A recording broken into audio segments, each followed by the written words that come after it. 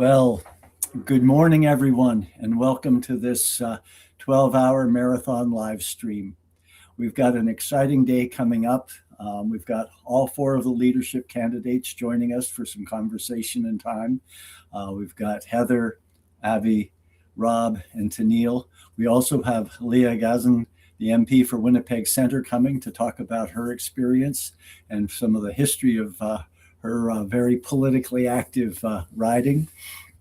And then we're going to have an opportunity to explore what a nonviolent defense strategy for Canada could look like. Unfortunately, it seems to be something of ever increasing importance these days.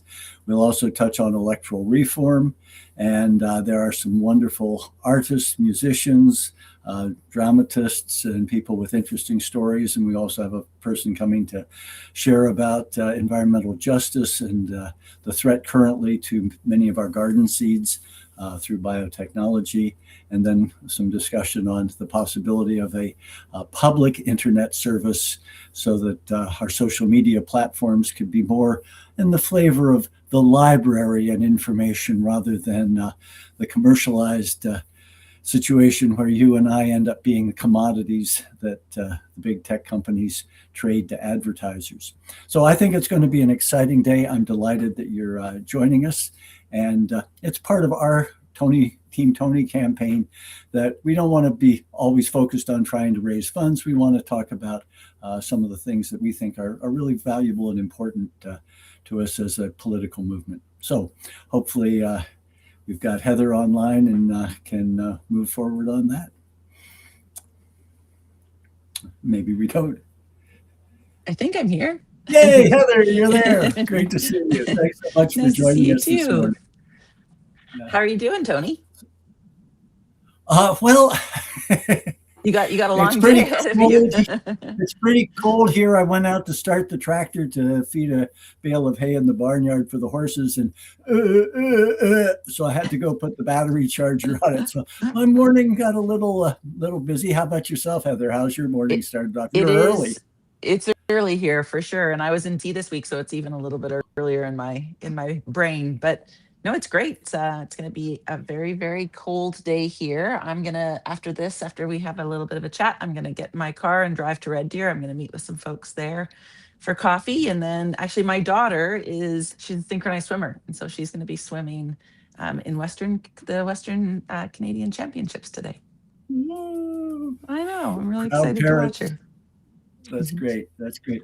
Well, one of the questions I wanted to ask everybody that I'm on with is about your experience, not as a politician, but as a voter.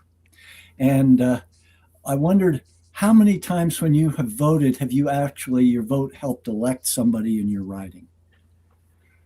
That's such an interesting question because, Tony, of course, you know, I'm from Alberta, and Alberta for a very long time was a pretty staunch conservative province. But yeah, the first time that someone I voted for won was Linda Duncan in 2008, which was pretty. I mean, you know, you grow up voting for people you know aren't going to win. It's a little demoralizing, right? Especially when you see some of the bad decisions that are made by the folks that do get in, and yeah. So that was the first time I voted for somebody who won the election. And then actually in 2015, that really was a historic moment when Rachel Notley took government in Alberta. Like that was so exciting. I remember having to fly to Ottawa. At the time I was the executive director of the Alberta Council for Global Cooperation. So it was an organization, an umbrella group that represented, a bunch of civil society groups that did, international development, sustainable development, human rights. And I had to fly to Ottawa the next day. And at the time, I was meeting with Ellen Laverdiere, who was the critic for international development and foreign affairs. And her and Tom Mulcair and a whole bunch of the NDP were singing. They were so excited about the fact that the NDP won in Alberta, or government in Alberta. No, it is exciting. I was reflecting on this question for myself, and I voted in 15 federal elections, 13 provincial elections, and my vote only counted once, and that was 1990. 35 years ago now. Just brutal. And well, it's why my first R is representation and figuring out how we deal with first past the post. And have you had a chance to look at the resolution that's been put forward for convention called Achieving Proportional Representation? I haven't, but I think okay. It's part of our policy book already, isn't it? Or this is the achieving. Yeah, achieving it. But part of the problem and what this resolution is trying to address is to create more flexibility about the kind of system we will support, because we need to get something in place that is proportional, that will work. But I don't have a system that I just have to have as the only thing that we'll support or vote for. Yeah. There are many different ways, and the idea of getting a citizens assembly to figure out what will work on a country as vast as ours, and with huge rural ridings and little city ridings. So and a federated system too, right? Like we also have that's the other problem, is that with a federated system, like the provincial governments have their own jurisdiction, municipal governments have their own jurisdictions. Yeah, so that also makes it a little more complex than some countries. It makes it much more complex than many countries. Yeah. But my understanding of the purpose of this resolution is to give us as a party more flexibility to say, yeah, this can work, or this so that we aren't really tied to a specific approach, because that's gotten in the way of our supporting some provincial options at times. And I mean, it is important. I mean, one of the things, I was really proud, of course, of Lisa Marie Barron and the work that she did. She worked a lot with Daniel Blakey in the last parliament to actually get that private member's motion forward on Citizens Assembly. Really important work. And it was good because we actually saw members from other parties support her. It wasn't enough, it didn't pass, and it needs to keep moving. That's often the way in Parliament, is you have to do things a couple of times how many times did the NDP push forward dental care before we finally got it? But I will say, we do not want to get it wrong either. There are systems that would actually make it worse. So that's why we need a Citizens Assembly to actually look at this and figure this all out. And when I was in, as the foreign affairs critic, I've been to a number of different countries. I was actually in Germany, and all of these different systems, the German system is very interesting to me. But the way these systems are all developed, they are so much more collaborative and so much less adversarial than our system. The fact that our system is built on the idea of us having to be 2 sword lengths apart, that is not the way we should be governing. It certainly isn't, because this is at a time when we all got to breathe the air. We all got to live together on this planet. And if we don't figure out how to do it together, there isn't going to be a place for anybody at sword's length, because the planet's not going to support us. So we've got to be collaborative. And that's the thing for me as a rural New Democrat. In my community, we get this polarization at election time. But if I'm stuck in the ditch, my liberal neighbor will stop, my conservative neighbor will stop, and if they're stuck in the ditch, I'll do the same. We know about the importance of community when we live in it and are in it. But then we let this system that rewards you if you can divide things but get 40% of the vote and 100% of control. And that is totally. And it's so bad in terms of policy lurch. And that's so wasteful in public money and energy and talent.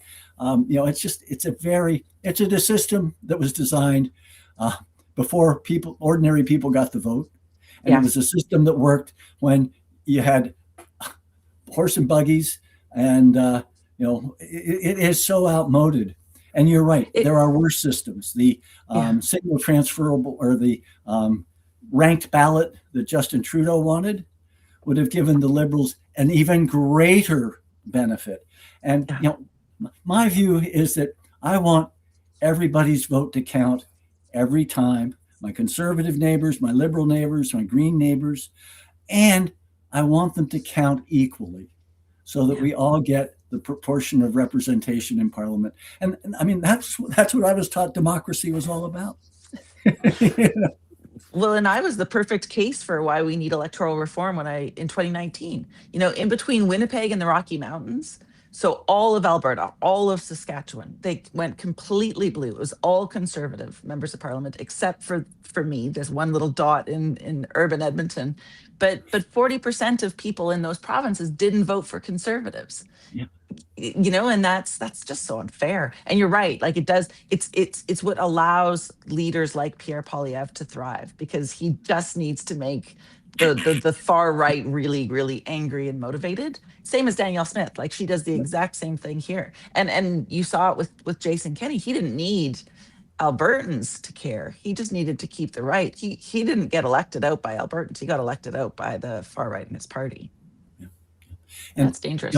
The other thing that makes it so destructive from my perspective as a Canadian, and part of the reason I think I persuaded my local member that,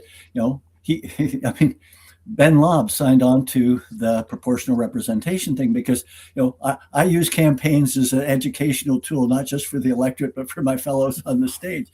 And it's so bad for a government to only have angry folks from Alberta and a huge Alberta caucus, and not representation from other parts of the country because of first past the post. And it handicaps the Liberals, it handicaps conservative governments, and it handicaps all the other parties. Well, and it's bad for Albertans, right? Like the Liberals aren't going to invest a lot of money in Alberta because they're not going to win any seats there. So they kind of forget us. And then of course the Conservatives take us for granted. So they kind of forget us. None of it makes any sense. Yeah, that's the issue, that getting taken for granted. If you're a safe riding, well, why bother? No. If everybody's vote counts equally, that conservative vote in the Yukon or that conservative vote in Nova Scotia are just as heavily weighted as a conservative vote in Alberta. Now you got to pay attention. So Tony, I've got a question for you then about this. So part of our problem, of course, is that we all want this. This has been a policy within the NDP policy book.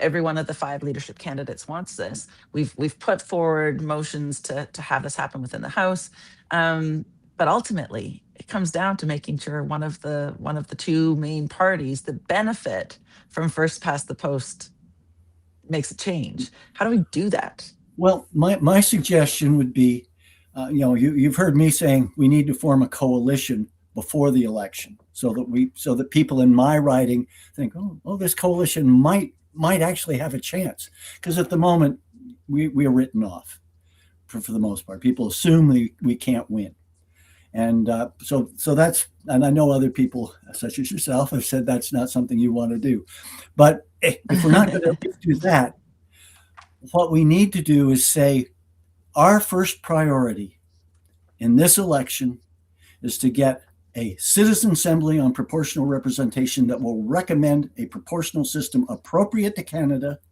without interference from politicians who have a vested interest in this whole issue, and that the government, if we are elected the government, we will implement that before the next election, and there'll be no referendum on it.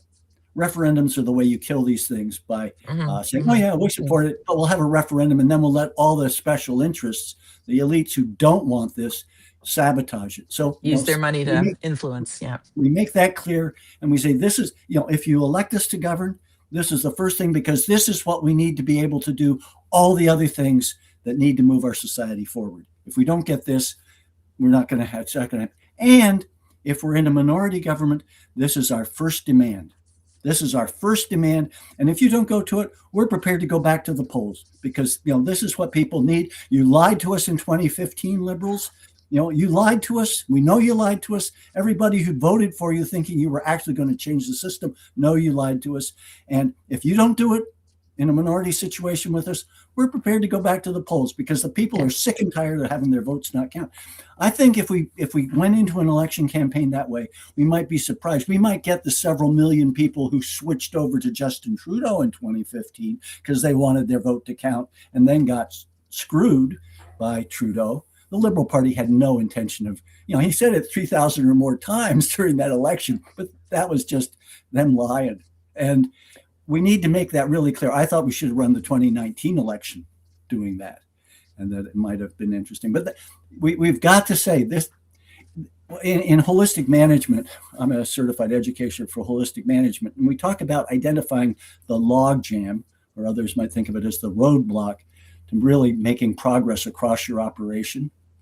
And I would say for us as New Democrats, first past the post is a log jam to us moving on all the wonderful things I hear you and Avi and Heather and Rob talking about when I have the pleasure of being with you at all candidates meetings. And you guys are talking, and I think I'm talking about the kind of world I want my grandkids to have. I want us to live in a world where people have enough time for their families, have enough money to meet their basic needs, and that we have a country that works well and fairly together. Which is also why I've worked on a holistic goal for Canada that kind of describes what I would say was a vision. We've got your cake charts right behind you, Tony. I see that. My there. Cake charts right behind me. That's my other paradigm changer, is to try and get people to think and realize that these two sections of the cake don't show up in economists' thinking because they're not monetized, and yet they're absolutely critical to all the rest of this stuff. And but our economists don't work that way. I would say, the priests were the folks who said the divine right of kings, and our economists are the folks who now tell us about the divine right of the wealthy. And our economists, to me, are delusional. They don't understand. Well, there are some that understand ecological economics, like Hazel Henderson and Kate Raworth, but if you listen to the news, don't know the economics. It's crazy. I had a guy in my riding that really smart guy from the University of Alberta, and he was talking to me about what if we had, how every time you turn on the radio, you hear the stock update, those are the things that they actually report on. Like, what if we actually heard like species at risk updates, or, what if we actually heard, global temperature increase updates, like those are stories we don't get told. And so, for me, I always think about how Stephen Harper shut down a lot of our local CSOs and shut down regional representation for Oxfam or Canada World Youth or Katimavik, those sort of organizations, and what that meant to people. Like, they stopped thinking about being a global citizen. They stopped thinking about that sort of collectivism that I think we all need to have a little bit more in our life. Well, we live in a very complex, it's complicated too with a lot of the stuff, but it's very complex. All these things interconnect. And so maybe instead of the stock report, it would be the asthma cases. Yeah. Because exactly. Air pollution as a result of wildfires and traffic. How do we start to measure what's important to us as human beings, sharing a planet, sharing a neighborhood, sharing a house? How do we say these are the things that we need to be concerned about supporting, creating, making more equitably available? And but part of the reason for that, of course, and I think many New Democrats realize that, is if you focus on the economy, the way we've structured is concentrates wealth, and it's done a really good job of that, and over generations now. But if you start looking at the damage that it's done, you'd start saying, well, why are we doing this? Couldn't we do this better? Can't we? And my campaign team thought I was absolutely crazy in the 2008 election, but I decided that I wanted to talk about ride sharing, and unfortunately, the media never picked up on it except very locally. But I hitchhiked across Huron-Bruce, and it's the large, it's nothing like some of your Western large ridings, but it's the largest riding in Southern Ontario. I was there this summer, actually. I was out there. Good. Well, it's big. And I hitchhiked around. I had a little ride share sign and backpack, and I got to the meetings I was supposed to get to. And the fascinating thing to me, Heather, was that instead of racing around the riding, driving by myself, I got to talk to about probably 100 people who picked me up and were kind enough to give me a ride. And so in terms of a politician connecting with people, it was great. And I love that story. it reminded me, we're on both an agricultural tour and a Quaker service project helping rebuild a little Quaker meeting house in Cuba. And it was fascinating to me because there, a bunch of the fleet of their cars are government owned, right? And they have a system where at a major intersection, a person with a yellow vest knows who's trying to get to where, and they've got people lined up. And every government car has to stop. Any government. So that includes trucks taking bananas to some place, or a minister of culture or whatever driving through. They have to stop. The guy with the vest says, "Where are you heading?" Oh, you come, and they've got room for three. Come on. Or, oh, it's a truck. Well, you can all get in here. And so they've got a system that connects people, gets them around. And if we use Tim Hortons as the staging spot, we could create something that would probably be beneficial to Tim Hortons, because I'd buy a donut if I was waiting for a ride there. But also, it built community for me in terms of talking to people and connecting. We always have to be aware too that it's easier perhaps for some of us to travel and hitchhike around our communities than others. Just to remember that it's, for some women in this country, for example, it's unbelievably dangerous to do that. But I love the idea of that. Like when I was growing up, my dad always stopped for hitchhikers. And so I have two brothers. So the three of us would be in the back seat, and my dad would stop and pick someone up on the side of the road that needed a lift. And yeah, you'd spend, an hour with this person, just chit-chatting and finding out what their lived reality was, and just making that connection. I mean, that's what it's all about, right? That's what politics is all about.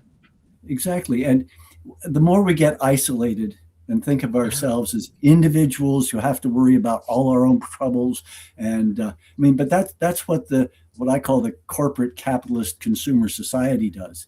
It tries to fragment you out, so everybody needs this. Everybody needs this. I've got tools back here that I share with my Amish neighbors, and we'll charge the batteries because they don't have electricity. But figuring out ways, and that's where things like repair cafes and tool centers, libraries, all are ways that we can not only reduce our demand for material resources and stuff, but we can also build a sense of community. Because one of the other beautiful things of repair cafes and tool libraries is people share knowledge, not just equipment. And so there are so many exciting ways that we can redesign how we do things so that we opt out of this corporate capitalist system and start building community that's based on how do we care for each other a bit more effectively, and how do we share with each other more effectively. Well, and I think it also combats that isolation that so many people feel. We're all staring at our little black squares, and even for me, raising kids, having an 18 and a 20-year-old, like that's a real worry right now for me, is that isolation is a threat. Folks are not building part of those communities, and that's there's lots of ways you can do it. I mean, it can be happening through sport, it can be happening through volunteering, through music, through whatever, but there has to be a way to rebuild.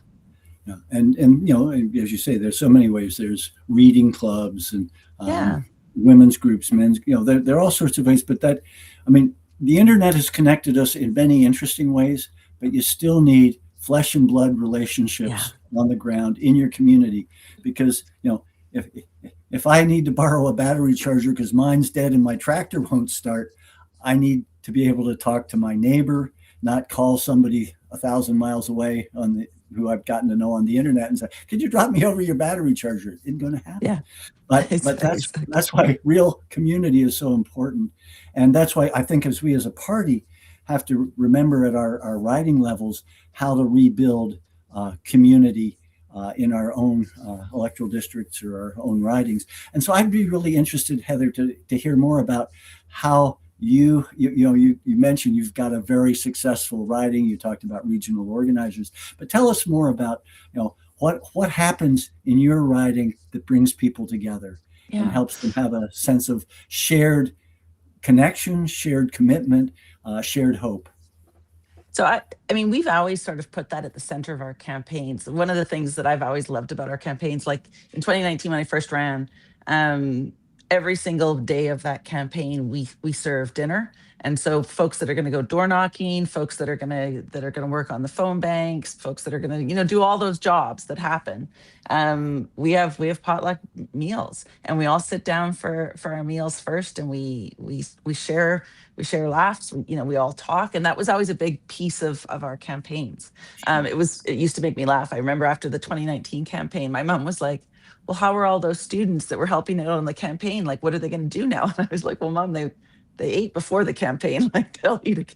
They've got a system in place. But it's nice. Like, I like that.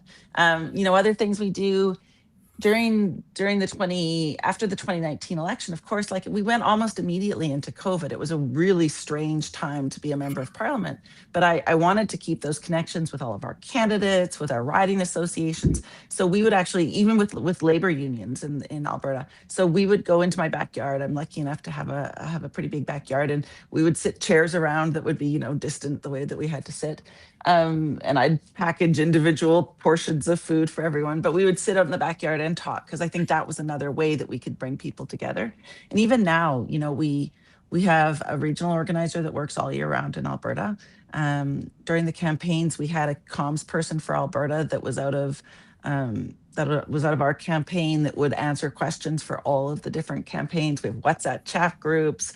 We really, really connect. And then, of course, we have these face-to-face meetings. So every time I go to different parts of the province, I bring the folks together. So the candidates that have run for us before, to encourage them to get ready to run again, and to maintain the work that they're doing with their riding associations. It's like, I feel like I have real close connections with a lot of folks now, and that's important. I mean, that's what we're trying to build. This sense that you are part of something, that you're part of a movement, you're part of our party, that we all believe the same things and we're working together. I think we lost that, where people didn't feel like they were part of that anymore. And so that idea, I think there's a lot of things we can do. There's a lot of, we don't do fundraising events, for example, but we do socials. So, when I turned 50, we had a big 50th birthday party. It wasn't a fundraising event. It was a thank you event for every one of those volunteers who uses their time, their generosity, their experience, their expertise to support the NDP. Like, I think those are things we can do. I agree with you wholeheartedly. I mean, I want to get emails from the Central Party that I want to send on to my contact list, not simply go, oh, another fundraiser, delete. Yeah.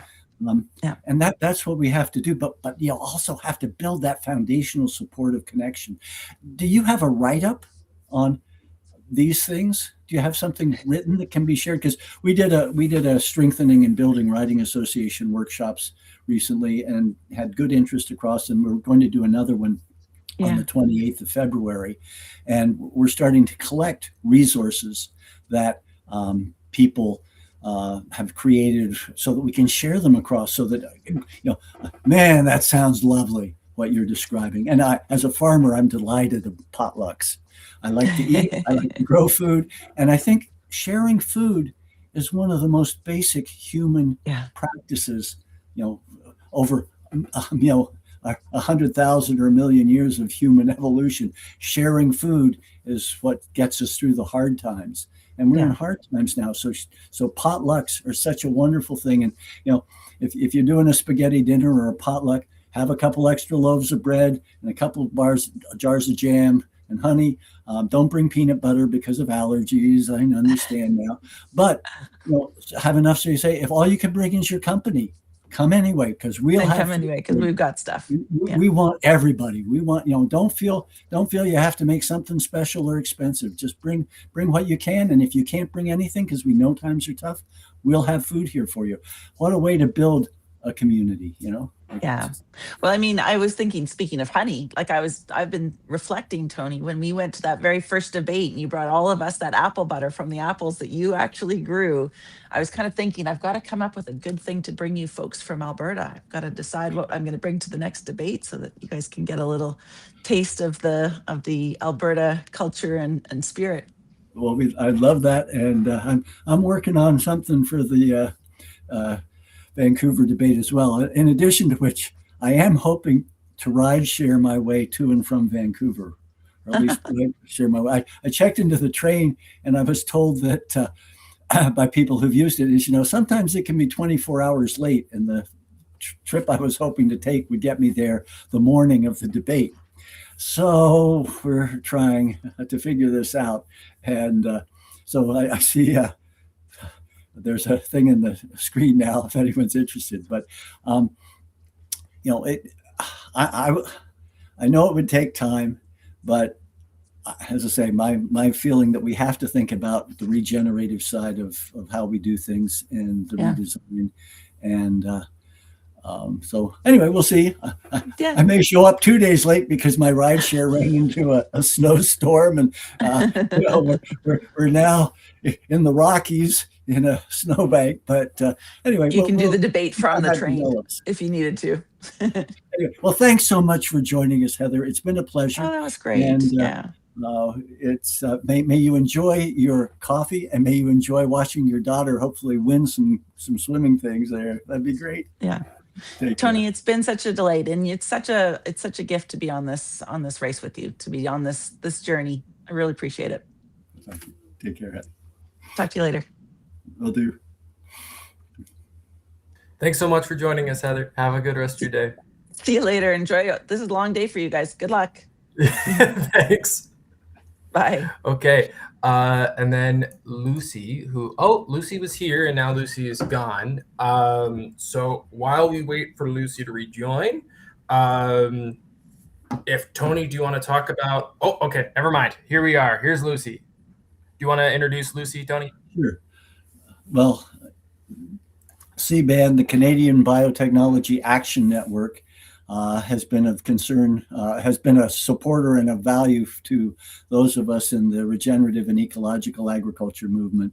And so I'm delighted to have Lucy joining us to tell us more about their work, and very specifically now, something that isn't just of concern to farmers who are wanting to keep the purity of the seeds that either they save or that they get from being contaminated, and also having that kind of control at the farm level.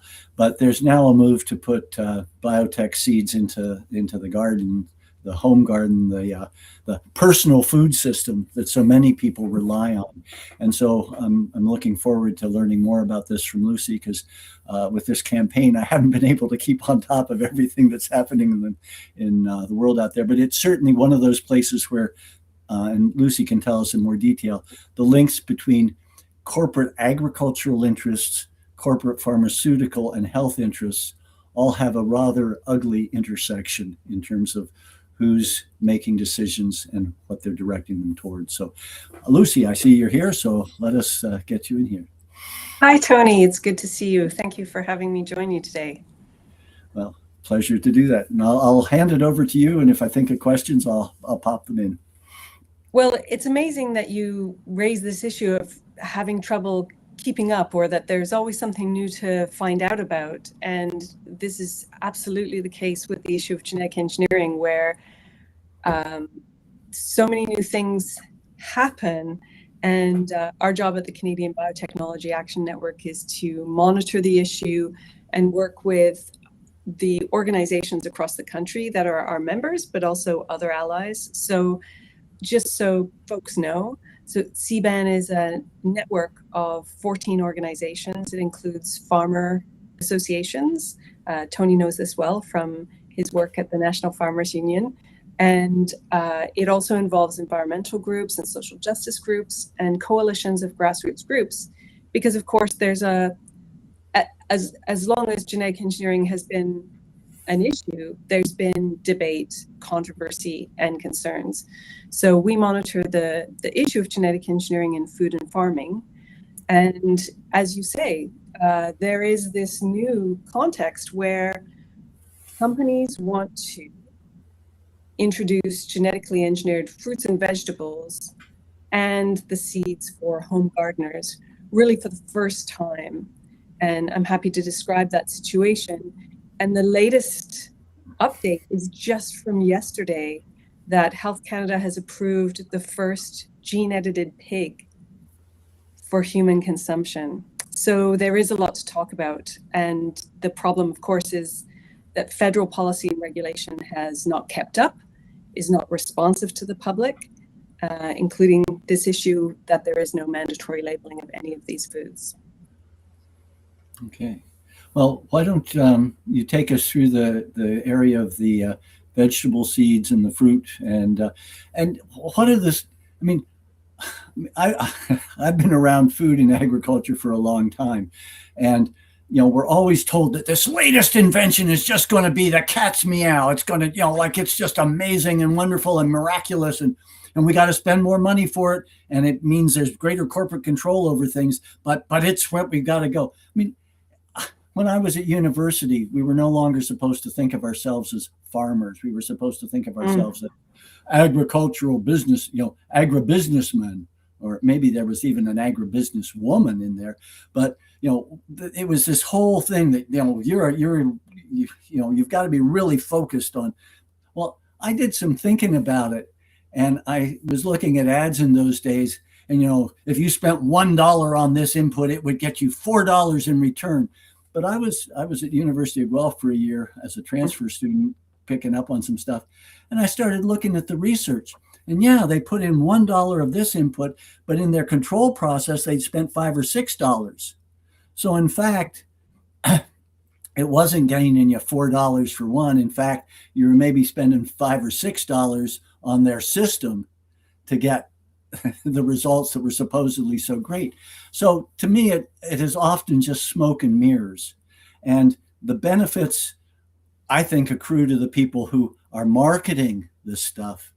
And it's, when I look at the National Farmers Union chart of farm income versus expenses and agricultural output sales, the farm income's down here just hovering around the level of our input costs.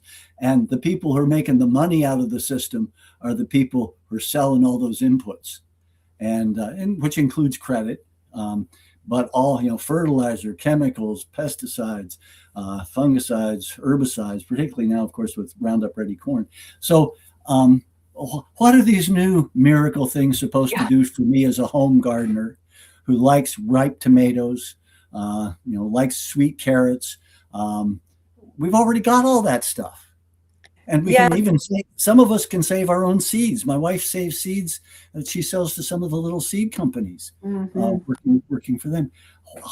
How is this? What is this great benefit that's going to contaminate our market, our market garden and our personal garden seed system? Because of course, if you move something into the personal gardens, it's going to potentially contaminate the commercial seed stock for CS, community supported agriculture gardens, community gardens, market gardeners, and certainly also in the fruit. So what are these benefits, and then what are the downside? Because my observation is the downside has usually been bigger. The corporate capitalist consumerism has promised much, just like Justin Trudeau in 2015 promised us an end to first past the post. They promise much, and at times deliver a lot less than the promise. Yeah, you're absolutely right that we keep seeing these promises for what genetic engineering can bring. And this is what we see again is, the promise, and the delivery is something else. And as you say, also, you understand very well these issues of contamination, the risks that we can talk about of when you, for the first time now, there is this offer of at least one genetically engineered seed for home gardeners.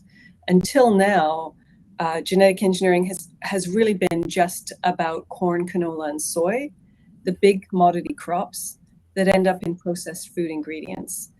And there's only one genetically engineered vegetable grown in Canada, which is genetically engineered sweet corn. All of these crops until now have been genetically engineered with one or both of two traits. They're herbicide tolerant, meaning you can spray herbicides and specific herbicides, and the plants will survive that spraying, even if the plants are young, or insect resistance, where the plant can actually be, is toxic to specific types, classes of insects. And now 100% of all the genetically engineered, you could call them genetically engineered or genetically modified, GM, all of these genetically engineered crop plants in Canada at the moment are herbicide tolerant. They all are packaged together, as you described. These corporate inputs of the seed and the pesticide are packaged together at the moment with these genetically engineered crops. And of course, the first promise was, this will mean less herbicides. And of course, it hasn't. It's meant over 250% increase in herbicide sales over the lifetime so far of genetic engineering.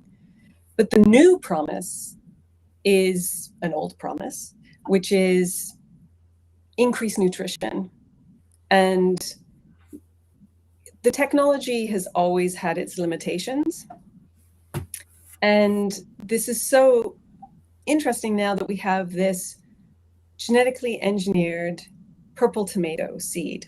This is the genetically engineered vegetable seed that is now available for home gardeners. It's the first time that individuals in Canada can buy genetically engineered seed.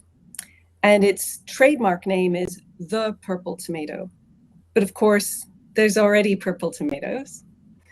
And this particular purple tomato has been genetically engineered with the use of snapdragon flowers, with genes from snapdragon flowers, to increase the anthocyanin levels, which is a flavonoid that has antioxidant properties. But in fact, in 2011, researchers at Oregon State University already developed through classical breeding exactly this trait of increased anthocyanin levels.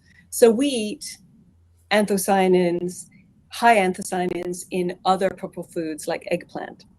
So Health Canada has approved the purple tomato and says the anthocyanins in this genetically engineered tomato are in the same range as all these other purple foods that are already available to us and other tomatoes.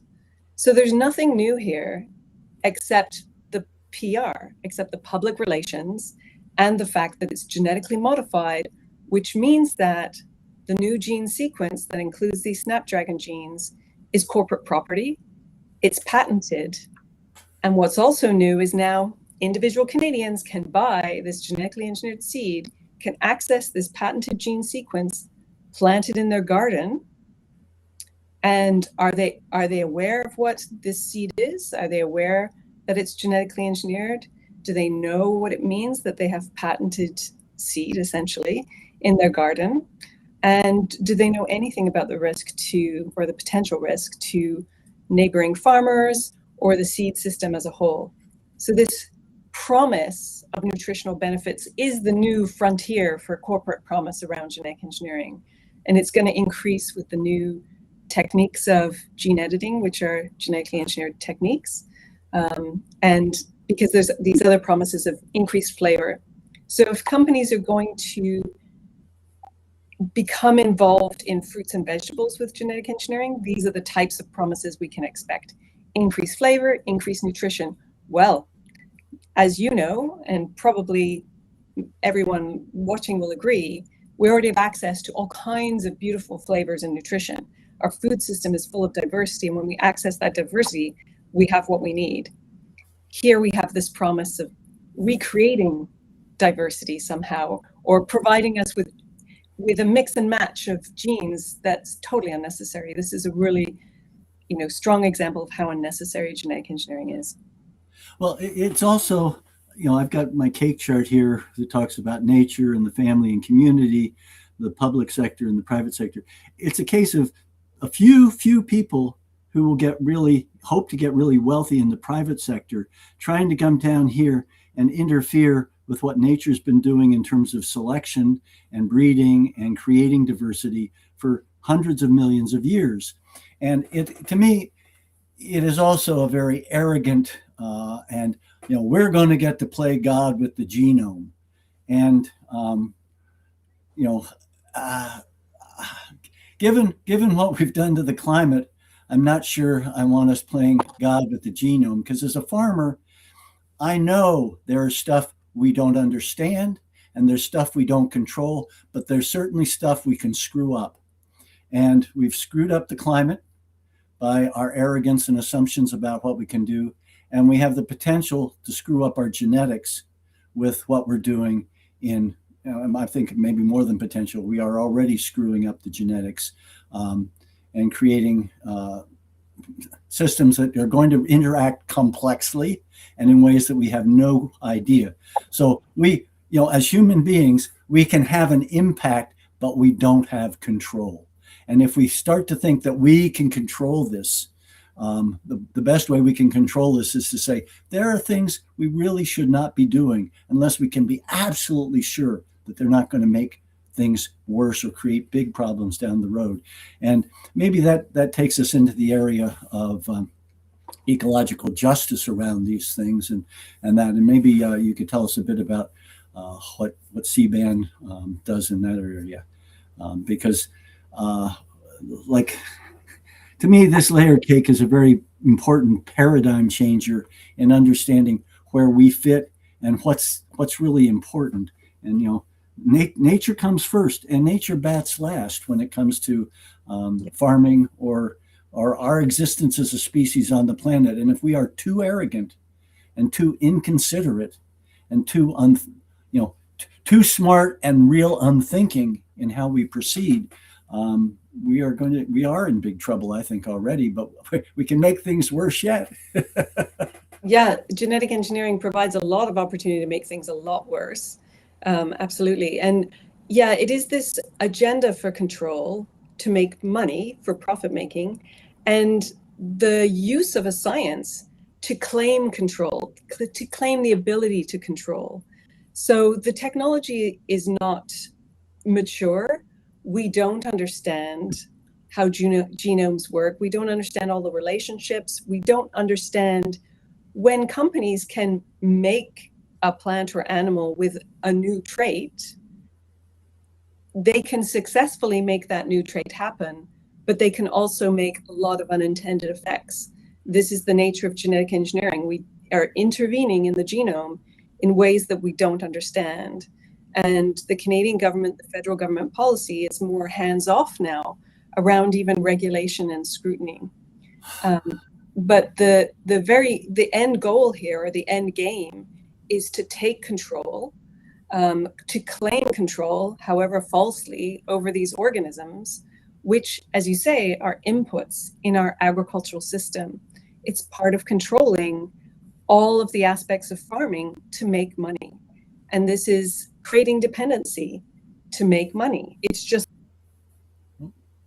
I fear we lost Lucy's connection there, but I know hopefully she'll be back on shortly.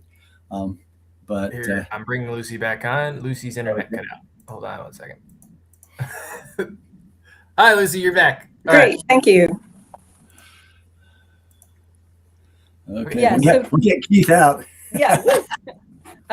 So in your question around ecological justice, this is absolutely it. And it's social justice. It's about how we can together decide what our vision is for our food system and make that happen ourselves, which is food sovereignty, that we cannot allow ourselves to become wholly dependent on these new technologies, which create new problems, but companies are fine with that because they can create new solutions and promises in a treadmill of corporate products.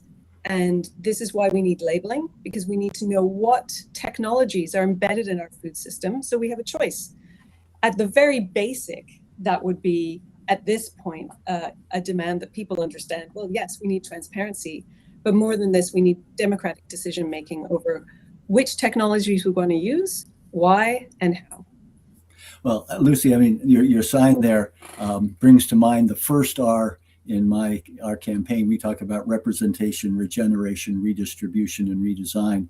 And corporations that say, we're offering you this wonderful thing, but we don't want you to know if it's in your food because we don't want you to be able to vote with your consumer dollars.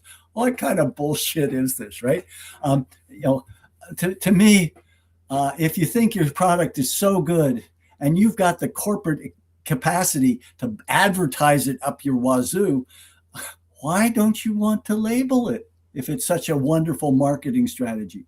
Because people may not want it. And then they'd actually get to be able to vote clearly. If it had to say genetically modified in large letters across stuff, and there are various companies that are now trying to be able to say, doesn't include genetically modified crops, doesn't include. But the degree to which people who preach, consumer choice or democracy are committed to ensuring that we don't actually have it on the ground, whether it's in the grocery store or in our riding associations getting full representation for everybody who votes. It's just a further example of the degree to which power, wealth, and control have gotten concentrated in our society, and why we need to be figuring out how to take it back and building connections and coalitions between many diverse groups. You're talking about, CBAN being a network of people. Farmers for Climate Solutions has, I think, 27 different farm organizations from across Canada working together. And all these things are interconnected. So there's a concept called multi-solving, where when you work on one project, because everything is interconnected, you also can build coalitions and support with other people. So, if I'm wanting to reduce traffic, I need to also work with the folks who are trying to reduce asthma and the folks who are concerned about the climate. And, all these things connect. And so figuring out how to build what I would call a green progressive coalition that says, yes, we want to be able to exercise choice. We want transparency. We want to be informed about our food. We also want it in our electoral system, but we also want to be able to work together to create a fair and more environmentally regenerative society. I think there's a lot to unite us there, because at the moment that, what I call the corporate capitalist consumerist ideology that makes the rich richer and the rest of us on a hamster wheel of ever greater effort to meet our needs, could have powerful political potential. And I'm interested in hearing more about the issue of food sovereignty, the different things you're working on with your network to try and create a food system that works for people and is one. And certainly the idea of nutrition, when they go after home gardens, they're dealing with what I think is the root cause of nutrition issues, which is the long supply chain, which means the fresh food over here has a long trip to get to the mouth over here. And that's where the home garden is, wonderful for nutrition. But if you start contaminating it with genetically modified foods, now you're attacking that in a way that, as you say, is absolutely unnecessary in terms of nutrition. We've grown purple tomatoes for years, as well as eggplant. It's only sensible from the point of view of companies that then can control patent and control the profit and then contaminate the rest of the system, so that you're going to end up being more reliant on them. Yeah, we need to find a way to put a parameter around fruits and vegetables, for example. Like now we are all encouraged to eat fresh fruits and vegetables, but we need to be able to walk into the grocery store and know what's happening. Grocery stores need to create a space where it's all non-genetically engineered produce and where we have trust, where we can walk in the store. If there's genetically engineered fruits and vegetables in a store, they should be labeled clearly. They should be in a special section. Why has the whole food system had to readjust to this technology? Instead, this technology should be disclosed and we should be able to have a choice. And certainly in the garden, now we have the very basic kind of food security practices of people at home now under threat, and that has a bigger spin out threat into other farming practices. So companies really just want to gain a foothold in every space they can. And this is why this seemingly, definitely unnecessary and seemingly, marginal product of a genetically modified purple tomato, it's a door that opens up a wedge into this whole issue where all of a sudden, there's genetically modified seeds everywhere, nowhere, we have no idea. or fruits and vegetables, who knows what's genetically engineered?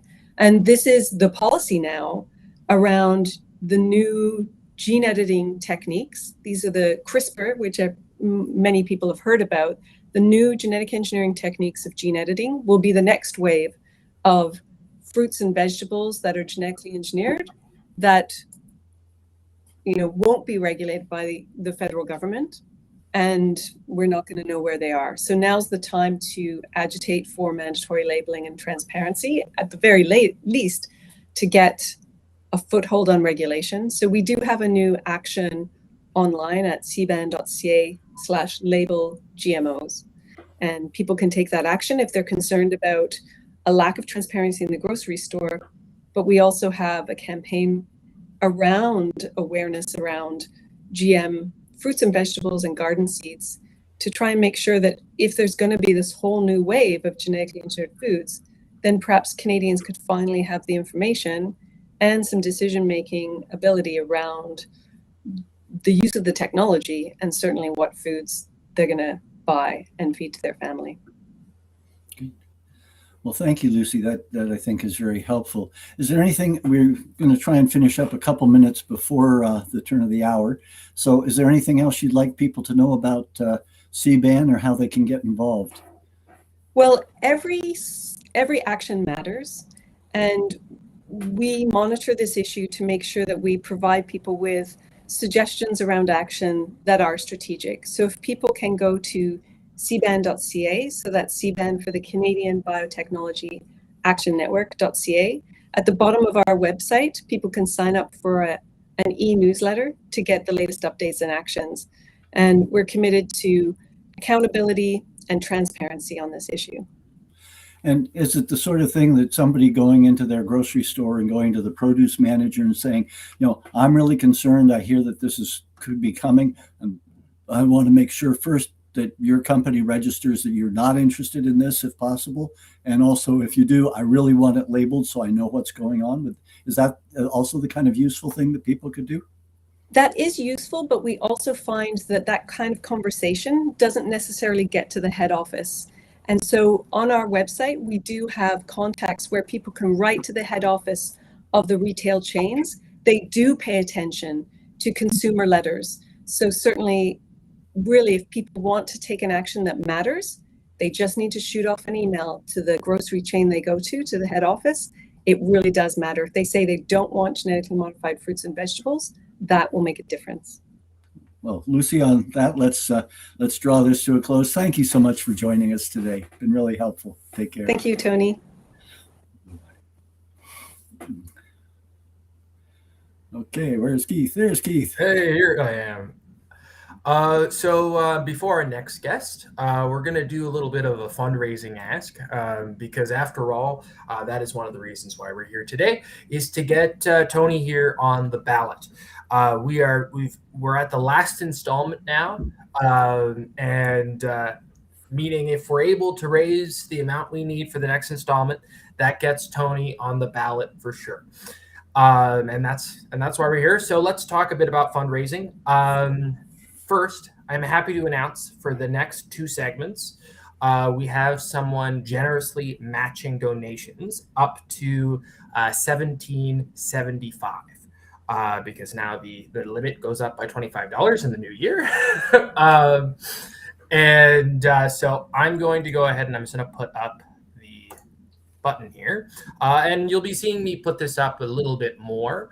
But let's just go over the generous tax credit, because there is a generous tax credit in case you do not know. So let's go look at that. I have a sheet up that makes it nice and easy. Oh, I'm not going to cover up your face, Tony. I'll cover up my own. Go ahead. I've been here, done that. It feels wrong to cover up your face, so I'm going to do this instead. So you're going to see here, you get 75% back for what you give, 400 and under, and then over that, you still get a fair bit back. The percentage just lowers a bit. So I have this chart here. So give it a good look.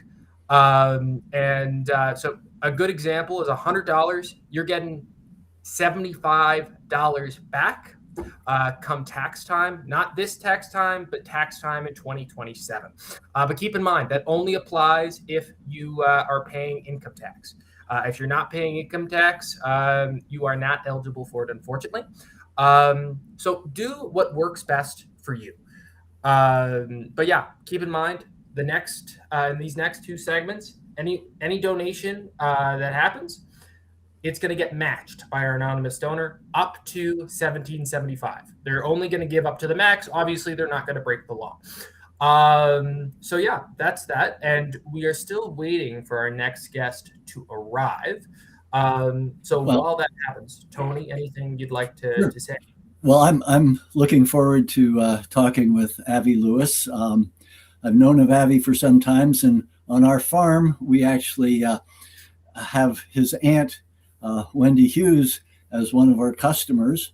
And so I've known about the Lewis's, knew Michael Lewis, an uncle as well. So yeah, here's Avi. Good. Welcome. Little Avi. family history there. Cool. Yeah. Hi, Tony. Hi, Avi. How you doing?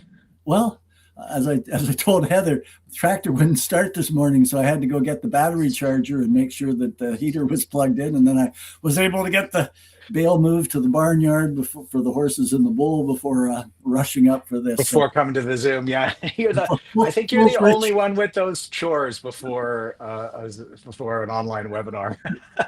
How's your morning been, Avi, and where are you coming from today? I came in from Calgary to Toronto last night, and I got up to see my family last night, which was just lovely, and stayed up late in front of the fire with my sisters. Both of them were there, and my mom and my dad in the other room, and just kind of chilling with the fam. It was lovely. Oh, great. Yeah, I mean, from my perspective, why are many of us in the campaign? Because we're concerned about the future for those families. Yeah. And not only our families, but families across Canada. But at the start of this, I wanted to ask each of the people I'm on with about not your political experience, but your experience as a voter. And I'm wondering, Avi, if you've voted in elections since you were able to vote, That's interesting. how many times has your vote actually counted for representation? Yeah, I mean that's I think so I won't tell you the long version of the story, but my first voting experience in 1985, I was 18, and I think it was a provincial election.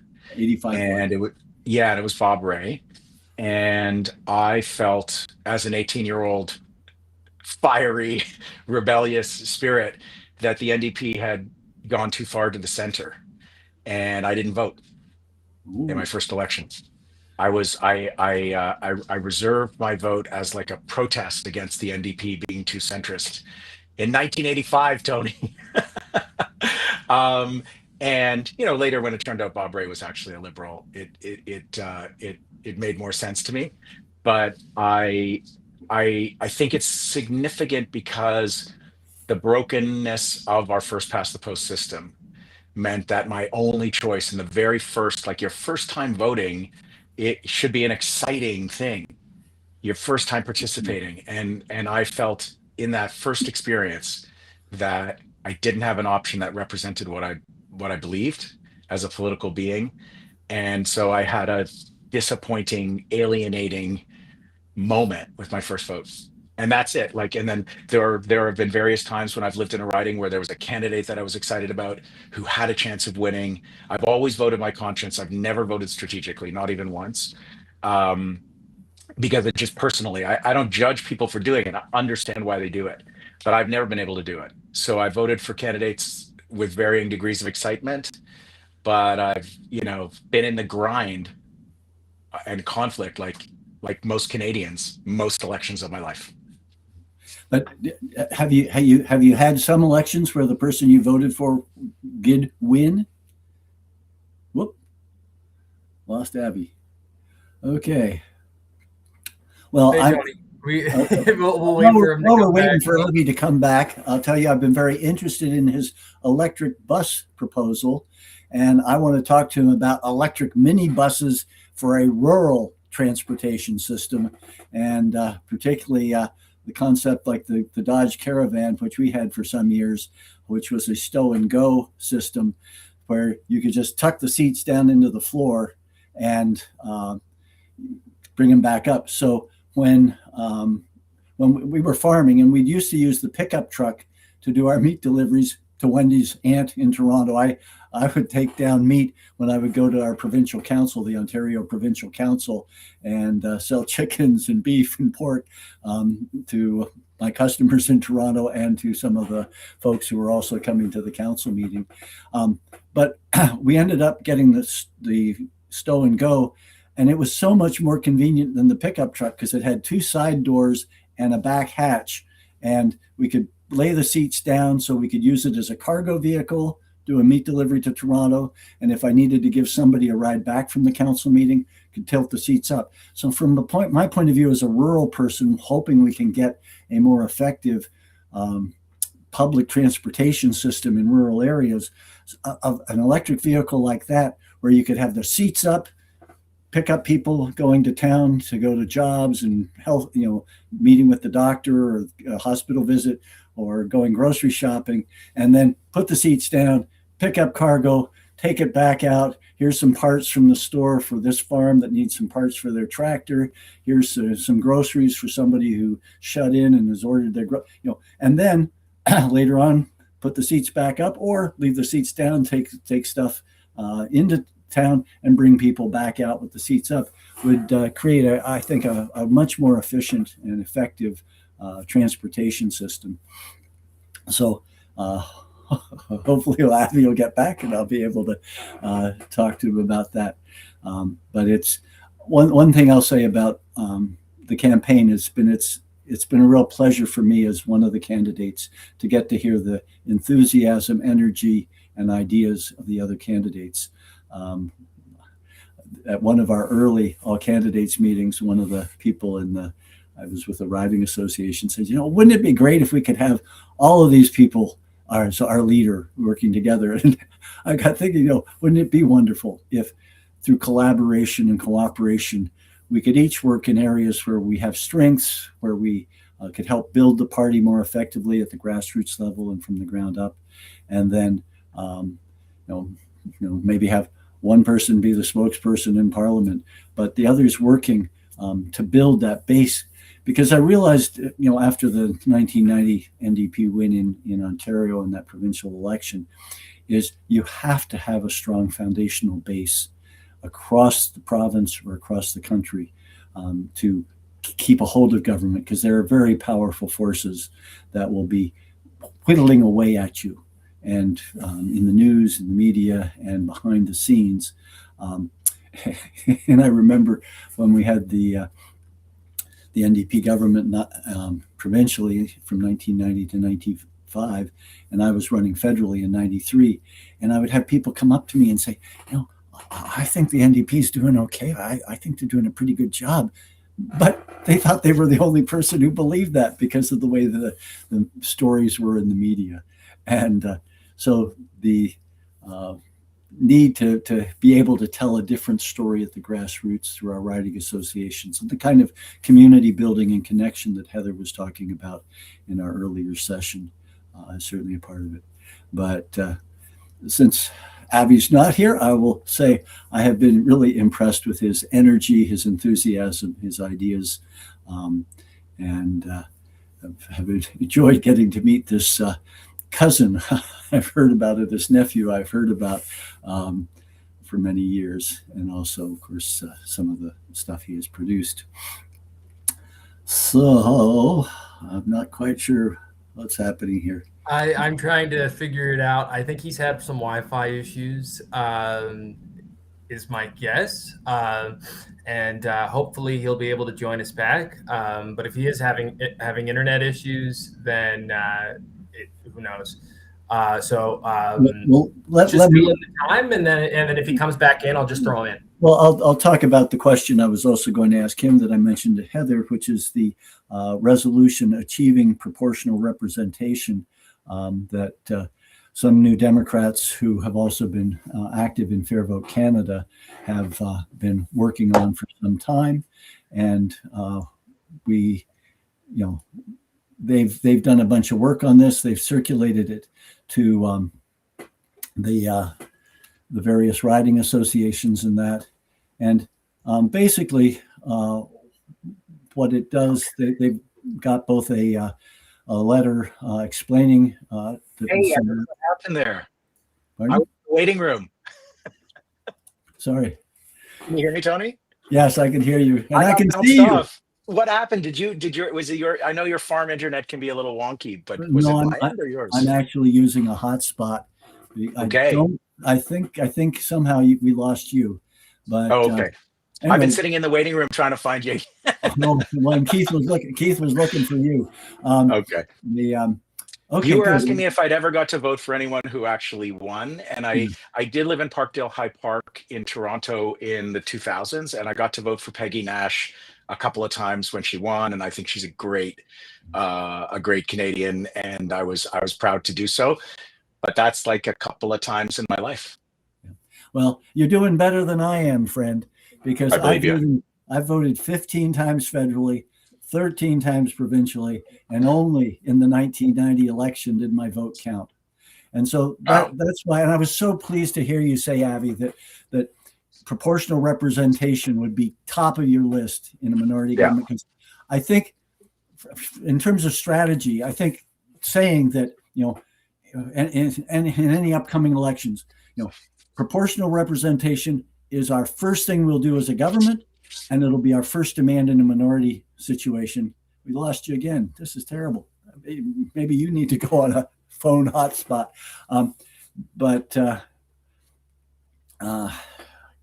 Keith, he was in the waiting room, he says. I'm not sure what's going on here.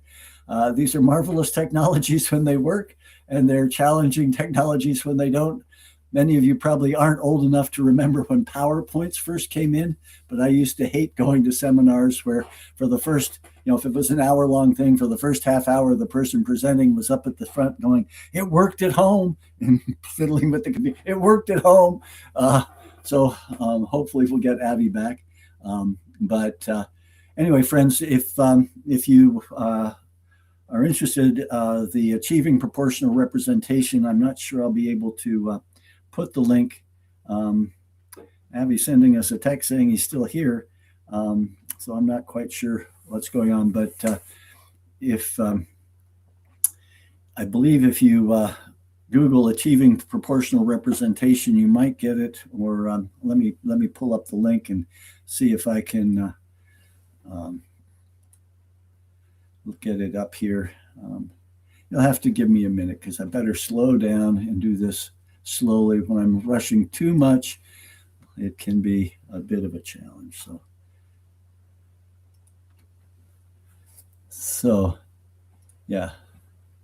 Okay, the link is a bit long to try and share, but the title of it is Achieving Proportional Representation, and it should be in a resolution package. Hopefully, I believe it was sent to all the presidents of electorate. Oh, you're reading. I'm back, Tony. You're reading a resolution. You're looking for a resolution. It's in the big Reclaim Renew package of democratic reforms for the party. Great. What is that resolution on proportional representation? Well, what's the substance of it? I haven't heard it yet. Okay. Well, take a look at it. The basic idea of it is, you know, we've had proportional representation in our policy book for a long time, but it's been pretty prescriptive and rigid in terms of what kind of proportional representation.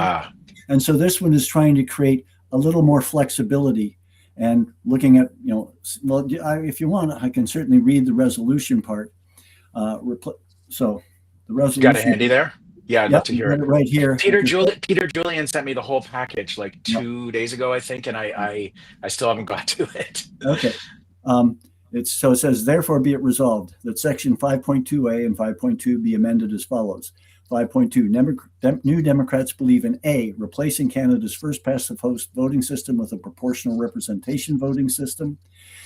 PR is the short label. Implementing a made in Canada model based model of mixed member PR that is regionally based and ensures local representation using a combination of single member and or multi-member districts, combined with top-up seats as required to ensure proportionality. C, prioritizing the achievement of PR based on a robust citizens' assembly, the mandate of which would be to arrive at a consensus recommendations from a citizen's perspective and a transparent parliamentary committee process with no need for a referendum. And so those are the critical, that's the resolution. Their stuff explains a lot more. The rationale in that. So that's the new one. That's the new one, not the old one. So the new one is very specific about mixed member proportional. Well, it says and or, and then a whole range of other options. It was felt that this wording gave the greatest flexibility. Great. So it wasn't specifying a mixed member. It was, that this whole possibility, because, we're a federated country. We're a vast country. We have huge urban or very small urban ridings where they can say, let's all get together after the canvass and, have coffee and hire. Yeah. You want to drive another 2.5 hours to come have coffee? Nope. Yeah. So, but that's where the Citizens Assembly can take it out of the vested interest of the politicians. Yeah. And by not having a referendum, it's saying these guys studied it, knew what to do it, and we're not going to let vested interests interfere with a referendum and screw the whole thing up, which is what happens when you have a referendum.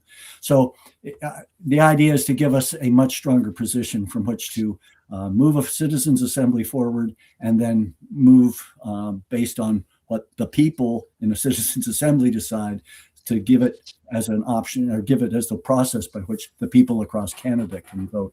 So to me, saying well before that, this is our number one priority if we were the government, and this is our number one priority if we're in minority government.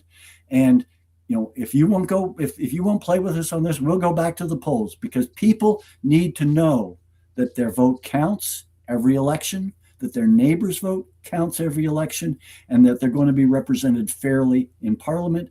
Otherwise, we're not going to make steady progress in anything. We're going to have polarization, and we're going to have policy lurch, which is very expensive. When you get a government saying, we're going to do this and we're going to spend millions and billions going this way, and somebody says, oh, they're screwy, play to my base, and now we're going to go the other direction. That is so wasteful. And it also, anyway, you know all this. So that's my feeling is if we have this and make it the first point, and it also gives us a huge lever against the Liberals. They lied to you in 2015. They knew they were lying to you in 2015. And, we could be in such a better place if they hadn't lied to us, and we'd actually. I know. It's amazing how much it comes up talking to voters. When I was knocking on doors in Vancouver Centre in the last election campaign, especially younger people who were voting for the first time in 2015, anecdotally in my experience, a huge number of young people with their first vote were voting for a change of the voting system, of the electoral system, and that disillusionment over with Justin Trudeau really lasted. The other benefit for me of laying down the policy marker around proportional representation and well in advance of the next election, as you say, we have to be realistic. If push comes to shove and we're in this place, you can't bluff when you issue an ultimatum. Like, if you don't do this thing, we will pull the plug on the government and we'll be back in another election within months or weeks or whatever of the last one. It's going to be unpopular. Canadian people do not, after an election, do not want to be thrown into another one. It never in history that I know of has a population in this country been like, oh, yay, we get to go into another election campaign weeks after we get finished. So you have to, I think that's the value of having a really clear policy, is that everybody knows it's coming. Yeah. So and everybody knows that if it comes, it's because they wouldn't do what you said you wanted. They wouldn't do what at least 60, and in some places 90% of the different parties' base, membership, the people who, when they're polled, say, "Well, I vote Green, or I vote NDP, or I vote," the majority of people want it, and so it would put the liberals, if that's who you're having to work with, or the conservatives, if that's who you're having to work with, or the green, whoever's there, and say, if you don't do this and do it well and properly, you're the one pushing us back to the polls. And the other that's the thing, though. Can you win that narrative, right? And again, that's the value of saying well in advance, this is what we're going to do, because the liberals always have been, in a situation realistically, it'd be likely the liberals with the NDP holding the balance of power. They've been in government. They have a much bigger communications bullhorn, right? And their ability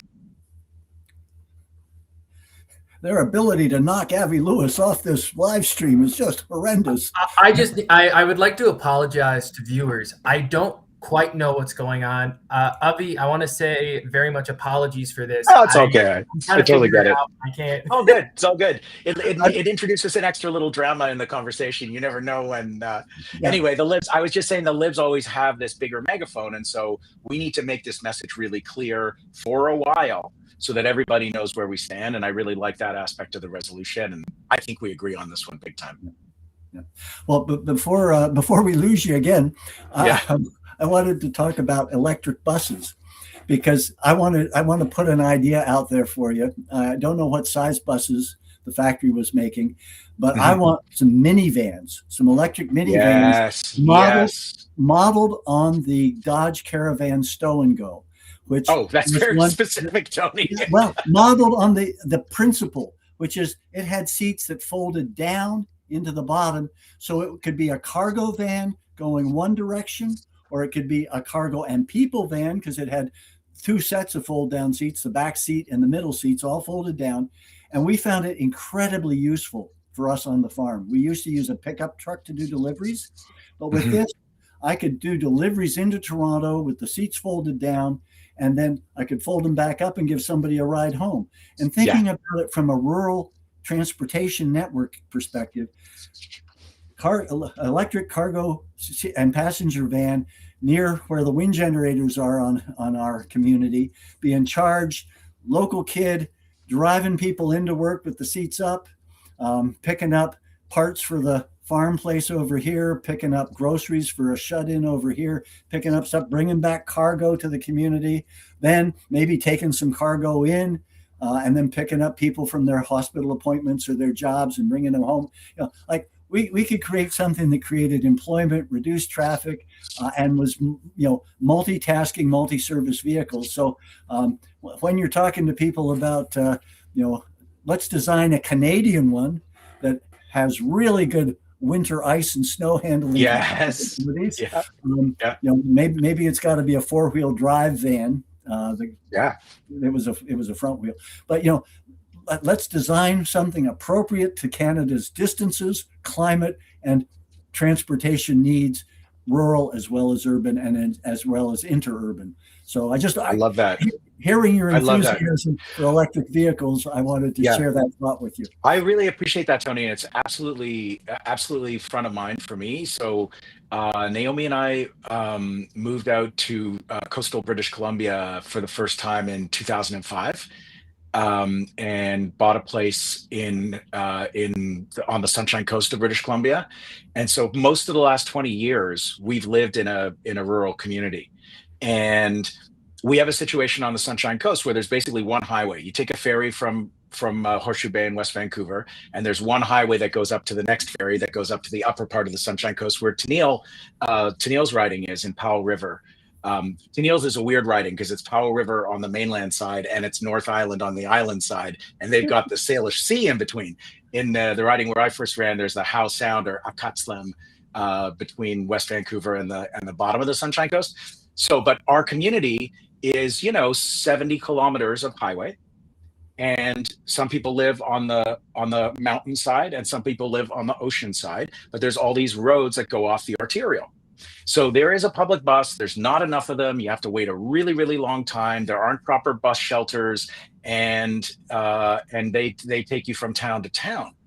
But our place is 5, 6, 7 kilometers off the highway. So if we were to take a public bus, we got 7 kilometers. There's no public transportation whatsoever. Yeah. And it's like really hilly, so if you have a bike, I mean, we used to bike it for exercise, but they're intense hills, right? So we need electric bike shares. It's last mile connectivity in transit geek speak, right? So those electric minivans are perfect because on a schedule and with a share system, all the people that live off the arterial road can get that last few kilometers to their place and back. And then you have the bigger mass transit of buses on the arterial roads. Yeah. And synchronizing those minivans with the inter town bus system. I mean, That's it. The in the area of roads and ring trolleys and that sort of thing years ago by the private auto interests. But my cake chart there is an effort to change people's paradigm about what's important and how the economy works. But I've been thinking about the private auto. When I was 16, I couldn't wait to get my beginner's license. That's what we did on my 16th birthday, was go to the license place and get my beginner's license. So I thought of car as freedom. Well, of course it was freedom. My parents paid for the car and they paid for the gas, and they weren't happy if my calculation was, do I have enough gas to get home tonight, as opposed to, do I have enough gas to get home tonight and dad get to the gas station? That's a 16-year-old thinking, 17-year-old too. But I got thinking recently, what if we changed our paradigm and thought of our cars as a portable prison? When I was driving into that leadership debate that the Ontario Young New Democrats did, the traffic was just so, here you are going to work imprisoned in this vehicle. You're by yourself. Maybe you're listening to music. Maybe you're listening to an interesting podcast. But not only are you imprisoned in time and space, you're also imprisoned by paying for your car, paying for the repairs, paying for the license. I did not own a car until after Fran and I were married, because I was trying to save money. So my transportation was a bicycle until after I bought the farm, because I realized that the farm would keep me, or the car would keep me so much in debt that I would never be able to save money for a down payment on a farm. And so the private automobile keeps us all in this debt spiral or debt cycle that keeps us tied. So, if we can change our paradigm, then waiting for the bus a little while, or having a shared public system that works, starts being a saving in terms of our time. We now can spend time talking to the other bus driver, the other passengers. We can actually build community. So, we need to change our paradigms. And when we do, suddenly the redesign of a more distributive and regenerative economy stops being, oh gosh, we're going back to the friggin' dark ages. What's going on here? I didn't want to live in a cave and beat things with a stone. No, now we got more community. Now we got more time. I could read as I go to the bus in the minivan, and then I can read on my way to Vancouver.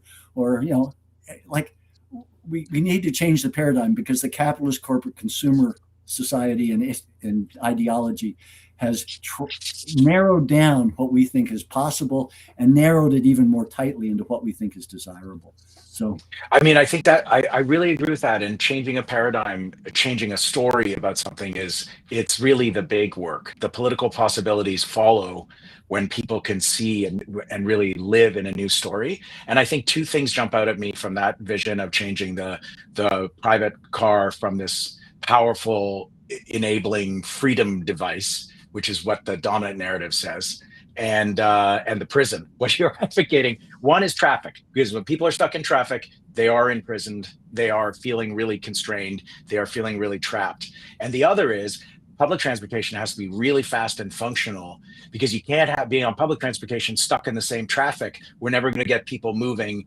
from private transportation to mass unless the mass transportation is easier and faster and flows. So I think those two things are really important. And also, you got to acknowledge that there's this powerful history, Hollywood, music, Born to be Wild, people are imbued with this story of freedom and automobiles being tied, and we really have to work to change that story. Well, we've just got a minute left. Avi, anything last things you want to share with our viewers before you take on? I really wanted to thank you for doing this, Tony. We've been stuck in a bunch of very stilted formats where we're standing all facing the audience. We have 1 minute, we have 2 minutes, we have, and the chance to just chat and have an actual normal human being discussion. I've really been missing that. It's been a pleasure to get to know you on this campaign, and I think you doing this day is just really awesome, really lovely. Been a pleasure to have you here, and for me as well to get to know the other candidates. We have so much talent on that stage, and we have so much talent and capability in our riding associations, and that's what we've got to build on and connect together. So absolutely. Thanks, Tony. Have a beautiful day. Take care. Yeah. So long, Keith. Thanks for all your efforts behind the scenes. And thank you for coming, Avi. Have a good Of course. See you guys later. Bye. Bye-bye. Okay, Tony. I'll bring on our next guest in a moment. I will send you to lunch if you'd like to have lunch, and then we'll see you later in the day. Okay. Well, I will at least get up and stretch. I'm not used to sitting for 12 hours. That's for sure. Take care, all. I'll be back much sooner than that. We'll see you soon. Bye, Tony. Make sure to eat lunch. Thanks. Okay. For the next segment, we're going to be bringing on my good friend Josh, who is going to sing us some songs. I'm gonna bring him on, but Josh, I'm just gonna warn you, I'm gonna do a fundraising ask before you start. But I am bringing you on. Josh, how are you today? Oh, I'm great. I miss you. It's been a while. I miss you too. So for context, Josh is a good friend of mine, and I'm actually away from Ottawa right now. I'm in Calgary, visiting my girlfriend's parents, and we're doing this. She'll be joining. She's asleep right now. She'll be joining the stream later. Josh, I have to say, your hair looks awesome today. Oh, you look fantastic. You little dog. You look great. So yeah, the secret is not washing it. Huh? The secret is not washing it. For context also too, for anyone who doesn't know, I am Keith Silvergo. I am Tony's campaign manager, and I'm also your MC for today. I'll be bringing on the guests as they come. Let's talk about fundraising though. Yes.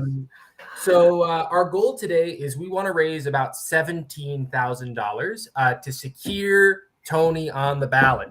We've done some live streams before to reach each installment. In total, it costs $100,000 to enter the NDP leadership race and to be on that ballot. We're on the last installment now, and we have $17K to go to get Tony on the ballot. I have some great news. We have for the rest of Josh's segment, we have a donor matcher who'll be matching donations up to $1,775. So remember right now, if you donate, your donation is getting matched. So there is more value to your donation dollar right now. And if you're wanting to donate a lot of if you were planning on donating a fair bit today and you'd like your money to really go as far as possible to get Tony across the line, the email is right below me here. Email us and we can set up so you can have your own donor matcher thing like we're doing right now. Quick thing I just want to show everybody. We have a generous political tax credit in this country. So for donations 400 and under, I'm going to show you a little graphic. For donations 400 and under, Josh, I'm going to cover your face. I'm so sorry. For donations 400 and under, you get 75% back for what you give come tax time. Oh, there he is. And for donations above 400, you're still getting a fair bit back, but the percentage lowers a little bit. So I have that for you. But remember, anything you donate for the next hour is going to get matched up to $17.75, because of course we don't want our anonymous donor breaking the law. So yeah, there you go. And I'm going to put a QR code. There's one right here that you can always scan. I'll also put it in the chat as I always do. But here's another one too. Here, Josh, point down at it. Okay, so that's that out of the way. I'm going to put that message back up. But before I do, you haven't heard him yet, but you might have heard him in previous live streams. If you want to follow him on Instagram, Josh, you're going to really love this. Here's a QR code to scan for his Instagram account. Yeah, I came prepared this time. I came prepared. Yeah, dude. So there you go. If you want to follow our boy here. Oh boy. So, okay, I'm going to put that down. I will put it back up throughout. Don't worry, Josh. I'm going to get you some followers today. Oh, I appreciate that. Okay, so I'm putting this back up. So Josh, I'm thinking, are you okay with doing 3 of you, whatever you want to do? And then after that, we do some song requests. We could do some song requests. Yeah, sorry, go ahead. I think we got a little too crazy in the late night sessions last time. So I think people were requesting, like Backyardigans songs. I think maybe just a little bit more actual songs. Are you saying the Backyardigans theme isn't real music? Oh, don't make me do this. I'm pretty sure that's a Canadian made song too. Man. Elbows? Are your elbows? Okay. Anyway, so we're gonna do 3 songs that Josh would like to do. But if there is songs that you would like Josh to perform, and try to make them like what type of genres? Doable. Like just doable is the only request I have. Just say what genres though. Just a song that is like has acoustic guitar in it would be preferable. Because we got some ones that were just do not have that part in it. I think I really liked your rendition of the Backyardigans. Thank you. just put it out there. I enjoyed it personally. So yeah, start putting that in the chat. But with the song requests, it's a bidding system. So put what song you'd like Josh to perform, and then next to that, the amount that you donate to Tony in exchange for Josh doing that, and then we'll go with whatever the tallest bidder is. But okay, Josh, bidder? I said that, and we could just roll right past that. It's. I had to wake up at 7 in Alberta. So let me know. No worries. That's what but okay, Josh, I will be away from the computer for a bit. So if you have any technical difficulties, try to figure it out. Great advice. Thank you. Okay. So for context, this morning I went to do my warm-up, which I do before these live streams. And one of my strings broke, so I had to restring my guitar very frantically. And for those of you who play guitar, you know that new strings go out of tune basically every song. So you're going to hear a lot of me tuning, and it's just kind of how it's going to be. Sorry. All right. Okay. I'm going to start with a song called Girl from the North Country by Bob Dylan. And just let me know. I'll just do a little test to make sure everyone can hear me okay. Can everyone hear my my voice and guitar here? Okay.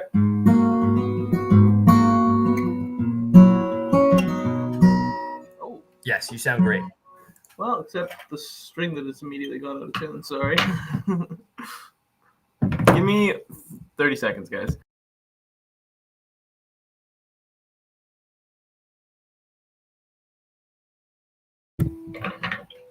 Okay, perfect. We'll get going.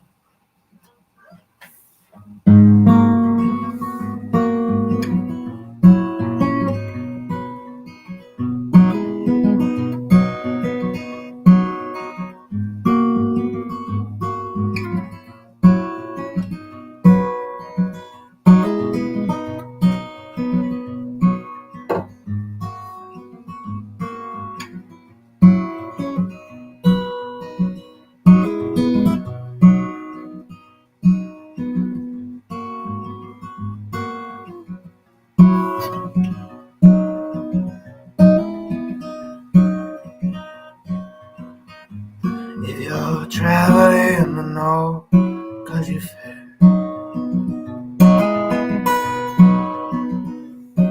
where the winds hit heavy on the borderline,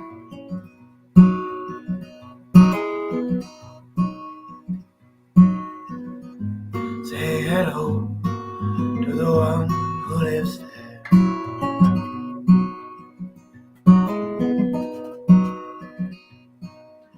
She once was true love of mine.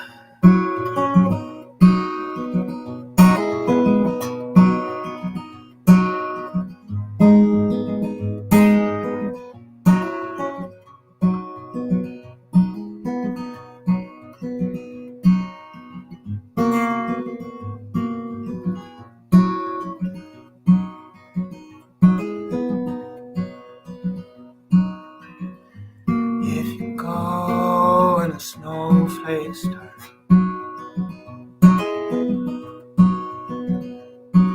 when the river's free, summer ends.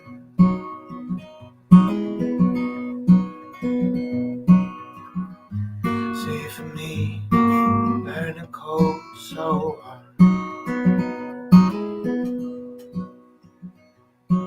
to keep her from the howling wind.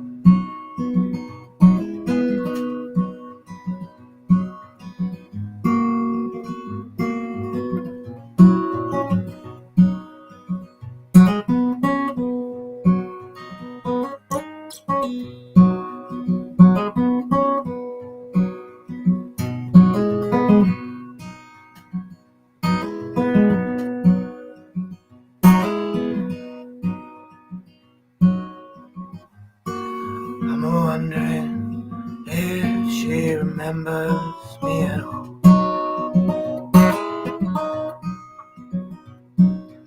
Many a night I hoped and prayed,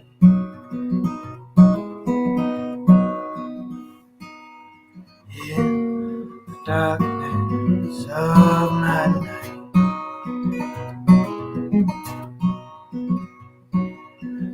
in the lightness of my day.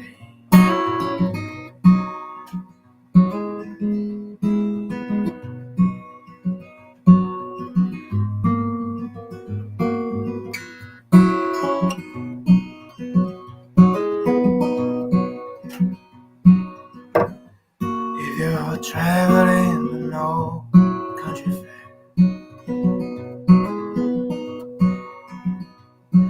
where the river free in summer air,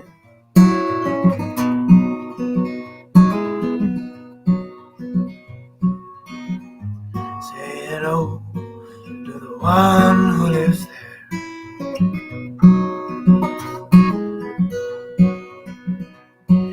For she once was true love of mine. Yeah, she once was true love of mine.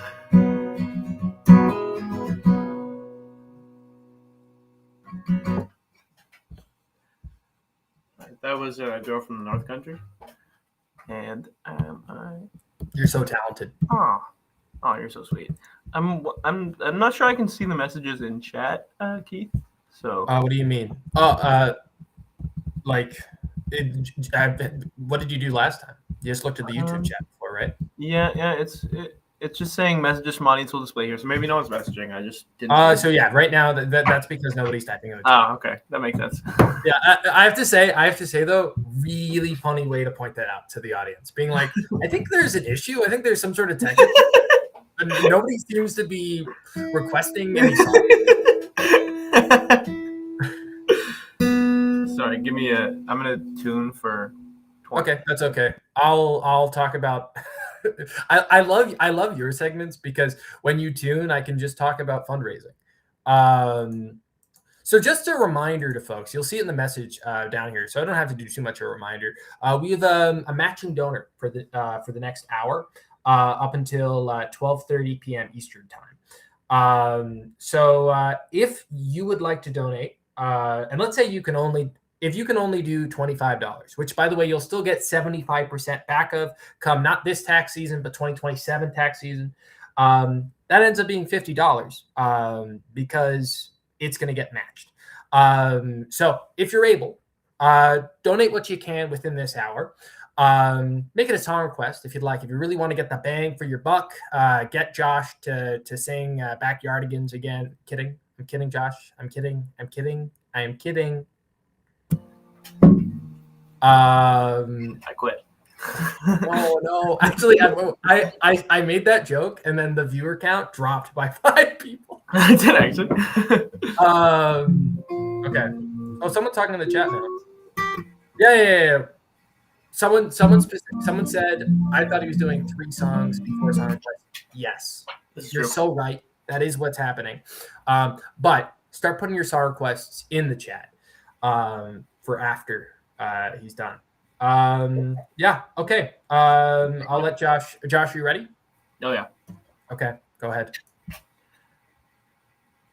Okay. We'll do a Tom Waits song right now because for 2 reasons. One is that I don't know where most people are, but right now in Ottawa it is so cold. Oh my god, it's the worst. It's like minus 20, 25. And Tom Waits to me always has a winter vibe, and the song also has kind of a winter vibe.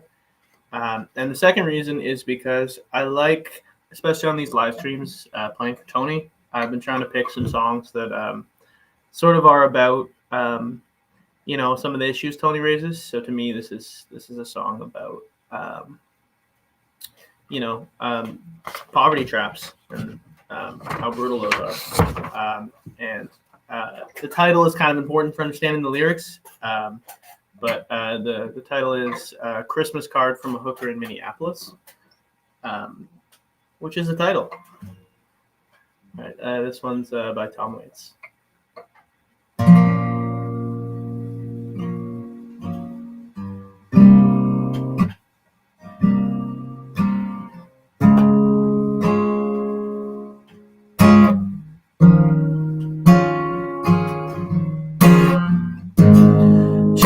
I'm pregnant, living on that street, right above a dirty bookstore off Euclid Avenue. I stopped taking dope, I quit drinking whiskey. My old man plays the trombone, works down at the track.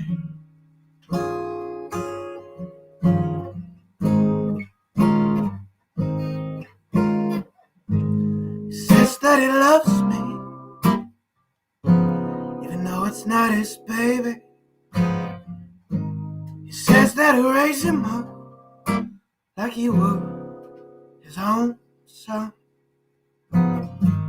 He gave me a ring, was worn by his mother. He takes me out dancing every Saturday night.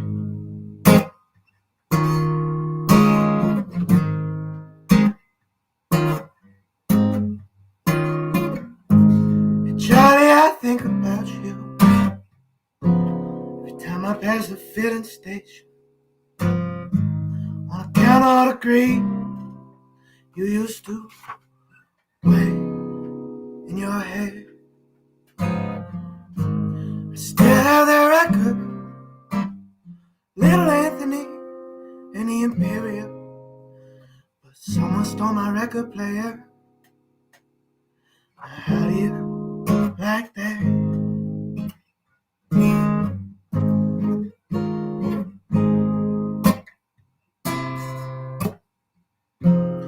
Charlie almost went crazy after Mario got busted.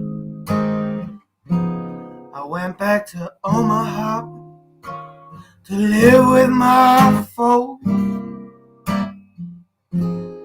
Everyone I used to know was either dead or in prison. I came back to Minneapolis, time I think I'm gonna stay.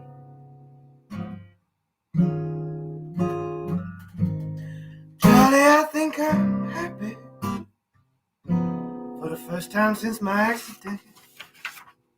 I wish I had all the money I used to spend on dope. Buy me a used car, I wouldn't say any you. Just drive a different car each day, depending on how I feel.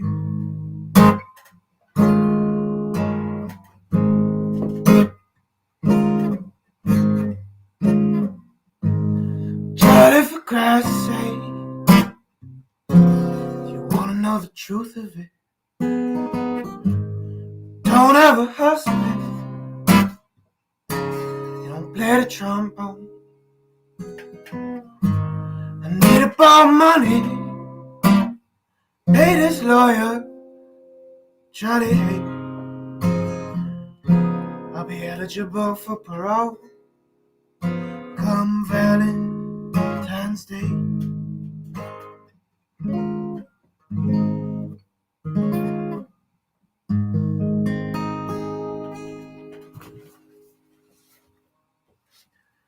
All right, that was too good to me. That was a Christmas card from a hooker in Minneapolis by Tom Waits, one of the greats. Nice check-in on Tony. Sorry, that was a mistake. I misclicked it. All right, Keith leaving shame. That's okay. This next song is by Brian Adams. A song I haven't played in a while, but it was in my head the other day, so I thought I'd give it a shot.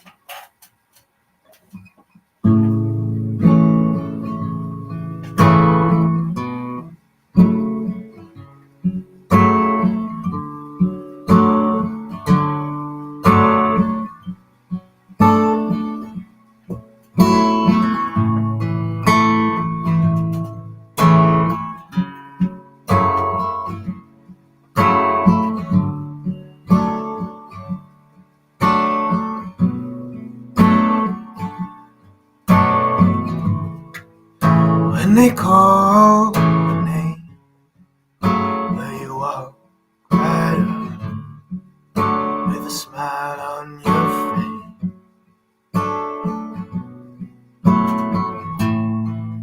Will you cower in fear, your favorite sweater with an old love letter?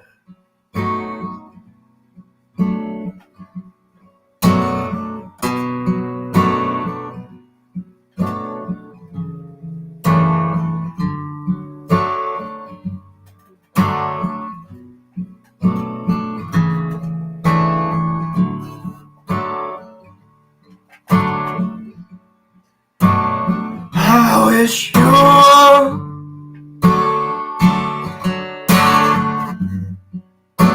and I wish you come pick me up, take me out, fuck me up, steal my record, screw my friend, all full of shit, with a smile on your face.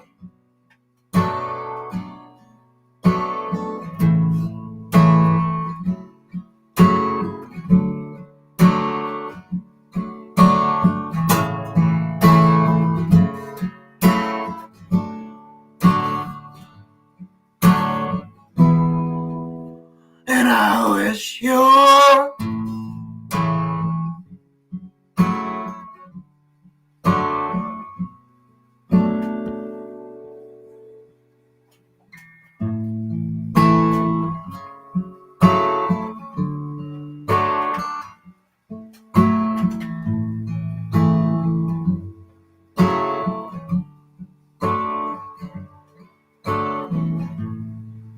when you're walking downtown, wish I was there. Do you wish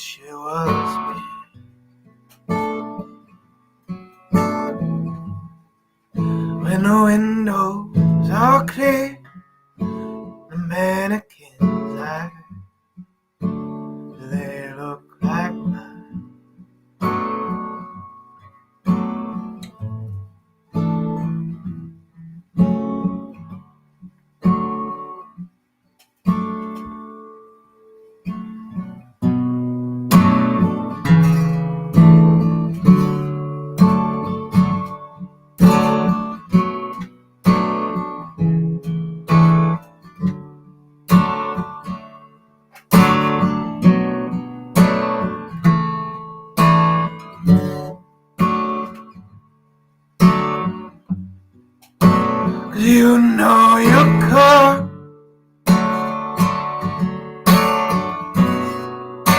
And I wish you'd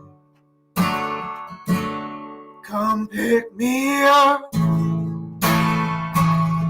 take me out, fuck me up,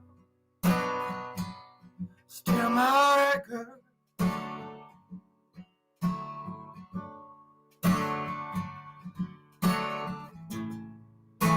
Screw up my friend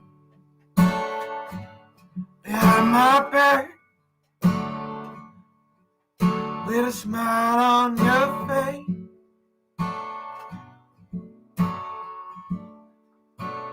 No way.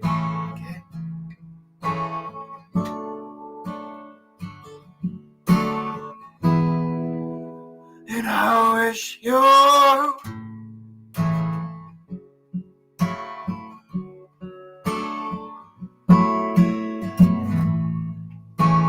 I wish you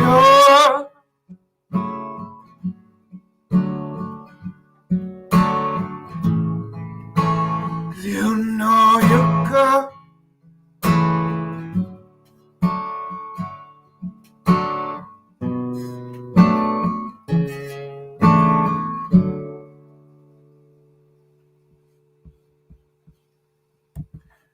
That was Brian Adams, Come Pick Me Up.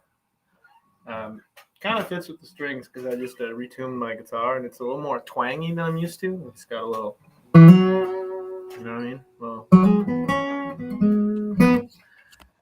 hello, Keith. Hello, my friend. Are you ready for song requests? Yeah, let's do it. Okay. So the first one is James Gavin will donate $5 to Tony and $5 Cigarette to Daydreams, Neil. familiar. Let me see if I can figure this one out. And this is going to be Cigarette Daydreams by Cage the Elephant. Not by what's that group that did the album K? I don't know what you're referring to. Okay, it'll be insane. How's the tune of this go? Just a reminder to everybody, the generous tax credits when it comes to donations. Let's just look at that. I'm going to cover your face, Josh. Sorry. For donations 400 and under, you're getting 75% back for what you give come tax time. So if you give $100, for example, you're getting $75 of that back. Not this tax season, but 2027 tax season. And also, please note, this only applies if you have if you pay income tax. If you don't pay income tax, unfortunately, the tax credit does not apply. And remember, on this chart, 100 is the lowest, but you can donate however low you'd like. And remember, we have an anonymous donor matching donations right now. So, for example, a $25 donation goes a long way because that donor will match your donation and it ends up being 50. So I'm just going to put up a little QR code, and while Josh is getting ready to sing Cigarette Daydreams for us, but here's the QR code. And there's also always a QR code up in the top left corner that you can always scan. And then I occasionally put in links in the chat that you can use to go to the donation page. But also you can always go on Tony McQuail, Green Progressive I was doing the email. Tony McQuail, greenprogressive.ca. Okay, so there you go. And Josh seems to still be getting set up. So, okay, you're good? I'm good. I was just running through. Yeah, this is a great Alrighty. song. This is my first time playing it. It's a little faster than the ones I normally do on here, so bear with me if it's a little bungled at points. I've never played this song before. We forgive you. Thank you.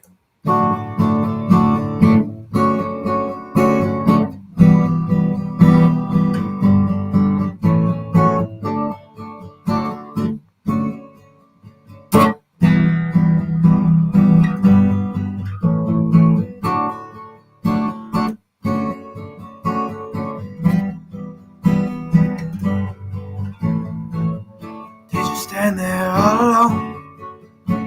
Oh, I cannot explain what's going down.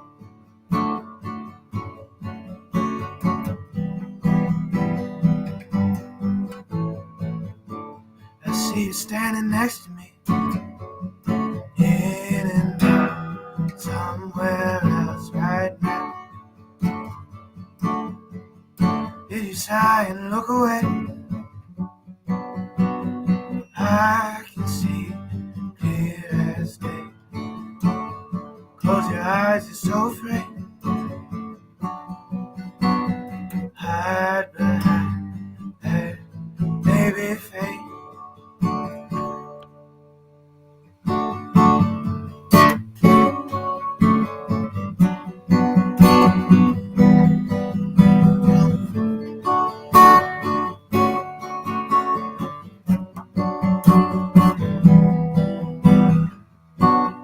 You can drive all night looking for the answers in a pouring rain. Wanna find peace of mind, looking for the answer.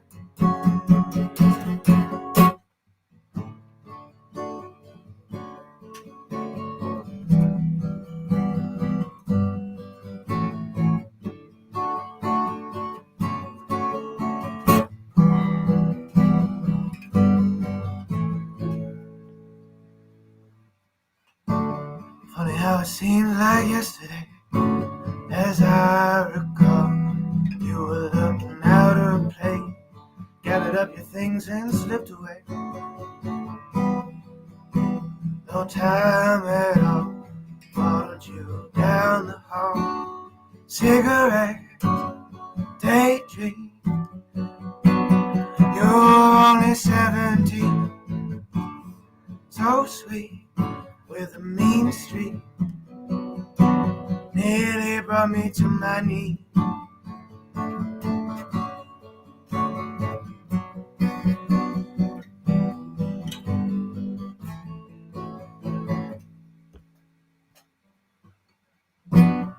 You can drive all night looking for the answers in a pouring rain. Wanna fight peace of mind, looking for the answer. We could find a reason to change, looking for the answer. What if you find a reason to stay, standing in the pouring rain?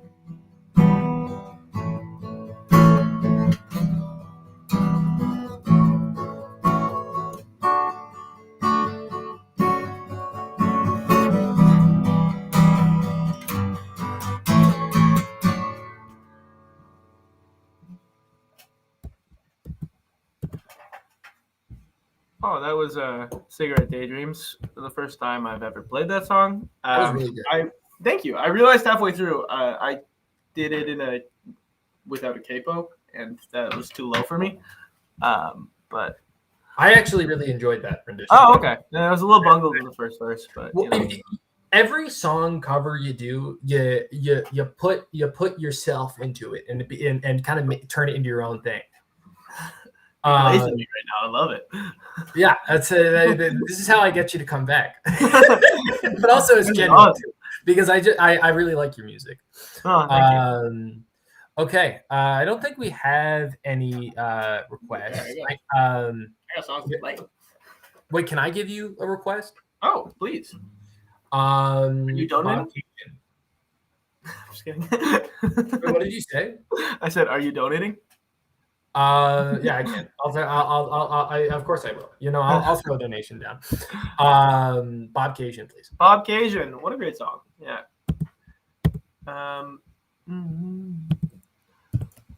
Oh, and also just a reminder, folks, for anyone joining us right now, we have for the next 26 minutes, we have a donor matching donations. So you donate, and then that donation will be matched. And keep in mind, 75% back for what you give, 400 and under, come tax time. But not this tax time, 2027 tax time. And if you don't pay income tax, it does not apply. So just something to keep in mind. And I'm just going to kind of yap while Josh tunes his guitar appropriately. I would like to talk about something other than fundraising for a second. Surprise, surprise. Membership. So coming up on January 28th is the membership cutoff. What does that mean? That means if you plan on voting in the leadership race and you are currently not a member of the NDP, or if your NDP membership has lapsed, which for some people that will have been the case. Yesterday, you will have gotten an email confirming that you are a member. If you did not get an email, that means you are not a member. And that would have been coming from the Central Party itself. It would have just been like, it would have been an email just from the NDP. If you haven't gotten that email, that means you are not a member. You have until January 28th to renew your membership in order to vote in the upcoming leadership race. And I have one little graphic I want to show just to show you membership fees. So it's a different fee depending on where you live. So just take a look at this, and you'll see there's some provinces have youth or unemployed discounts. So this is how much it costs to be a member if you did not know. But remember, you have until January 28th to do so. If you sign up to be a member after January 28th, you will not be able to vote in the upcoming leadership race. So just something to keep in mind. All right, how do I take this graphic down? All right, there we go. All right, are you ready, Josh? I'm more than ready. Okay. I'm hoping to blow your socks off. It's kind of my goal with this one. Oh, wow. Okay, I'm really excited. I don't play publication.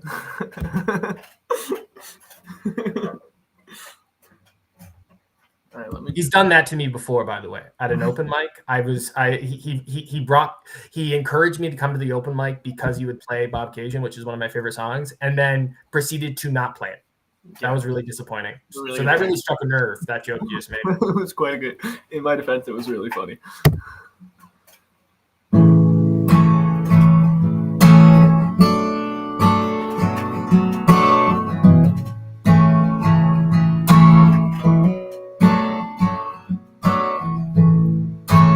Left your house this morning about 1:15 tonight. Could have been the Willie Nelson, could have been the one. Left your house this morning, was a little embarkation, constellation, reveal themselves one star at a time.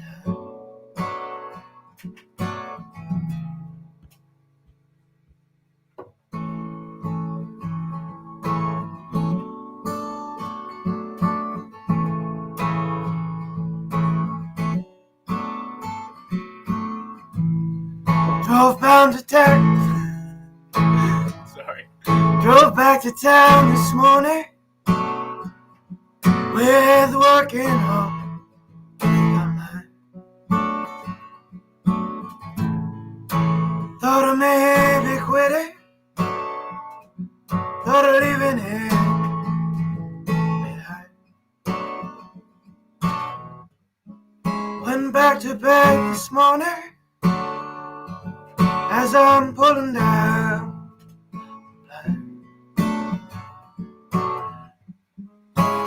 Sky was low, hypothetical, falling one cloud at a time.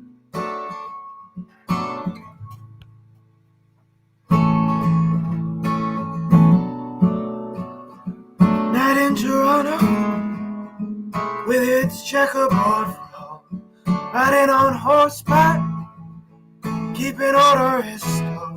Tell a man they couldn't hang the mic and say, and the voices rang, Harriet Twain.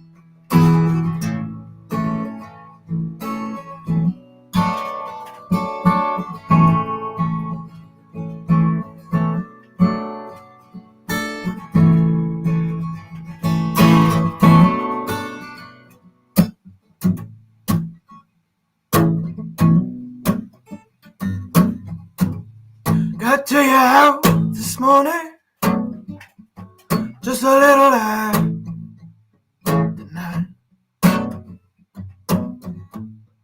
In the middle of that riot,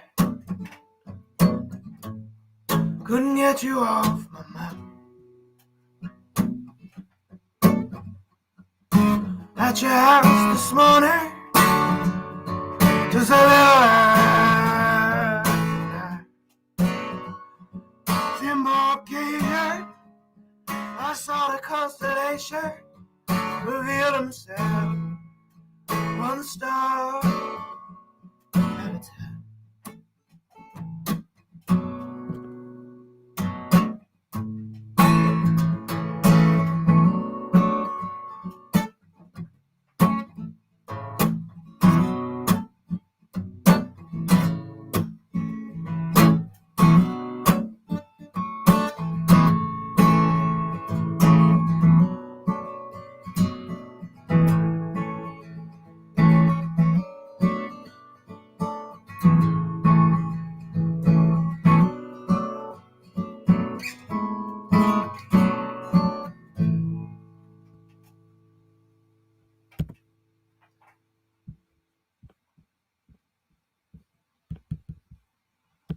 That was the song. Sorry, I'm looking at the chat.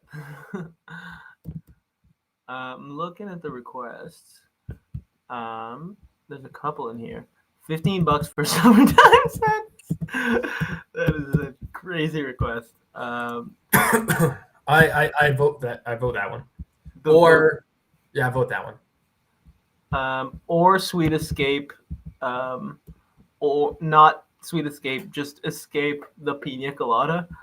Oh, the Pina Colada song, yeah. Oh, actually, the Pina Colada song would be kind of sick, actually. Wow, I feel like you could do that one pretty good. Colada song. All right, I'm gonna look at the time real quick. Folks, just letting you know, we have 17 minutes until the end of the hour. We have a donor matching all donations until then. Well, up to a certain point, up till $17.75, but we haven't reached that yet. So make your donation now if you'd like. If you really want to make the most of your dollar there. But also, I really want to hammer home the signing up to become a member. This is also how you get involved with your ETA, your writing association. For those who don't know. And becoming an NDP member is it's important to building up this party and turning it into something great. So highly recommend, if you're not already, sign up to be a member. If not for all the reasons I just listed, but to vote in the leadership race coming up. You have until January 28th to do so.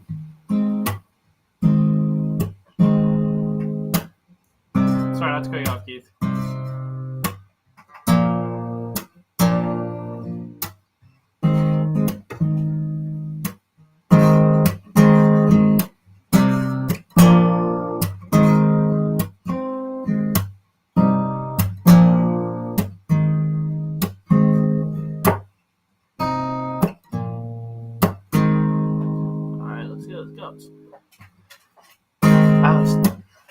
I was tired of my lady.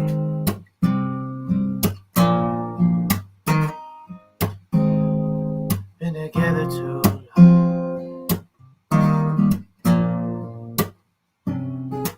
Holy shit. Sorry, give me another track.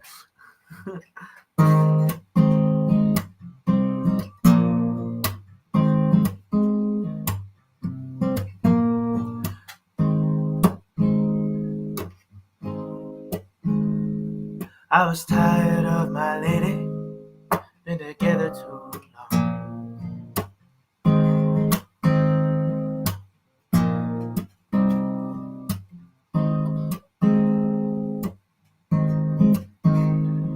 Like a worn out recording of a favorite song, but she lay there sleeping. I read the paper in bed. And in a personal column, there was a letter I read. I'm going rogue with the rhythm section on this one.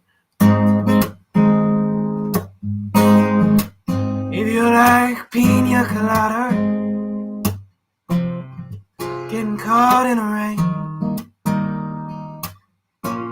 Not into yoga. If you have half a brain,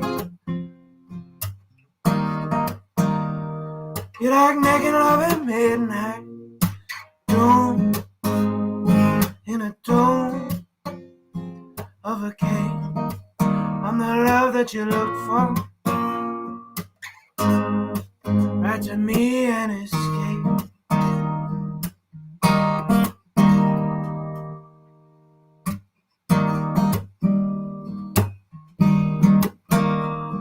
Didn't think about my lady. No, that sounds kinda mean. But me and my old lady, we're falling into the same old dog routine. Well, I wrote to the paper in a personal act. No, I'm nobody's poet. I thought it wasn't half bad.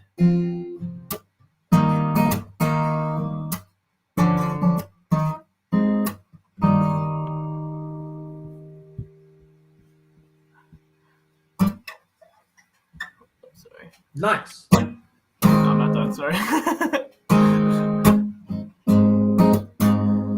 Yes, I like pina colada and caught in the rain. Not much into health food. I'm into champagne.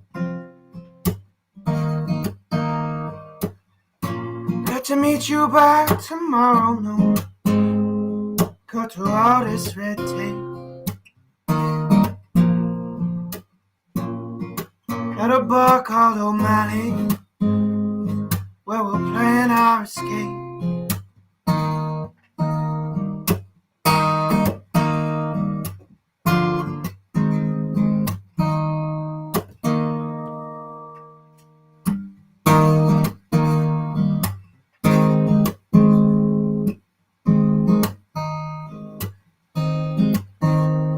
So I waited with high hope.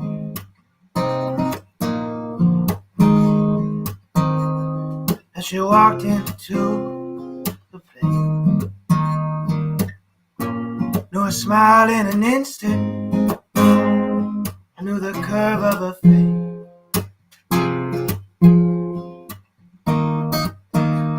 Was my own lovely lady. She said, oh, it's you. We laughed for a moment, and I said I never knew.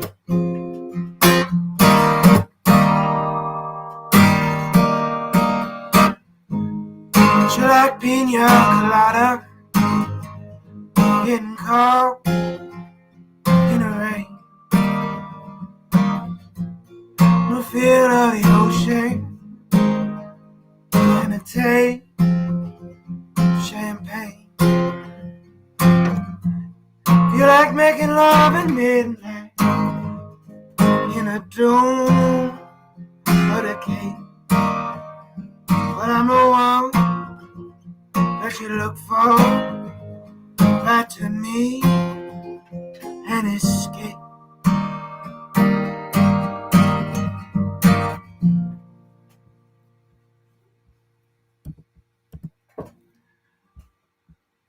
That's a pretty bungled version of Escape by Pina Colada. Kind of a song for piano, so a little hard to transpose, but I like how you depluralize pina coladas. what does that mean? Well, it's the song is "Do you love pina coladas?" But you just said pina colada. Yeah, that was intentional for sure. Yeah, I liked how you made it a comment on overconsumption. So true. Okay, there is another request for you. It's summertime sadness. It's what's that? Summertime sadness. I think that was by the same person who said "or." It is. No. But then there was another message, and they said, this is Chelsea Lynn, by the way, who is, for context for the audience, a friend of Josh and mine. Two extremely different vibes: pina colada and summertime sadness. I'll give you 50 if you do both. the way, we have 10 minutes left of this segment, and that's also our donor matcher as well. So in the next 10 minutes, if you donate, your donation will be matched. And we'll have some donor matching events later in the stream as well. But there's no time like the presents, if it makes sense for you. But make sure you sign up to be a member of the MLP. That's going to be something I'm really going to be plugging today.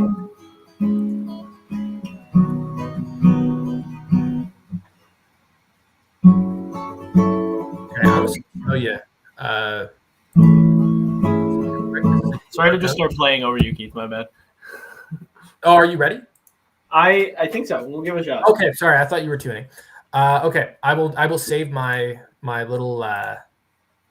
Oh, someone scanned the QR code. That's oh my gosh, someone's gonna be a member. Great day. Okay, Josh, take us away. I will. Thank you, Keith. All right, this is going to be an incredibly bungled version of Summertime Sadness. But for $50 for Tony, we got to do it.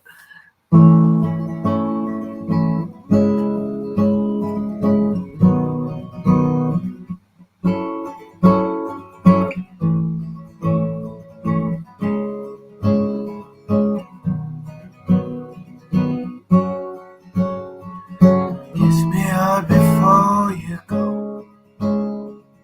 Summertime sad. I just wanted you to know, baby, you're the best. I got my red dress on tonight, dancing in the dark, pale moonlight, and my hair up, real beauty queen style, high heels up. Feeling alive.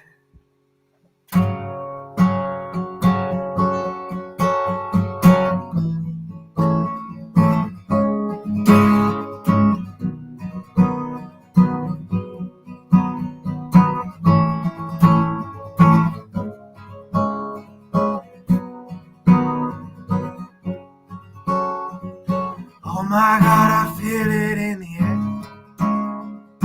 Telephone wire, sizzling like snack. Honey, I'm on fire. I feel it everywhere, and nothing scared me anymore. Kiss me out before you go. Summertime sadness. I just wanted you to know that, baby, you're the best.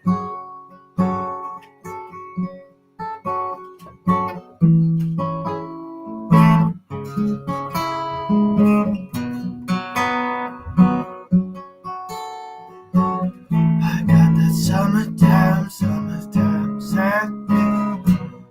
Summertime sadness. Summertime sadness, baby.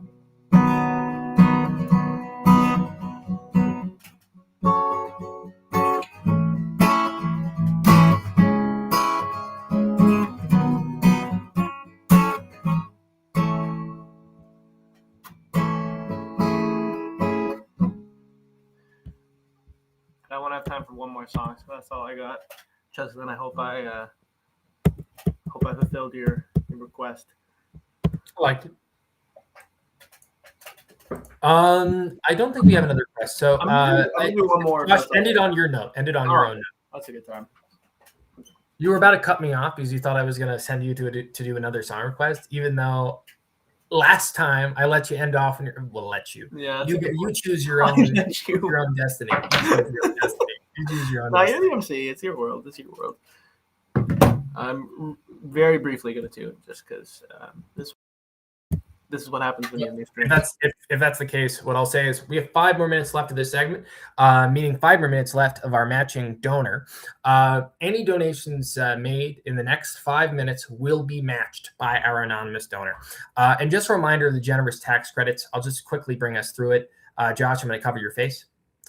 Donations 400 and under, you're getting 75% back for what you give come tax time.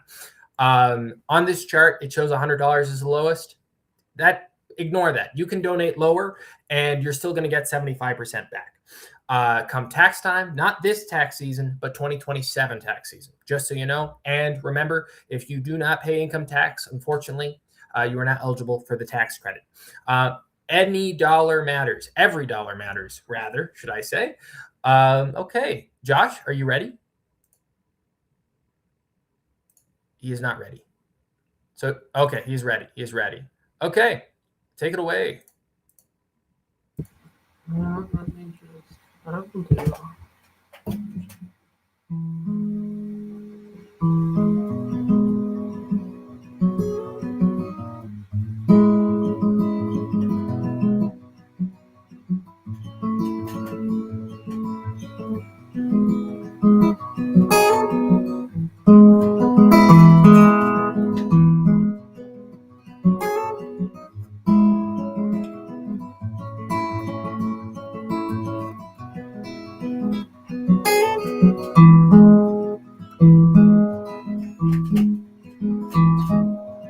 You know you sit and wonder why,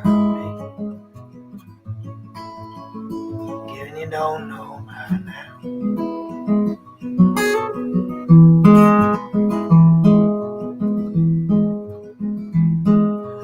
You know you sit and wonder why,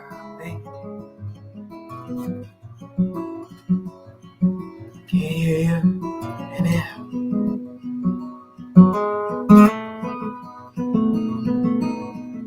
When your rooster crows, break it down, couch your window, I'll be gone. You're the reason I'm traveling home. Don't think twice, it's alright.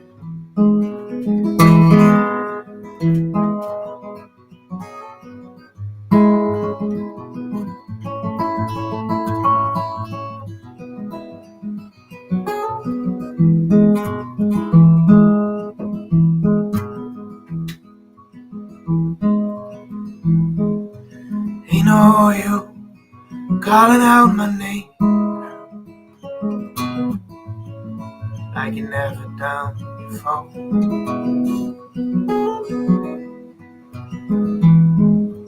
You know you calling out my name,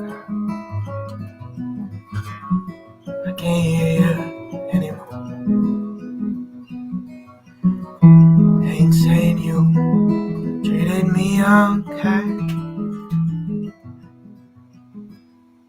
could have done better, but I don't mind. You just kinda wasted my precious time. Don't think twice, it's alright.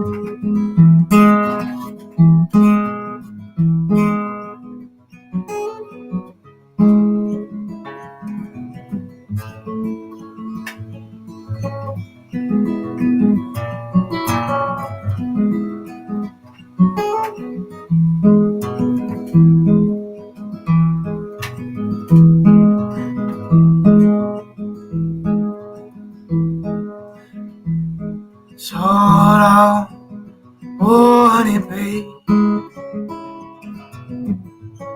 where I'm bound I can't tell.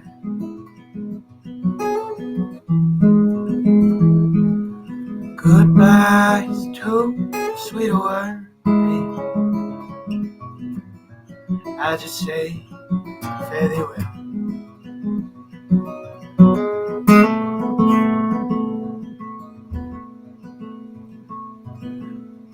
Wishing that I'm wondering, walking down a road I once loved a woman A child, I'm told, gave him not his heart, but she wanted my soul.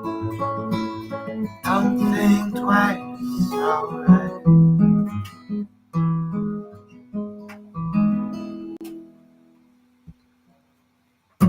All right, that was "Don't Think Twice, It's All Right," also by Bob Dylan. Before I go, I just want to say a few things. First is I want to say thank you to my good friend Keith, and you're nodding like this. Good job. There's a teleprompter. Thank you to Tony McQuail and to Neil. They both have hosted me on. It's really nice to see, a side of politics that supports, artists, but is also willing to give people a chance to sort of showcase who they are on live stream. And it's the work they're doing is really incredible, and I'm really grateful to have this opportunity. Now time for my shameless self promo. Keith, you got the QR code. Yeah, I got you. Shoot me a follow on Instagram. I am doing a show tomorrow, actually, if anyone is free in the Ottawa area. I have an hour-long set at the oldest bar in Ottawa, the Chateau Lafayette. In the Byward Market. In Byward Market, yes, exactly. It's going to be a good time. It's me and two other artists, one of whom is John Carroll, who's been, in the Ottawa music scene for decades. He's very talented. I'm gonna play an hour set. Gonna be fun. Gonna be some afternoon drinking if that's your scene. They have some good food there. So yeah, tomorrow at the Laugh. If anyone's interested and wants to see me live, please swing by. And follow him on Instagram. And yeah, draw me a follow. Okay, Josh, thank you very much for coming on. It's always a real pleasure having you on. Because also you're just my buddy. And I'm sorry that I'm not able to come tomorrow since I'm here in Calgary. But someone scanned it, Josh. Somebody's following you. You just gotta follow. Okay. Anyway, love you, buddy, and I will see you cheers. When I get back to Ottawa. Okay, sounds good. Thank you again to Tony and the team. I don't know if Tony's on and watching, but Tony is watching. All right. Well, thank you, Tony. I really appreciate it. And I hope you guys cross the finish line. Let me know if you need me to come back in the afternoon. I will let you know. You'll get a frantic text from me if that's the case. See you, buddy. All right, see you. Sorry, I kind of cut off Josh there. Whoops, sorry, buddy. Okay, moving on to our next segment. Dean Whalen, a member of Team Tony, is going to be giving us a brief history of the Green Party. Dean, I'm bringing you on. Hi, Dean. Oh, Dean. Yeah, I'm on. Now you're good. Okay, I'm gonna pass it on to you. Did you plan on sharing your screen today? Yeah, I do. So if you want to just share your screen, and I just want to make sure it's working, and then I'll let you be. Sure. And hopefully there won't be any technical issues, because I know you have to get ready for your little birding expedition, and I should be okay though. Okay, so just give me a sec here while I get my screen, okay, and the screen share is here.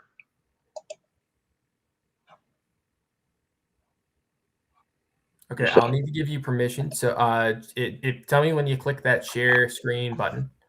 Okay, just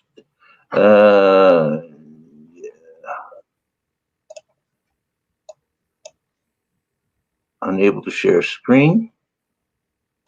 It should send me a request.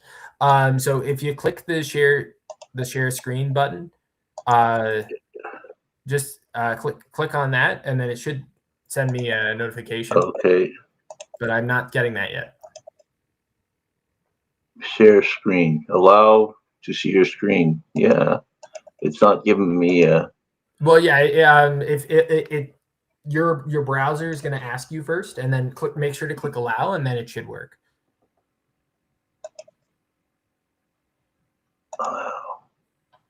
Okay, there we go. Says I'm sharing. Okay, you're sharing your screen, but okay, we can, just so you know, we can see your tabs. So if you go, yeah, slideshow and then full screen, perfect. Okay, sounds good. I will be around. I'm going to step out of the room for a second, but if you need me, I will try to come back every once in a while, just in case. Okay, well, hopefully everything will work all right. Okay. Thank you. Guys, for you. Hello, everybody. Thank you so much for joining this live stream. I've been watching all morning, and I've really enjoyed watching and listening to Heather McPherson, Abby Lewis, and Tony, and also the speakers in between. Very interesting, and thank you, Josh, for the tunes. Yeah, so before I get started, I'd just like to offer a acknowledgement. I think it's important that we remember to do this regularly. And so, in the spirit of reconciliation, we acknowledge that the land upon which Lunenburg County, where I live, exists and is unceded Mi'kmaq territory. This area is known as Peknetik Mi'kmaqi, and it is covered by the historic treaties of peace and friendship. We pay our respects to the indigenous Mi'kmaq people who have occupied this land for over 12,000 years, past, present, and future. And that's a Mi'kmaq flag that was designed in the early 1900s. So I'm going to talk about the roots of the Green Party, and this is going to be a personal perspective. So it's not an academic exercise, although I have borrowed from different sources. Yeah, and I have a unique perspective, I think, in some way, because I was one of the original members of the small party, which preceded the formation of the Green Party in Canada. So we'll talk about that a little bit more. There's a brief context of the Green political movements, just to put it in relationship with Green parties. A brief history of the roots of Green parties in Canada, and very brief, I might add. And I want to also discuss how cooperating to achieve proportional representation could benefit both the NDP and the Greens and voters looking for progressive alternatives to the status quo. I've got to say, I was very pleased to hear all of the candidates so far discussing proportional representation. I really believe it's absolutely critical if we're going to get more progressive policies into law and into government. We've definitely got to break the status quo of two parties controlling the narrative, except occasionally when we have minority governments. And even though we have those, sometimes they're not always as effective as they might be. I want to make clear I'm not speaking for the Green Party of Canada or any other Green Party. I've not used any AI. As far as I know, there's been none used to create any part of the presentation. Be a slide presentation, and if you have questions, if you could put them into the chat, and afterwards Keith will forward those to me, and I will get back to you with answers. Okay, and I can do sources upon request. Okay, so this is a little personal history. I think my DNA was baked partially by the NDP. When I was first coming to any kind of political awareness, the CCF just changed into the NDP, and my father was a strong supporter, and worked a lot to build campaigns with others interested. I think he took this photo, if my memory serves me right. Tommy Douglas came to Canada with his wife, Irma Dempsey. Yeah, I was just probably 11 or 12 years old at the time, but I remember seeing Tommy at a rally afterwards at a headquarters, and to me, he looked a giant. I mean, I was shorter then, but he had just such a persona. I was so incredibly impressed with him, and I really believed in what he was proposing for Canada. So now let's get into the Greens.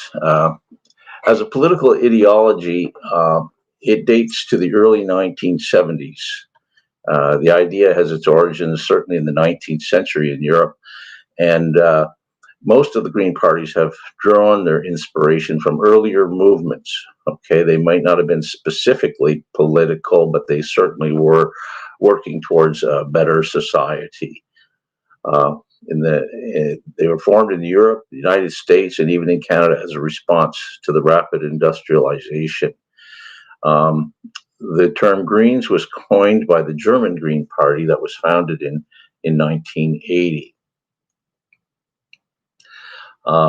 Just for your background, the first modern Green Party was the United Tasmania Group, which later became the Australian Green Party. And they showed the way for other Greens throughout the world. A few months later, New Zealand had their first Green Party called the Values Party. And that's when I actually started to pay closer attention in some ways to the growing global movements. And 1 year later, Europe got its first Green Party. People, it was called in the UK, then it was renamed as the Ecology Party, and then as the Green Party. So the first Canadian foray into green politics took place in the 1980 federal election. 11 independent candidates, 9 in the Maritimes, 1 in Montreal, and 1 in Toronto, ran in the 1980 federal election. And we were using E.F. Schumacher's book. If you're familiar with it, you will know. If not, I think it's still relevant to a large degree today, although so much more work has been added to the concepts. But Small is Beautiful was driving our initiative. And I'll never forget, Elizabeth May called me once. I guess I was involved in local groups and environmental projects, and she talked to me of her idea, and I came on board, and it was a fascinating time. The main political parties weren't really addressing the issues. It was the Quebec separatist movements were preoccupying people, the economy was preoccupying people, and there was actually minimal debate or discussion about what we felt were the true crises, ecological, employment, etc. They were, it was tough times. And our feelings were that a political system should encourage adaptation and change. It's important that the status quo, which right now is confrontational still to this day and polarizing, we need collaboration and cooperation.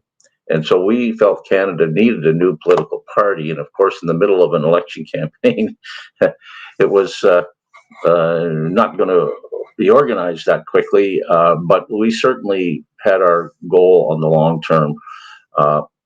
And we felt that the left-right approach to political debate, which still again exists, we felt literally that it was becoming a fossil. There were few policy ideas that actually responded to Canada's ecological crises. Yes, economic crises are important. Employment is important. So many things are important, but without a strong, healthy ecosystem, we're not going to be able to progress the way we'd like to. So this is actually a copy of our first press release on January 29th, 1980. And I won't read it all, but I will read the highlighted part. This is, we were advocating for an energy policy that was fundamentally sustainable, based on clean technology, sound economics, and renewable resources.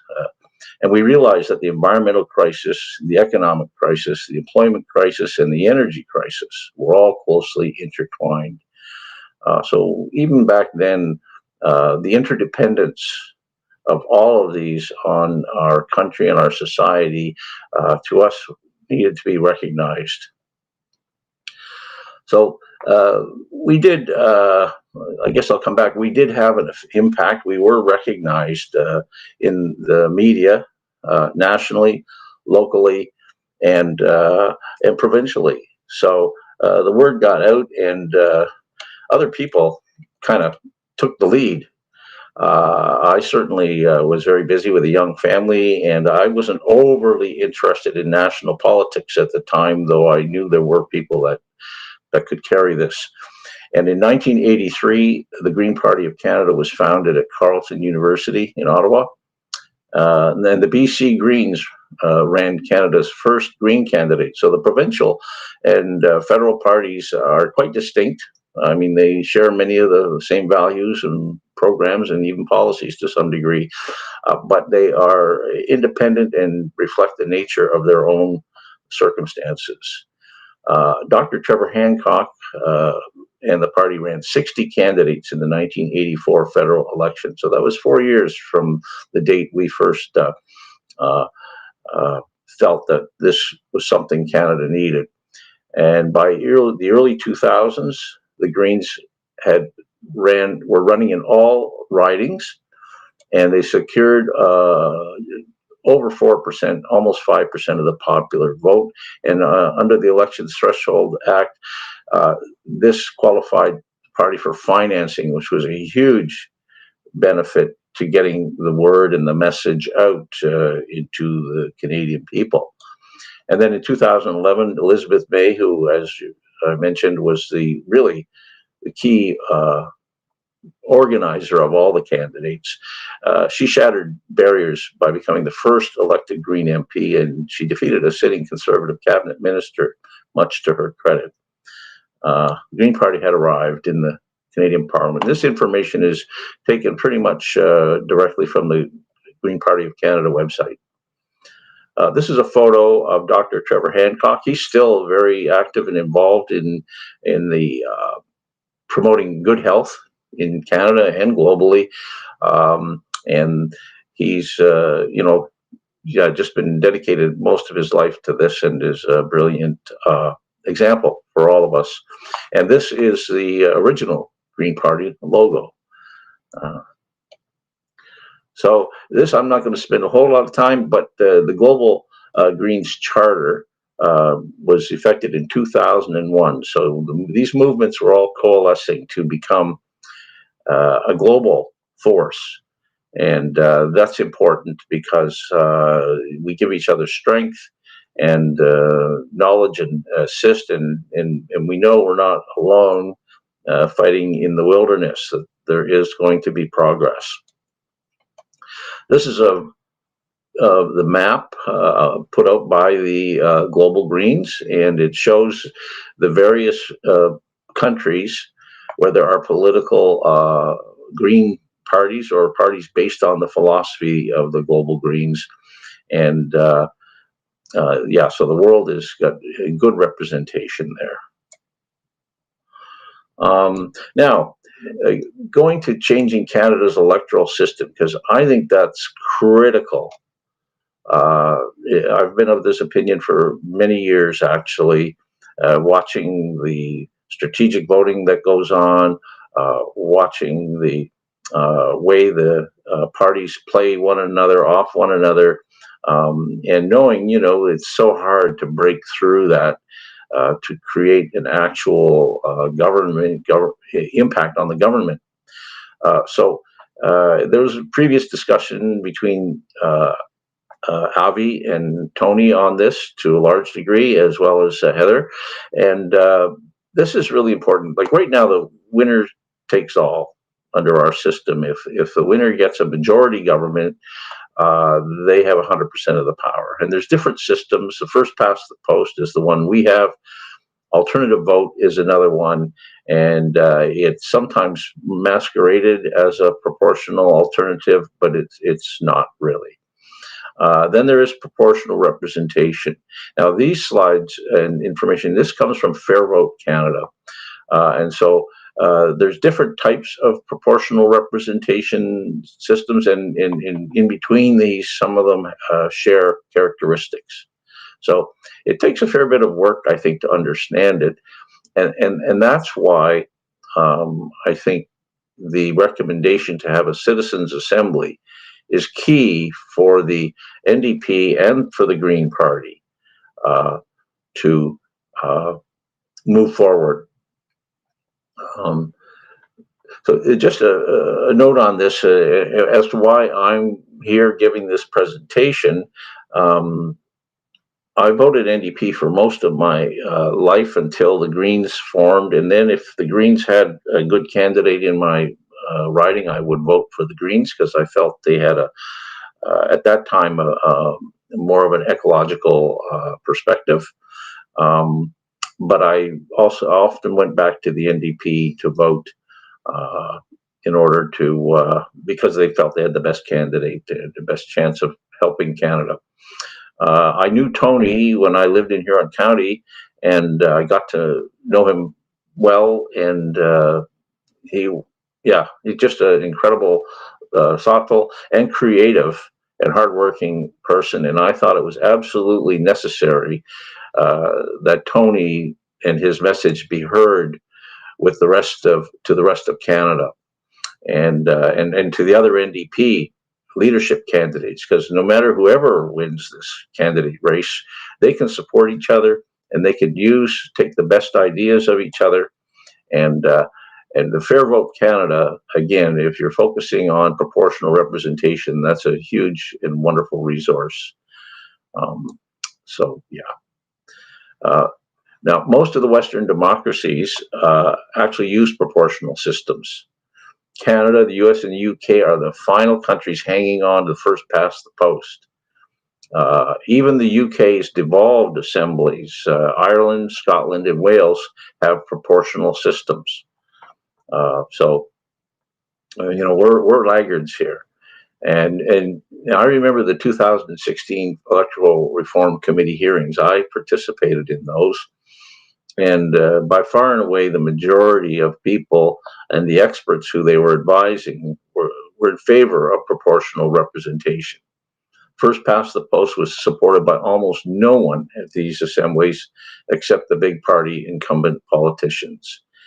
And Avi and Tony did refer to the about face, one would almost say the dishonesty of Trudeau and the Liberals in that election, saying that it would be the last election ever held under the first past the post. Anyway, I was very disappointed and extremely upset at the waste of people's time and energy when they had pretty much figured out what they were going to do if it came back unfavorable to their desires. The problem with the first past the post, the results have no really strong relationship often to the popular vote. It's a winner takes all. Parliament is not designed to create a parliament that reflects how you vote, how I vote, the values we share and don't share. Winner takes all, 100%. This was a good little sample from the 2019 election. You'll notice here that Liberals received 33% of the vote, but because of the way the votes were split and the regional differences in our country, Liberals actually ended up with 46% of the seats. The Conservatives, they got almost 35% of the votes and they got slightly more seats. The Bloc Québécois, almost 8% of the votes and they got 9% of the seats. The NDP got almost 16% of the vote, but only 7% of the seats. That is definitely not fair and just, in my opinion. And the Green Party, which got almost 7%, pretty much got wiped out in the 2019 election and achieving only 1% of the vote. And there's smaller slivers there. Under proportional representation, there would have been some smaller representative parties. So the Liberals got 100% of the party power, 100% with 33% of the vote. When they asked Canadians, and the ECOS did a national poll this time last year, and Fair Vote Canada does a full report on it. And the question was, do you support or oppose moving towards a system of proportional representation? Well, again, 68% of the voters of the Canadian public felt yes, they do support that. 19% opposed, and 13% just said they don't know, and quite legitimately, I can understand that. So how do we change the status quo? Well, Tony McQuail's proposal, this is from his webpage, and you can see it right there. And he spoke well about it, and he's going to speak some more about it later in the day. But in order for progressive policies to ever succeed, we need to rebuild Canada's electoral system to count the vote of everyone. And I have to agree with that. I mean, as progressive as the NDP is, as progressive as the Greens are, they're never going to get to power unless through some kind of fluke of a minority government. And even then, the next election, they can be tossed right back out again. Whereas under under mixed proportional representation, they will always have opportunities to influence through collaboration and cooperation the business of the government of the day. There's lots of resources on the Fair Vote Canada site that shows you the differences in how societies are governed, democracy, social justice issues, environmental legislation, proportional representation wins hands down in promoting and progressing in these areas. And they did, Avi again and Tony did talk about this a little bit. This is important for New Democrats, especially those that participate in the conventions and voting for the policies. Tony, he's supporting a resolution to achieve proportional representation. And I was very interested to hear Tony and Avi discussing this because it is important. And the idea that the proportional representation is a more flexible vision than the one currently in the policy is important because if we're going to let it up to a citizens committee council to decide, then I think in the end we have to work with that council. This is a democracy, and if the council is properly constructed, it will come back with the results that create the best model for governing Canada. So that's something, if you're looking at attending the convention or voting on policy, to spend some more time. I think Tony put a link to that in the chat earlier on. So really, I don't have a lot more. I mean, I could talk a lot, but I'm sure you don't want to listen to me, but excuse me. Thank you for your kind attention. I want to thank the millions, literally, of people who have struggled long and given their time, their energy, and unfortunately at times their blood to realize a just and equitable society for all. Ask your candidates for their views on PR. I'm supporting Tony because his position is clear and it's timely. He's proposing to work with all progressives to focus on changing our electoral system. If there is no electoral change, our country will continue to regularly give 100% of the power to form governments to political parties who usually receive less than 50% of the vote. And that's just from Tony's website. So, yeah. I want to thank everybody for taking the time and listening. And yeah, if there's any questions, I will review them in the chat and I will get back to you. Yeah. Okay. So Keith, are you there? Yes, I am. We're just waiting for our next guest, who hasn't arrived yet. So if there is anything else that you wanted to add on, feel free. If not, I can take it from here. Yeah, no, I think that's pretty much it. I mean, there's lots there, but people have to do their own, I guess, research. Really, to spend some time, go to the websites. I can send links to the, where there's good information if people are looking for that. Sounds good. Okay, thanks. Okay, thank you so much, Dean. Yeah, you're welcome. Bye-bye. Okay, folks. So we're waiting for our next guest to join us. He hasn't joined yet. So in the meanwhile, we're going to talk about two things. First, I want to talk about membership because I feel like we haven't talked about that for a bit. By a bit, I mean, I guess 40 minutes. But all to say, a big deadline's coming up. January 28th is the membership cutoff. What that means is if you do not renew or start your membership to the NDP before January 28th, you will not be able to vote in the leadership race coming up in March. A very good question that some might have in their minds is, how do I know if I'm an NDP member? It's pretty difficult to find out usually, but fortunately, yesterday, the party sent out an email to everyone who is a member confirming that they're a member. So my recommendation is to check your emails. If you have a newer email and you've been a member for a while, check your old email first before just for triple measure. For example, with me, the email I use now is not, for some reason, the email I use to sign up for my membership. So I have to look in the old email to see it, but it's there. So I want to show you a little QR code here. Become a member of the NDP.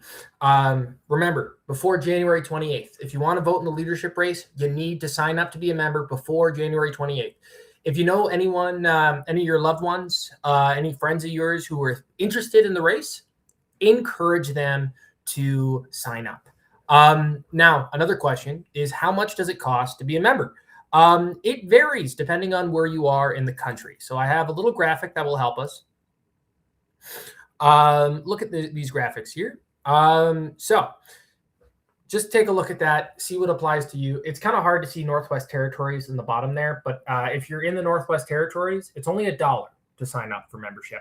And another thing to remember, that in every province other than Alberta, a federal membership is also a provincial membership. So you get signed up for both parties, with the exception of Alberta. Alberta is the only provincial, the Alberta NDP is the only provincial party right now that is separate from the federal NDP. So those are things to keep in mind. I'm going to give you the QR code one more time while waiting for our guest to arrive. And then I might put a countdown just to check to see what's going on. But another thing I want to talk about while I have you is, let's talk about fundraising. So why are we here today? We're here to make sure Tony gets on the ballot come March. It is a tall leadership fee to get into this race. $100,000, but in reality, it's more than that, because each donation, each individual donation, 25% is taken off in the form of an administration fee from the central party. So in reality, we're looking at $133K that needs to be raised. The good news is the majority of that has already been raised because it's in installments, and now we're on the last of 4 installments. If Tony raises this installment, that means he is officially on the ballot for sure, all in. And so far, we've raised a couple thousand today, which is very, very good. And it will be, and for the donor, okay, I'm going to put on a countdown because our guest is having some issue joining, and I don't quite know what's going on.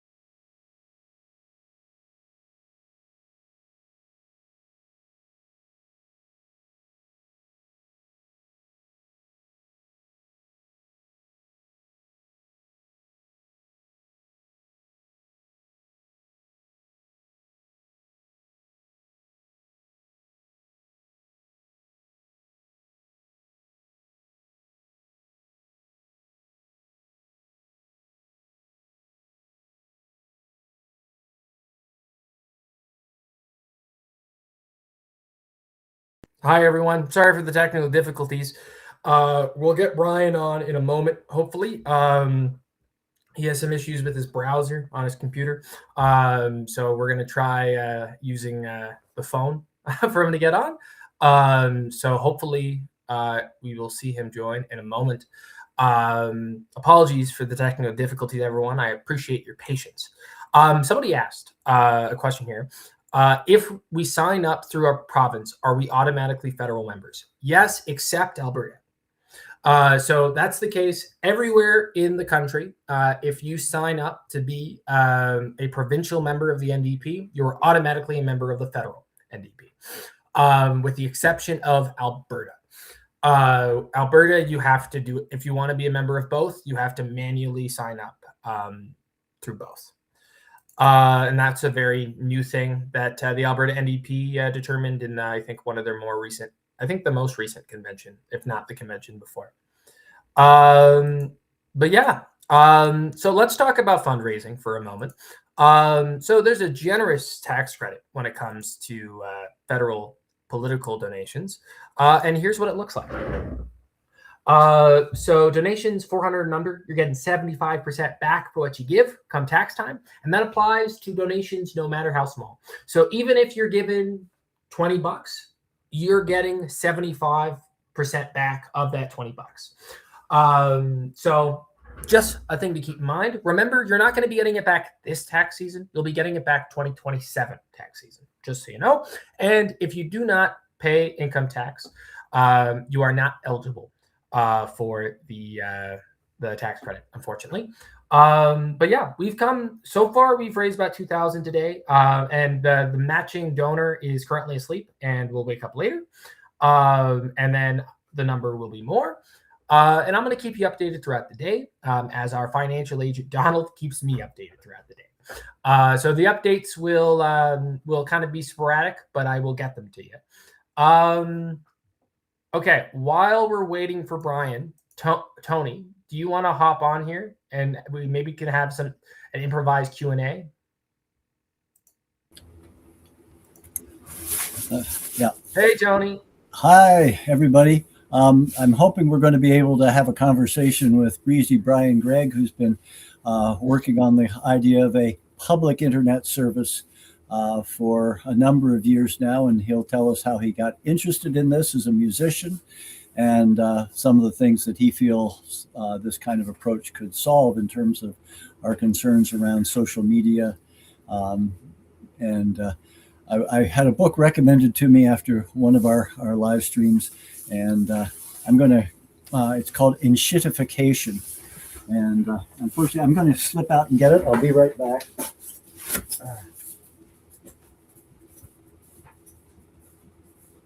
Again, I'm just going to be in here so there's no dead space. Okay, he's back.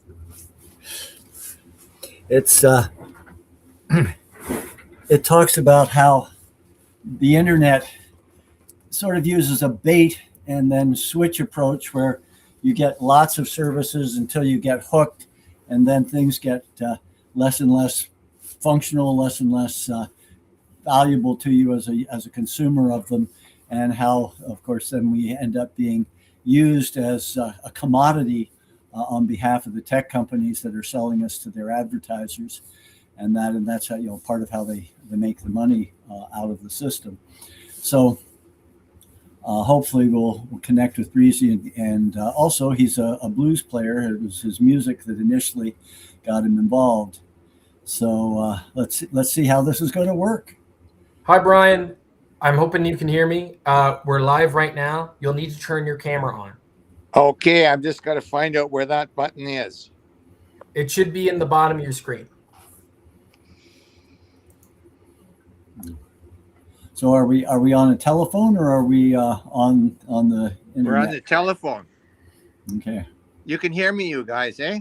Yep. Yeah, we can hear you. We just need to see you. Okay, I'm just trying to find the... Well, this reminds me of the joy of technology. In some ways, it's absolutely incredible and amazing how somebody sitting in a snowy place in Lucknow, Ontario, can be talking to other people across the country. but it also has its technical challenges as we teach us all new tricks, as it were, and certainly reminds us of the challenges and how dependent we can become on the technologies that we're using for these kind of techniques.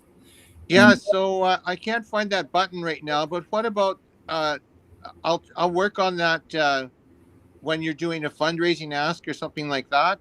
And do you want me to talk a little bit about? Sure. Sure. Oh. Yeah, and it's just so you know, there should be a mic button at the bottom of your screen. There should be a camera button at the bottom of your screen, and it's just the camera button's the one you're going to want to press right at the bottom. There you are. Okay. All right. Hi guys. Okay, I'm gonna let you do the segment. Okay. Good. Well, Breezy, thanks so much for being on the live stream with us. And why don't you tell us how you got interested in this issue of a public internet as opposed to one that's controlled by a few big tech companies, which are controlled by a few oligarchic billionaires?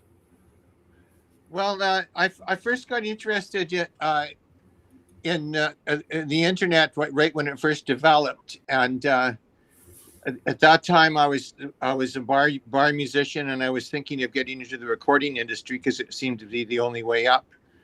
And I didn't like the way the business worked. I looked and studied it.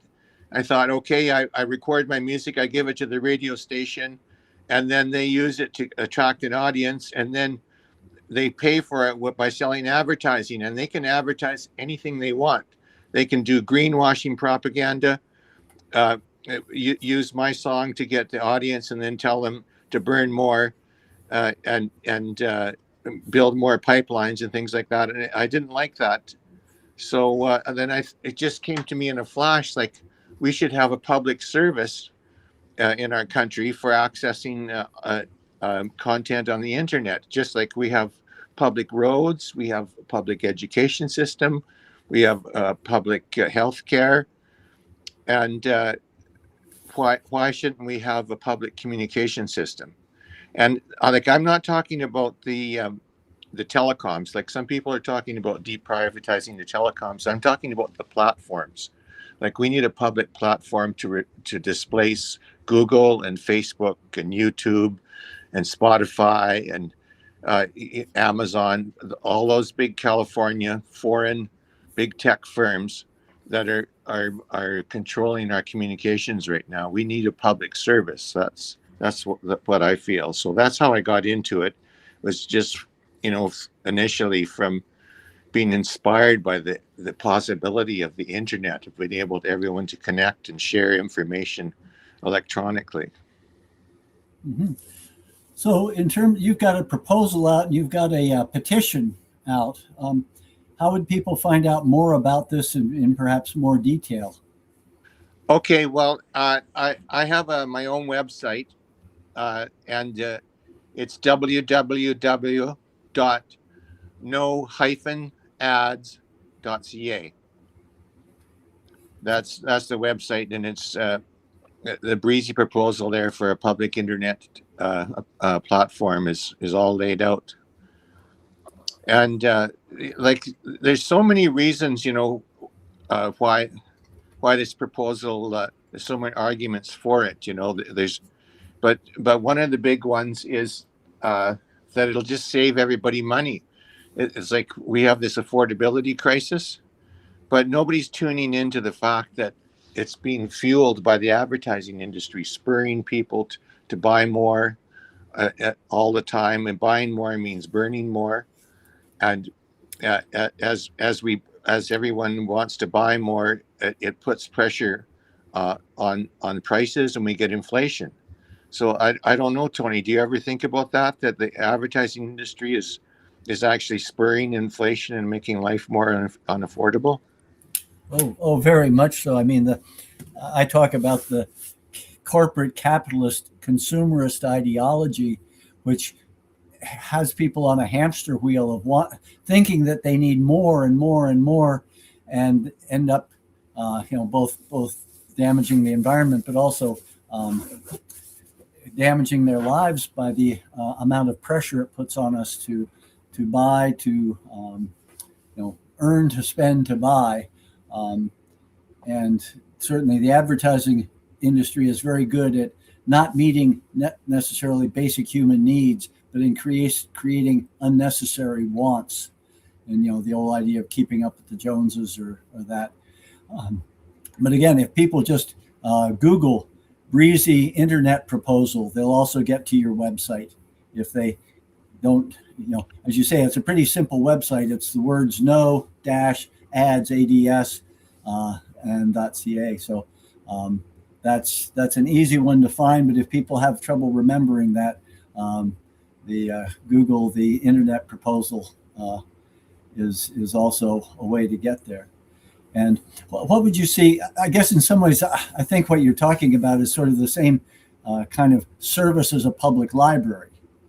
Public That's library. exactly it, Tony. There's no real model for what we're talking about with this proposal, except the public library. Like, the public library is for print media, and it's proven to be a very, very successful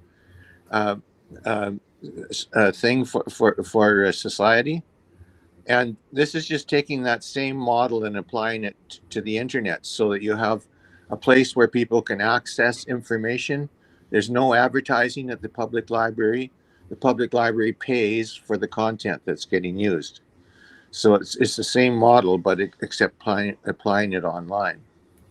And would this be something then easier to police in terms of some of the really toxic elements of the programming, or the what do we call it, the way that the internet has been working in terms of communication, use of AI, those sorts of things? Yeah, for sure, Tony, for sure. Like, the thing is, we're talking about pollution in the media environment. Like, and this is like a very, very powerful filter to filter out pollution going into our systems. Because if people take the time to look at this proposal on the website www.noads.ca, you'll see that the idea is to have an online library where contributors are required to meet certain specifications before they can contribute something to the library, which people are going to access. And those two conditions are very simple. One is that the contributor has to identify as being a real human being. And secondly, the contributor has to agree to abide by all the laws, rules, and regulations that apply to the publication of print media in Canada. And those laws already exist. Like, they don't exist on the wide internet, but for print media, we have laws against slander, hate speech, fraud. It goes on and on. Those laws exist. So that having those two input conditions, identification as being a real human being and abiding by the rules of print media, then all of a sudden you have contributors self-censoring. You won't have people putting in lies and garbage and fraud, because they'll immediately incriminate themselves. So it's a very different way than it is right now, where we can have bots and people with pseudonyms putting all kinds of stuff onto Google and 4chan and YouTube. It's in a media environment that's polluted. Like, there's no question about it. It's highly polluted. So if people are interested in more information on this, should they get in contact with you, sign your petition? How would people learn more, and how might they support this effort to raise awareness of this possibility? Because I think at the moment people feel that there isn't any option. We've got to do this, and of course this option does not exist yet. But my experience of life is, first you have to have the idea, and then you have to build understanding and support for it, and then you get to move forward and over time. So it's not going to be something that solves the social media crisis of predatory behavior and grooming young people on social media to get into human trafficking. There are all sorts of things that are happening with our current social media that are pretty grim. I don't know, have you come across this book? It was recommended to me from one of our other things. It's called Enshittification. And yeah, Cory Doctorow, eh? Yeah. Yeah, Yeah. for sure. Yeah, it's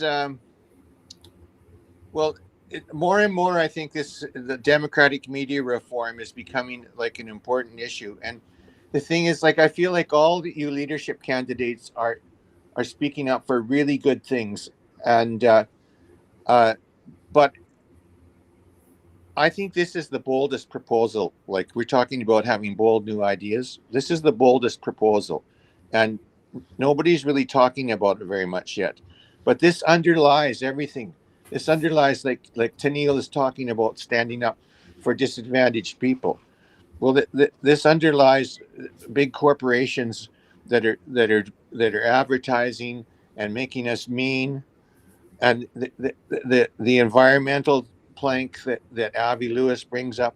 It has to constantly work against greenwashing propaganda. Big corporations like pumping out nonsense, like the what's it called, the Pathways Alliance, pumping up their ideas. Oh, listen, light everything on fire, light all the fossil fuel on fire right now, and then we'll catch the smoke and we'll pump it underground. Anyway, like, it just is so ridiculous, like the stories that they spread. And so we really need a way to protect against that. And I just wish people would, take the time, just check out the website, but not just to understand this idea, but to speak up to their friends and their relatives about it, saying, hey, we don't really need this pay to say media system. Like, that's what it is. Like, it's pay to say. It's totally undemocratic. Rich people get a louder voice than poor people. I think, as you ask, that what people can do is mostly just, think about this. Like, there was a time when we didn't have public health care, and it took people talking about it, understanding how, hey, this is a more fair way to have things working. Like, the pay to say system is just wrong. And I feel in Canada we can lead the world. We can show how to use the internet so that it'll speed up education, so that it'll make democracy stronger. But I think you raise a critical point, which is that if it's a pay to say, those with the most payment can say the most and control the narrative of what society's going to be looking at. And we're certainly seeing that with platforms starting to limit protest, limit expression of concern, or and make the narrative much narrower in terms of what's acceptable or what they'll permit in their particular thing. So having a public system that is fact checked, so you don't get a bunch of false stories, is by human beings and not bots, all can help have a much more honest communication and more effective communication, and also ensure that it's not manipulated from the top down with algorithms that shoot people off into sort of silos or down their own special rabbit holes. Could create a much more democratic and much more egalitarian structure. So listen, Tony, should we try to see if I can, I'm on my phone because I couldn't connect to my computer. Should we try to see if I can sing a song for everybody? By all means. On my phone? If you set your phone up against a book or something, and then sit back and play some music or sing a song, that should work. Let's see. Yep, there. That's not too bad, eh? No, you're looking good. And you look like you got a printer in the background. Look like you got some wire. Can you hear that okay? Yep, that's coming through.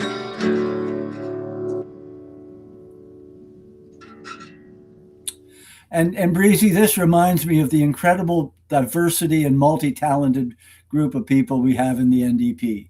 Here you are thinking about the big picture of the internet and democratizing it, and at the same time, you're a blues player. This is we are a talented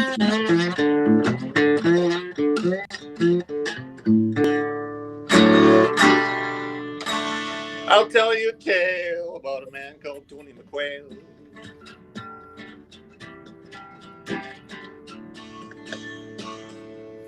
An NDP leadership, and he's not for sale. His name is Tony McQuail.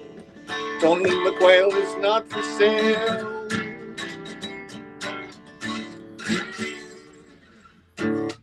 I'm working on that one. There's got to get some more verses in there about the 4 R's. But does that come through okay? That came through. Maybe get just a little closer to your phone so it picks the volume up a little more if you can. Okay.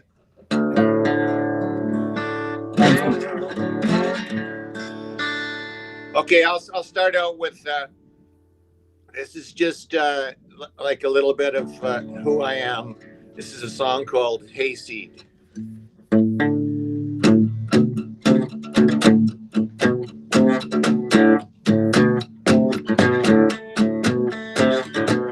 I'm just a hayseed waiting to be sowed.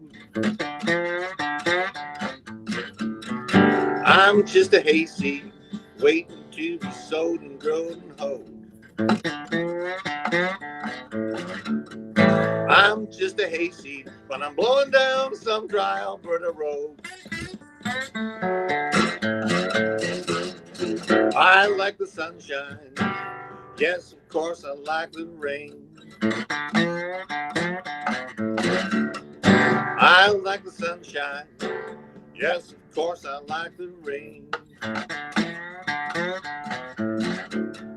I'm just a hayseed, a teeny tiny grain.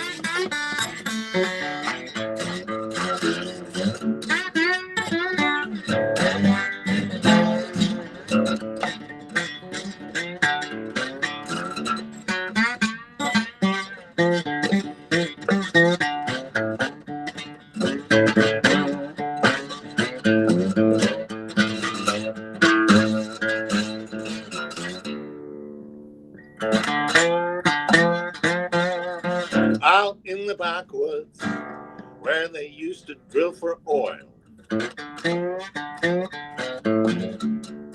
Out in the backwoods where Uncle John used to drill for oil.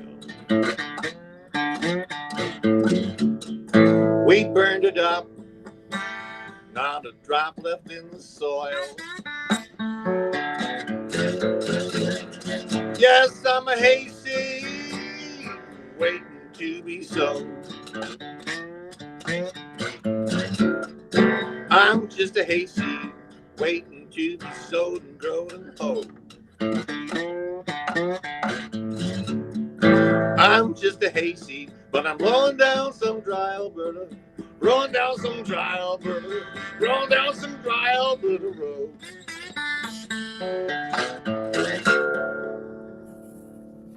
Came through loud and clear. All right. So, you know, Tony, like our parents, like you and me, like we're up on the upper scale here. Like our parents and our grandparents, like we're disturbed, like when American culture was being broadcast across the border into mostly into Eastern Canada, but even here, like through the bouncing, like the radio and television was coming in to our living rooms and our kitchens, invading us, really, you know. So, like brilliantly, what the Canadian government did was they created the CBC, and but you know, now the broadcast era is over. Like we're into the streaming era.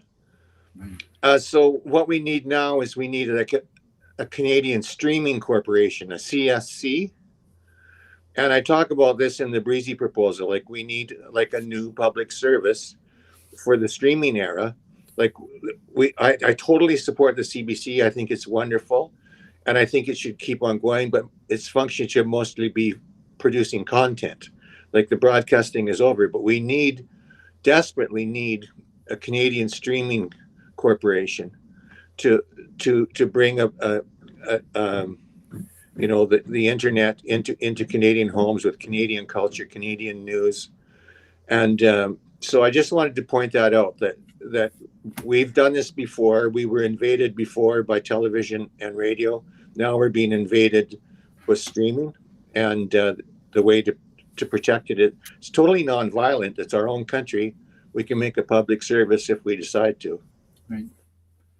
And the value of that is that then we have some Canadian control of the system so that it can't be used against us. Right now, in some ways, the degree of U.S. content and Donald Trump showing up on your side feeds on your computer screen or your phone kind of dominates our brains in some ways.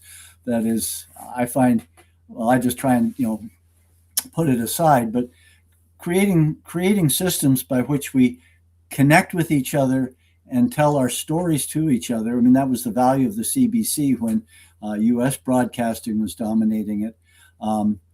And there's still a huge amount of U.S. content in the overall commercial sector as well on the broadcasting. But the need to have our own stories and know who we are and to share the stories across the country is a real nation building, unifying, much more nation building than pipelines and mines that mining proposals that assault Indigenous rights of local communities.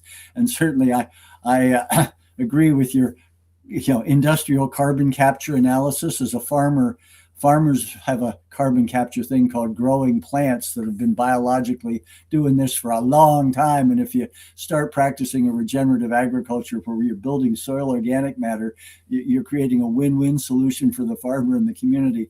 Whereas letting the same people who dump the carbon into the atmosphere supposedly come up with a way of capturing it is just, as you said, crazy.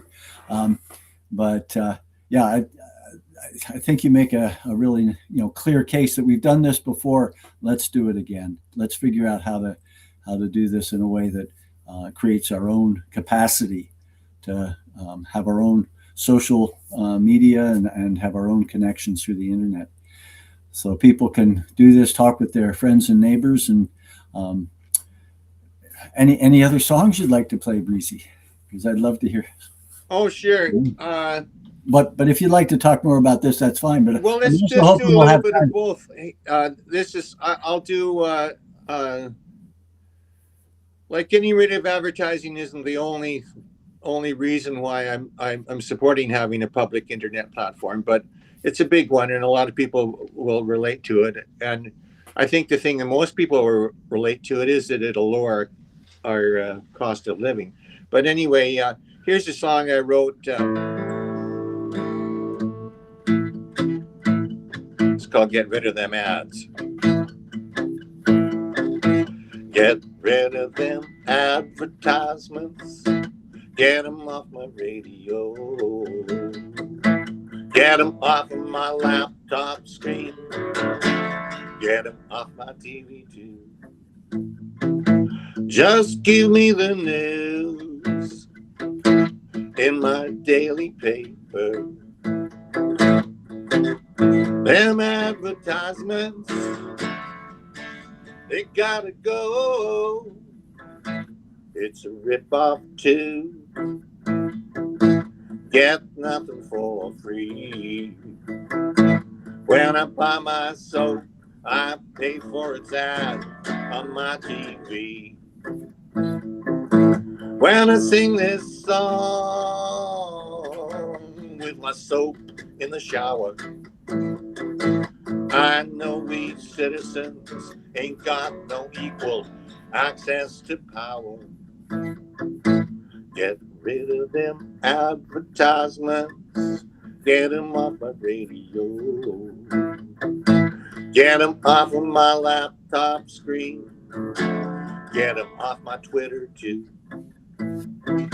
Just give me the news in my daily paper. Them advertisements, they gotta go.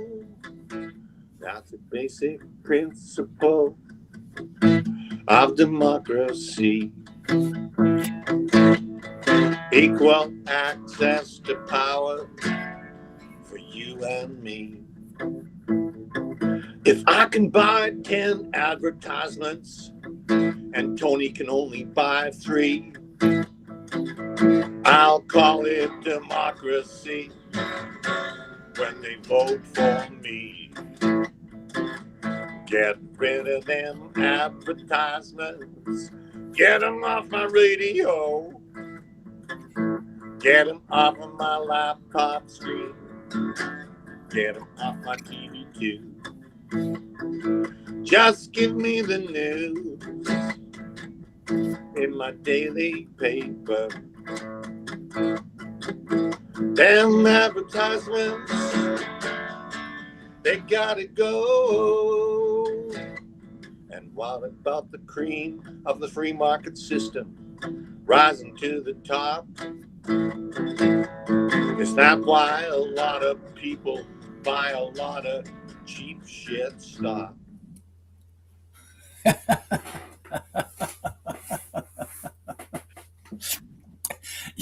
You can condense a lot of wisdom into that one in terms of what drives our society. And, you know, part of it is also making people feel inadequate. Part of the view of the purpose of advertising was to make people feel incomplete, inadequate if they didn't buy stuff. If they didn't buy your stuff. It wasn't about this has better bearings and this is going to be more durable and this is how it's always about, you know, how it's best, it's better than somebody else's, or it's sexy, or, you know, advertising was designed to be manipulative rather than informative. And that's something we have to remember when we get that urgent.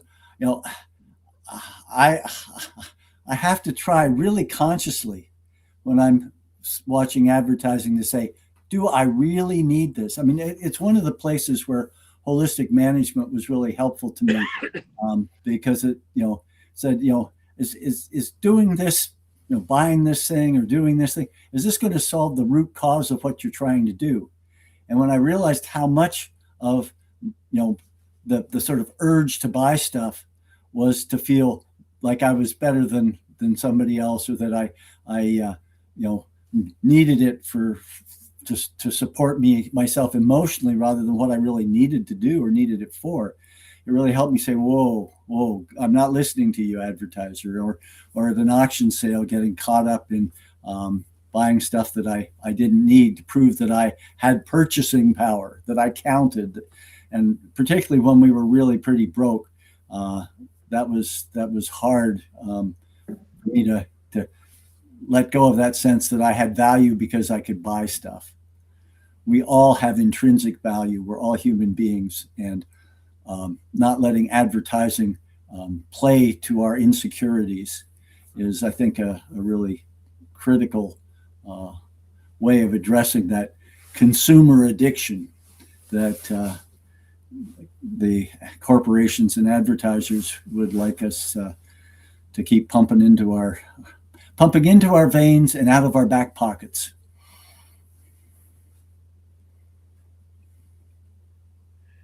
Yeah, you're so right, Tony. You know what? I really I would like to thank you and like all the candidates, you know, for stepping up in this race. Like at this time, you know, when we had suffered such a devastating loss, I think it's wonderful the way that the 5 of you are stepping up, and I love you all. I wish, you know, we could have 5 leaders, but the way it is, we have to have 1. And it's my hope that all the candidates run again in the next election and all become MPs, regardless of whether they're the leader or not. I really am thrilled by the quality of candidates that stepped forward.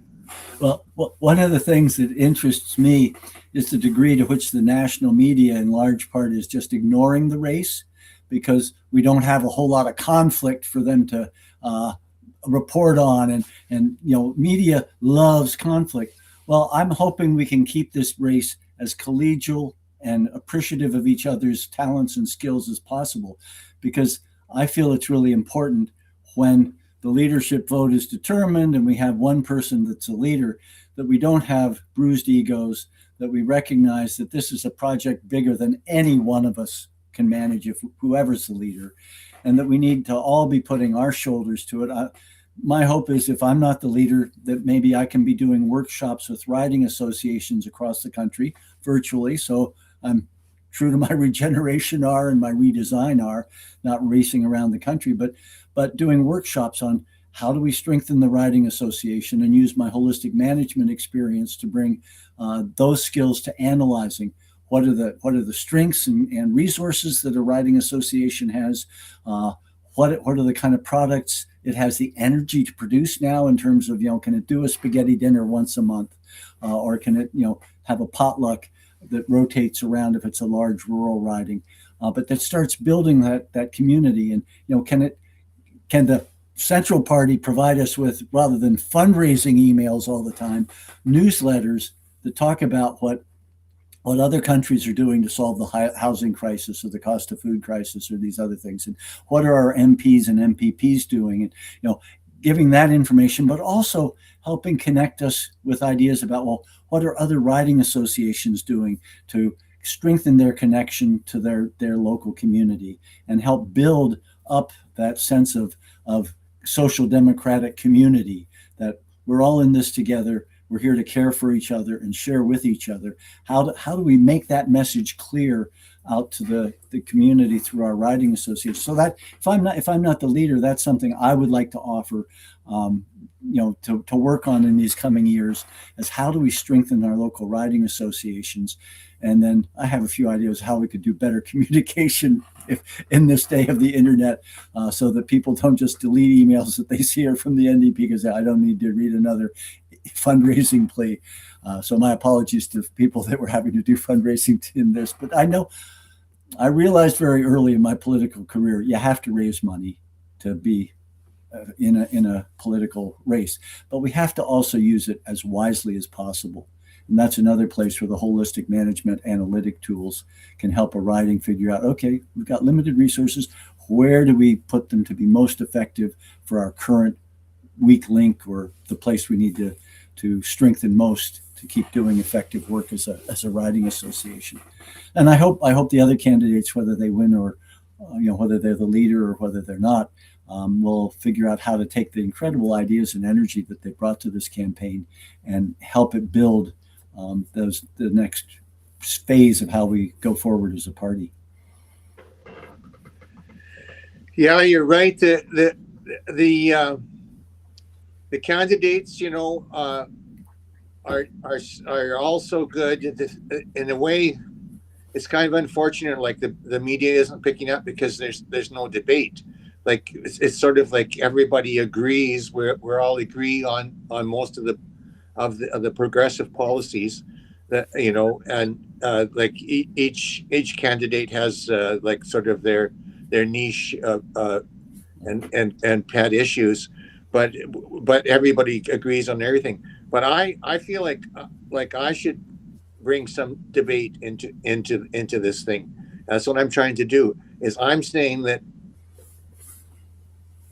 the boldest new idea that exists right now is the idea for democratic media reform.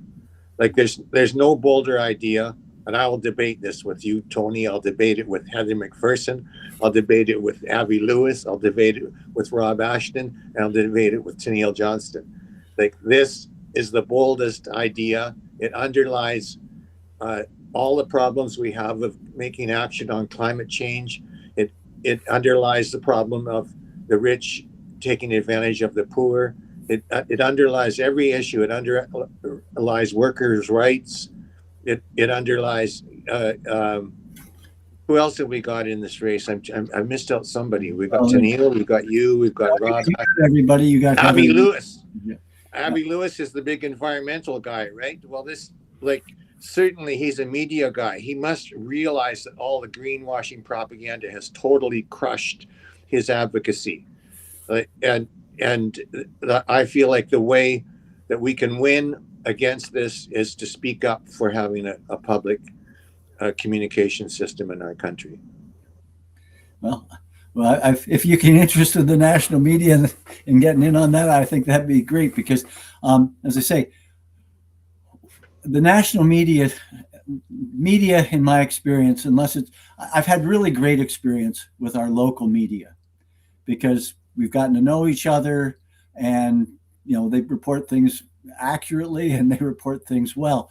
But when you get to the larger stage, people, they're interested, in controversy and blood cells, the fighting cells.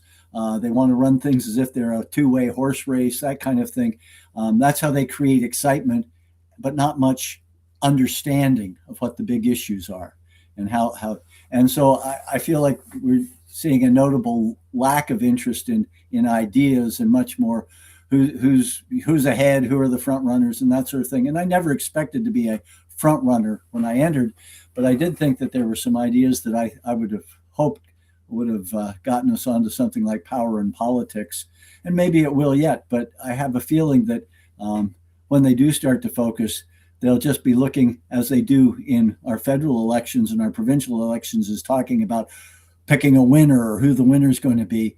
And that's not how democracy and societies grow and move. It's about the ideas. And that's where your concern about the internet is so critical, because if the regular broadcast media and the print media are being superseded by the internet and the streaming and both those news platforms and those algorithms that give you the next thing to look at after you've been looking at something, if they control the message and they control what people are seeing and their understanding of what's happening in the world beyond their front door and their back door, which they can see actually themselves. If the weather forecast tells me it's going to be a terrible storm and terrible things, but I look out my front door and the sun is shining and the wind isn't blowing and it's not snowing, well, yeah, weather forecasts are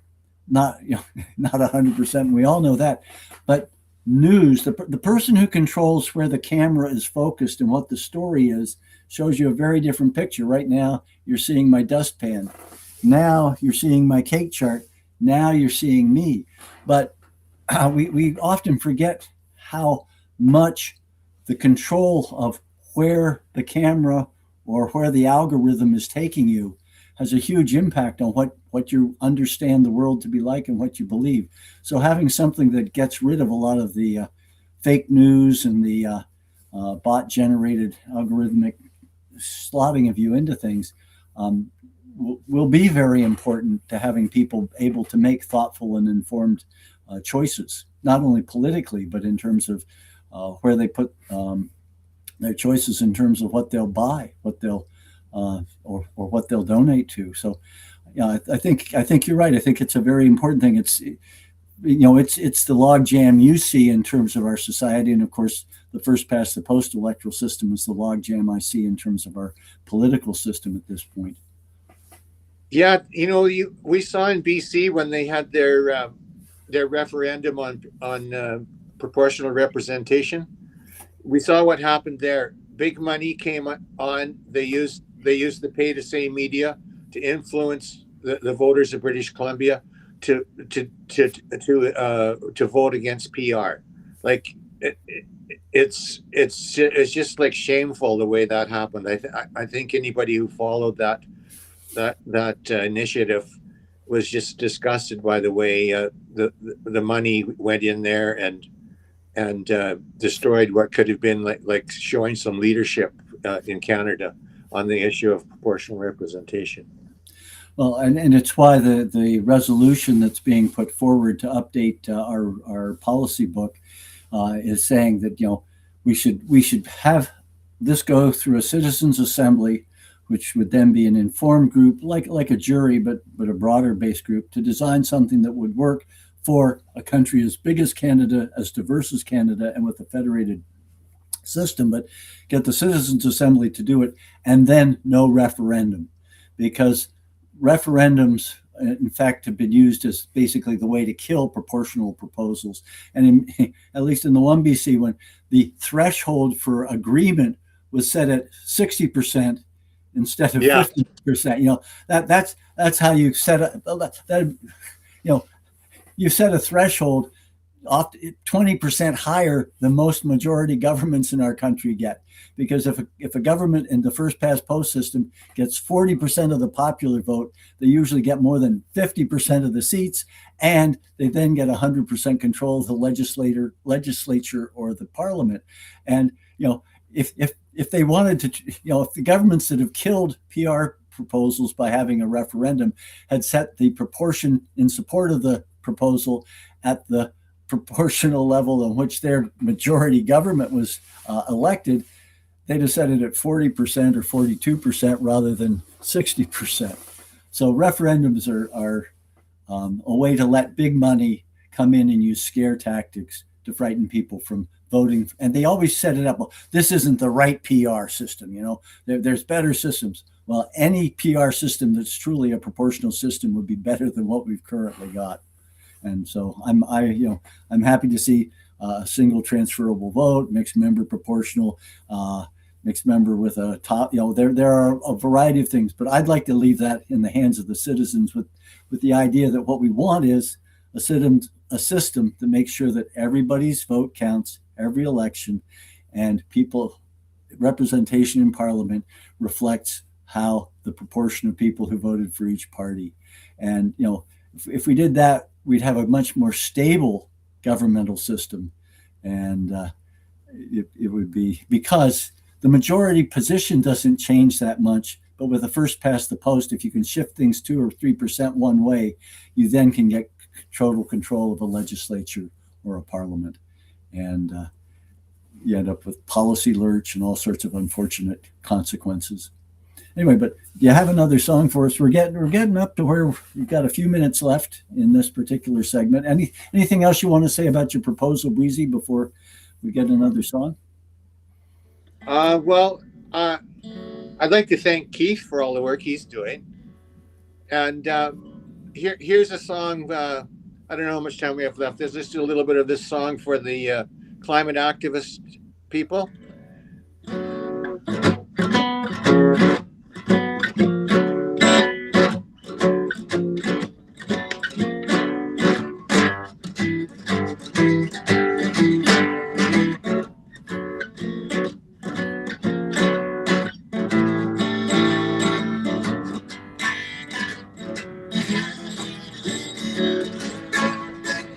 Climate change is here, and you need something to keep you cool. I said, climate change is here, and we need something to keep us cool. Hey, people, we got something for you.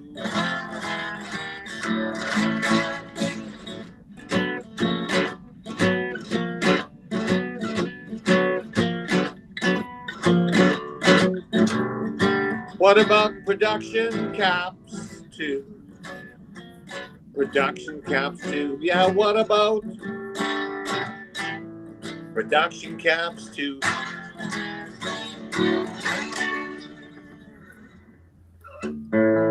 Okay, here's one more for you. This is a song. It's called Blacksmith Joe.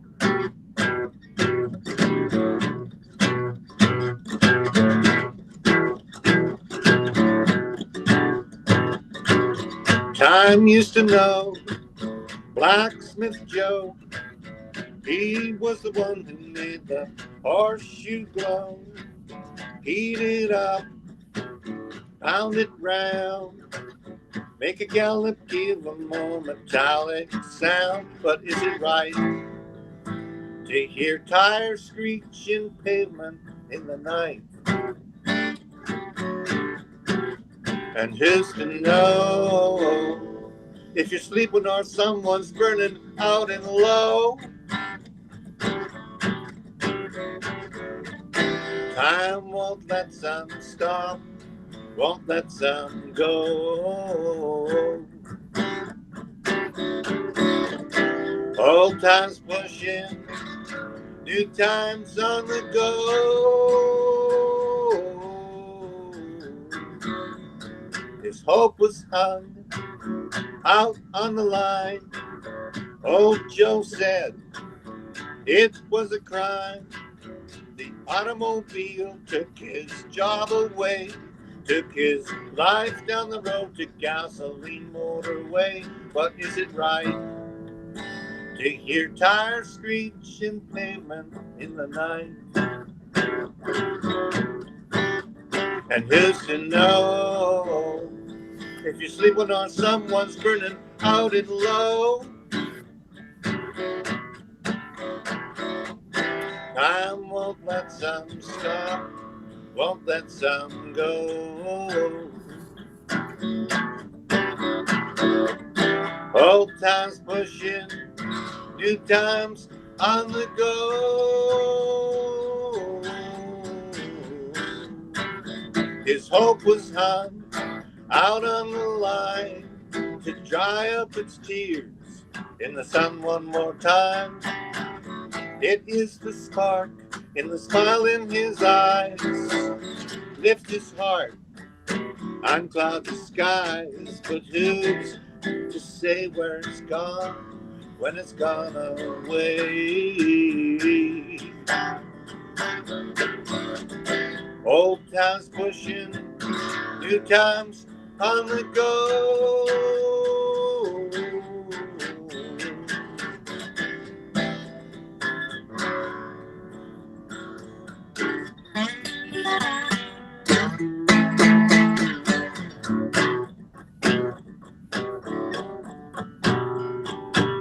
Time used to know Blacksmith Joe. He was the one who made the horseshoe glow. Heat it up, pound it round, make a gallop, give a more metallic sound. Make a gallop, give a more metallic sound. Yeah, make a gallop, give a more metallic sound. Okay, thanks everybody. Thanks, Tony. Well, thank you. Thank you, Breezy, both for your music and even more for your idea that we need to get ourselves a public internet service so that we have an opportunity to create something with no-ads.ca is your website, and encourage people to go have a look at it. And ideas are things that can start out very small, but as they grow, then that's how society changes. And we've let too much of what we are growing into be controlled by a few very, very powerful and wealthy elites that don't have all of our interests at heart. But yeah. So thank you so much for your idea, your inspiration, and your music. Take care. Okay, thanks very much, Tony. Thanks, everybody. Have a good day. Thanks, Breezy. Thanks, Keith. Yep. Amen to that. All right. Thank you so much, Ryan. Have a good one, Breezy. All right, Tony, we're going to do our bird Kahoot. Any words to say before I take you off the screen? Tell me more about what a bird Kahoot is. That's a good question. That's a great question. We're gonna do it's a quiz basically. It's like a bird quiz, and it's themed. It's Tony McQuail themed. McQuail. Okay. Yeah, McQuail. It is the Tony McQuail bird quiz. Okay. So we'll get started with that, and then we'll see you later, Tony. Okay. And I did send you my idea of what maybe you got that. I did. I will make sure once I'm able to, after this segment, I'll make it into QR code so I can put it up on the screen. Okay. Or do you want me to say it now? Yeah, say it. Go ahead. Okay. Well, Keith said, "What's my favorite bird?" Well, I like a lot of birds. Wait, and no. Don't say the bird though, because it's a question. It's a question in the quiz, so you'll spoil it. If you say it. I like a lot of birds, and I'm lucky as a farmer that I get outside pretty well every day, and almost every day I see some birds out there. Yeah. But I do have one that I have some special affinity for. If after the quiz you could give us the story, that'd be great. Okay. Will do. Sorry for cutting you off, Tony. I didn't want you to spoil it. Okay, we'll see you later. Okay. Take care. See you soon. Okay, so we're gonna do a bird quiz. Laura, would you like to introduce yourself? Yes. I'm Laura. A bit of background on why I decided to do a bird quiz is overall I love animals. I have a degree in zoology. I studied it for 4 years in school. And birds definitely have a special place in my heart. I used to volunteer at my local bird sanctuary, and I've joined lots of birding groups. So I know that it's also popular among many people. Everybody who I know knows at least one birder. So hopefully you have a birder in your life. And if you do, maybe you can ask them to join us for the segment. Play along. All right. So in order for this to work properly, if you plan on being a participant, you'll want your live stream to have the least amount of delay. So the way you can do that is right now, hit the refresh button. So if you plan on participating in the Kahoot, we're gonna wait. We're gonna wait about a minute. Press the refresh button right now, and that should hopefully make it so there's not that much of a delay. Hopefully it'll run smoothly for you. If you plan on just watching, don't worry. But if you plan on participating, refresh the stream right now. Yes, and if you find that there's a lot of delay while you're playing, then you can refresh as you go as well. And also, if you have any difficulties with this, just let us know in the chat. Love-fear relationship with birds. Me too. I think it depends on the size of the bird. Okay, I'm gonna share my screen. Okay. Host. Alrighty. So it should. Oh, what do I do? Click this. No. Oh no. Oh no. What That's have I okay. done? Just go continue with the one. Oh, okay, I understand. There you go. Start. And All if right. you start, the code should pop up. Okay. Alrighty, everybody. Oh my gosh. I don't want it. All right. Okay, so is that working?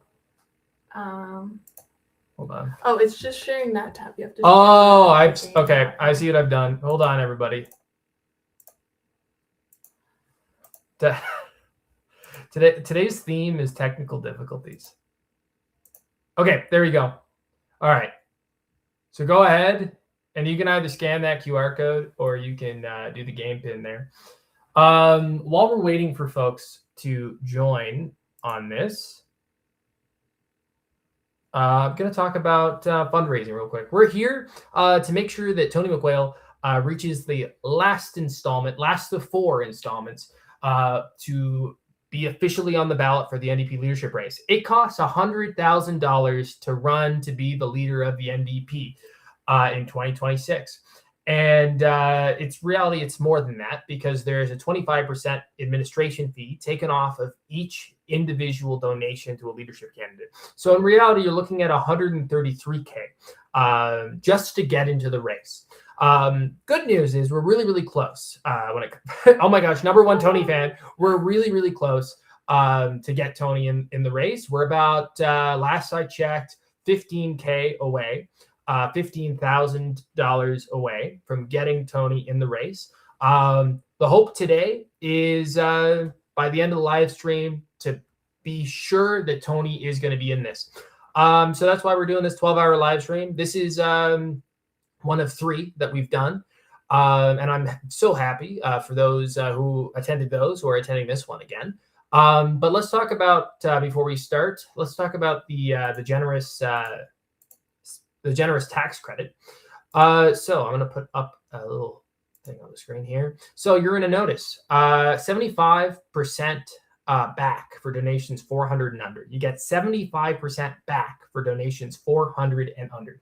So if you're given $100, You're getting $75 of that back come tax time. Not this tax time, but 2027 tax time. But still, you're getting that back. And the same thing applies even if you are giving less than 100, of course. So it's the same thing. It's no matter how small. If you're giving $20, you're getting 75% back of that $20. If you're giving $10, you're getting 75% back of that $10, so on and so forth. Something to keep in mind and to help us get to our goal. All righty. So I think that's enough talking about that. We always have that QR code in the screen. So I'm seeing 5 people in the Kahoot. If anyone else wants to join, this is your last call to do so. You can also join while we're playing, I believe. Okay. The code should be on the screen still, hopefully. All right. Who we got? We got G, we got Topher, we got Chels. I know exactly who that is. We got Celine. We got number 1 Tony fan. I'm a big fan of the globe. I know you can't pick your person, but I think you can now. Oh, really? You I can? think you can edit it. And also, if you feel like you don't know a lot about birds, I did try to include some questions that hopefully everyone can get, or even are kind of more like pop culture questions. Well, I have one of those, I guess. Okay, we're gonna click start now, everybody. I recommend. Hopefully, I'm hoping the delay isn't too bad. But if it's, we're gonna find out. The ultimate McQuail bird quiz. 3, 2, 1. First question. Which of these birds is not the official bird of one of the provinces or territories? Which one is it? Northern cardinal, common raven, great horned owl, Steller's jay. Who knows? Who knows? Nobody's answered yet, so part of me thinks that There is a big delay. Uh-oh. Okay. So nobody answered. Okay, awesome. If everyone could Refresh your page, folks. Okay, maybe you know what? If I just copy and what if I can't copy and paste we it. should have done that beforehand. Yeah. Okay, what if we say the question before we even press play for the next question? And then this will take 5 hours. Well, I don't really know what to do. Do you want to go on to the onto your phone, onto the YouTube, and just type in? Actually, I'll do it. Here, I'll just. I don't know.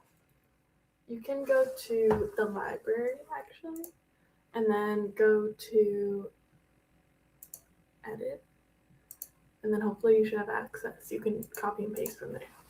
Okay, we're gonna copy and paste the next question and hopefully this will work. into the chat. How many species of quail are there? So the red. Can you show that for me? So what? That's, So this. so for the next one, red. They can't see this. They can only see this. So I'm gonna say it verbally. Okay. For the next question, how many species of quail are found in Canada? Red is 1, blue is 3, yellow is 7, and green is 10. So we're gonna press play, and I'll say it as we press play. So again, red is 1, blue is 3, yellow is 7, and green is 10.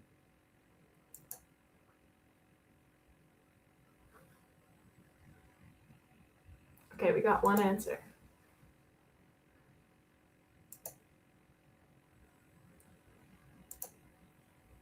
Okay, it worked. Okay, Some people answered. most people guessed 7, but there's actually 3 species of quail in Canada. There's the California quail, the mountain quail, and I wrote down the other one because I knew I wouldn't remember it, the northern bobwhite quail. Okay, so our next question before we press play is, which of these birds is known for having a distinct blue egg? And the red will be house sparrow.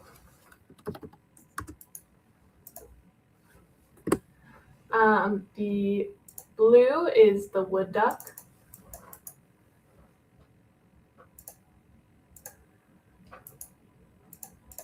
Oh gosh, we should have counted. I recommend refreshing again if you're having like delay issues. You really should refresh. Refreshing should fix it. Yellow is the American robin.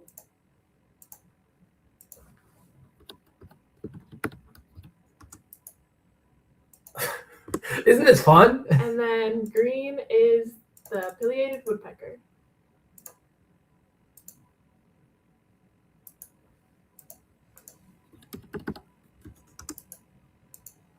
Okay. So get your answers ready. We're going to press play. And go. So far, everyone has 0 points. Okay. By the end of this quiz. Okay. All right. We got That it. worked really well. We can do that. It seems like only 3 people are playing. 3 people are locked in. 3 people are locked in, and they got it. Everybody They got got it. the American robin, classic robin. Oh, actually, 4 people. 4 people did. Good job, 4 people. Okay, our next one. Oh, sorry. Uh-oh. Show you Okay. this. Oh, whoops. So No! Why did I do this? This question is about the fastest animal in the world. I don't think we'll have time to copy and paste everything into chat, so hopefully it's not too delayed. Okay. Red, Swanson's hawk. Blue, peregrine falcon. Yellow, white-throated needletail, and green, golden eagle. Okay. Okay, you know. Next, yeah. All right. One person got the peregrine falcon, which is the fastest of not only the birds but all animal species. Okay. All right. It seems like we kind of got it now. It seems like people are. But I don't fault anybody who guessed golden eagle because I believe that's like the 3rd fastest bird. I was. Okay. What's the score like? Oh my gosh. Celine is on fire right now. All right. Let's copy and paste the next question before. Okay. There. So the next question is, which of these is not a feature of most birds' skeletal system? So this one, maybe a bit of an advanced question, but I believe in everybody who's playing. Okay, all 4 of you. So red is, can you remind me what red is? Red is lightweight air-filled bones. Blue is an extended sternum, which is your breastbone here. Yellow is fused collarbones, and green is elongated tailbone. So which of these is not? Okay.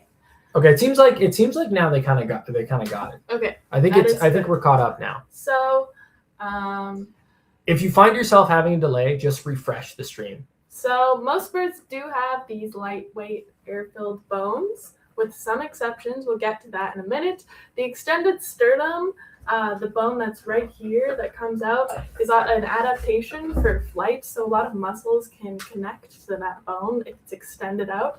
The fused collarbones, you might know, are the wishbones. So nobody guessed that. I think everyone knows about the wishbone. And the elongated tailbones, this was a tricky one because birds actually have fused tailbones. So the last few vertebrae are all fused together, and they're a little bit shorter.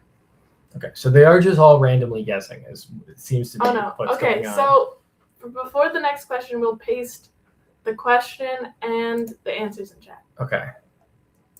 And I think this is a good pace. Yeah.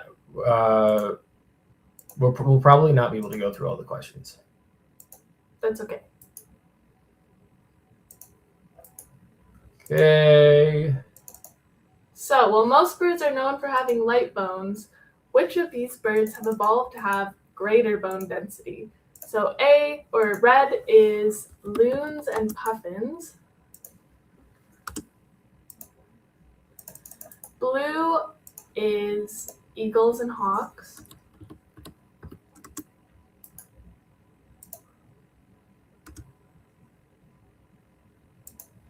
Yellow is sandpipers and sparrows.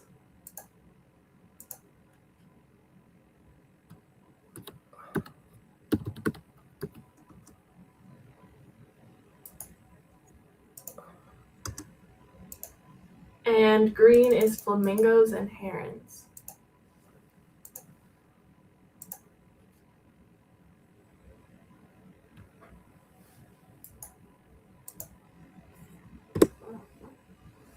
All right. Oh my gosh. Chelsea Lynn, you were getting up there.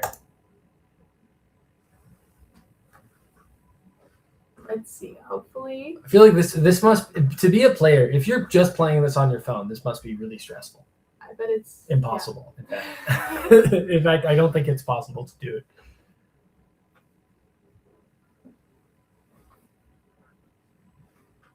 Okay. Nice. Everybody Okay, guessed nice. correctly, so I'm Nice, guessing nice. it's working now. That's correct. So loons and puffins have greater bone density, which helps them with diving down. Other birds that have this include penguins and I believe kiwis as well. Oh my They gosh. don't have to fly. God, the next one's a true or The false next one. one is true or false. So Okay. hopefully this will be easy to type into the chat. All right. So true is red and then false is blue, I believe. How are we doing on the score right now? Okay. Still, Celine is still on the top. Dill is at 0. I don't think Dill's actually answered a question. What do we want to say? I know this one. Do blue jays contain the brightest blue pigment found in any bird?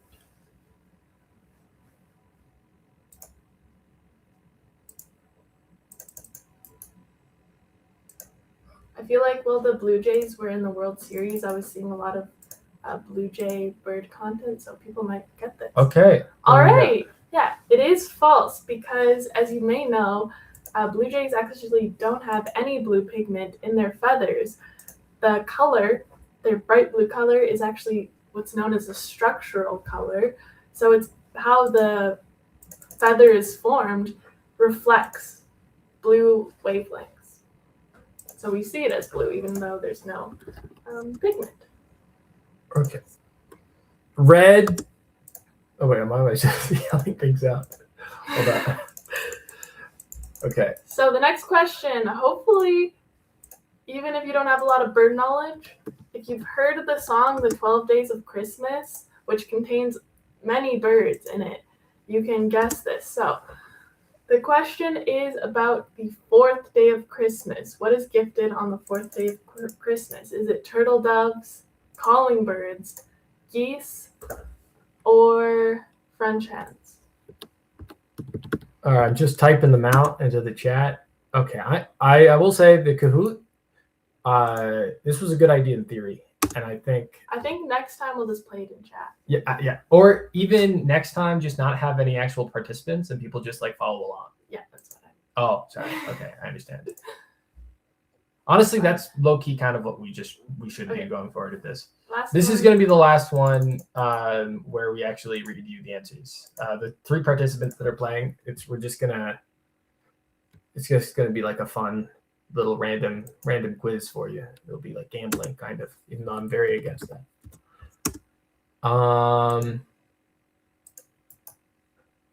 Okay. There. Okay.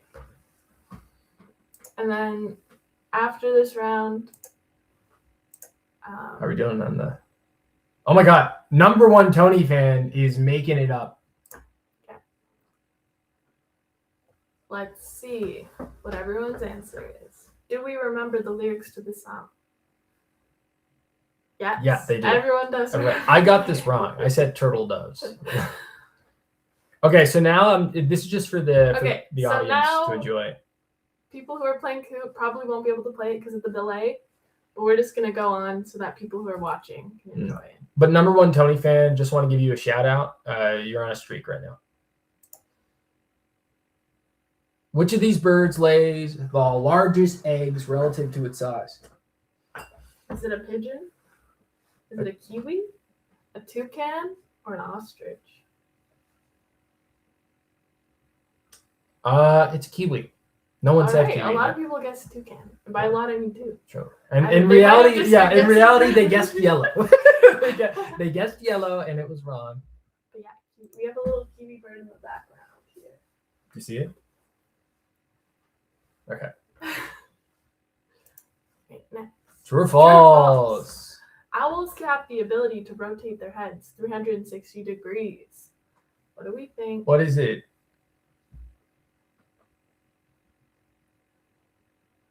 Nice. Okay, whoever guessed red, good You job. did a good job. Good job. Oh my Owls gosh. can actually only rotate their head 270 degrees. All right. We're just gonna kind of blast through you. Which bird is known to lay its eggs in the nest of other birds?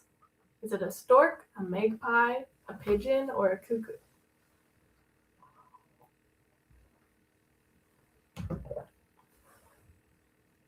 One person guessed cuckoo. It is a cuckoo.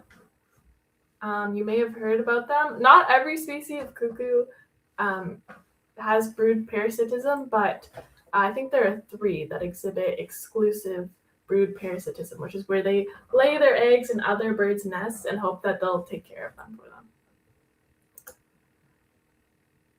Number 1 Tony fan on top. Let's go. Good for you, number 1 Tony fan. Which of these bird species do not mate for life? So a lot Does not. do not mate for life. It's the Chickadee. black-capped chickadee. There are a lot of bird species that are known for mating for life. And in fact, 90% of birds exhibit some form of monogamy, and of those 90%, 10% mate for life. Chickadee, they're a polyamorous bird. You could say that, I guess. Yeah, they have There you polycules. go. All right, true or false?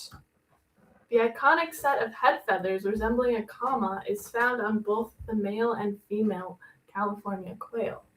True or false?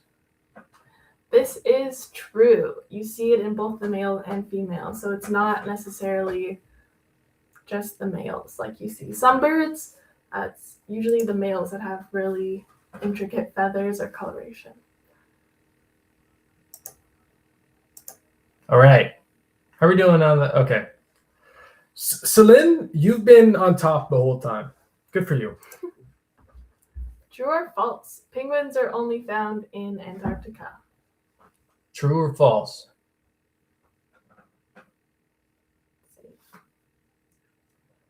Also, some people in the chat were appreciating your photos that you made.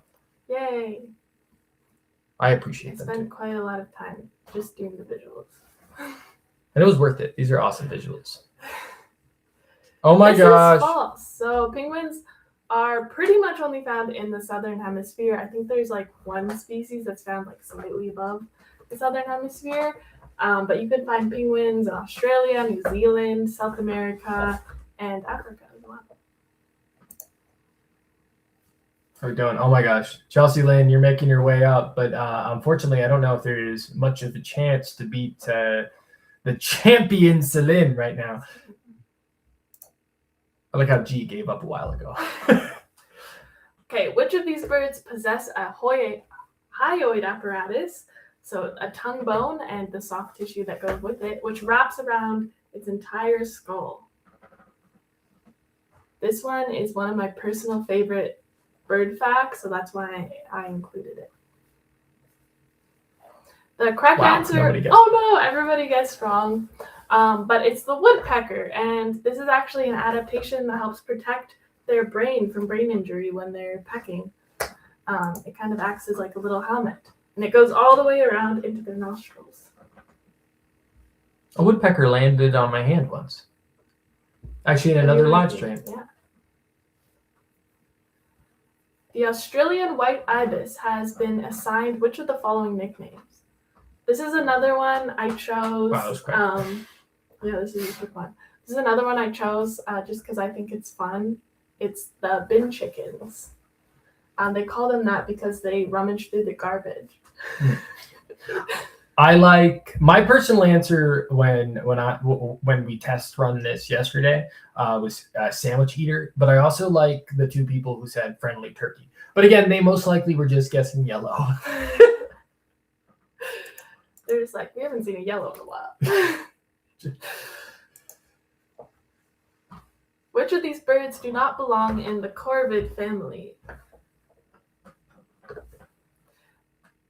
sparrow is the correct answer. Everybody guessed Everybody blue. confidently guessed blue. But magpies, crows, and ravens are all corvids, and they're known to be some of the smartest birds out there. Okay. Alrighty, next one. All right, we're just going to try to blast through these questions because we're almost done. True or false, quails have been featured in Egyptian hieroglyphs? True or false? This is my favorite graphic, actually. This is true. And 2 people got it. Okay. The quail Let's see the score chick here. is one of the hieroglyphs. Oh, Celine still on top. I don't. At this point, there's no way of decrowning Celine here. I don't think. All right. True or false? Same-sex partnerships have been recorded in multiple bird species in numerous peer-reviewed papers. Again, one of my favorite bird facts is that many birds have been recorded to be in same-sex partnerships. One of the most iconic ones is the king penguins, which have been seen to actually adopt abandoned penguin eggs and raise them together. Yeah. This is the best graphic, actually. This is my favorite one. I just want to show the chat. They didn't show very often, so I want to make sure everyone can really soak it in. Next, okay. Number 1 Tony fan. What an upset. Rising. Okay, last Final one. question. What's What Tony's is favorite Tony's favorite bird? Is it the bobolink, the California quail, the mountain quail, or the northern bobwhite quail? We should have put this one in the chat as a final. Yeah, true. That's too, okay. Too late. But, okay, we'll see. Nobody guessed it. Again, Guys. everyone guessed quail. It's the bobolink. I don't know the story yet, but hopefully Tony will fill us in later. And I don't know much about bobolinks, but I believe that they live around like grains, and that's what they like to feed on. So I could see them being around farmland. Chels. Number 1 Number Tony one fan. Tony Number fan. 2. And number 1. Oh my gosh, who is it? Who could it be? It's the person who's been winning the whole time. It's Celine. Okay. I like that number 3 was a penguin. It's their True. character. I wish they were all birds. Okay, gotta end sharing my screen. Okay, thanks for bearing with us there. We eventually got it. We know now, future reference, that it's probably best to not actually have active participants and instead just like have you participate in the chat. But you live and you learn. I hope you enjoyed it. Laura, do you have any parting notes for everybody? Well, one more bird-themed feature of this live stream is I have with me a bird puzzle, a 1,000-piece bird puzzle that we're going to, probably mostly me, I'll be working on it.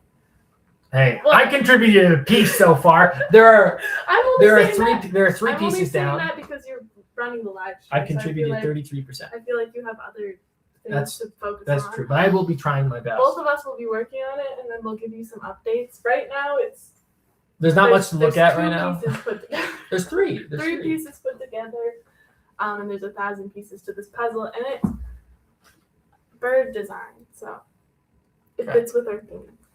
And our next guest has not joined us yet. Do you want to show the puzzle here? If you want to, maybe not. They're good idea to mess with my laptop. Okay. Okay. Actually, okay. So, Peter, I know you're watching. Just. Oh, it fell. Peter, I know you're watching on the YouTube. You've clicked in order to be a part of the stream. You need to click the other link that I emailed you earlier today. So right now, just letting you know. No, so yeah, right now you're in the YouTube link, Peter. You'll need to join the link that I sent you yesterday night. It will be a restream link. I can go ahead and send it to you again if you'd like, but you should have it in your inbox. I'm going to bring Tony on to talk about his connection to the bobolink. Well, hi, everybody.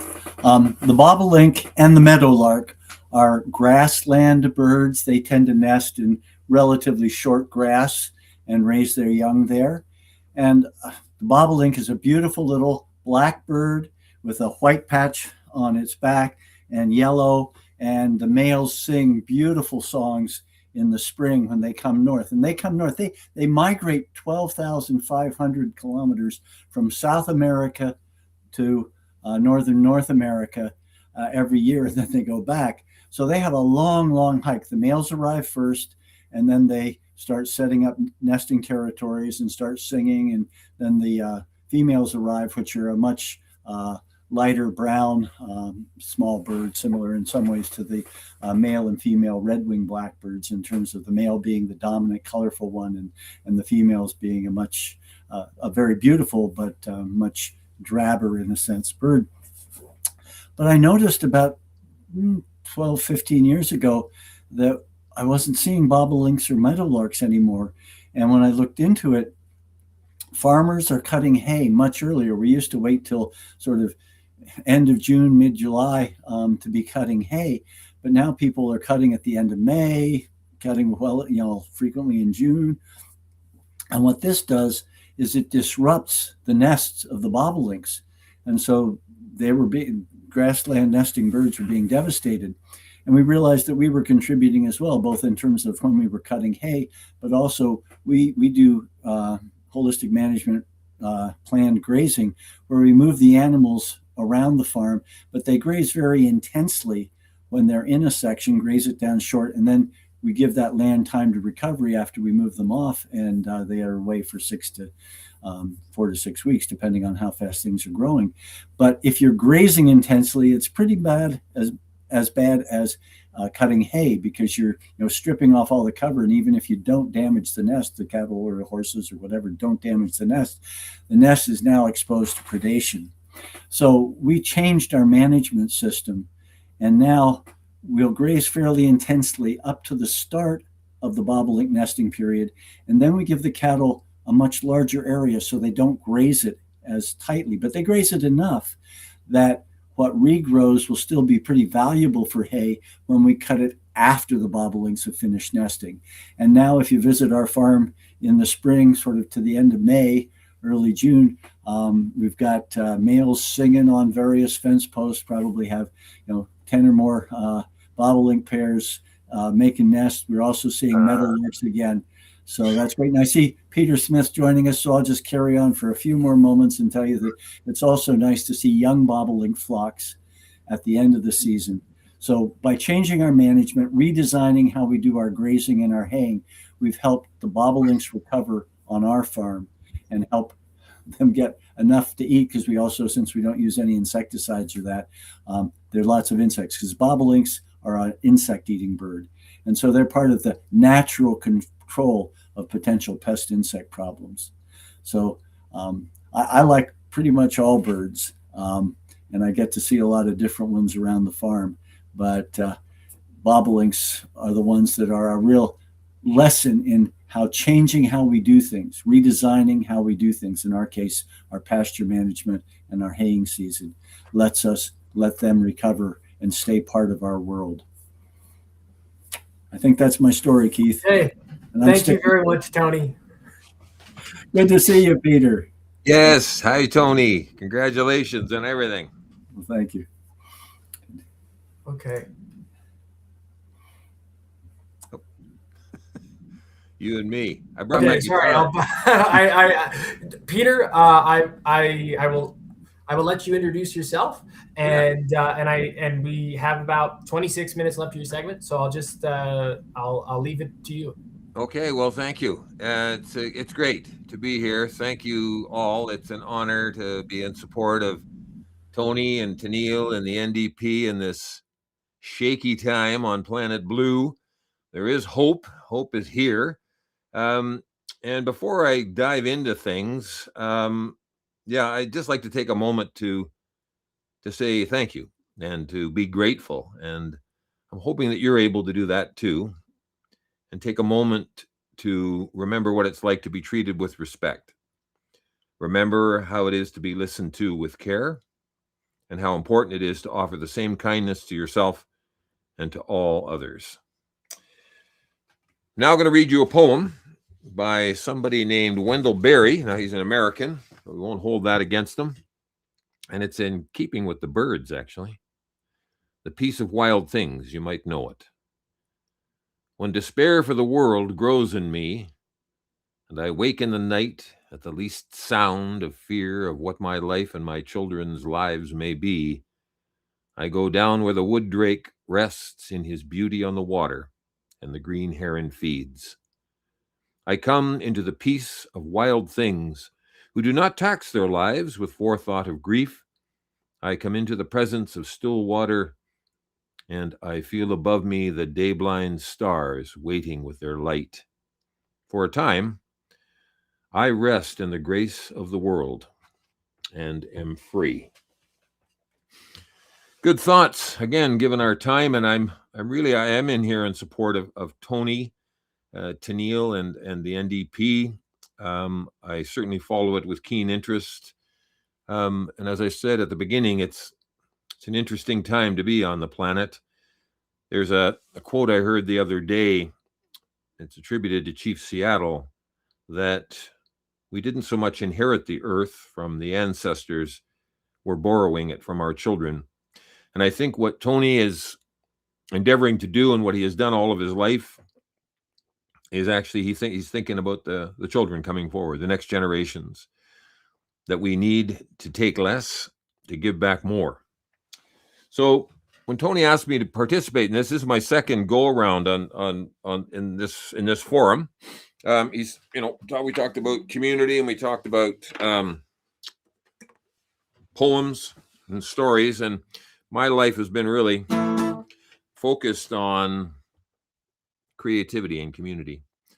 I have been an artist for about 45 years, and I've written, and I have acted, and I have produced, and I have sung. And a latest project that I worked on, actually Tony was there in Guelph, was something called The Voice of the River. And The Voice of the River was a 310-kilometer long play that started at the headwaters of the Grand River. And if you don't know where that is, it's in Ontario, in the south. Runs about 310 kilometers from the headwaters in Dundalk all the way down to the mouth at Lake Erie. It's about songs, it's about people, it's about story circles, it's about bringing folks together to share, it's about finding hope in stories and also love. So I wrote a song called Half House Blues, and I'm going to sing it for you now as best that I can. I don't know how it's coming across on this device here, but so the lead to this story was working with a fabulous woman named Lacey from the Creative Barracks down in Dunnville near the mouth of the river. And in one of our conversations, Lacey said, I live in half a house. Well, now, half a house. How did that work? She said in the 1800s, the house was so big, somebody said, you don't need all this room. Why don't we cut the house in half? So they did. They cut the house in half. But what happened after that was kind of spooky and kind of interesting.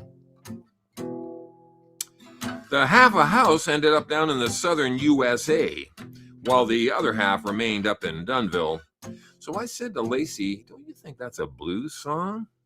And she said, well, maybe. So this is my version of the Half House Blues. I live in half a house, the other half's gone far away. Sometimes I dream at night, is the other half doing okay? I gotta have a floor and have a door, have a bathtub on the lonely shore. Sometimes I dream for more like 50% or so. Got half a letter in the mail today, no idea what it has to say. Looked for a way to respond, the return address was half gone. I got the half house blues. I got the half house blues. I got the half house blues. I got a dog with one eye and I've only got one shoe. I got a dog with one eye and I've only got one shoe. Half a rake and half a yard, 26 playing cards. One-arm shirt and a one-legged pants. I'd get out of here, half a chance. I got the half-house blues. I got the half-house blues. I got the half-house blues.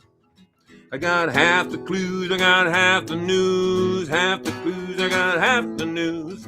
Half the clues, I got half the news. I got the half-house blues.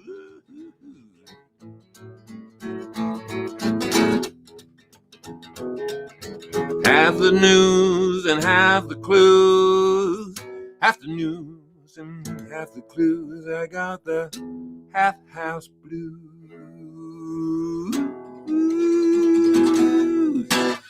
Yeah, so that got sung in a bunch of towns and villages and late night gatherings. So the Voice of the River, it was a interdisciplinary project that connected the communities and their inhabitants who live along the length of the river. As I said, a river that begins the headwaters in Dundalk and travels 310 kilometers before meeting Lake Erie at Port Maitland. And about 1 million people live in the watershed, a watershed that passes cities and towns and villages and wild grasses and coyotes and all manner of beings, and includes 39 municipalities and 2 First Nations territories. The Voice of the River was an inclusive, creative activity and involved artists, municipal and Indigenous leaders, scientists and elders, community folk, children, not-for-profit organizations, education, cultural institutions, and most importantly, the waters of the Grand River watershed. It was a project about storytelling in all the ways that stories can be told, in spoken word, in song, in dance, in ceremony, in art installation, in silence, and in listening, through different cultural lenses and via technology. It was an environmental experience, something that we developed and built over time with folks from the many communities that we visited. Was something that led to unique presentations in all 4 seasons in different locations along the waterway, indoors and out. And over the past 3 years, we've shared the experience of storytelling across generations, a sharing that has led to new and renewed community connections, to reimagining of what community is and what it can be. This work has really just begun, and I think Tony and Tennille are very, very involved in this.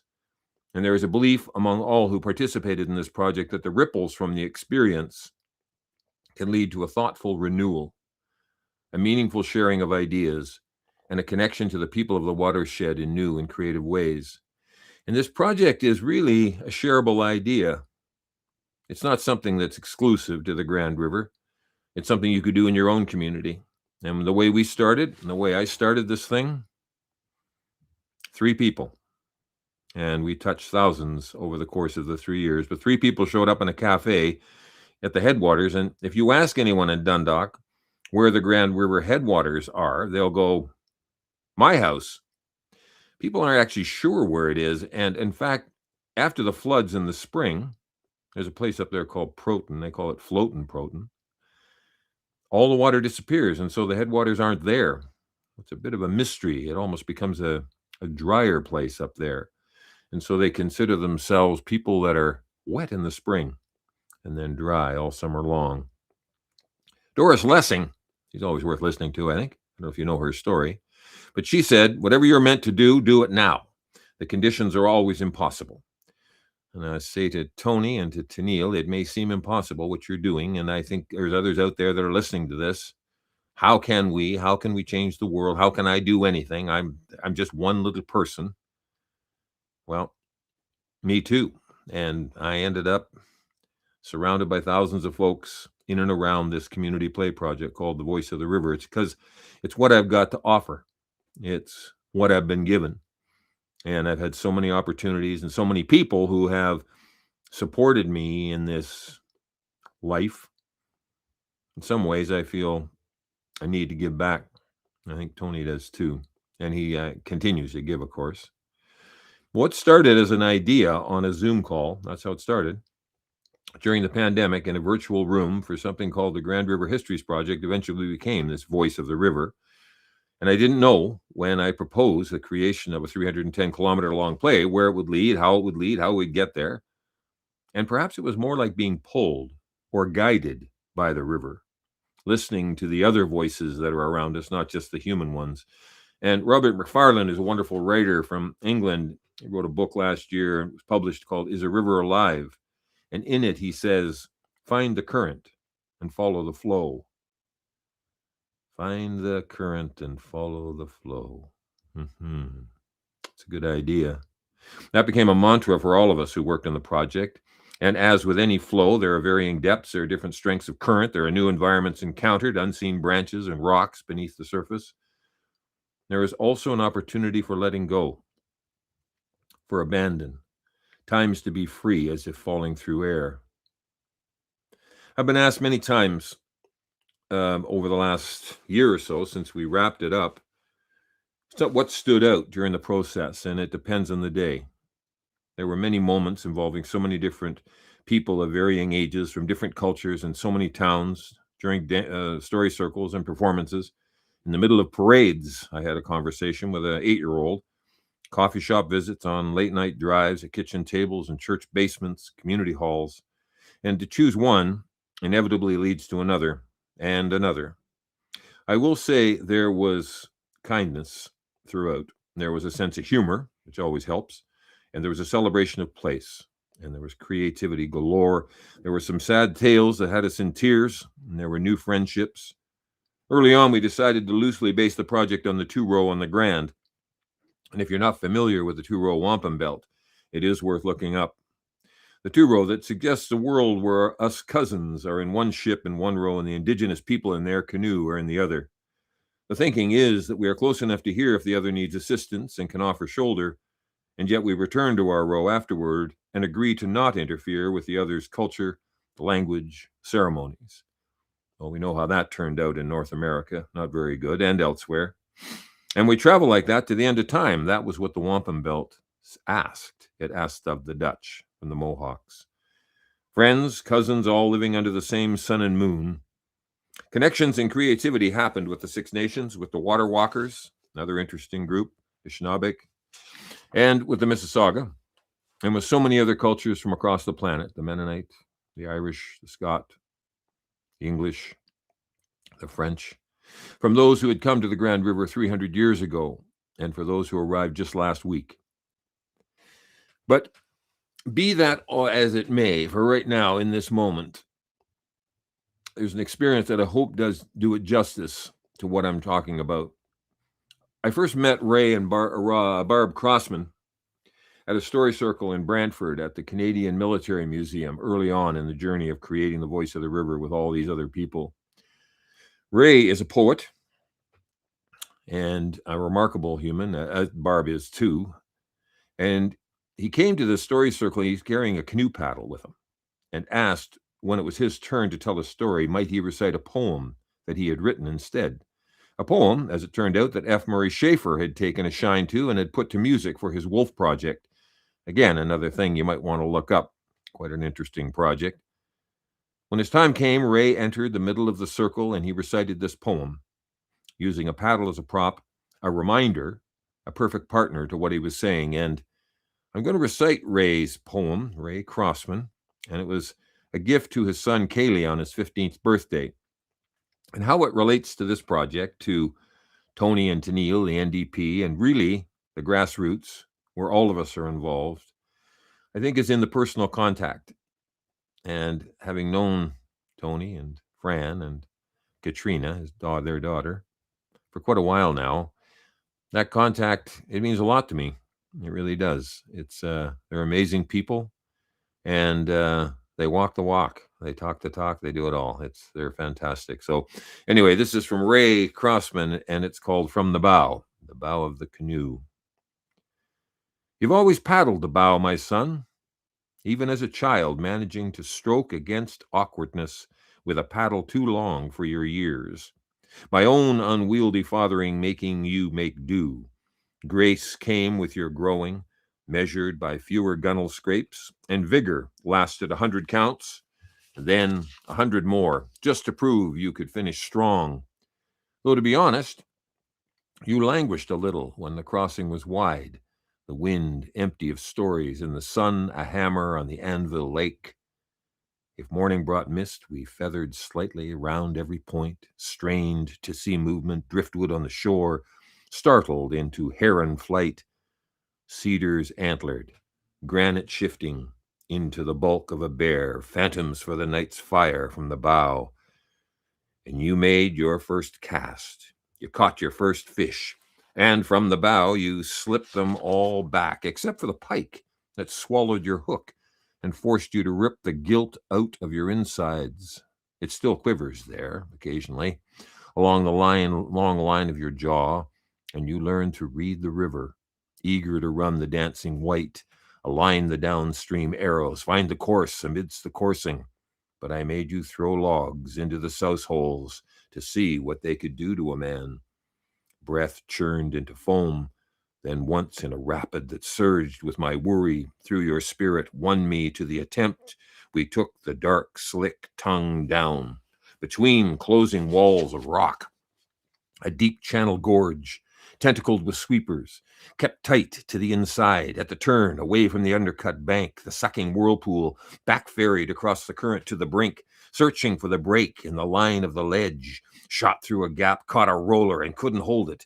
I was ready for the splintering broadside against a boulder, but with a quick pry off the gunnels from the bow, you cleared us past the rock with only a glancing kiss, and we ran the haystacks, leaping and plunging like rodeo riders, your paddle in high brace, your shouts rising like the spray, till you cut into the quiet of an eddy, into midstream stillness, where time seemed to swirl in contraries, a haven where a waiting boy might watch water striders all the calm day long, if not for the river in the artery urging him to lean downstream, hang his weight out on the paddle, feel the pull on the blade, swing the bow into the current again, run the rock garden to the end.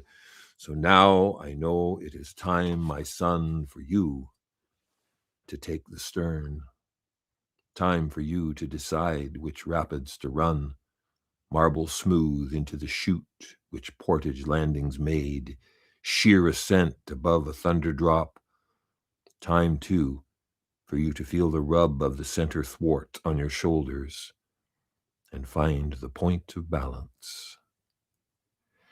I love that poem for so many reasons. I love it because of Ray and Barb, the Crossmans. I love it because it was a poem from a father to a son. I have two sons, Matt and Dan. They both live away. They both have their own lives now. But finding a point of balance, and when do you hand over leadership? When do you go, okay, my son, okay, my daughter, it is now time. Bon chance. I'm here if you need me, but now you are going into the paddle. Maybe not totally on your own, but kind of on your own. When you take the stern, then you're steering. When you bow, you're on the lookout. But when you're at the back, you're steering the canoe. And I think about Tony steering the canoe and his desire to be the leader of the NDP and wanting to join the NDPs to the Greens. I wish him nothing but luck and wellness. Tony, you're a good man. Now, Ray, he held all of us in the story of that poem. His words, the accompanying actions, the emotion, his effort, all true blue. At the same circle, Barb, Ray's wife, met Pat Flood. We just embarked on the idea of creating the Grand River quilt. And back here, this woman that made that for me from Six Nations, she made an incredible turtle that is a part of the quilt. She made two squares, both lovely, and from her experience in the Grand River, her passion for that river. We weren't sure how many squares we'd get for the quilt, maybe 6 or 7, but by the end we had over 70, and I think we're about 85 or 90 now. And each square is unique, each one with its own story. And we have a binder with all of the stories in it, and this spring and into the summer, we're going to be taking it along the river and into galleries, and we're going to be singing and telling stories again, but we're also going to tell the stories of each square.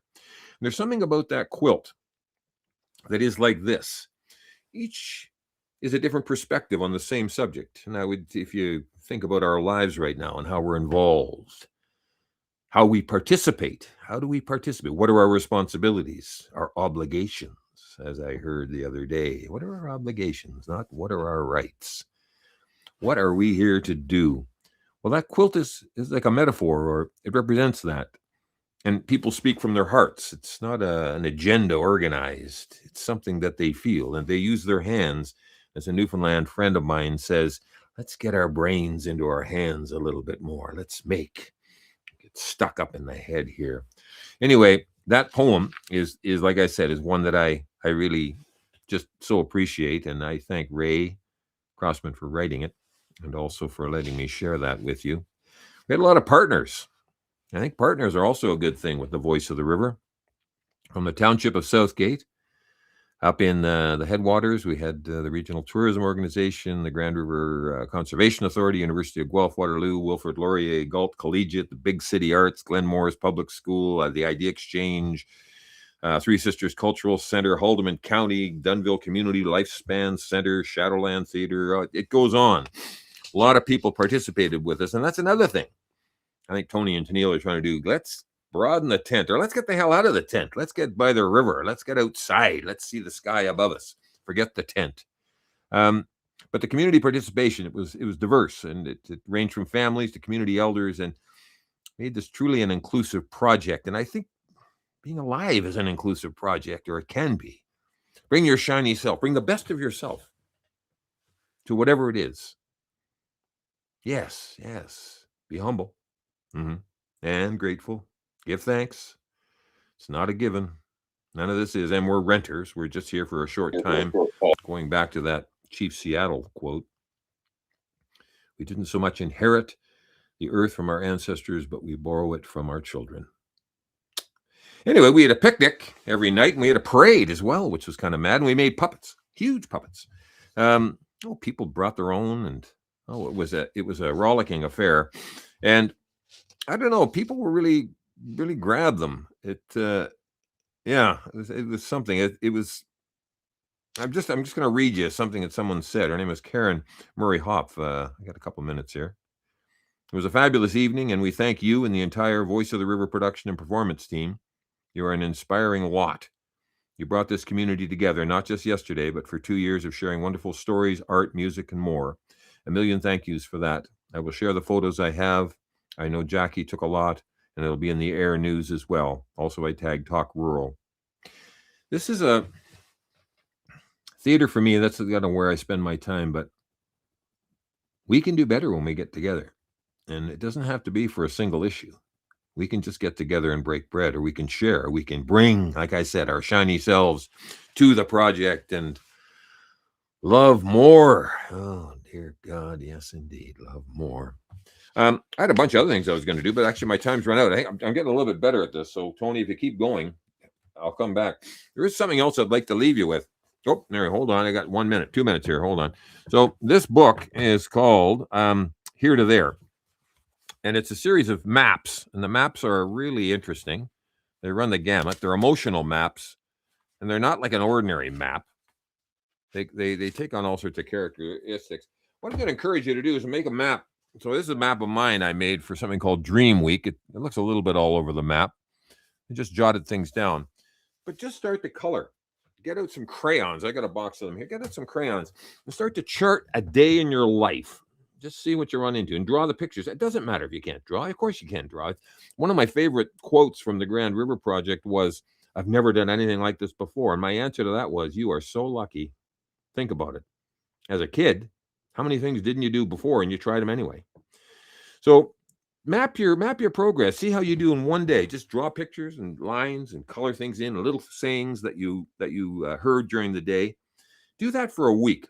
Make your own map of your life and look back at it and just reflect on it a little bit. And that map that I just showed you, one of my favorite quotes is from that, and I'm going to leave you with this. We are what we cannot forgive. We become what we cannot forgive. And that was from a man from Rwanda who told that story. And there's a story attached to that I don't have time to tell you. I wish Tony and Tennille and the NDP all the best. I think you're awesome. I think, Tony, you're just one of my favorite people. So I'm going to sign off with a great big thank you. An honor to be here. And I hope you're doing all right. You're getting enough food in your belly and you've got good thoughts in your head. So see you next time. I can't hear you. You're on mute. I think maybe. I'm sorry. Anyway, Peter, have a good rest of your day, and thank you very much for coming on. Keep the birds flying, man. Have a good one. Bye. Okay, so we're going to move on to our next segment in a moment, but we're going to talk about two things. We're going to talk about membership, and we're going to talk about fundraising. First, very quickly, we're going to talk about membership. So if you plan on voting in the upcoming leadership race in March, you need to become a member, and you have to become a member before January 28th. Here is a QR code to do so. How do you know if you are a member currently? Check your email. Yesterday, the party sent out an email confirming that you are a member, if you are in fact a member. If you have not received that email, that means you are not in fact a member. So scan that QR code and you can fix that real quick. And I'll also just show you this little graphic for your information. This is how much membership costs depending on what province you live in and territory. So I'll just give you a second to absorb, soak that in. And now, briefly, going to talk about fundraising. So why are we here today? We're here to bring community together, but we're also here to make sure that Tony McQuail gets on the ballot come March. We are at the last installment. There's a very tall entry fee when it comes to this leadership race, $100,000. But in reality, it's more than that because each individual donation to a leadership candidate, 25% is taken by the central party in the form of an administration fee. And it ends up being $133K at the end of the day. And the good news is we've raised 3 installments. And now we're in the last installment. Now we're about 15K away. And I have some news for you. We have an anonymous donor who will be matching the donations within the next hour and a half. So until 4:30 p.m. Eastern time, and will only go up as high as 400. So if you donate right now, your donation will get matched up until you reach that 400 mark. So I'm just going to put this little notification here. And actually, I'm going to take it right on down because first I'm going to show you this QR code. And yeah, so I'm going to bring on Benjamin here. How are you today? Good. Am I coming through clearly? Yes, you are. I'm not even sure if I'm centered because I've got the camera mostly pointed at the workspace, but I'm ready to go. Okay, so I will send it over to you, and All you right. have the hour. All right. Hi, everybody. My name is Benjamin Craig. I am a puppet builder. I think originally the idea was to show you my many, many puppets, but the truth is when you are a professional puppet builder, you don't tend to keep them. You make them for a client and then you send them off to be made into a TV show or a commercial or something. So I proposed instead, well, why don't you guys just hang out with me while I work on my latest project and I can talk about that. So I do have little sort of bits and bobs like this guy right here. This is the silicone head of a stop motion puppet from an Air Canada commercial.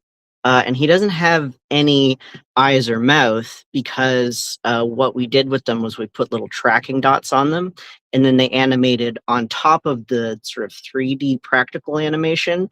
They put in cute little 2D animations for the eyes and the mouth digitally. So I have sort of little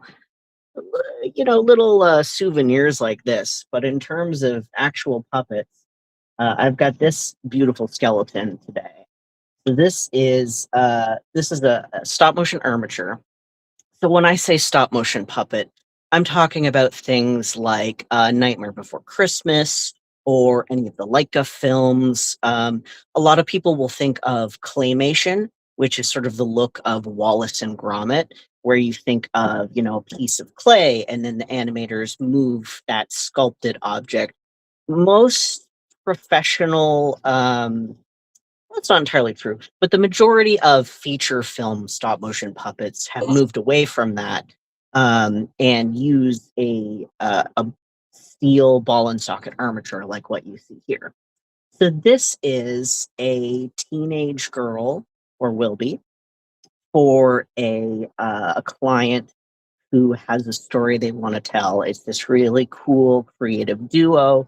And half of the duo, she is a musician who was originally born and raised in Japan, and she was born deaf and spent many of the first years of her life deaf before regaining her hearing. And so they're telling a story of a young Japanese girl who is deaf, and she, as a child, makes friends with a tree. And so, in order to tell the story, they need puppets. I've already made the young girl version of the main character for them, and so they have contracted me to make the next stage, which is the teenage version, so that they can tell stories from different parts of this character's life.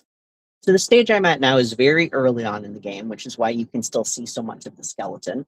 The thing about stop motion, if you don't know exactly what it is, it's you pose your character, and then you take a picture, and then you move it a little, and then you take another picture, and you move a little more, and then you take another picture, and then you stitch those together, and it becomes animated, as opposed to a live action puppet, which is more like your Sesame Street type puppet, your hand puppets, your marionettes. And the thing about stop motion is that you require things to be able to move, but you also need them to stop when you are done moving them and hold position. So there's a lot of thought that goes into how to make sure things move and how to make sure they stop moving as soon as you want them to stop moving.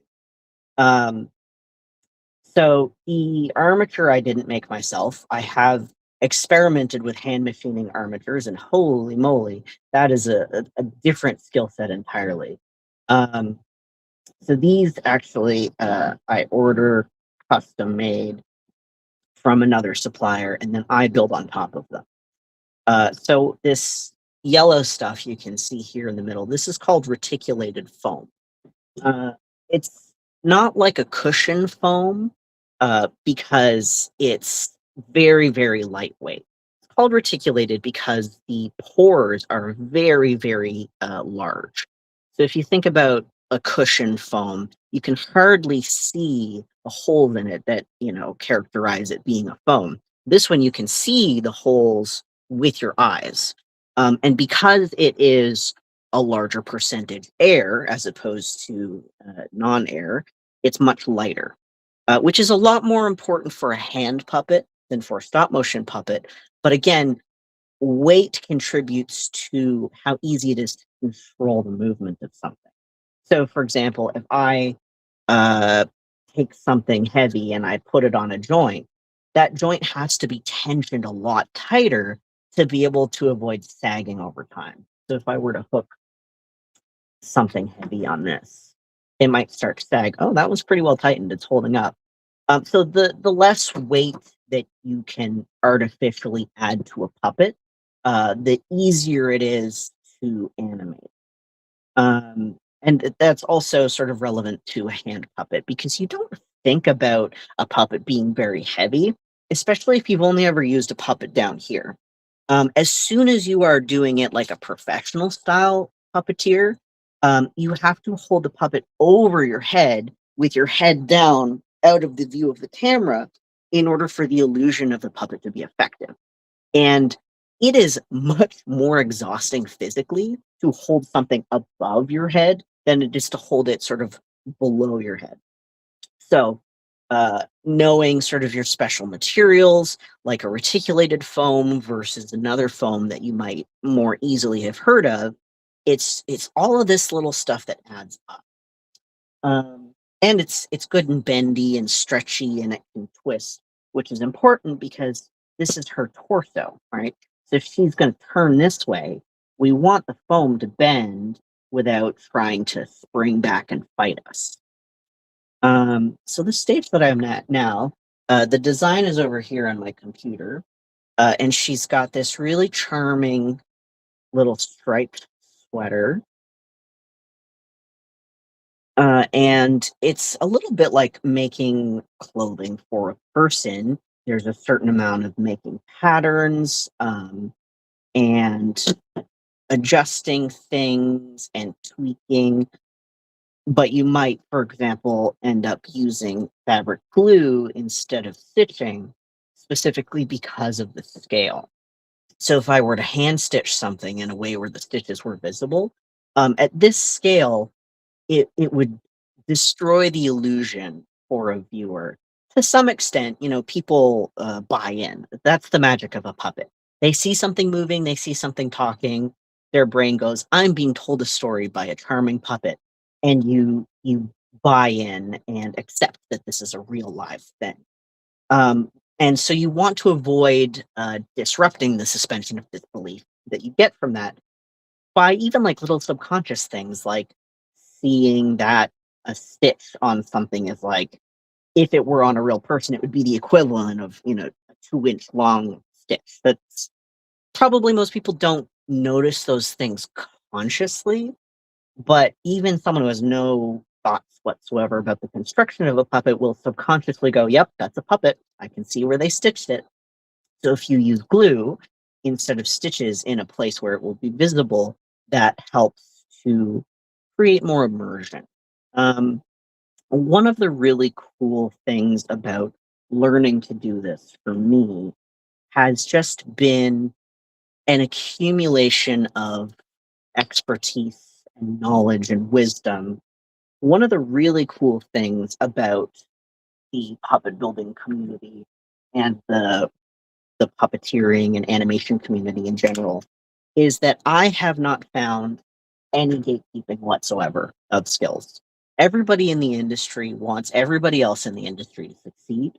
Everyone I've ever worked with has been like, oh my gosh, I have this cool secret technique of how to do this thing better and easier and more awesome, and I want to teach it to you. It's not about I've got my secret and you can't have it. Obviously, there's some people who are like that in the industry. Um, Law of averages. There's always a few jerks in any pool of human beings.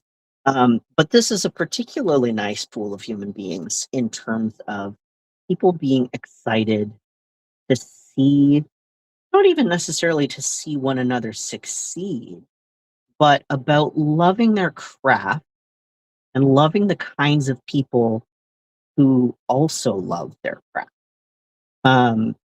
And not wanting knowledge to be lost, not wanting hard won experience to go to waste. If I know a cool way of doing something and I'm talking to another person who theoretically could compete with me for a job, I'm not going to hold back giving them that piece of information because if it makes them a better puppet builder, that means the world is full of better puppets. And it's such a small industry in Ontario and in the GTA that it it has the wonderful luxury of being able to select from nice people to work with. Um, Especially in the film and television industry, you hear all the time of the geniuses who are brilliant, but they're a nightmare to work with. Um, in an industry like ours, we have the luxury of just not working with jerks. It doesn't matter how skilled you are. Any day of the week, I would prefer to work with somebody who is still learning, still figuring things out, has a way to go, but who is pleasant to work with, excited to be there, and, is eager to learn. Um, so it's really just kind of a wonderful industry. I feel like most people I would say 99.9% of the time when somebody asks me what I do for work, like I'm at the bank or I'm, at the optometrist or something, they say, what do you do for work? And I say, oh, I'm a puppet builder. Most of the time people say, I've never heard of somebody saying that they do that ever in my entire life. So I think most people it doesn't even occur to them as an industry, as a career path. So the kind of people who find it as a career path really wanted to be there.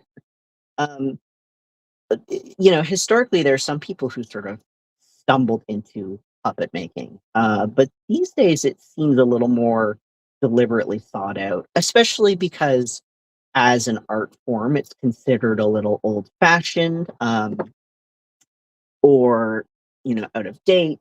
or people aren't sure if it's going to be replaced with CGI or 3D animation. But it's just such a charming medium, and it's also not as expensive as people think it is compared to 3D animation. So I think it'll be around. Maybe that's the optimist in me. But what I do, it's kind of a huge combination of all sorts of weird skills all stacked on top of each other. So what I've done here, this is eventually going to be a sleeve. Now, I have a great advantage. So on the last puppet that I did for these guys, here I'll show you. This was sort of version 1 of the arm. And it was really important to them that the fingers be possible to articulate and animate and be really dexterous because, of course, she needs to be able to gesture in sign language. Obviously, she's a deaf character. She needs to have hands capable of sign language. And they didn't love this version of the hand because they felt it was a little too chunky. We ended up going with a different armature. But I bring this up to show you that this is the character for the little girl version, one solid piece of skin. So she was wearing short sleeves. And we have the advantage with this design that the teenage version of the character is wearing long sleeves, which means we can attach the hands. We can attach the hands at the wrist. So I've got a little piece of brass square stock at the end of this hand armature. And the reason you want your hands to be detachable is because the fingers, unlike the rest of the body, have a wire armature. And anybody who has worked with wire or needs to break wire, you know, okay, it's stable, it's bending, great. You can get all sorts of cool bends out of it. Wow. And then you bend it, and you bend it, and you bend it, and eventually wire breaks when you bend it back and forth and back and forth and back and forth, which is the nature of animating fingers. So what you want to do, rather than having to replace the whole arm or having it glued on and then you have to rip out the glue and scrape it off and glue in a new thing, you just create little sockets. So I'll peel back this like a little bit of skin tone. So there's a receiving socket right here that is a slightly wider piece of brass square stock. And so this is just going to slide right here, just like that. And because, again, we have the convenience of a shirt that goes right down to the wrist, we'll be able to hide that seam with the end of the shirt. And so nobody will know that there's a seam here between the wrist and the arm. And then if they are animating the fingers and one of the wires breaks, they just they pull one out, and I'll make a couple of replacement hands for them, and they put the other one in. So maybe what I'll do is show you guys how I made a little hand armature, because I am going to need more of them. And this bouncing around and doing a bunch of things is the name of the game. You know, I'm waiting for this fabric glue to just fully dry before I do anything further with the sleeve, which means I need something else to do, but I always have something else to do. And I'm not 100% sure if these armatures for the hands are entirely the correct size. In the design that they've given me, the hands are quite itty-bitty. They've got delicate little fingers, which is harder to achieve and also be capable of the articulation they want. So I'll be sending photos of this to the client probably sometime this afternoon, and have it lined up with the body so that they can see it to scale, and have them make the judgment call of whether or not they'd like the hands bigger or smaller. And I'll let them know what the trade-offs are, because every single physical change you make to a puppet has implications for the ways that it can and cannot be animated. But let's make another little hand here. I haven't fully glued on, the square stock. So don't be alarmed by it falling off. It's just a loose friction fit. I'm going to start here. It's nothing complicated. One of the things about all of the stuff that goes into a career or a profession like this is none of it is particularly crazy. It's just that there's a lot to remember. It's about knowing, you want an aluminum wire of this gauge for that. And if you twist it that way, it's more likely to bend. And, this is the kind of glue you want to use for that. And that's the kind of glue you want to use for this. And it's just kind of an accumulation of knowledge. It doesn't mean anybody else can't also learn to do it. I mean, one of the cool things about this career is it's taught me a lot of things. It's also taught me how to learn things, how to look things up. So when I go to, do a renovation around the house, like, am I going to build a deck in my backyard? Am I going to, change out the backsplash and lay some tile? Okay, I've never laid tile before, but I know that I'm capable of looking up how to do it. I know that I'm capable of using a power tool. And so it's very empowering in many ways to have faith in my ability to learn things, because I have had to learn so many disparate things for something like, puppet building. I know how to sew fabric. I know how to sculpt. So this is early stages of the face. It still needs to be refined. That's sculpting is a totally different skill. Woodworking, totally different skill. Machining, totally different skill. And it's always surprising to me when I say, oh yeah, I did this thing. And somebody says, oh, I could never. I don't believe that. I feel like most people are capable of learning most things. And it really boils down to whether or not they have the luxury of the time to learn those things. And an understanding of where to find the resources to learn those things. Obviously, learning something is a lot easier if, for example, I wanted to learn how to wire something electrically, and I had a cousin or an uncle or a dad who's an electrician. That instantly makes that information a lot more accessible, and gives me a theoretically trustworthy resource. But I like the idea that no career specialization is really truly beyond anyone. Again, if they had the time and the desire. I came to this career a little bit later. I have a degree from Sheridan College in special effects, props, prosthetics, and animatronics. And I didn't even know that program existed when I was, in my early 20s and looking for what I was going to do with my life. I thought I was going to be an English teacher. And I realized after 5 years of doing concurrent education that I did not have it in me, because 1 year of teaching placements, I'd be so happy. I'd be having a great time. I'd be very sure, very, very sure of my career path. And then the next year, I'd be miserable.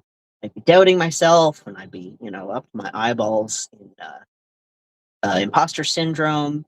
And I couldn't figure out what the pattern was. Like, why do some years feel so good and some years feel so bad?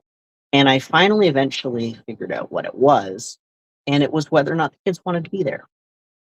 The years that I was teaching all electives, I was so happy. And the years where I got, like a mandatory English, grade 9 English, you must take this course. And the kids who are there don't want to be there, don't give two hoots. And I would not enjoy myself. So I ended up not becoming a teacher because, believe it or not, your happiness in life depending on the enthusiasm levels of a randomly selected group of 20 to 30 teenagers is probably a recipe for unhappiness. So I ended up going into marketing because I did also have an English degree, and that was fine. But I was doing some writing, and it wasn't until I saw the the Star Wars movie, the one right after Disney bought Star Wars and they came out with the new trilogy with Rey and all that. I went and saw it and they had real puppets again. And I was so excited that they had real puppets in Star Wars again. I think I talked about it the entire drive home from the movie theater. And my dad said, "Why don't you do that as a career? Like, you're clearly passionate about it." And I said, "Well, what am I going to do? How am I going to learn to do that? There's not a program where you can just learn that sort of stuff." And he went online and found me this course at Sheridan, and the rest is history. But I had already told myself I was going to be a marketing manager in the IT and technology industry for the rest of my life. And it's like, yeah, I can do the office job thing. That's probably fine. There's a little bit of creative outlet there. Oh my gosh. Changing your mind when you think it's too late to do it and doing it anyway, highly recommend it. Highly, highly recommend it. What I don't recommend is using chemicals without proper PPE. So I'm going to be incapable of talking for 1 second. I'm going to put my respirator on. We're going to do a little bit of contact cement. So this is again the whole thing about knowing what glue to use on what. When you're attaching two things and you want the attachment to stay rubbery, you want a glue that dries rubbery. And that's what this contact cement is going to achieve. So if you'll forgive me for Darth Vadering up here for a moment, I'll make this quick.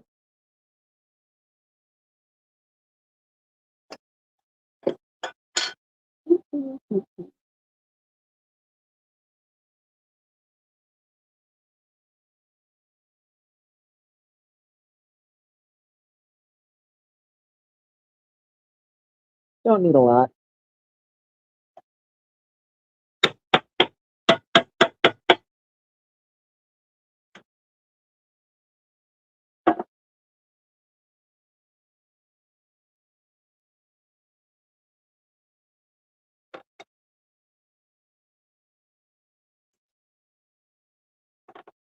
But yeah, I don't know. Sometimes I think to myself, if it takes, let's say, a decade, 10 years to get good at a career, at a skill, at an industry, and you max yourself out and then you totally switch careers every 10 years or so, you could have 3 or 4 or 5 different careers throughout your life. I think I'll probably stick with this one for a while though, because this one's actually held on to my brain.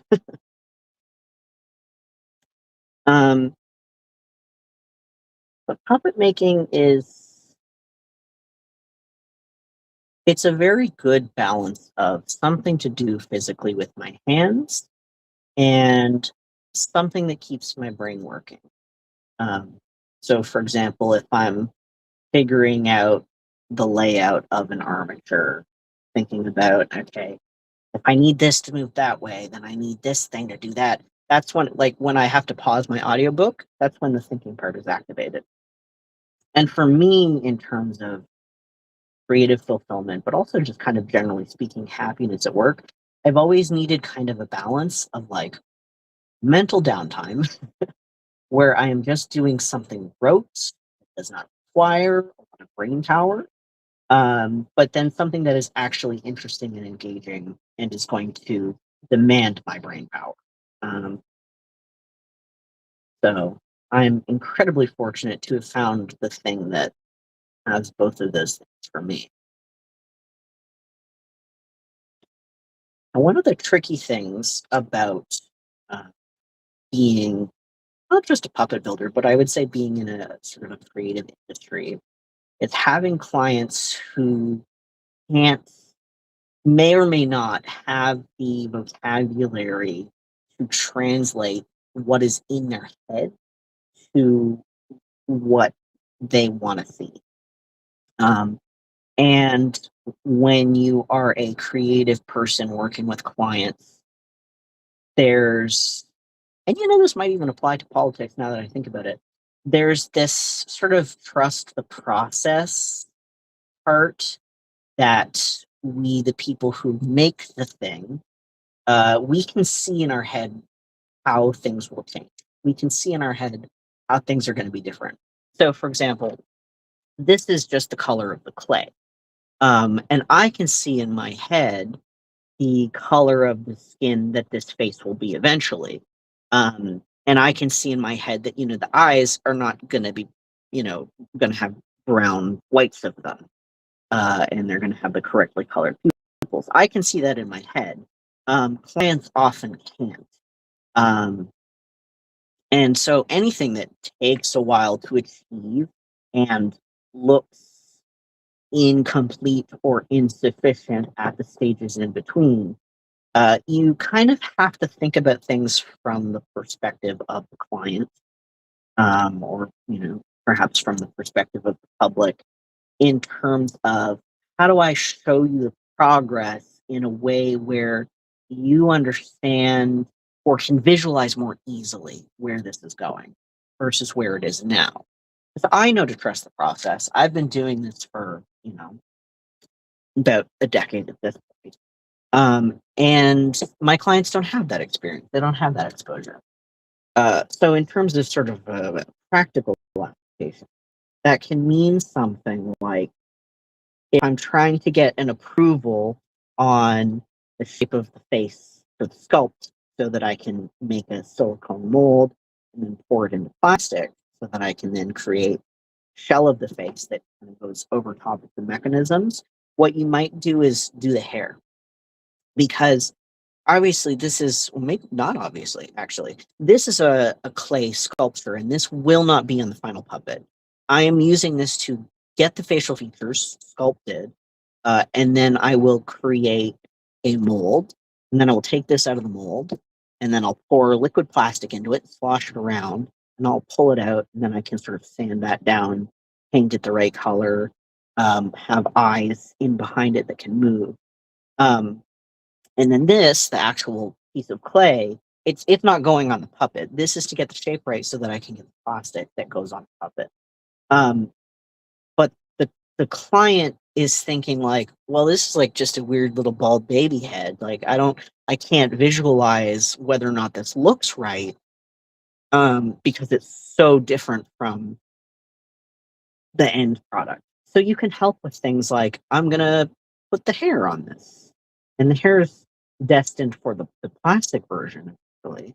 But if you can show them the hair, then they can more accurately tell you, like, oh, I feel like, the forehead needs to be smaller, or, oh, I feel like the ears are too big. So sometimes you need to be thinking about the difference between what you know as the person making the thing and what you can realistically expect the client to be able to envision. So part of my task will be to make hair for this lovely lady so that I can start getting feedback from the client on the face. And actually, why don't I show you a mold, because that's kind of cool.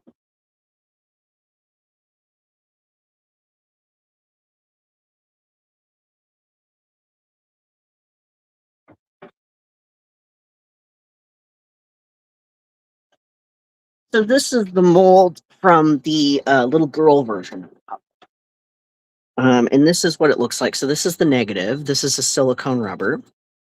And it would have started as a face like this. And then you pour the silicone all over it, and then you pull it off. And then from that, you fill it with a liquid plastic that you then let cure and you pull out, and you get a blank like this. Now, this is the little girl head. And what you would do is, once you've got the plastic blank, you can sort of sand it smooth and get it nicer. Um, and depending on the level of the production, you can add a lot more steps to get more refinement. A company like Leica, they don't hand sculpt their faces anymore. They 3D sculpt them and then they 3D print them. So it really depends on the aesthetic that the company is going for and what the vibe of the production is. Do they want little tool marks still visible on it? Do they like the way that looks? So there's always more you can do to a puppet to make it smoother, make it cleaner, make it more refined. And to let you in on a little discourse in the stop motion industry, there's always kind of a discussion of where the line is. You know, if you think about a Wes Anderson Isle of Dogs kind of a film, or Fantastic Mr. Fox kind of a film, uh, he likes to go for sort of a rougher, more unfinished, more tangible aesthetic. Whereas Leica, who does, Kubo and the Two Strings, um, Coraline, over the years they've been getting cleaner and cleaner and cleaner and cleaner to the point that a lot of people who don't know better think that they're just 3D animated films and they're not actual physical puppets. So as there are in any industry, there are opinions about whether or not that's losing some of the benefits of the medium itself. Personally, I love a good physical feeling thing. It doesn't necessarily have to be rough, but I think that you should know why you're using a medium to tell a story. I'm a big believer that if somebody is choosing to paint with watercolors, or they're choosing to paint with oil paints, or they're choosing to use charcoal, they should know why. They should understand the strengths and the weaknesses of their various mediums, and they should be able to articulate why the one they chose is the best suited to the kind of emotion they're trying to evoke, the kind of story they're trying to tell. And I think that that is true of film and television. I think you get a very different feeling from something like a Sesame Street style hand puppet compared to, a 2D animation. If you think about any children's media, and puppets aren't just for kids, but it's what people tend to go to. It would feel very different and it would look very different from a purely visual standpoint to have, let's say Bluey, for example. If you did Bluey as a puppet show, it would be very different feeling, and it would also change the kinds of stories you're able to tell. There are absolutely restrictions that come from the medium you choose. So, for example, if you're doing 2D animation, you can draw a background, and the amount of time and man hours it takes to draw a background are probably not the same as the amount of time and hours it takes to build a set. And when you've got a physical puppet in front of a physical set, that means that if you're thinking carefully about costs when you write your script, it rewards scripts that can cleverly limit how many new sets are. And it's not just about knowing like, oh, well, it's going to cost more if you do these things that way. It's also knowing what they do well. What are they best for? What kinds of stories do they really tell well?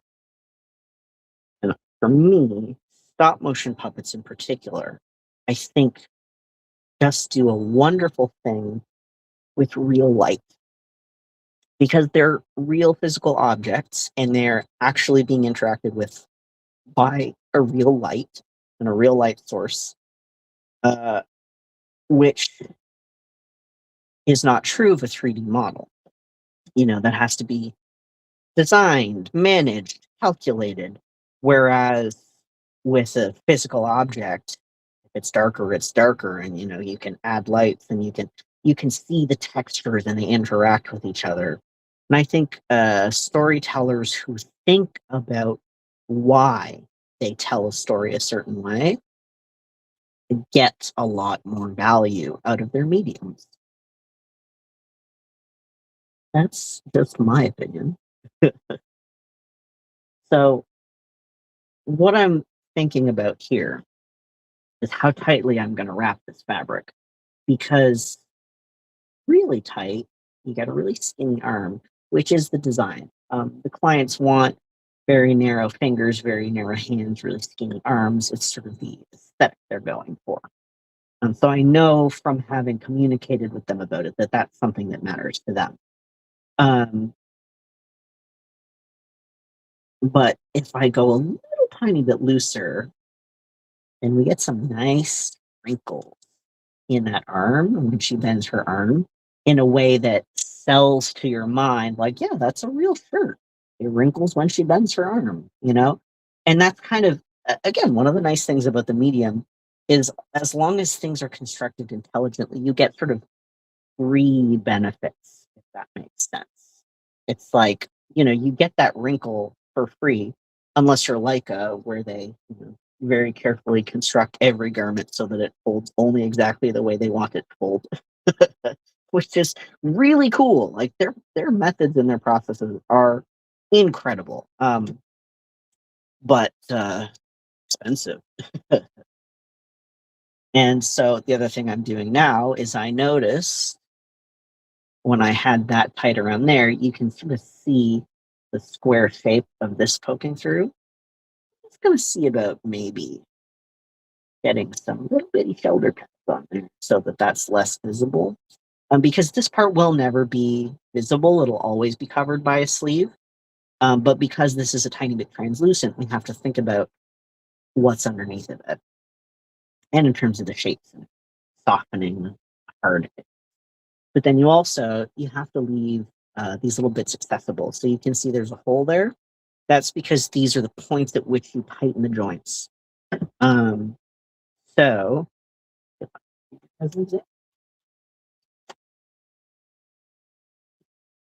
you just use like an Allen key like this, and it's a little clamp around that ball, the ball and socket joint. So right now, I want to move this guy. This joint's actually a little stiff. I don't love how stiff that is. So we can loosen it up. We can back this off a little. And suddenly, that's entirely too floppy. It's not going to stay where I put it. So you kind of want, in a best case scenario, to leave these joints accessible in a very subtle way. So you might fully encase this in this fabric, but then snip a tiny little barely there hole so that you can stick a guy in there. Because different scenes and honestly different animators will call for different stiffness of the joints. So if a character is sitting down and sitting in place, you might want some of the joints to be really, really rigid, and then some other ones to be more fluid. So you might want, this core to be able to bend really easily depending on what the action in the script calls for. So it is always wise to make sure that these joints have a point of access. And not just that they have a point of access, but that you provide your client or your animator with a diagram or a photo that's labeled that tells them where they all are. Because once this is covered in clothes, it's going to be a lot harder to know where those sockets are. So before I started, I made a little diagram here to scale drawing of where all of the joints are. And then the client will get a more usable copy of that. And then I guess another thing that's kind of interesting about this puppet that I can show you. So you'll notice, not going anywhere. So the feet has what are called tie downs. She's got a 440 socket, 2 in each foot. She's got one sort of in the base of her foot And then she's also got one in her toe, so that if she needs to run and be standing on her toe, this actually is pretty stiff right now, but it bends. The feet joints are typically really stiff because they're holding the most weight. But you can see I've just got a 440 screw up through here with a washer just to hold this down and hold it in place while I'm working on it. And that's the way a lot of these ball and socket armature puppets move and stand, navigate through a stage. It's actually pretty cool. Art department will build a set, and I've seen some beautiful, beautiful sets, and then the animator drills holes through it so that the puppet can run across the stage, and they just edit sort of the blank version of it. They take a picture of it and they go, okay, this is the version of the set with no holes in it. And then when the puppet runs across it and leaves a bunch of holes behind where they ran, they can either just composite the version of the set that didn't have the holes in it yet, or you can physically fill them with some sort of perfectly matched something to hide the holes. So if you're ever wondering that, that's one of the ways that a puppet can, be attached. Because again, it's not just how do you make it move, it's how do you make it hold its position. So if I were to take this out, easy enough, we'll show you a little one-footed pose here. And again, that's where like stiffness in the joints might vary from shot to shot, because if you need one leg to be able to hold the weight of the whole puppet and hold pose, you might need, for example, your ankle joint and your knee joint to be very stiff. So now she's only being held by one foot, and you can see she stays there no problem because the joints are stiff enough to hold it, and she's tied down. So she can do whole.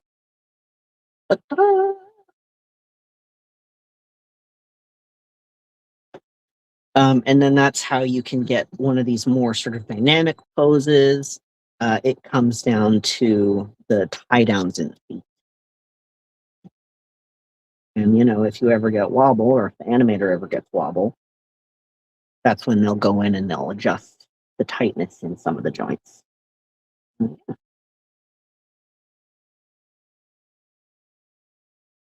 It really is one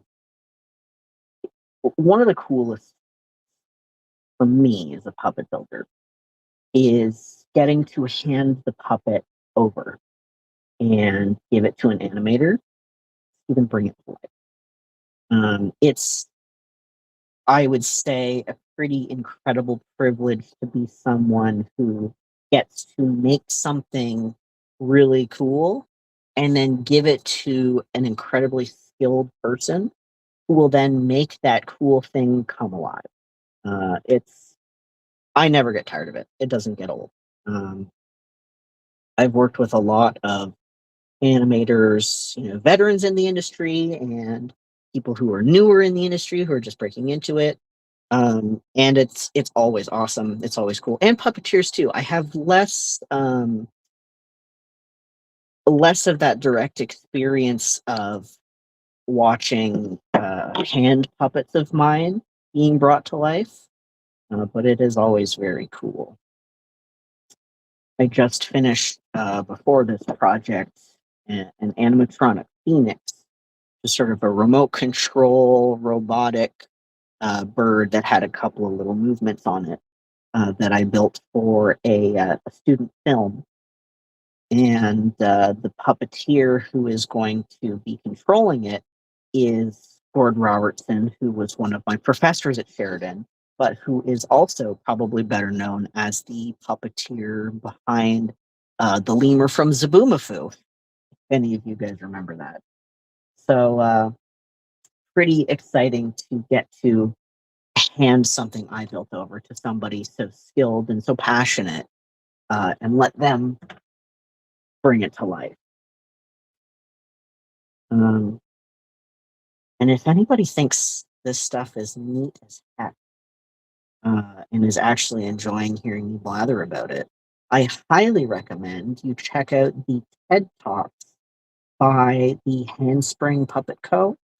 They're I believe, South African puppet building company that build puppets for the stage. And they designed and made the puppets for the War Horse musical, which are pretty incredible. And they do this TED talk where they talk about theory of the breath and movement and suspension of disbelief and the illusion of life. And it's very, very fascinating to watch. So if any of this is making your brain itch and wiggle in decidedly pleasant ways, I would say check that out as some follow-up entertainment material.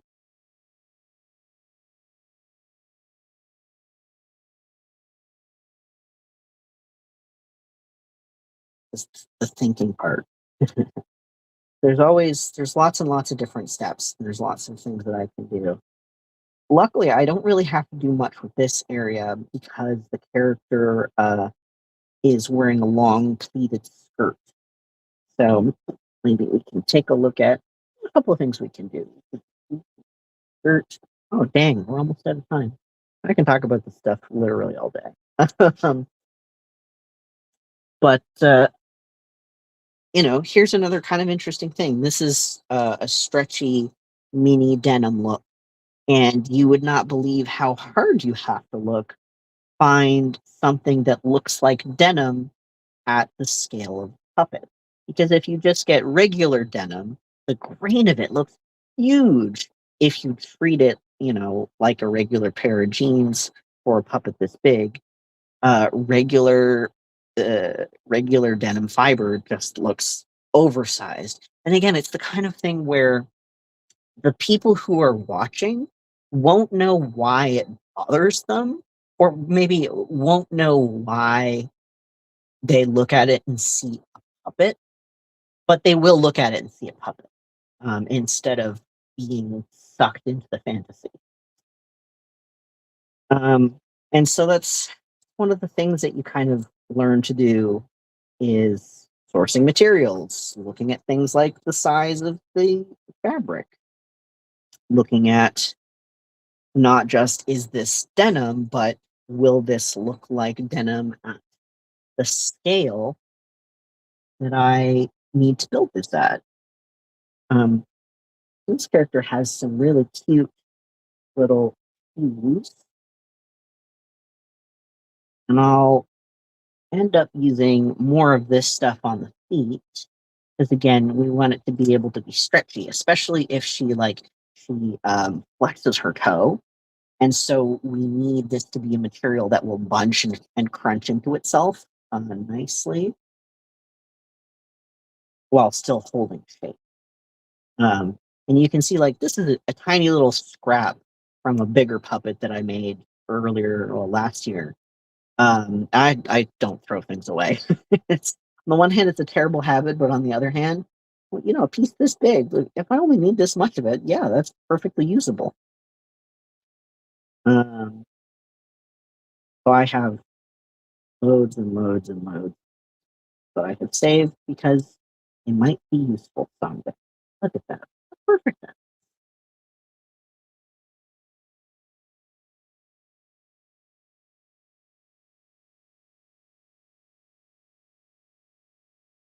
Yeah. And then I can hide this ankle joint with the bottom of the shoe. I've already got her cute little fluffy purple socks on, which again, these purple socks are fleece from a puppet that I built, oh gosh, maybe 5 years ago, maybe more. I had little scraps left over and look, they were useful. They were exactly what I needed.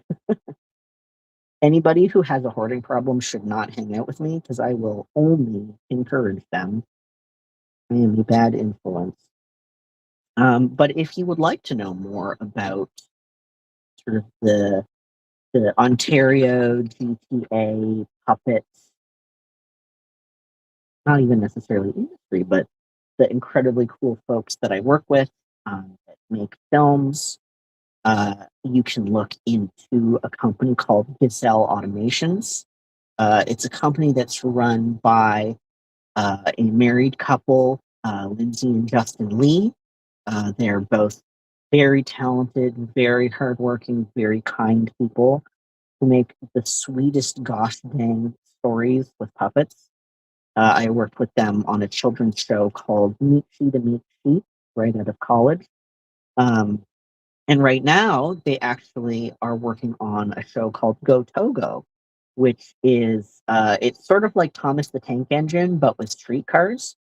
And I believe it is a CDC funded show, and they just got season 2 coming out soon. So that has been doing really well, and it could not have happened to nicer people. So if you're looking for a cute show for a kiddo, check out Go Togo. And then there is a stop motion department, which is a company and not a department. And they work on some really cool films, like short 20-minute films that are written by and produced by indigenous peoples of Nunavut, retelling traditional Inuit myths and stories in stop motion. And they've won some awards for some films. I believe the newest one out is The Gnar of Rocks. The first one was The Shaman's Apprentice.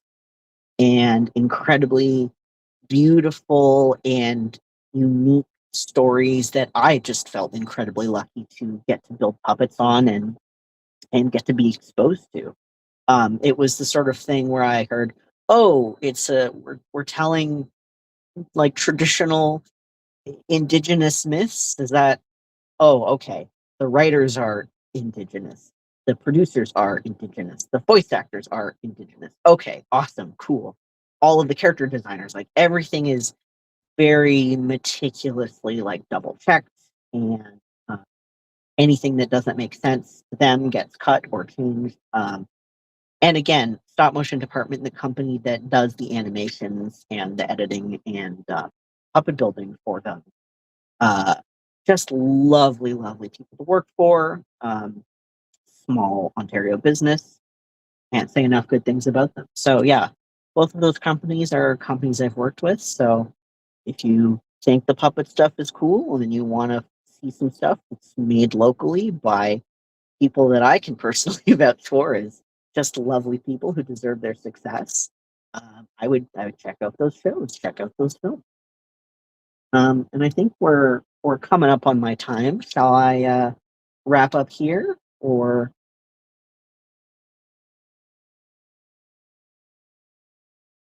You have 2 more minutes if you'd like. If you just kind of want to wrap things up, I've been really, really enjoying what you've been doing. So feel free to run those 2 minutes. Sure. Yeah, I can just trim some shoes. But it's. I think the coolest thing in the world is just to find something you love and love it unabashedly. And the puppet industry is full of those people, full of those sentiments. It's full of, the kind of people who will share a job listing with you, even if you both theoretically will be competing for that job. They'll be like, yeah, but you would love this too. You should also apply. Just really genuinely lovely people. I've been so fortunate to have had the mentorship that I've had.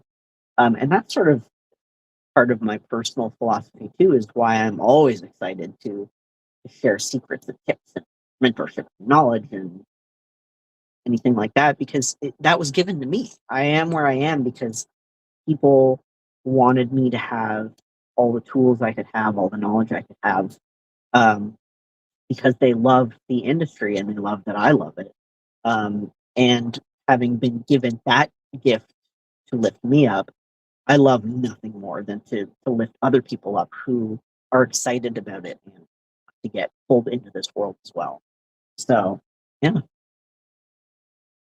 If things interest you, you should go for it.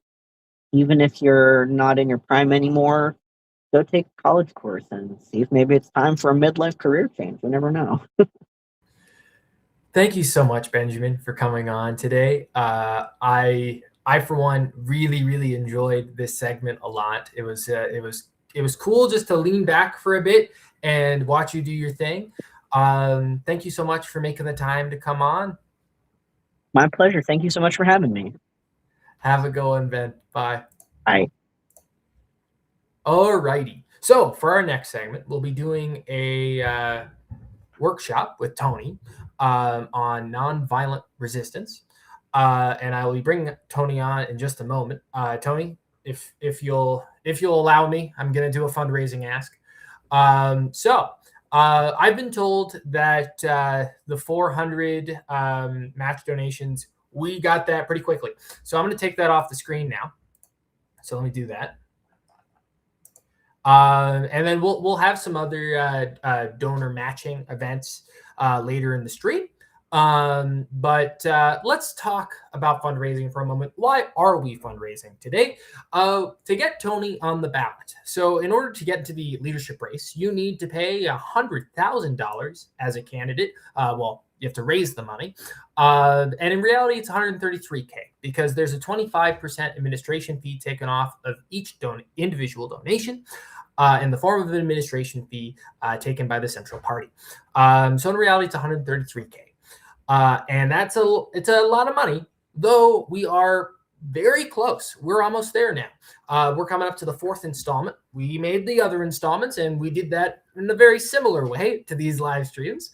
And this one's special because we've been very lucky to have been joined with so far Heather McPherson, Avi Lewis joined us earlier, and we've had plenty of other folks join us as well. Rob Ashton will be joining us later today. Tennille, of course, will be joining us later as well, and then we'll also have a special guest, Leah Gazan.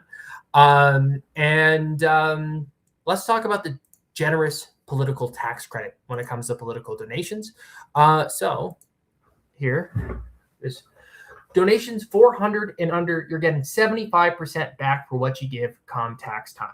So if you give $100, for example, it only ends up being $25 out of your pocket because you're getting $75 back come tax time. Not this tax time, 2027 tax time. Keep that in mind.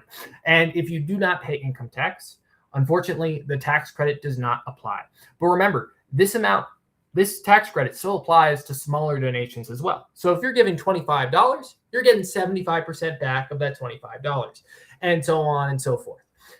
So if you're able to, whatever you're able to spare, even if it's $5, spare $5 if you can. But of course, there is no pressure. Another very important thing though, that I want to point out is the membership cutoff fee, the membership cutoffs coming up. So January 28th is your last chance to renew your membership or start your membership if you never had one in order to vote in the leadership race. That is January 28th. Today is January 24th. How do you know if you're a member? Check your email. Yesterday, you should have got a confirmation email from the party saying that you are in fact a membership or a member and you'll be able to vote in the race. If you have not received that email, that means you are not a member. So easy, I'm going to give you a QR code. Just sign up to be a member. How much is it to be a member? It varies depending on what province or territory you live. Here's a little graphic that I'll just walk you through. So look at the one that applies to you. You'll notice that some provinces have youth discounts. Or unemployed discounts. There's a senior discount as well that isn't listed on this one. But for example, pretty much any of the time where you see underemployed, there's also a senior discount as well. So that is that. And I just want to make sure that you see it. Northwest Territories is at the bottom there. It's $1 in case you can't see it. I know the schedule kind of blocks it. But yeah, okay. So that's that. I'm bringing Tony on. Hi, Tony. Hi, Keith. How are you doing? Oh, I'm enjoying all the different people. I've learned a lot more about puppet making. And one of the things Ben said that has struck me about my work in community work, both in the ecological regenerative agriculture community and social justice, is he talked about puppeteers, even if they were in theory competing, sharing information with each other, wanting each other to succeed. And that's been my experience. It was one of the great delights of the ecological farming group that we started, was people willing to share not only their successes, but their mistakes, wanting to help each other learn together. And that is, I think, the great strength of human beings, is our ability to learn from each other and share from each other. And what I'm going to be talking about in this next section, and I hope people will send questions in through the chat, and if they have ideas through the chat, because this is something that we have to do a lot of learning about relatively quickly. And that's the idea of how do we non-violently defend Canada? And that's in the possibility. I mean, we've seen what Donald Trump has done in Venezuela. Unfortunately, we haven't taken the last 20 years to think about this or prepare for it. But we come to it as a society that has been bombarded with ideas that violence and military action gets results. There aren't very many movies in which the good guy's military is trashed and we see all the civilians damaged by warfare. But, World War I, which was this slaughter of ordinary working men and a few women in the trenches of Europe, it was a slaughter brought about by the elites in their little contests. And, millions of people were killed, and it was the war to end all wars. And it sowed the seeds for the Second World War, both in terms of how the peace was negotiated and the armistice enforced. And so we had the Second World War, and it was great for the military industrial complexes, particularly in the United States, which never got bombed or, was on the forefront. But what did it come out of? It came out with the Cold War and the nuclear arms race and mutually assured destruction. And while it may have been a Cold War between the United States and Russia and China on the sidelines from time to time, it was a hot war in Southeast Asia for the Vietnamese and the Cambodians and the Laotians. And it was a hot war frequently in various African countries and a hot war in Central and South America. So from my perspective, both as somebody who's watched this over my lifetime and coming to it from a Quaker perspective, you don't get to peace by waging war. And we as Canadians need to rethink the whole assumption of violence as a way to deal with I think, insane government in the United States, or a fascist government in the States, or certainly a sociopathic government in the United States at the moment. Look what it's doing to its own people. Look what it's doing and prepared to do to other countries, and the rhetoric of it. So how do we do something different? And I'm hoping, Keith, that you can post the link to a book that put out called, it's an online book called Social Defense, which talks about alternative strategies. And in their prologue, A Possible Future, they lay out what a civilian nonviolent defense approach could be to an invader. But before I get into that, I also want to just touch on the fact that modern warfare, while we haven't had since the Second World War with Hiroshima and Nagasaki an actual nuclear war, the weapons of modern warfare are incredibly destructive, not only for human beings, for the infrastructures of our cities and physical life support systems of water supply, hospitals, roads, ports, that whole area, but they are also incredibly destructive of the environment. And in many, the global climate costs of militarism is not even factored into, if I understand it right, into the evaluations and the commitments that governments make to reduce their climate impacts. But the figures I've seen say that for every combatant injured or murdered in a war situation or a violent military interaction, 10 non-combatants are injured or murdered.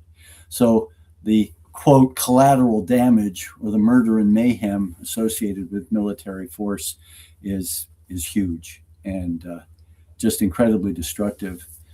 And so as we start off this session, I want to read a little bit from the social defense book. It says, social defense is nonviolent community resistance to repression and aggression as an alternative to military force. Nonviolent means using rallies, strikes, boycotts, and other such methods that do not involve physical violence against others. Social defense has other names, including nonviolent defense, civilian-based defense, and defense by civil resistance. Getting rid of weapons undermines military races. How can military expenditure be justified when the supposed enemy disarms and furthermore invites unlimited numbers of inspectors to verify that no weapons exist? Enemies serve well to justify military establishments. They also provide a potent distraction from a key function of militaries, to defend rulers against their own people. This is most obvious in military dictatorships when generals run a country. More commonly, militaries are the tools or allies of governments in repressing opposition through force and terror. Even in societies with free elections and civil liberties, so soldiers are called upon as a last resort to any popular uprising, violent or not. For example, if workers occupy workplaces, dispensing with bosses, the government may call in the troops. This brings us to the most common need for defense. It is not against foreign invaders, but rather against one's own government when it uses force against citizens. Getting rid of armaments and armies and instead relying on popular citizen action for defense is a threat to governments. If people can resist a foreign invader, then they can use the same skills to resist the government itself. Militaries have other functions too. For example, intervening in foreign wars, protecting economic interests, and fostering the arms industry. Those are some quotes from the book Social Defense. And it's available online, and Keith, I hope you'll be able to put in the link for it. But I want to stress that civilian defense can be used against lousy employers. The techniques of strike and boycott and that can be used to empower people against those, whether foreign invaders, an oppressive government, the rise of fascism in a society, or lousy businesses that are not being fair to their workers. The techniques of civilian defense or civil nonviolent defense are applicable internally as well as externally, which may be one of the reasons why governments tend not to embrace them these days. But when they talk about the other functions that militaries provide in terms of intervening in foreign wars, protecting economic interests, and fostering the arms industry, none of these other functions serve humanity or Mother Earth. When you are arming up, when you're building your military industrial complex, the best you can hope for is that they're not going to be used. But even if they're not used, they have appropriated time, money, and resources for meeting community and human needs. And when they are used, of course, they're incredibly destructive. So I got my start with this sort of thing by looking at Gene Sharp's 3-volume series, The Politics of Nonviolent Defense. And he lays out a very comprehensive list of actions that people can do and how countries can organize and structure themselves to A, not be a threat to their neighbors, and B, how they can deal with neighbors who are threatening them or invading them. And to me, this is something that we in Canada need to get very serious in thinking about, because if the U.S. comes here militarily, it spends more than the next 7 highest military spending countries. So for us to say, well, we're going to increase our military expenditure, to 5%. The interesting thing about that is how much will that more closely integrate us with the U.S. military? Because these are systems that use complicated things, drones, planes, all sorts of weapons that in many ways we're already integrated with them on. So going to a different approach to defending Canada and defending our values that doesn't rely on military force may be the most effective way that we can protect Canada and preserve our sovereignty in the coming years. And what could this look like? First, developing much more localized communication support and resilience, but also thinking about how can we sort of stop this earlier. I think most Canadians know people in the United States. Are we talking to them? Are we saying to them, hey, we don't understand where your government is coming from. You're our neighbors, you're our friends. We've shared this common border for hundreds of years, a couple hundred years now. And there's been some skirmishes across it, but we've got it as a historically undefended border because we recognized each other's rights to live on our sides. We'd love you to come to visit as visitors, but we don't want you coming to invade us. We don't want you coming to, and we've got some things that might be useful to you down here. This is how our healthcare system works. We need to improve it. We need to strengthen it. But compared with what I know from people I talk to in the United States, they would love to have a system that works like ours does.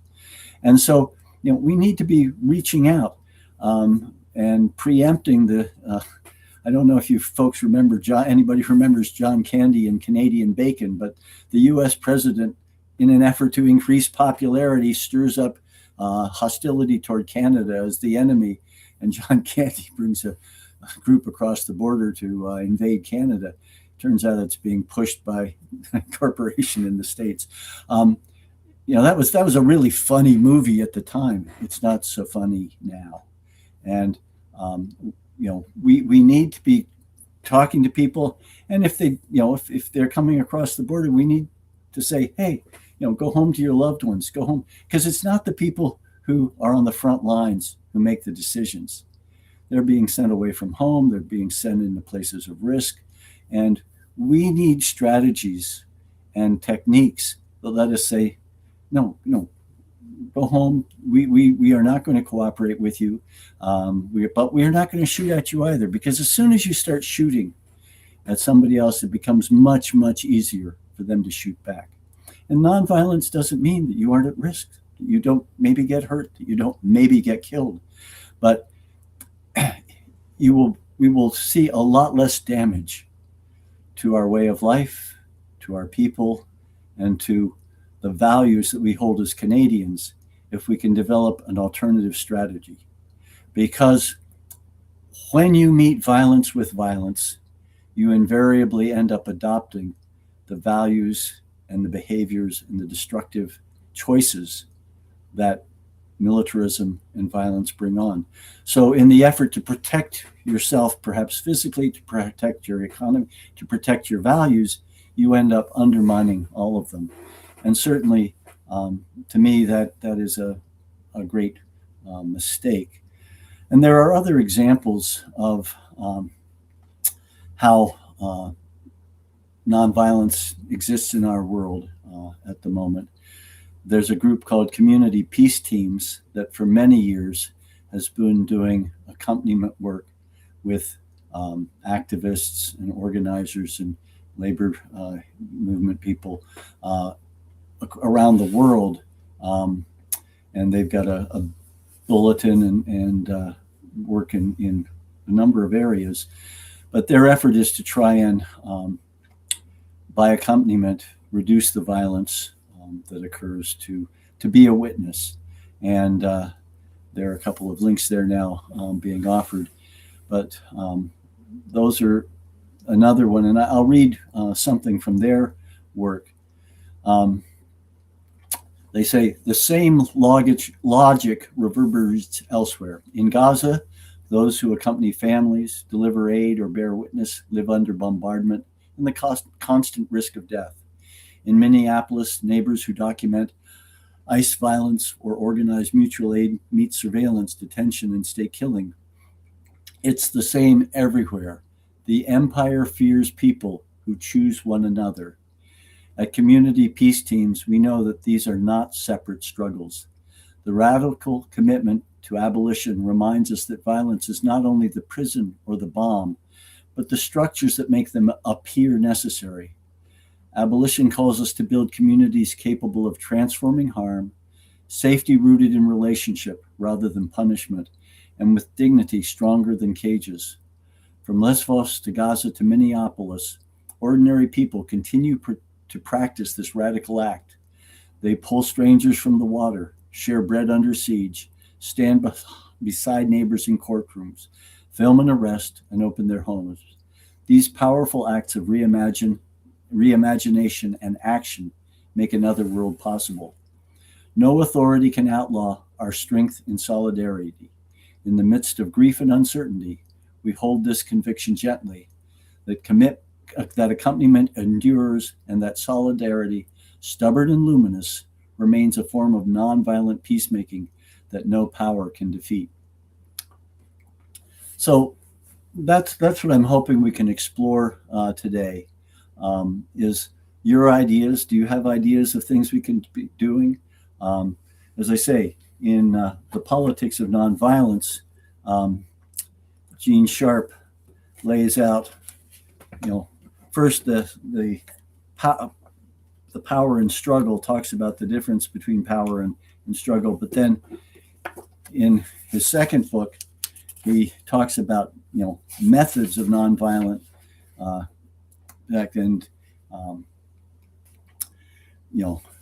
social non-cooperation, nonviolence, protest and persuasion, economic non-cooperation, boycotts, that strikes, and then political non-cooperation and intervention. And there are many, many pages of, like, this is the index of these activities that we can take. And again, in the book that we've posted the link for, again, there are many examples in social defense about how to organize, how to build resilience, how to build connection at the community level that makes the value of invading a country much less useful to the invader, and also can build support from the poor folks who are on the front lines, on the ground in the country, that takes away the myth that we're dangerous, that we're hostile, that we're all human beings together on this planet, and there's this huge effort to turn us into enemies. And the value of that is that it gives leaders like Netanyahu in Israel somebody to point at and fight at, rather than be held accountable for their own failures and criminality in their own country. So it's a way of not letting ourselves be diverted from our real needs as human beings, our real need in community, and to work for a world that actually expresses our values as Canadians. So, Keith, are there any questions? Because no, sorry. Yes, there is. Yeah, I keep on muting myself. Okay.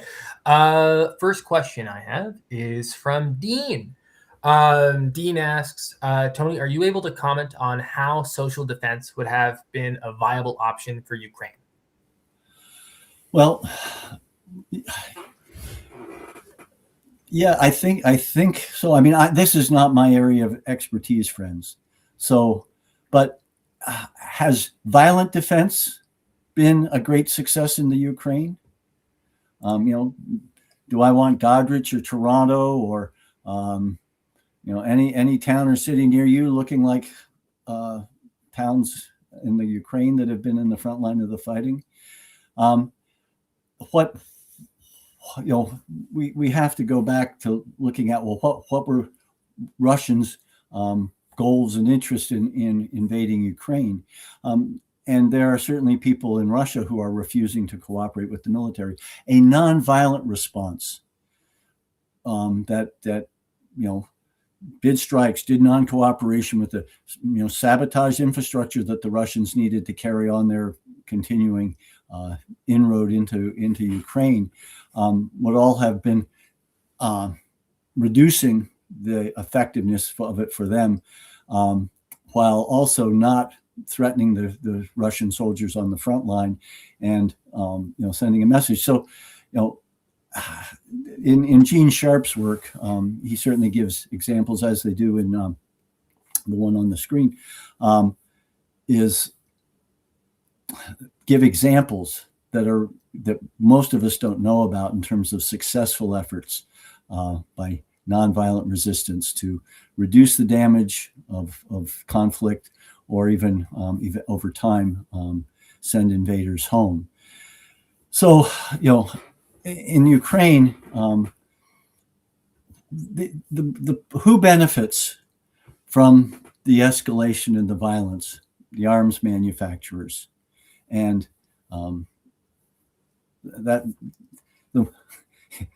if the best situation with military armament is that the arms never get used, then the armament manufacturers have to keep coming up with newer and better models so that you keep building nuclear bombs long after you've got enough to wipe the planet clean.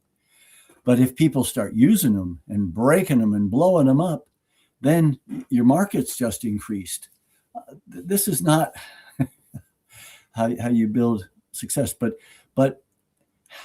part of the challenge, of course, is that we train a military, and we've got military forces, and so they're ready for use. What we have to do is invest in training a population in civilian defense, and I would say that as Canadians, we need to be getting serious about that now. The idea of training a civilian military force to resist the U.S. At the scale of its military, I think will be incredibly destructive, and it will also be taking resources away from healthcare, from many, healthcare, childcare, all sorts of things that we'll say, well, now we've got to be militarily prepared. The beauty of a civilian defense system is it's not equipment dense. It's not expensive in that way.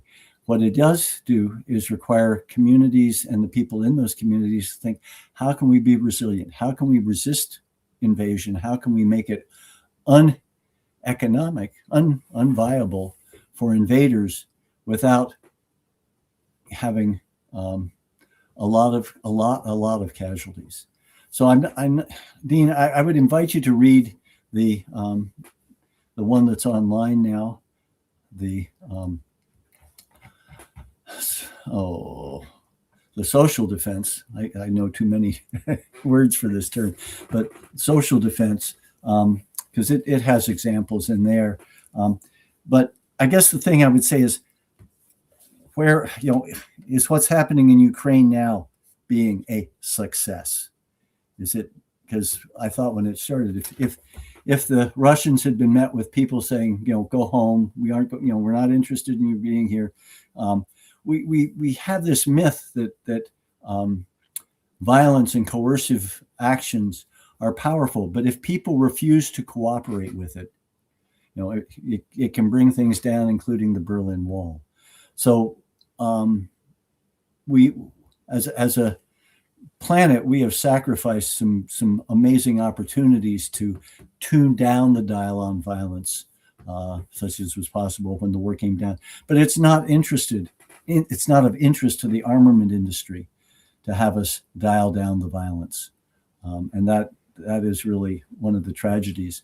One of the Republican presidents, Dwight Eisenhower, as he was leaving his office as president, warned about the danger and the power of the military industrial complex.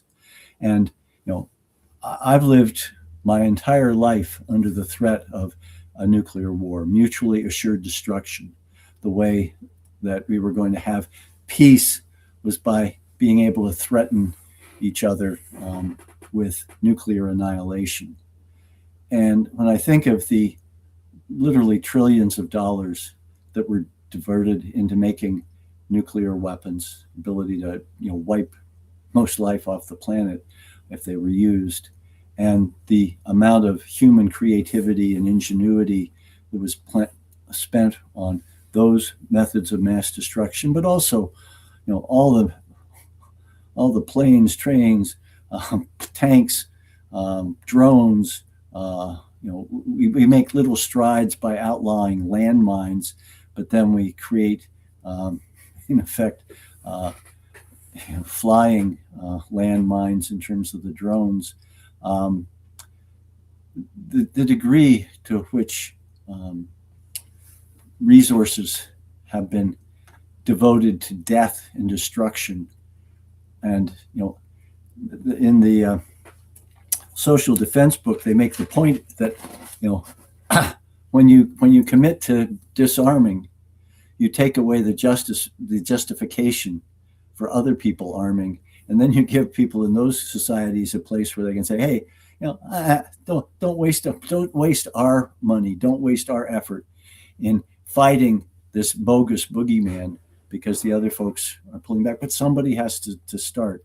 And I think Canadians, if we look at the real situation we're in with the United States, is going into a regular good old shooting war with the United States is not going to end happily for Canada, no matter how vast our wilderness areas are and how much we might think that we could have a guerrilla war situation with a bunch of armed civilian force that has been talked about.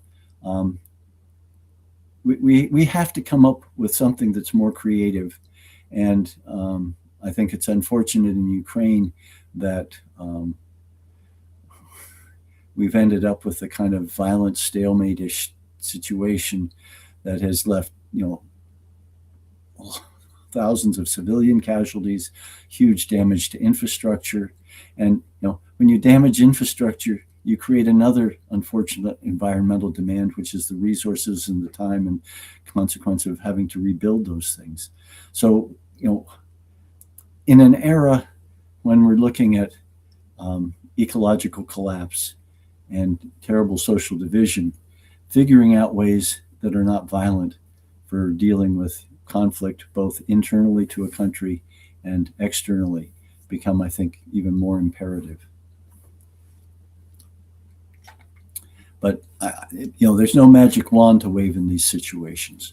But another one has to be better. Okay, go ahead. The next one I have is, what about the Army for natural disasters or other times when you need to mobilize a lot of people for relief efforts? Oh, I think the Army has a great role to play, and the Army has systemized ways of dealing with things. I think the Army, if it agreed with it, would be a great place to train and work with communities to develop nonviolent defense strategies. The Army would know what an invader would want to do, but it also can should play a major role in dealing with disaster and Arctic monitoring and coast guarding type work are all things that we need to have. And yes, the military could do that. And again, part of the value of training a civilian defense approach is that also then you've got a whole bunch of people who understand what is the critical infrastructure in their community that they might sabotage if an invader comes, but that they want to protect or repair if they're in a natural disaster situation. So, you create a much more effective linking and network for dealing with complex disasters or problems, and that help people know how to respond more effectively and work with groups like the Canadian Armed Forces when you're dealing with a disaster, and to have skills and resources developed that make communities less vulnerable to a natural disaster, because an invasion by a foreign country is a pretty disastrous thing. So people are going to want to have, extra water supplies, extra food supplies. You have to plan that, but you invest in that rather than military hardware, which is much more expensive and much more complicated. And there's a story, for the want of a nail, the battle was lost because the horseshoe came off on this horse. Well, for the want of a chip, this airplane doesn't work. For the want of an electronic device, for the want of fuel, things don't work. So we need to to recognize that developing resilient communities that understand the principles of nonviolent civilian national defense or social defense will also strengthen us in dealing with all sorts of other challenges that we may well be facing in the years ahead.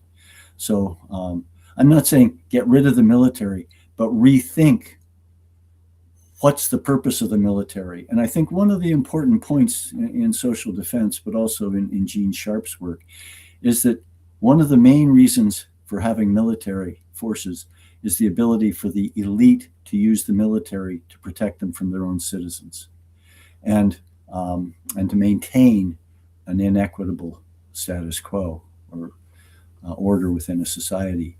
And so again, that can be where, rethinking the role of the military can play a very significant part in creating a more equitable and distributive society. Okay. Okay, I got another question for you, Tony. Tony, what's your message to U.S. citizens facing arbitrary arrest and death at the hands of ICE and Canadians who are concerned about our complicity in the actions of the current administration? Well, the need to stand together, the need to speak out, the need to protest. There is strength in solidarity, and people in the States are doing that. We need to be encouraging them, and we also need to be welcoming people who are fleeing for their lives. We put out a thing earlier about the U.S. no longer being seen as a safe country for refugees or a third country, a safe country. So we need to be building connections and coalitions across that border.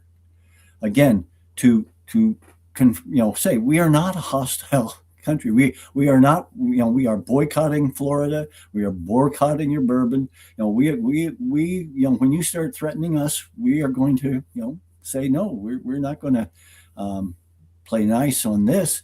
But we have no desire to get into a violent confrontation with you. You are our neighbors, and how can we support you? And what do you need from us? And how can we use social media and communication to damp down the rhetoric, to talk about us as human beings? Because that's the thing. Aggressors always try and demonize and dehumanize wherever they're trying to get into or go. They, and you see it in racial slurs, and it goes back to Huns and Gooks and all sorts of stuff. But we need to be communicating to Americans, the U.S. Folks that we know, as human beings to human beings, and we need to figure out how to build coalitions across the border that are speaking for a much more sane approach than the sort of gangster capitalism that is currently in their Oval Office,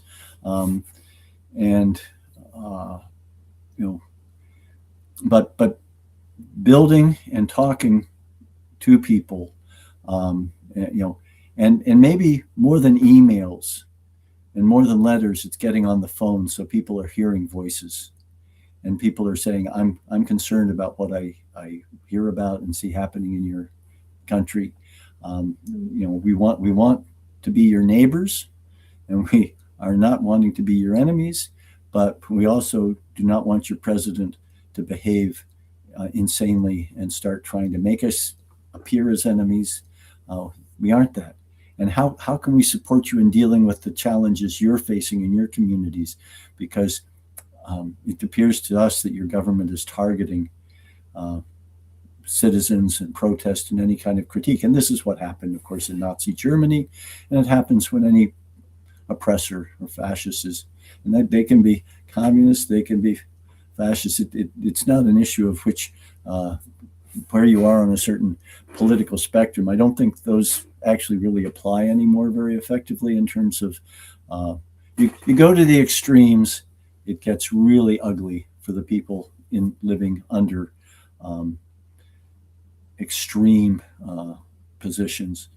And but we need to figure out how to work. And I know some of our NDP MPs are having conversations with people fighting the situation we're seeing develop with ICE, and working to figure out how we have better communication of progressive, green progressive, environmental people concerned about people and the environment, working together to try and give each other strength in a very, very worrisome and difficult time.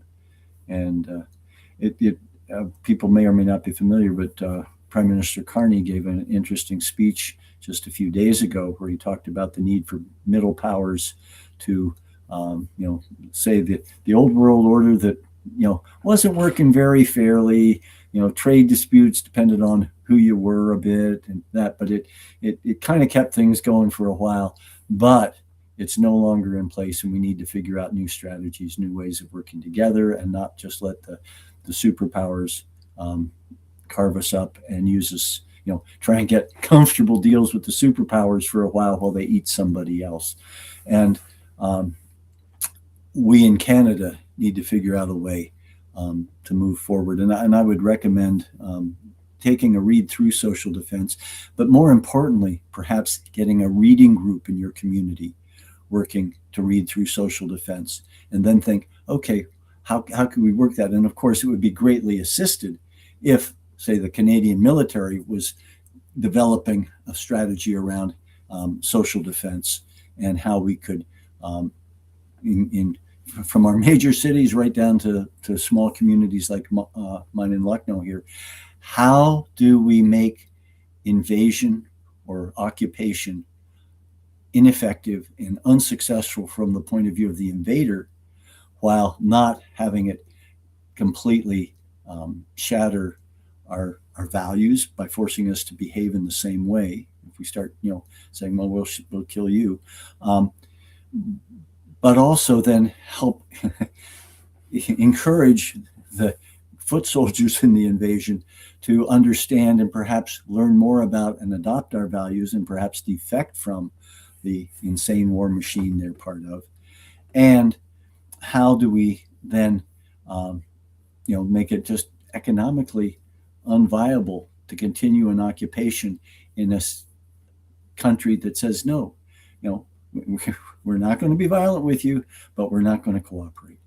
And we're okay with maybe sabotaging something that you need so that it doesn't work the way you want it to. We're okay with, protesting and demonstrating and striking and refusing to buy your goods. And which, of course, in a sense, with the boycotts that are happening of travel to the U.S. and purchase of U.S. goods. I mean, our grocery store is a lot bigger Canadian section and a lot more clearly marked Canadian section and a much more clearly marked European section of goods and things. And, Canadians are already participating in ways that are nonviolent, but are still showing our resistance to the U.S. But we need to be talking to sympathetic folks in the U.S. And we also need to be talking to people who've drunk the Kool-Aid that Donald Trump and his minions are pouring into the ears, minds, and mouths of Americans, to say, no, we're not hostile. We just don't agree with you. And we don't agree with your president and the actions that he's taking. And we need to remember to keep humanity at one level and disagreeing with the crazy policies of dictators or would-be dictators, and certainly autocrats, and obviously emotional fascists, so that people don't feel disagreeing with Donald Trump is an attack on America. It's not. It's attack, in my opinion, on insanity, but very well crafted and very well utilized insanity on behalf of some people who believe in U.S. hegemony. So yeah, it's we need to be talking, and not just as Nick Mercer talking to Americans, we need to engage Americans, and particularly those who are in a struggle against a very difficult situation in the U.S. Any other questions, Keith? Yes, we do. I guess this is a follow-up question, actually, from the previous one. And to today's events reaffirm the need for an arms embargo against the USA? Oh, yeah, yes. I mean, I go back to J.S. Wordsworth, who before the Second World War was saying that, we should not be shipping scrap metal to the United States, or not the United States, I'm sorry, to Nazi Germany, because they're going to turn it into military stuff, and they're rearming, and we should not be sending them scrap metal. But there was money to be made in sending scrap metal to be into Nazi Germany, and so Canadian soldiers ended up confronting tanks and planes and buzz bombs when they were stationed in England that were contained Canadian scrap metal. And there's always the argument, well, if we don't sell them to them, somebody else will. If there's money to be made, we should be getting in there. No.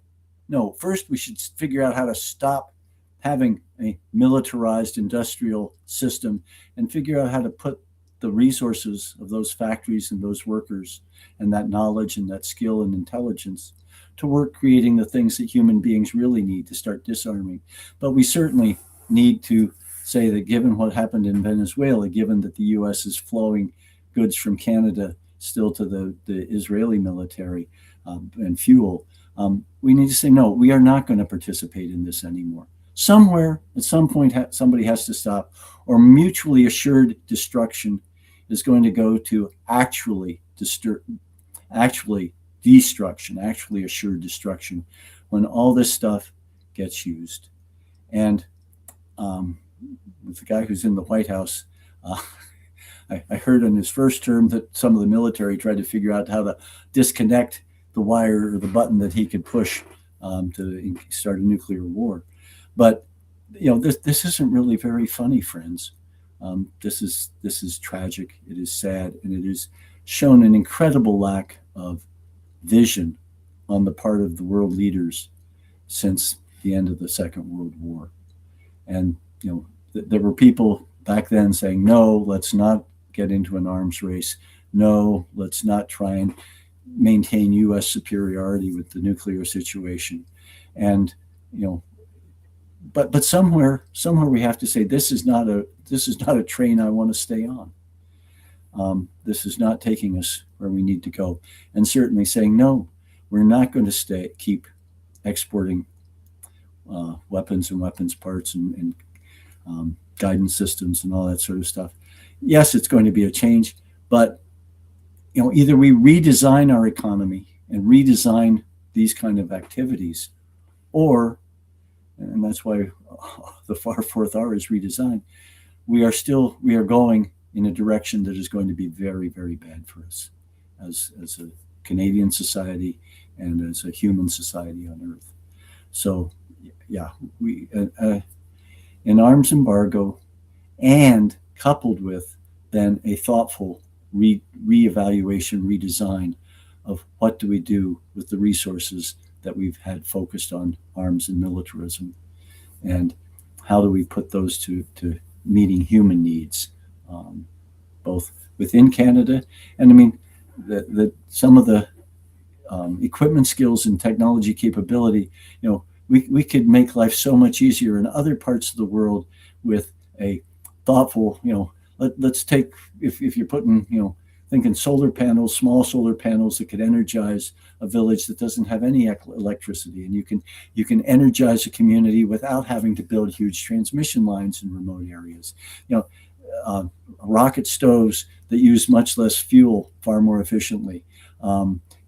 There are many, many things. Now those look like small scale, but as personally, I don't know how other workers feel, but if I were working in a factory, I'd be a lot happier if I was helping build something that was designed to make somebody's life easier or make somebody's life more enjoyable by reducing their toil to gather firewood, or provided solar electric lighting for their village or community, than I would be in producing something that says, well, I could blow your village to bits, and that's how I'm going to be secure. We have not created security. We've just created an incredible capability at destruction. All right, Tony, I got one last question for you. Okay. How do we find out this info? Like, are we still working with Lockheed Martin in Quebec? The scrap plane parts going to Israeli bombers? Who do we reach out for that? RMP? Well, there are things like Project Plowshares. Again, my friends, I'm a farmer from Huron County.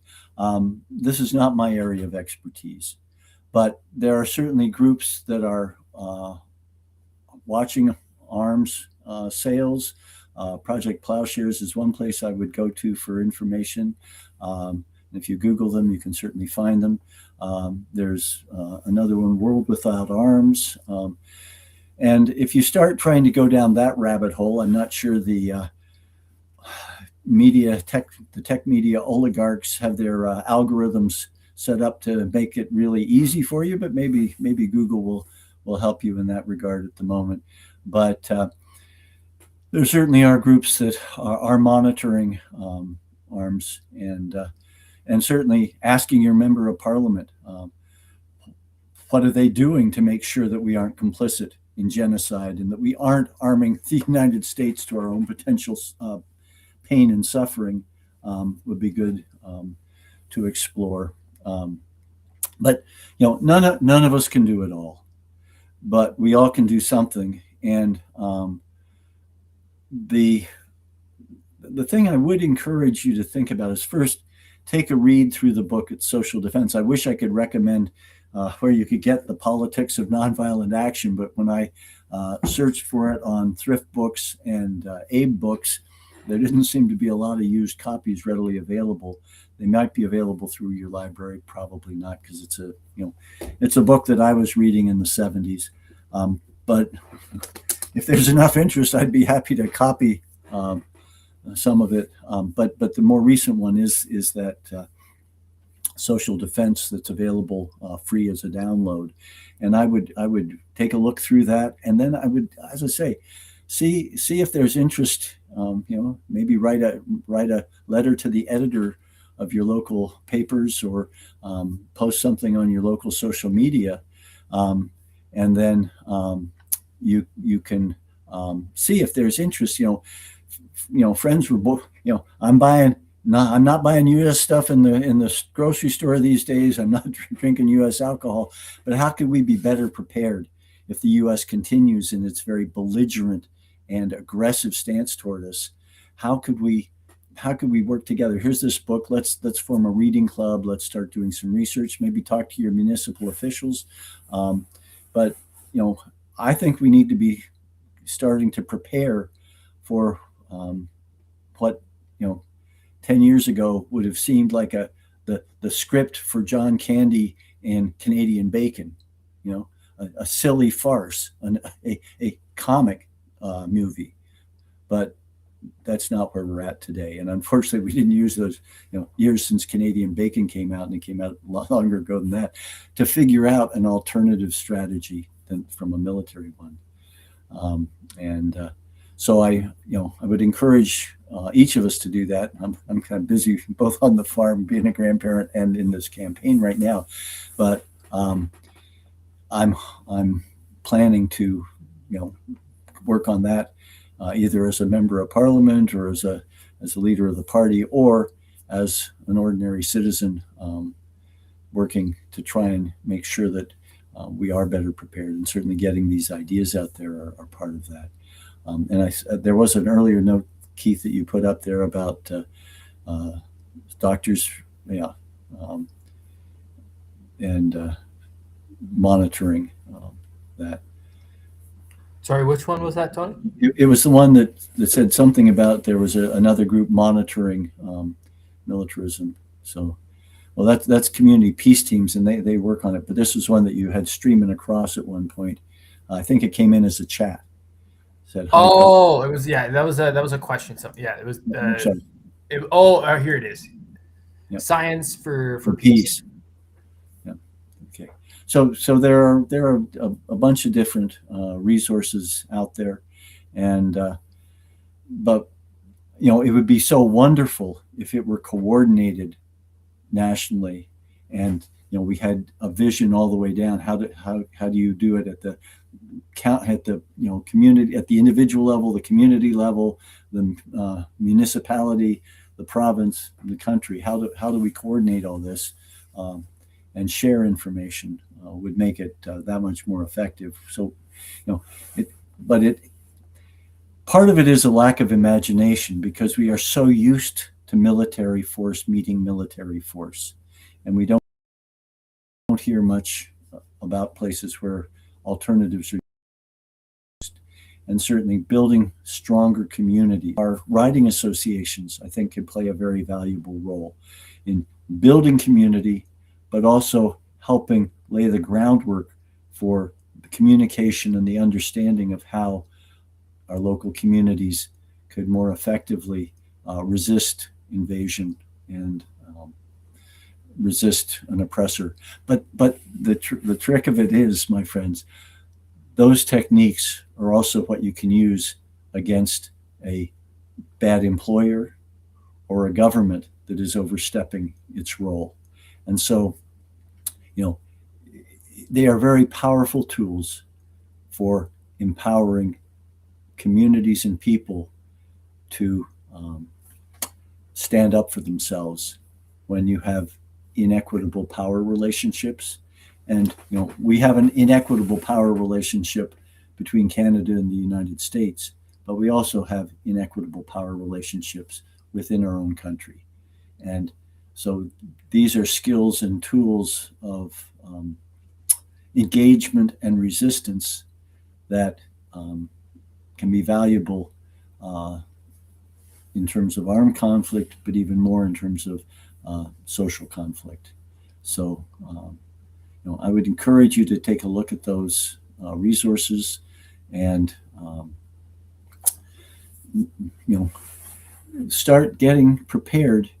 And if, but as I say, they again are multi-valuable, multi-purpose tools that in this particular moment, with the United States acting so strangely and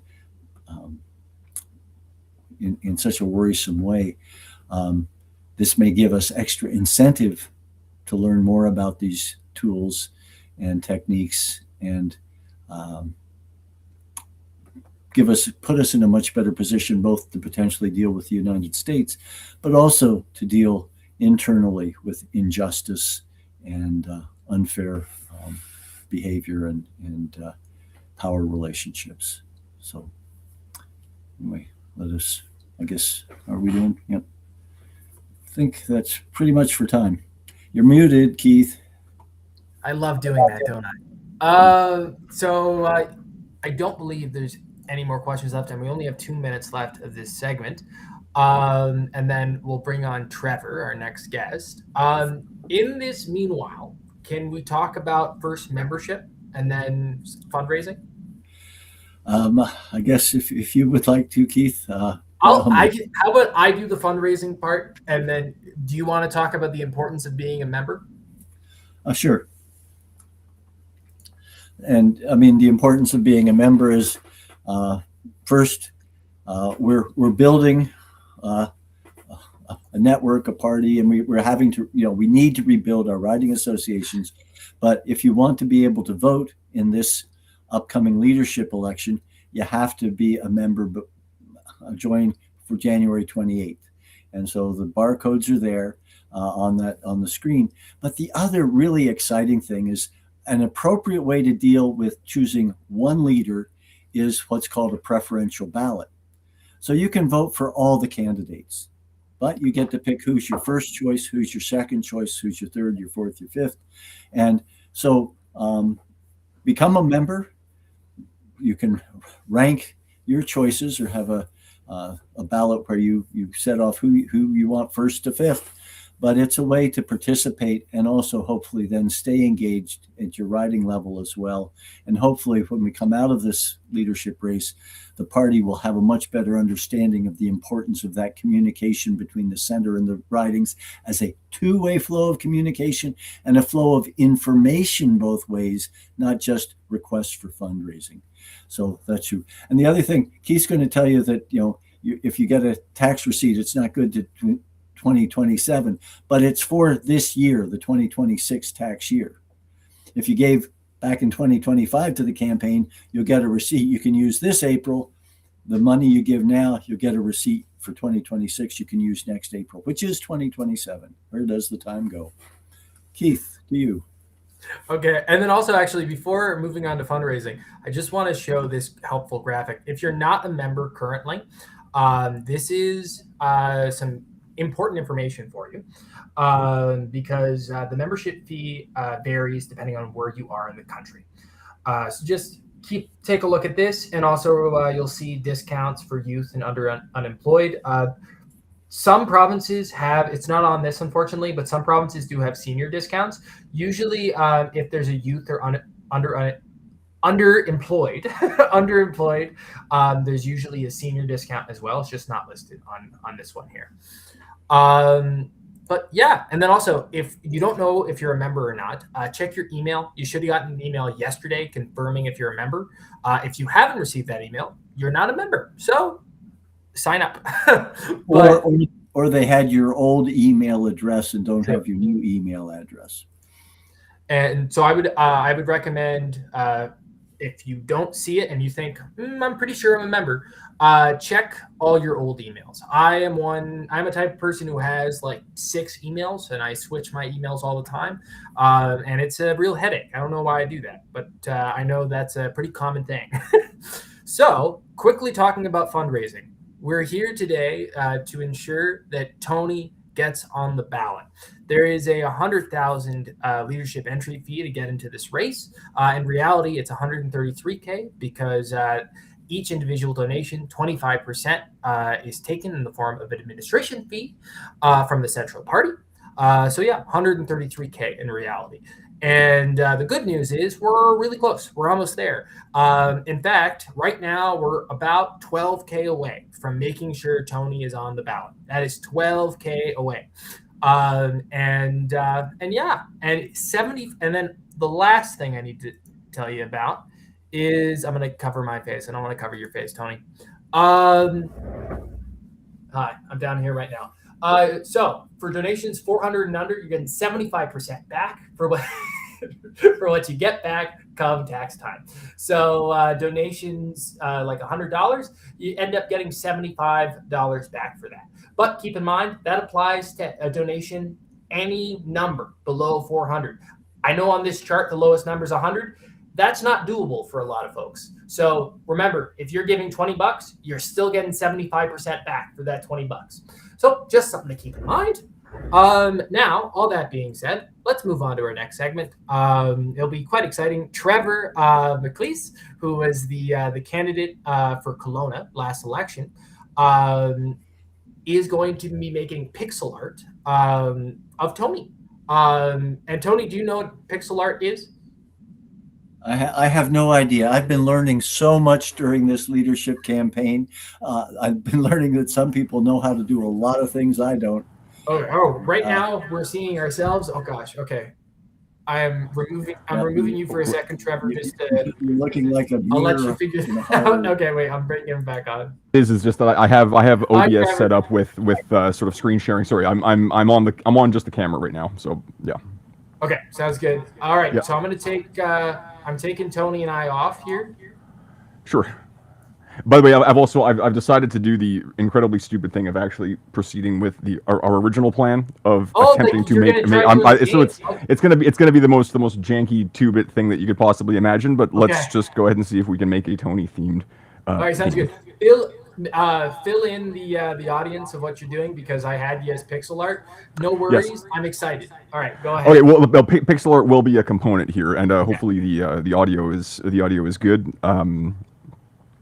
So the idea here is I'm going to be attempting to make the world's crummiest game within the next 25 minutes, using our man Tony as the protagonist. So all that I've done in preparation for this is just to get I'm gonna switch over to the actual setup here.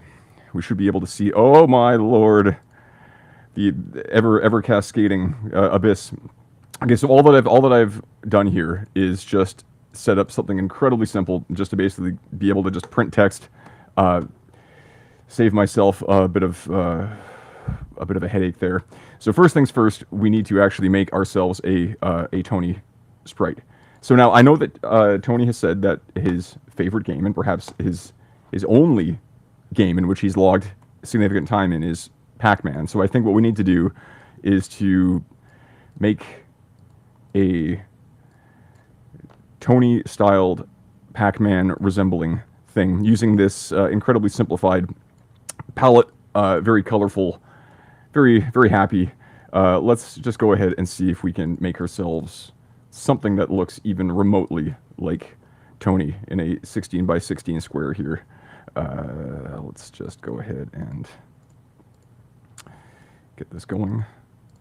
So I'm going to just put on a little bit of music here.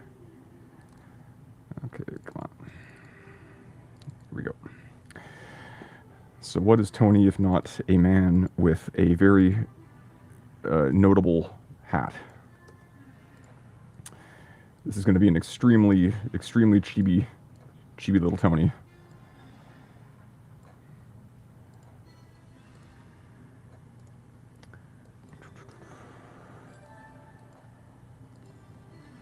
Oh, geez, I'm on the background layer. That's not what I wanted.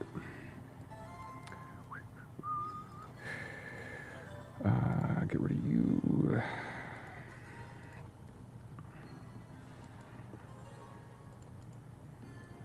Okay. That looks to me like a straw hat. I've seen a few straw hats in my day, and well, that's close enough.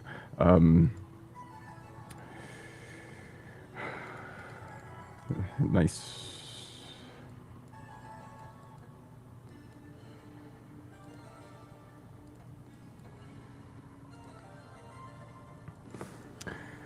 Okay, what would be an appropriate color for Tony's overalls? This is going to be an extremely deliberately sort of lo-fi, heavily stylized rendition of our guy here.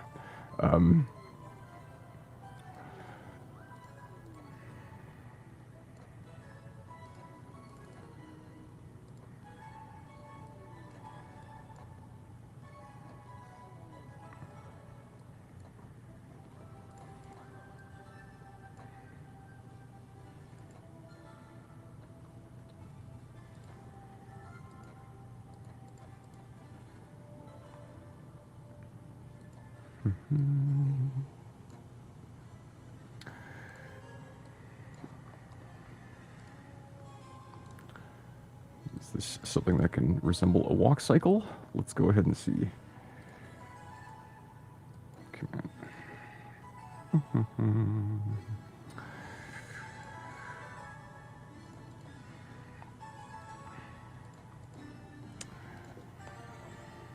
Come on. Oh, it's almost like he's walking.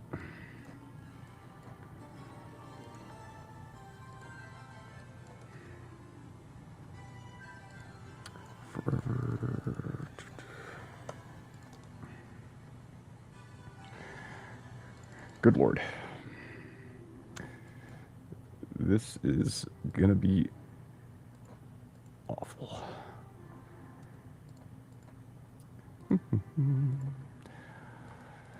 Okay.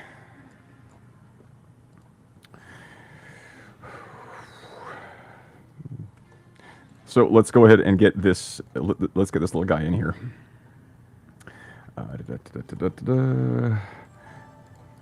So this is a game making tool known as multimedia or ClickTeam Fusion 2.5. This is not really what I would recommend for folks that were serious about getting into game development, but it is very possible to make something in a hurry, and that is what we're all about right now. So let's go ahead and come on. Transparency, come on.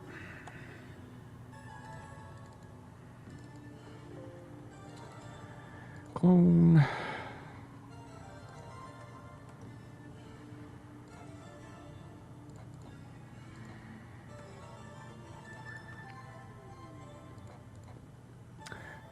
Animation speed.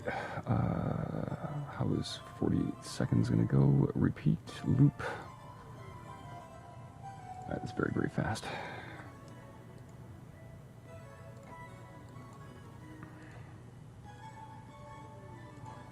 That'll have to do. Okay. Save background. Create start. Now what we will do.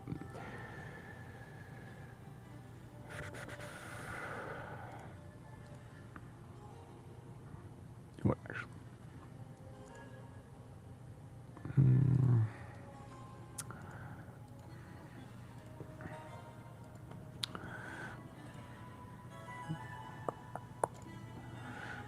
Okay, well, let's give this guy a name.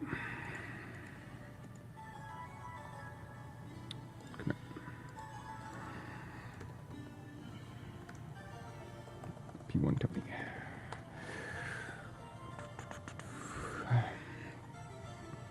Spacebar. Let's go ahead and create this guy.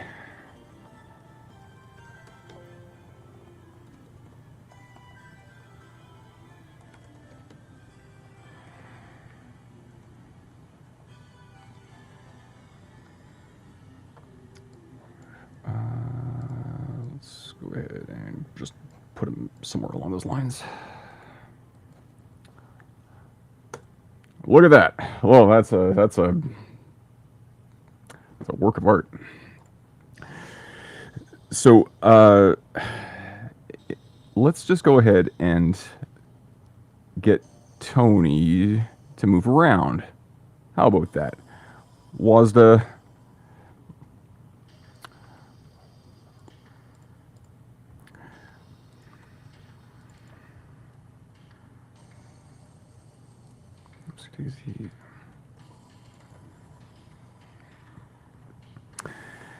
So this is going to be done in an incredibly janky style. In the interests of trying to have Tony stick to a grid of some sort, let's go ahead and expose.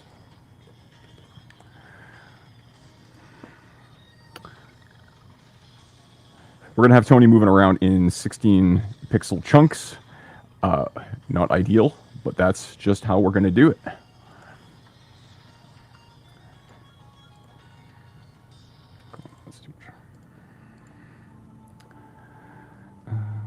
So X pause to X P1 Tony. So what we're doing right now is just making sure that when this object, which is the Tony sprite, is created, that the game actually records the coordinates at which the sprite is made. To Y P1 Tony, which is going to then allow us to nudge the sprite around. So for instance, what we're going to do here is when we push W, which is going to be our up, we are going to go ahead and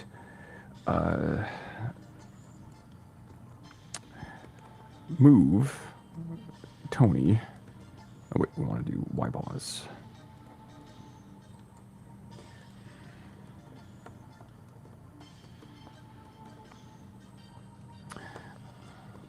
Minus 16.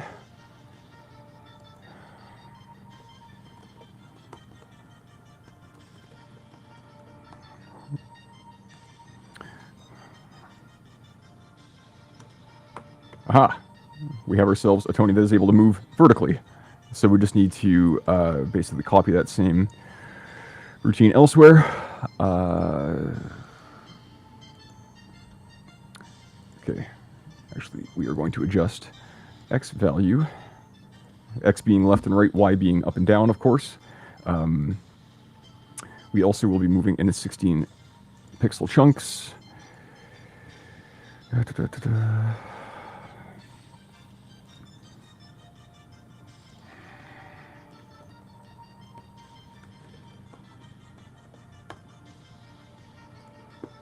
"15 minutes to go." My lord.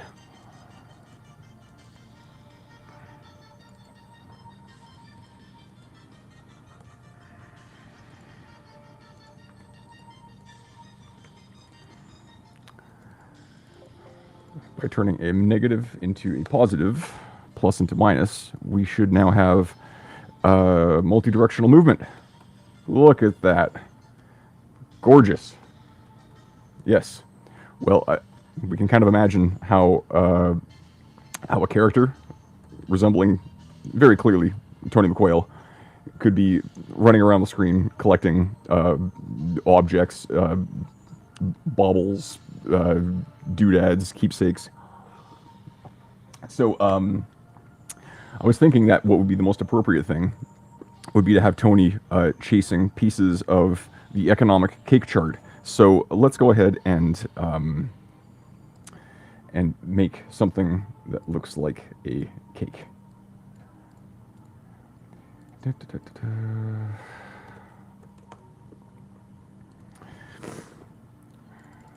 I think that gorgeous cake on the wall tends to be white-ish.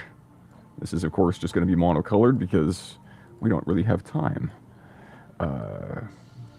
It's sort of in wavy sections.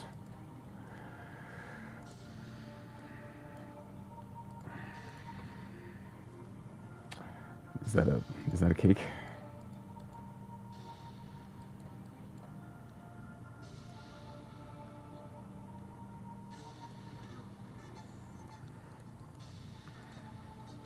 Make it worse.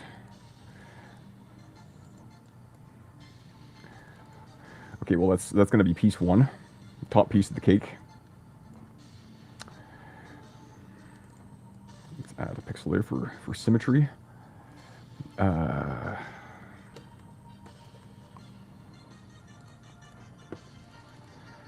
Piece two is going to be a middle piece.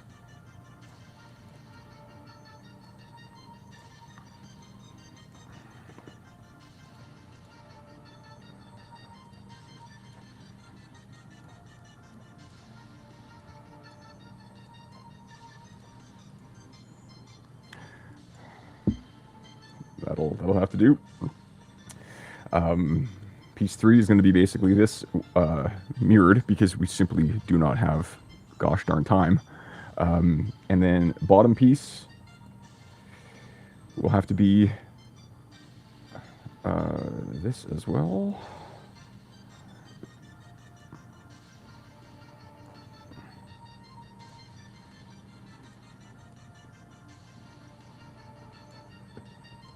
Okay. I think we have it.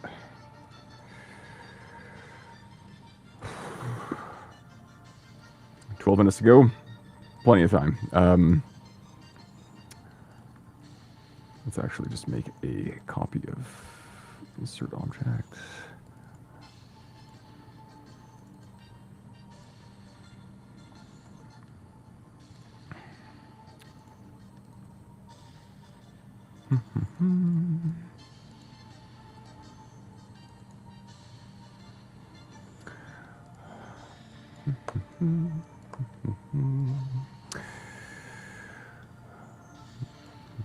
Now we're going to make each of these pieces of the cake its own discrete object, which is also a little bit sloppy and not good, but once again, we simply do not have time to do this the right way.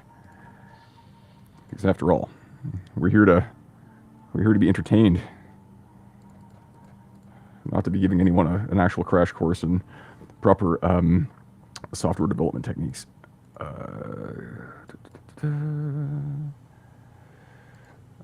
Actually, yeah.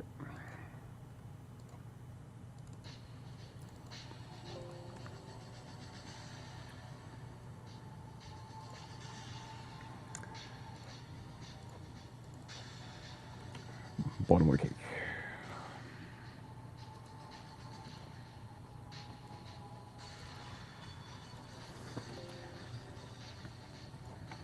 Okay.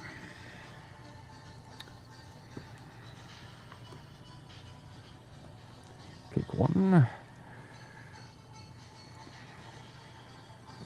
Cake 2.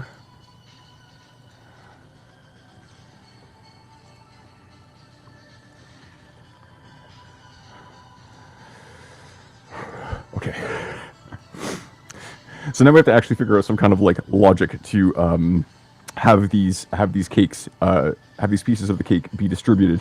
But first of all, we do need to at least have some kind of an event here where that will to take care of the event in which Tony and the cake touch each other. So what I'm going to do is we're going to put this guy. Qualifiers, multiple strings. I'm looking for this. That's qualifiers.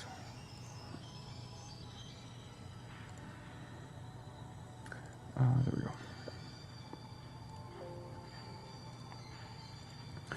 Just to make this a little easier, we're going to basically group all of these cake pieces together so that we can treat them as a single object type. So rather than having to set up discrete logic for each one, the collision is going to basically be copied across all 4 pieces. Now we also could have done this by setting up each of the different pieces of the cake as, say, like a separate frame of animation or something. But these are the sorts of efficiencies that only crop up with the benefit of hindsight, which we do not have any of at the moment. So let's go ahead and see what happens. We're going to have it when Tony collides with a piece of cake. We are going to, let's just go ahead and destroy that piece of cake. For now, we're just going to drop a few of these guys into the map, if we can call it that. And let's go ahead and see what happens when Tony collides with one. Aha. There we go. Now, I mean, in a very sort of in the most literal sense, what is a Pac-Man style maze game but moving an object around the screen and making other objects on the screen go away? What we can do to make this a little bit more interesting, let's go ahead and set up some kind of a basic win condition. Cake tally. Every time Tony eats a piece of cake, we are going to add 1 to the cake tally.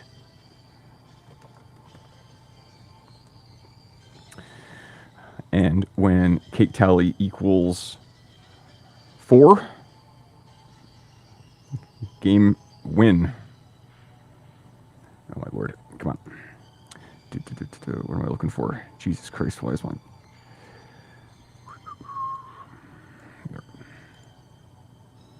Compare to general value. Cake tally is greater or equal to 4.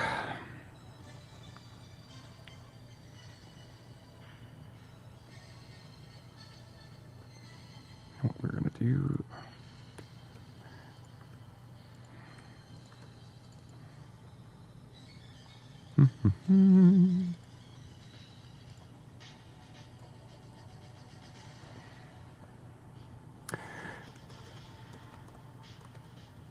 Oh, I've already set this. Economic prosperity get.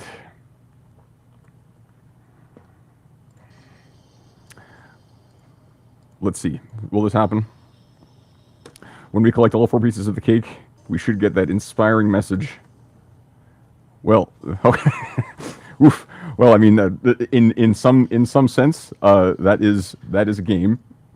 We have a whopping 6 minutes to add that layer of polish. Let's turn this into something. All right, let's limit that event.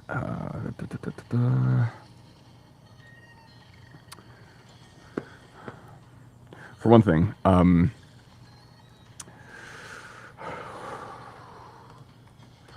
okay, just to confirm, eat the cake. Look at that. We should be able to restart this though.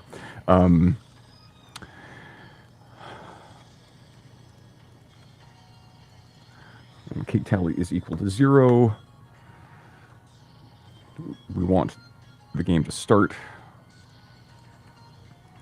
Whereas when cake tally is greater or equal to 4, I'm putting that in there just in case there's some kind of a weird counting error in the event that somehow Tony eating the cake counts twice, which it shouldn't, but we want to have greater than or equal to just in case. When that happens, we've already got Tony on the screen here. We are going to all right.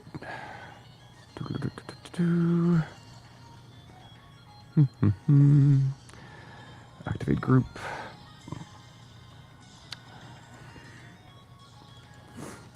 Let's go ahead and make sure that the text, the inspiring message, is getting wiped out.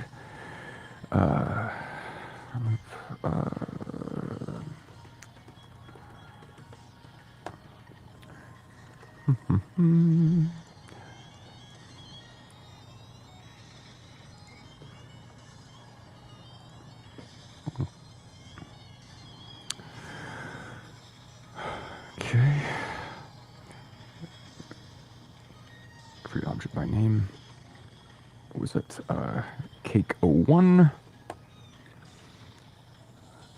We're going to set all the cakes to, set all the cakes to random locations.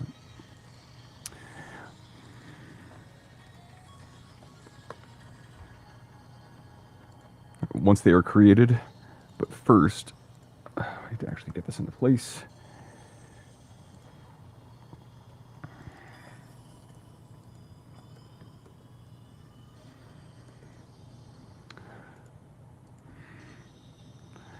Okay, cake 1, position, coordinate. We're in between 0 and 366, 64. Wait.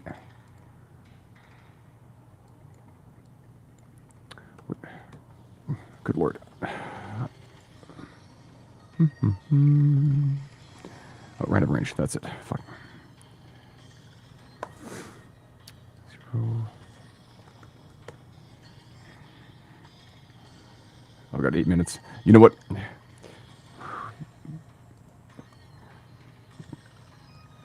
Don't have time for this. Randomness be darned. Cake pieces simply are going to be set at new locations.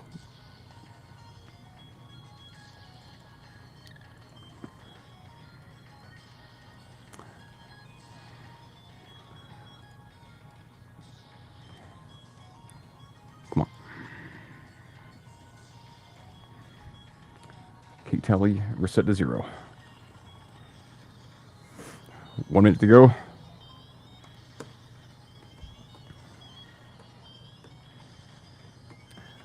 Well, okay. Well, as you can see, this is a perfectly functional and a flawless, bugless game. I think we more or less have it. We got 1 minute to go. An army of Tony McQuail's. I think if this were our lived reality, we would be in a better world. This is really impressive, Trevor. I believed in you the whole time, but the timing was perfect. That was quite exciting to watch. Thank you very much for coming on to the stream. As always, it was lovely to have you. Oh my goodness. Well, I'm happy to be here. Oh Lord. Let's hope that. Oh my goodness. I'm going to turn my camera off for 1 second. That's not to blow anyone's mind. That's okay. That's okay. But yeah, no. That was great, and I'll publish that on like an itch page. Not that anyone actually wants to look at it, but just because you'll be able to play it in your browser if you honestly want to just like waste 30 seconds of your life. I'll share that in the chat once I get that uploaded. Fantastic. All right, sounds good. And then we'll make sure we'll put it up on the Tony McQuail Instagram story. We'll put it up on. Okay. There. Okay. Sweet. Cool. Trevor, nice seeing you. Yeah. Best of luck with the rest of the stream, and take care. Have a good one. Bye. Okay. I'm bringing on Tony, and then we're gonna introduce our next guest.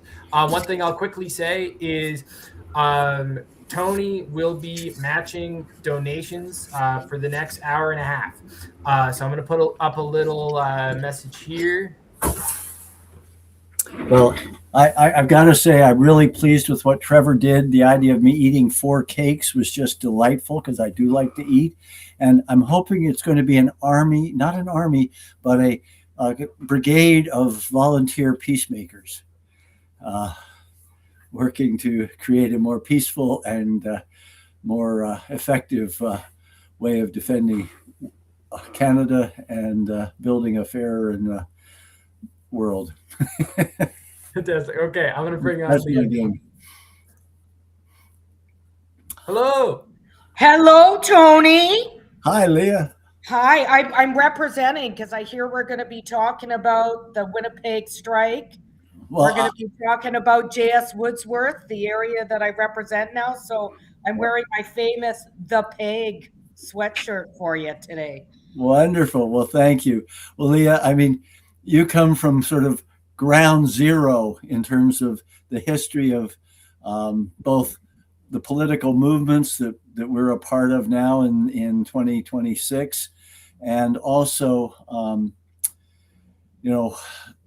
the demonstration of how, in some ways, first past the post has kept Canadians from getting representation over time. So I'm delighted to have you here, and I look forward to hearing the story of how the history of your area gets taught to students and taught to the community, because I don't think it gets taught nearly as well to people joining the NDP, and certainly not to Canadians across the country, because we don't have a good sense of where what we do appreciate came from, and don't understand why in many cases our provincial governments are starving our healthcare or undermining other aspects that people worked so hard to bring forward. So I'm in your hands. I'm looking forward to this. I appreciate it, Tony. So one of the reasons first of all, I'm very honored that I was asked to be one of your guests on your fundraising show. I think it speaks, New Democrats, the history of our party was about being inclusive. It was about ensuring the voice of the most marginalized was heard. And so, I've been really, in spite of differences we might have politically, even within our own party, it's been really nice to see people come together to ensure that everybody's voice can be heard. And I can tell you, Tony, listening to you, it's really refreshing, because I think you're right. I think, we often talk about Tommy Douglas. We often talk about J.S. Woodsworth, but we don't talk about the fact that J.S. Woodsworth was a pacifist, in fact. We don't talk about the fact that, Tommy Douglas is famously quoted, and I don't have the exact quote, so I'm going to paraphrase, that if we had the resources to defeat Nazis in Germany, certainly we have the resources to defeat poverty. And that's why I'm a New Democrat. My father was a war survivor, came to Canada, joined the military for 4 days before he was kicked out for trying to start a union. This is a true story. My dad was a lovely guy. became a lifelong pacifist. And I grew up in peace marches when they were a lot more big.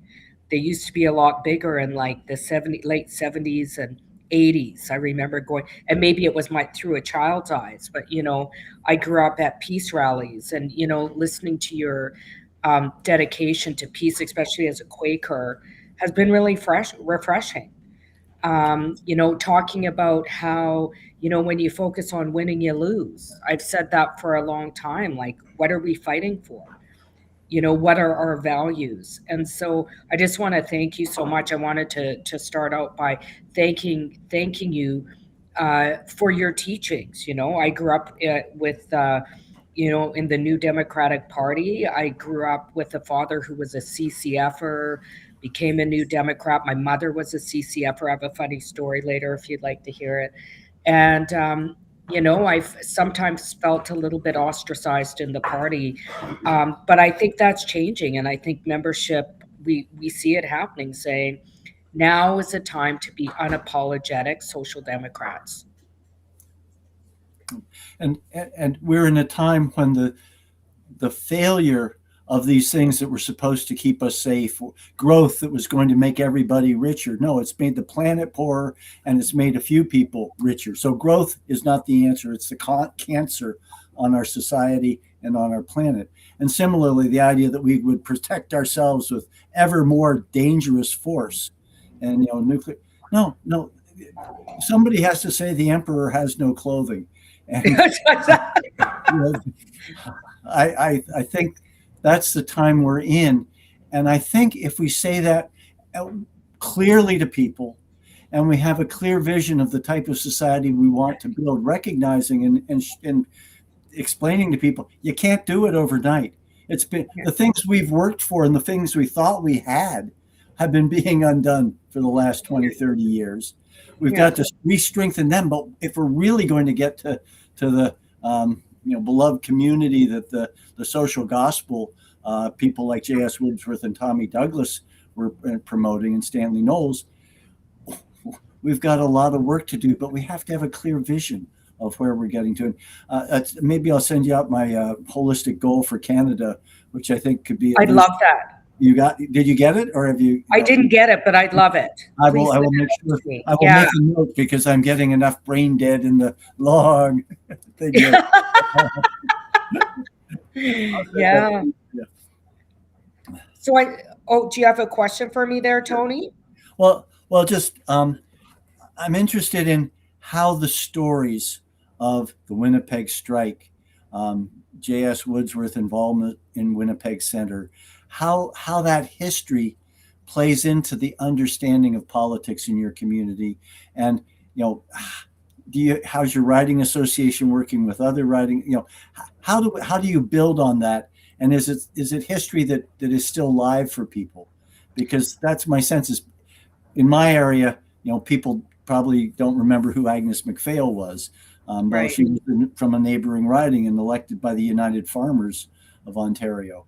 And how do we keep our history alive so that people understand where pensions came from, understand how we got health care, understand pharmacares in the recent past, but how do they understand the things that we have as a society that let us care for and share with each other in a way that the private for profit health care, and don't forget your pensions, guys.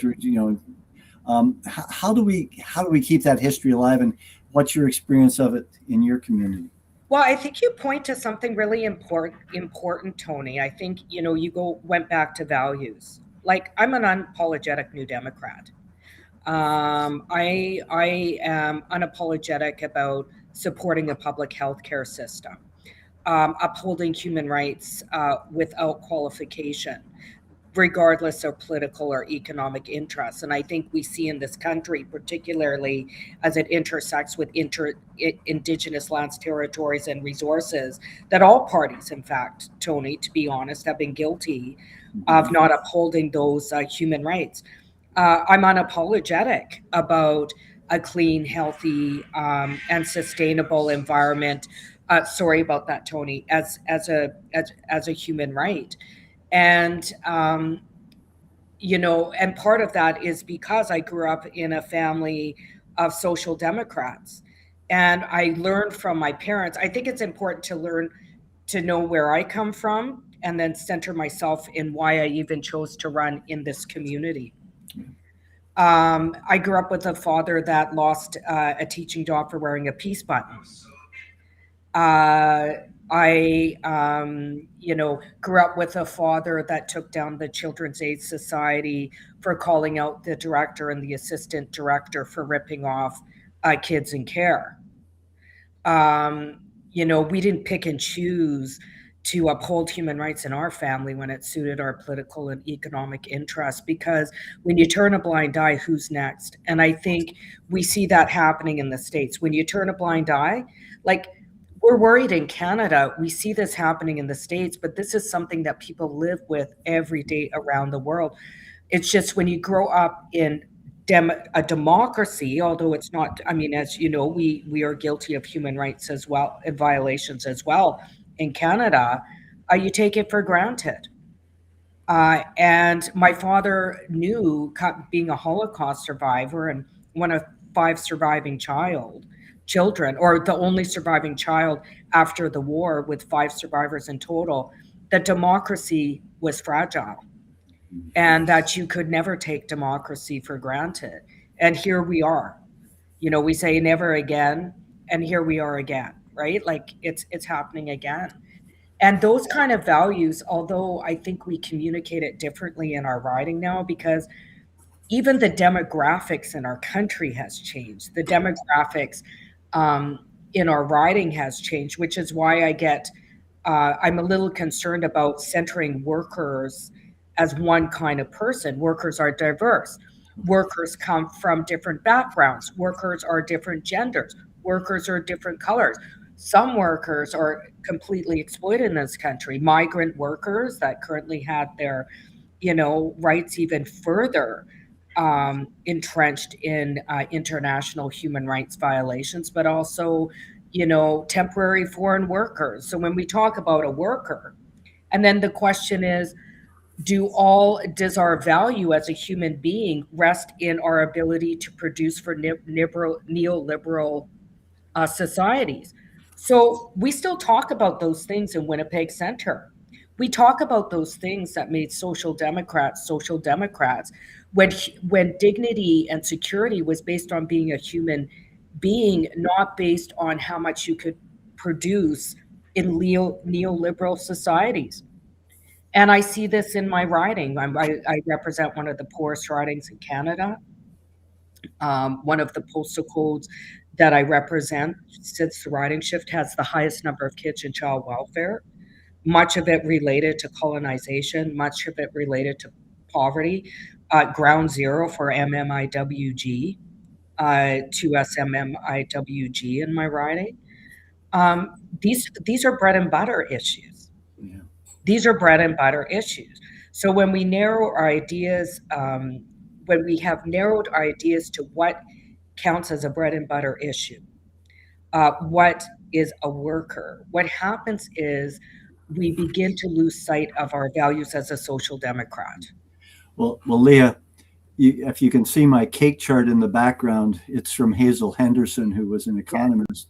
And, these two layers, the layer of nature and the family and community, are areas that don't show up in economic thinking because they're not monetized.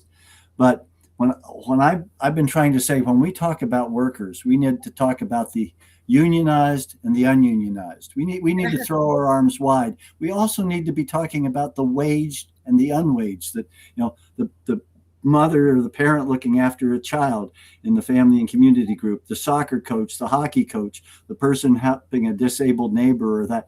This is all work that is essential to a society, but it's not recognized in neoliberal economics, right?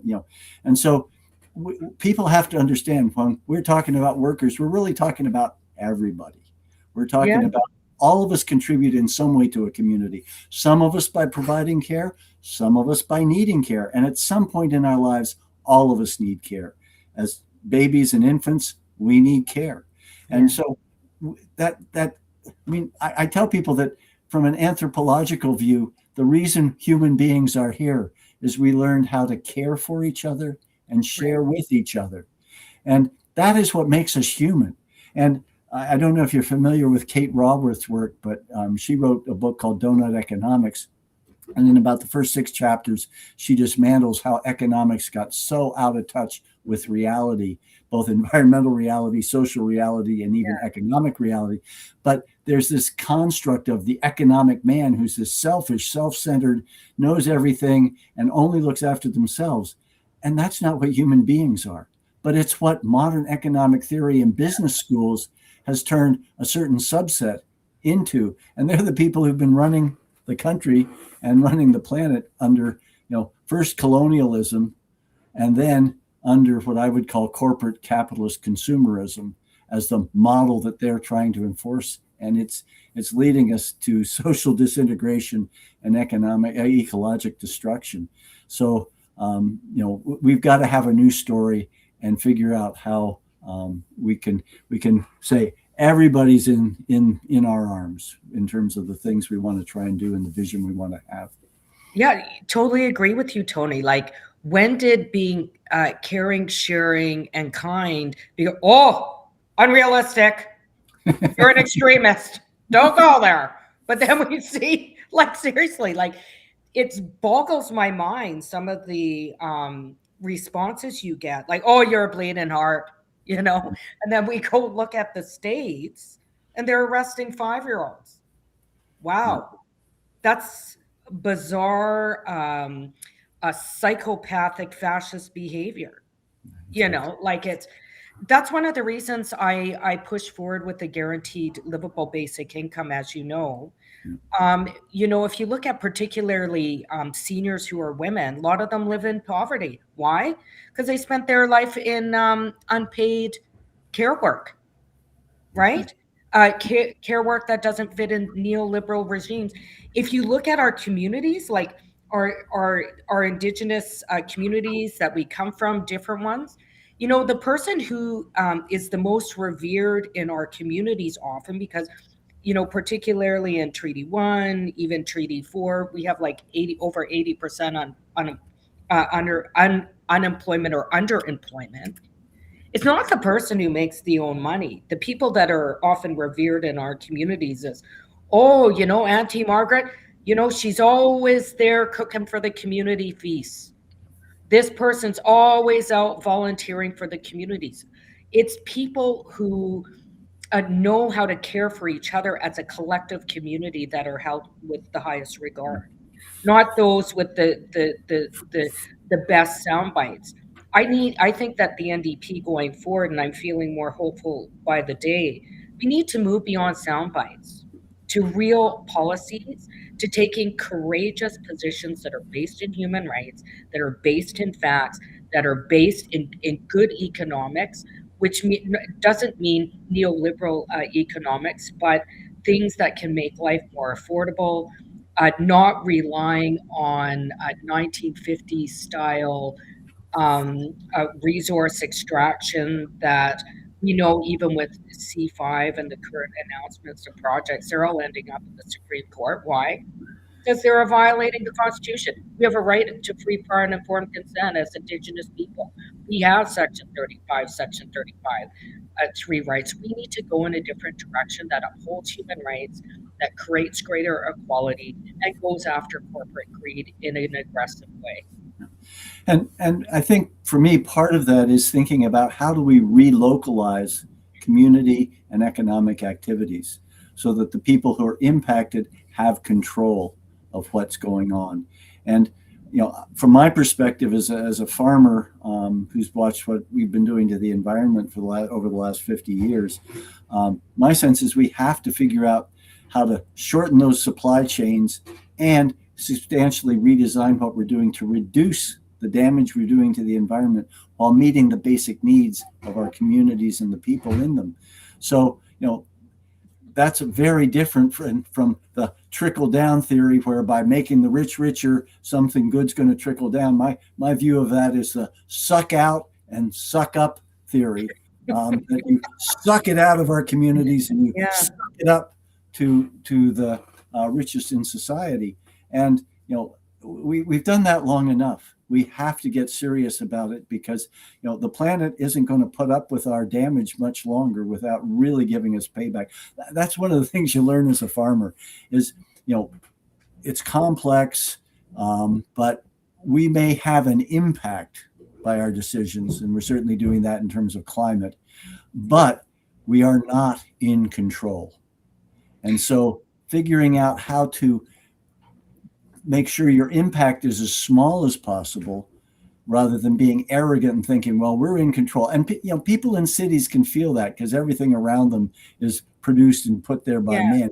But when you're out on the ground on a farm or in the forest or on the sea, that we got some stuff we can steer, we got some stuff we can do, but Mother Nature's in control in terms of the long term. And if we don't figure out how to work well with Mother Nature, things are not going to go well for us. Well, I had the privilege and honor. The United Farmers Union was honored at the CCA breakfast a couple of months ago in Winnipeg, and I got to sit at that table. So I was a bit tickled pink, because I grew up in the party, but I grew up with the OGs. I like one of my supporters is the second woman of the legislator, Speaker of the House in the Manitoba legislature. So Muriel Smith, all the OGs, Judy Washalishalis, so I grew up with the party, but I got to sit with the United Farmers Union. And I just, people, when they talk about Saskatchewan and the farmers and how they supported the CCF, I agree with that. But I have a question to ask you about this, Tony, because you're a farmer, you've done sustainable farming your whole life. You're what I consider one of the, rural intellectuals on the farm that, farm the land, read scholars, like social scholars. And, now a lot of the farming community has become corporate. And a lot of families' farms are having trouble competing with these big corporate farms. And they're doing it in a way that's not sustainable. Well, I wanted to ask you a question about that because you're a farmer. Well, and one of the OG farmers, the thing, I went to the University of Guelph for a year back in the 70s, and they didn't want us to think of ourselves as farmers then. They wanted to think of us as we were agribusinessmen. And I said, no, I'm a farmer. We've had this approach that you were supposed to get bigger or get out. It only meant that people were working on narrower margins. And to me, one of the hopeful things is the movement to ecological or regenerative or organic or sustainable agriculture, because when I was studying at university, it became apparent that modern industrial agriculture, which we're told is so productive, actually has a energy return on energy investment, or net energy, is negative. We have to put 10 calories of energy in terms of the energy we put into the equipment and fuel to get 1 calorie on your table. That is not a sustainable system. So and food is the foundation of society. Yeah. In community. So, we've got to redesign that. And to me, the exciting thing is that a number of farm organizations which were pretty marginalized, like the National Farmers Union, the Organic Council of Canada, and various other groups across the country, were not having much impact. But they came together in a coalition called the Farmers for Climate Solutions. And so now 27 groups are working together. We've got our own, policy research being done. We've also got an educational program. So if people go to Farmers for Climate Solutions, if they Google it, there are courses and information that we're providing so farmers can learn about how they can become more regenerative with techniques that are appropriate to their area, because Canada is a vast agricultural and vast different agriculture across the country. But farmers, if they start to take control again of their management of their farm, not just as an input processor from the industries, pesticides, the fertilizers, the treated seeds and all that. But if they start managing for biological diversity and carbon sequestration through enriching their soil organic matter, that has huge benefits for them economically, but it also has huge benefits for the environment and folks downstream, both nutritionally, but also in terms of if you get a big flood, you hold the water and you don't wash out as many bridges. So there are so many win-win-win benefits from things we could be doing that address the need for regeneration, the need for redesign, and the need for redistribution of power and economic value in society, that it make the society richer in so many ways, not necessarily in terms of stuff, but in terms of value. And that's what when I'm at most despairing, those are the things that give me hope, is what people are doing at community levels or doing in their own lives. And that's where all of us have to start, is where we are. So that's how I feel. So my logo for my, since I ran for nomination, is community at the center. So it's Winnipeg Center, community at the center. And, we've really run it like that as a team. Like any projects that we do in the community, like community building initiatives. We just had a new family center built down the street from me. We had like so many things. We got money for the women's health clinic to protect, gender affirming care and reproductive rights. We have transitional housing for women and gender diverse folks who can stay in this place for like 2 years while they're transitioning into more long-term housing, and just so many more examples. We've had so much investment in our community, and I'll tell you how, Tony. It's because our community, I meet with our community, like all these different organizations on one table, and I say, what is the priority? Like, you all have projects, but like as a collective, what is our priority as a community in terms of most urgent need?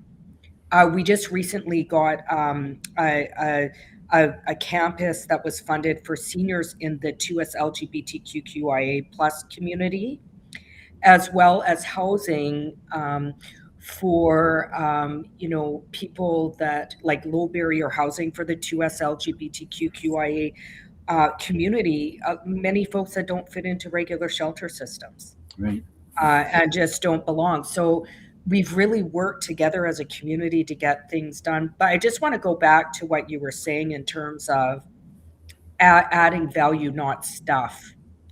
And I've always thought that the reason we need so much stuff is because in neoliberalism, it's spirit sucking. Like, it's never enough. It's never enough. And it's all external to who we are as a human being. Like, it's all external. But when we talk about value add, like, I live very modestly. I'm a member of parliament. I live in, a 1-bedroom open concept condo and in Winnipeg Center. And, it's nice not to have a whole bunch of stuff. On your shoulders. Yeah. Like, it's just really nice not to have a bunch of stuff. It's endless, but that need for stuff is also killing our Mother Earth, quite frankly. Even with, they're making deals with this country and that country, also guilty of human rights violations in addition to the states right now. And for what? It's not sustainable. And we see in this current environment, even around extractive industries, that the way we have gone in neoliberal regimes, and what I called out, quite frankly, Tony, when I ran and everybody thought I was crazy in 2019 for the nomination, I said, we are living in a growing corporate dictatorship. And people are like, that's a little bit harsh. That's harsh. But look at us now. It's like 6 years. Elon Musk, Amazon, like all of these guys, even Brookfields, Trump and all of his big corporate business stuff. Like, we need to find a way to lift up our local communities and push back. We need a movement, Tony. That's That's my thing. We need a movement now. Well, that's what we're calling for, is a green progressive movement that has its arms thrown wide and figures out how to get past our first past the post roadblock, barrier, logjam. Leah, our time is up, and Keith wants me to say something. So thank you so much for joining us today. And you come from a place with deep, deep roots in terms of the party and the movement we're a part of. So thank you so much. Yeah, thank you. And everybody needs to donate to Tony. We need CCFers in this race. Thank you so much, Leah. Thanks so much. Take care. Take care, Tony. Bye. Bye-bye. And friends, Keith has asked me to remind you that I put up matching money up to $1,650 till 7 o'clock for any donations that come in. So I'm putting my money where my mouth is. In some ways, I hate asking for money. Campaign's been structured so we pretty well have to, but it's not about the money. For me, it's about the ideas and the things we need to do to create a movement that can actually get past the post and its barrier to us, and then work on the other 3 R's, the regeneration, the redistribution, and the redesign. And so that's why I got involved. I've been both amazed, honored, and very humbled by the response so far, because quite honestly, I didn't think we'd survive the November deadline when we pulled back and said, let's make sure Tennille gets across first. And I was sure we wouldn't survive the December one when we again pulled back and stopped fundraising so that, again, we make sure Tennille got through. And in the afternoon of the 28th, she said, we're over that hurdle. And so we had a day and a half to raise $20,000 to keep me in the race. And really not keep me, it's keep our campaign and keep the values we're trying to bring to the process. And talking about from the ground up, rebuilding the party from our grassroots, from our riding association. So if those are important messages to you, by all means donate to the campaign, because we'll keep sounding like a broken record on some of this. But I was really excited by how people turned out for the workshop we did as a standalone workshop on strengthening and building riding associations. So we're going to go do that again in February 28th, whether we get across the January 30th financial hurdle or not, because rebuilding the party and our connection to the grassroots in our communities is so critical to having a strong enough foundation on which to build effective electorally and really change how politics and society is being governed in the years ahead. So anyway, I think hopefully that's enough to keep Keith happy and save his voice. And we can get on to my next person, who's Rob Ashton. Hey, bro, how you doing? How's I'm good, Rob. Good to see you. Sorry it took me so long. I was just on with my EDA. Well, good. That's where we all got to be working and doing things. So that's great, Rob. True story. How you been?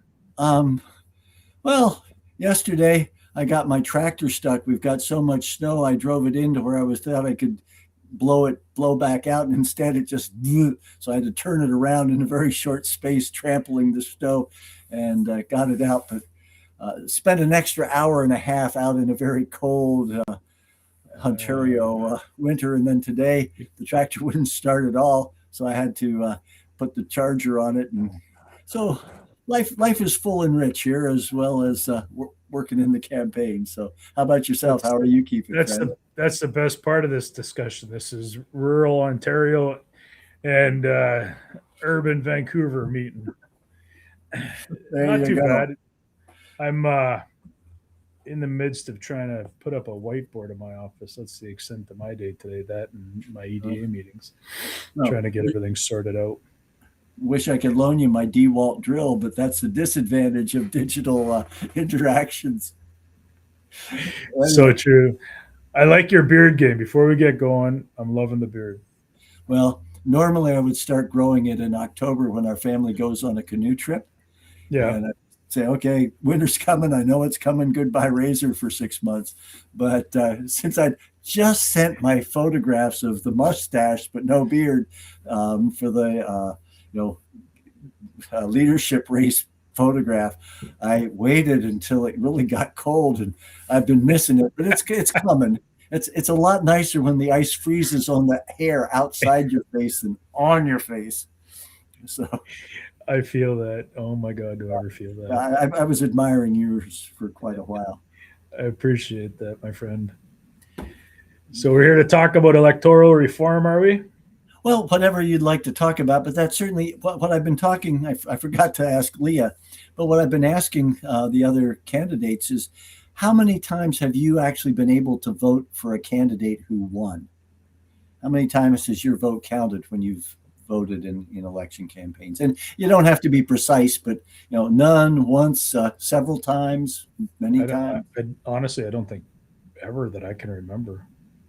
Like, I live in Maple Ridge, British Columbia, and we had a great candidate back in 21, a guy named Phil Clapwick.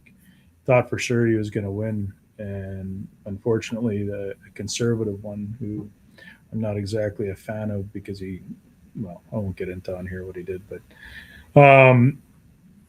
yeah, I've never cast a vote that I can remember where the candidate actually was successful, unfortunately. Provincially, yes, because I voted for Lisa Bear, and she's an amazing NDP MLA for us there in Maple Ridge. But other than Lisa, I don't think anybody else. Well, you're in the experience of the lucky ones, and if you think about it, because I think that when Jack Layton brought us up to 103 federally, that was our high point. And that means that there are like 240 ridings that probably have never elected an MP. And, you're saying you never voted for one federally. I've never voted for one federally. I've voted in 15 federal elections, 13 provincial elections, and only once provincially did my vote actually count for representation. So that's one of the huge failures of our first past the post system. And if you want, I'll give you a short perspective on the failings from 100%. My perspective. 100%. Talk about how do we deal with this. But what happens on election night is, in each riding, the candidate who gets the most votes wins, and then every other vote for a different candidate basically get thrown in the trash can. Plus, the ones that were voted for him by people after he beat the next person don't count for any representation. So even in my riding, conservative votes don't count toward representation, because historically our conservative candidate has won, by 49, 50, 51, 52%. Those don't count. But in most ridings where the winner wins with 40 or 42% of the popular vote, that means that over 50% of the votes cast don't earn any representation. Yeah. But there are several other really unfortunate aspects of this from the point of view of an effective democracy. And that's why my conservative member, Ben Lobb, has supported the private members' bills and been a co-nominator or a co-seconder on them, because he recognizes that with the first past the post, the Alberta caucus in the federal party has a hugely disproportionate impact, because they don't have representatives from downtown Toronto, and they don't have representatives in the same degree to the Maritimes. So you get even the major parties, if we call the Liberals and the Conservatives the major parties, or the historic parties of the elite is what I'd call them, but even they get balkanized by our first past the post system. And so it means we have governments that aren't doing an effective job of representing people across the country, which is then makes the polarization and the conflict that much easier to fuel. And it fuels that conflict because with first past the post, if a party can switch from getting 38% of the popular vote to 41 or 42% of the popular vote, they can go from being in a minority government position to a phony majority position where they got over 50% of the seats with 39, 40, 41% of the popular vote. And now you can have a big policy lurch off this way, but they've got 100% control of the parliament, or it happens across all the provincial governments as well, without having any kind of majority support for their positions or policies. And so you get policy lurch this way, and then we waste a whole lot of money policy lurching this way. And it's terribly ineffective government. And in addition, it means that you don't have a lot of stability around what the majority of people want. And to me, that one of the great benefits of democracy is that when you have a true majority, it shifts over time as people's understanding of economic inequality or environmental degradation shifts. You can make progress because you have some stability around the majority's position, and it moves. But if you don't have that, then you've got these lurches, and if the lurches keep you back here, because the people who are starting to change their perspective have done two things. They don't get anybody elected on their behalf, or they give up on voting, which is the other thing that I think we see in our system is over 50% of the people stop voting, and the remainder, over 50% of the people who do vote, don't get any representation. That's 75% of our population who aren't being represented, either because they've stopped voting or their vote doesn't count. So, it's not a system that works well for Canadians or for democracy. It works well for control by elites. And so that's why, to me, my first R is representation. And I've given some thought, but let me come back to you. This is for your time on this as well, not just me to spout off. But what are your thoughts on that? Have you had a look at the resolution that's been put forward on achieving proportional representation? You had a chance to have a... Yeah, I've been a supporter of pro-rep ever since I heard Jack talk about it in a debate a long time ago. Probably everybody watching this probably watched the same videos that I have. But, he puts it plainly and succinctly by saying the Bloc Québécois and the Green Party get the same amount of vote end up with, and the Green Party ends up with one seat. That's not fair at all. And so we most definitely need to shift their direction, and we have to, you know more about pro-rep than I ever will. Well, hopefully not I ever will, but we do have to change our system, because you are correct. I have quite a few friends that don't vote, and they say exactly what you're saying. Is because why bother? Nothing ever changes. Right? My one vote doesn't count, and then you have to get into that hard conversation about your vote does count. Like every single vote counts, especially in the close votes. But most definitely we have to, because if we brought in a system where we have a pro-rep system or a system like that, like I'm going to look at it from a worker's lens just really quickly here, if I can. Sure. There's a lot of anti-worker legislation, because all the legislation that's ever been written in our country has been written by the ruling class. And it's always written in a way to make us feel warm and fuzzy and go, oh, this is so fancy. Oh, it's so good. You love us, la, la, la. But you and I both know it's a pile of hooey. Like you look at the anti-scab legislation, something that we've been fighting for decades to get in, and we have it. And what do? They pull out this Section 107 that kills us. But if we had an actual government that was voted on by everybody, and it was a government that was representative of the actual nation and not just by a handful of big seats, we might actually have rules and laws in place that Canadians need to live and exist by. If you look at, and you're the farmer, I'm not, but if we had a pro-rep situation, election style government back when Stephen Harper was around, we might actually still have a Canadian wheat board. I don't think it's a we might. I think we would. It's that arbitrary 100% control with a minority position that lets this kind of damage be done to the foundational things for more equality in society.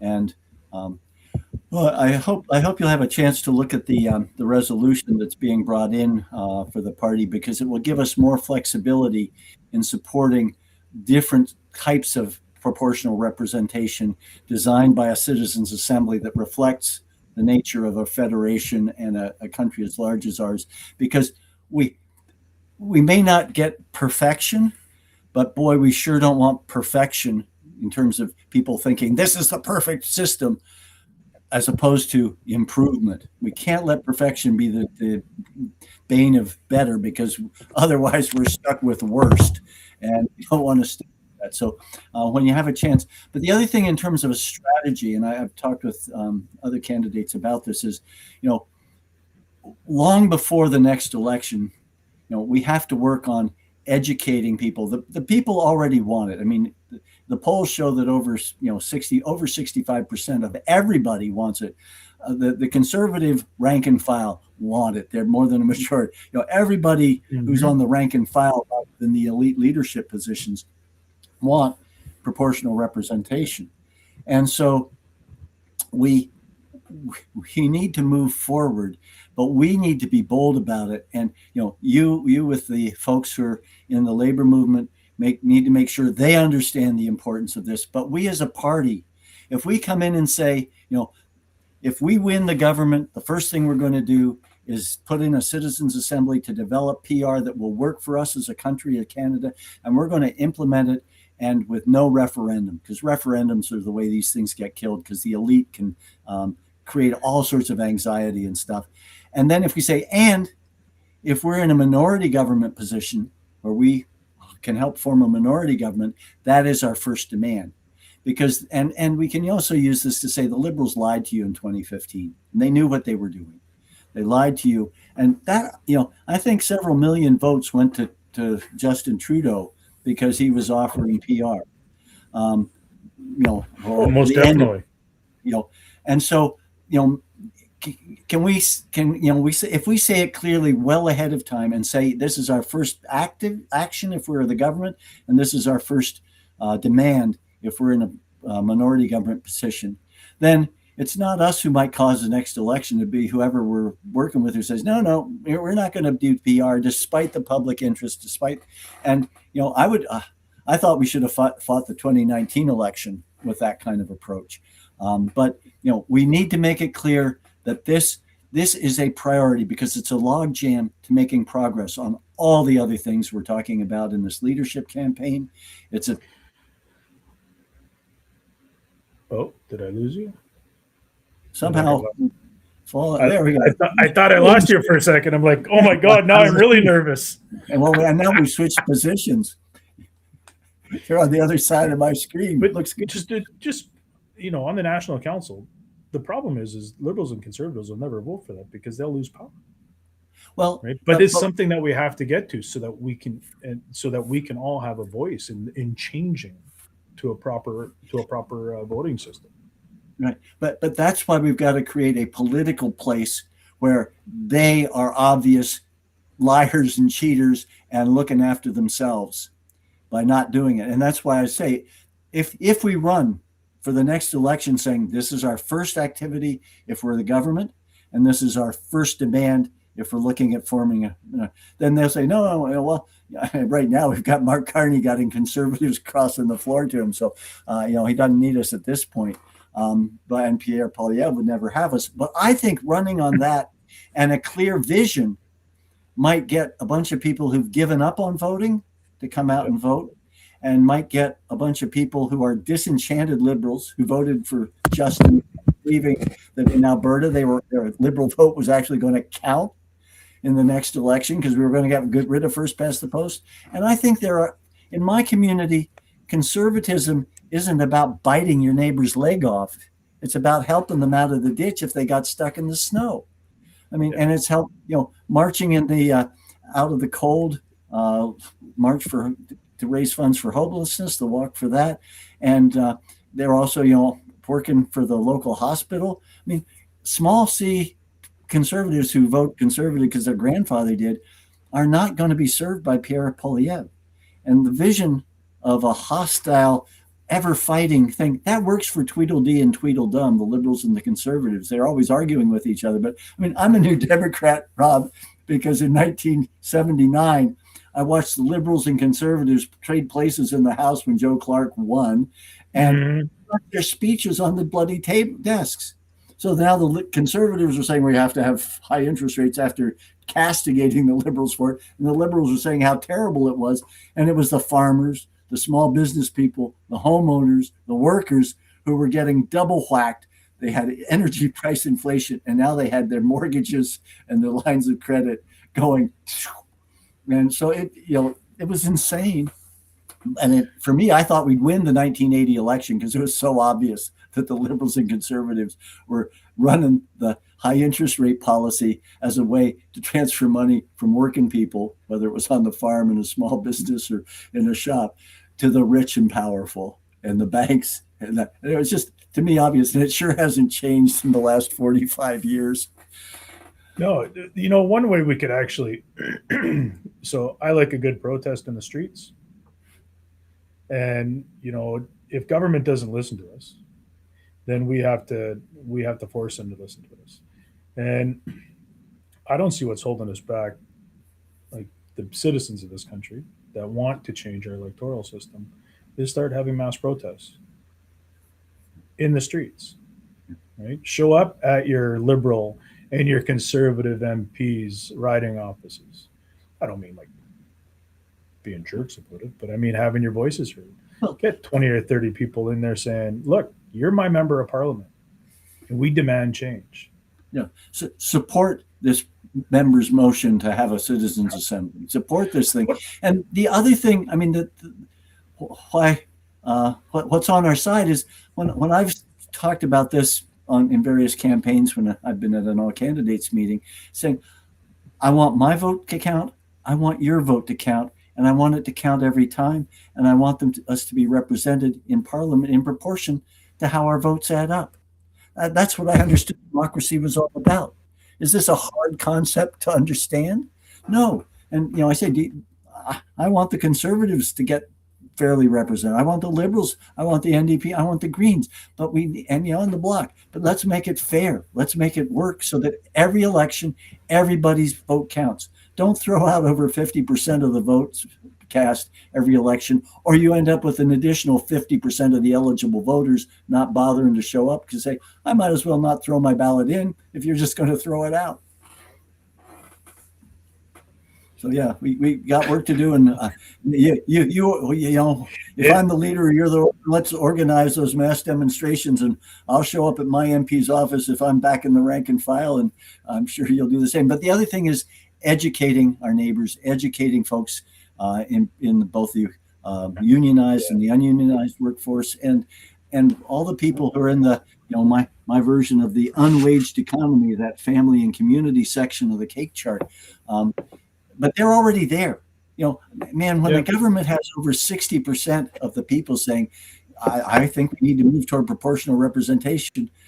If they wanted to, they could move to it. They're not going to hit a lot of resistance. But as I say, the elites have no interest in having people getting a fair voice around the tables in Parliament. Yeah, they don't want a fair voice. You and I both know that. It's, but you've got me sold on it. Okay, good. Not that that was a huge step, but I didn't think it was. But do you agree with the idea that we should make that a key in any new time? We need to do it well before the election so people know where we stand and know that if we end up going back to the polls after a couple months in a minority situation, it's those guys who aren't cooperating and playing. It's not us being intransigent. I definitely agree with you, Tony. Like, we have to make sure that the government of the day and the opposition and every member of our party and future members of our party understand where our position is on pro-rep, because we have to get it done for everybody. The only concern that I have, and it's got nothing to do with the electoral process, it's actually getting people to vote, period. Because people are so worried about not having jobs and not being able to afford life. But if we can get if we can get an NDP government or our party in the House with more seats, on the promise of jobs for people, but more importantly, changing the electoral system, let's do it, 100%. Well, right. And if I tell you what, man, if you want to set up once we're rocking and rolling here, and you pick up the phone, whether you're leader or I'm leader, or we're both sitting on our couch, or you sitting on the farm and I'm sitting on the dock somewhere, and you say, Rob, I'm going to go set up a small protest in front of my MP's office. I'll be there with you, bro. Well, this is such a big issue, because this could change our country. Well, this will change our it country. will. And if we'd had it 45 years ago, we would be in a very different place than we are today. Because people's concerns about the environment, people's concerns about the inequality and the unfairness in our tax system and in our economy and the way it's structured and organized have certainly become much more concerned, but they haven't been able to turn that into an effective voice. And the thing we see in a riding like mine and the ridings you're describing is every time somebody votes strategically, they create a 2-vote spread between the NDP and the other. Because if they were going to vote NDP, there would have been a vote and it wouldn't have been here. But if you vote strategically, then this vote goes up one and this one goes down one. And so if enough people vote strategically, it looks like, oh, the NDP don't have a hope, or the Green Party can't possibly get anywhere. And so then they keep voting strategically for they hold their nose and vote for the lesser of two miseries. And again, this is so defeatist in terms of making progress on the really critical issues to people. And redesigning the economy so the things we produce meet the needs of the people in our communities and across Canada would create a satisfying work, and would create work. And I mean, if we've got too few things for people to do, let's cut the hours. Let's let people spend more time with their kids and family. I mean, that was one of the great powers that the CCF had, is they'd seen what public ownership in the war industries had been able to do in terms of manufacturing.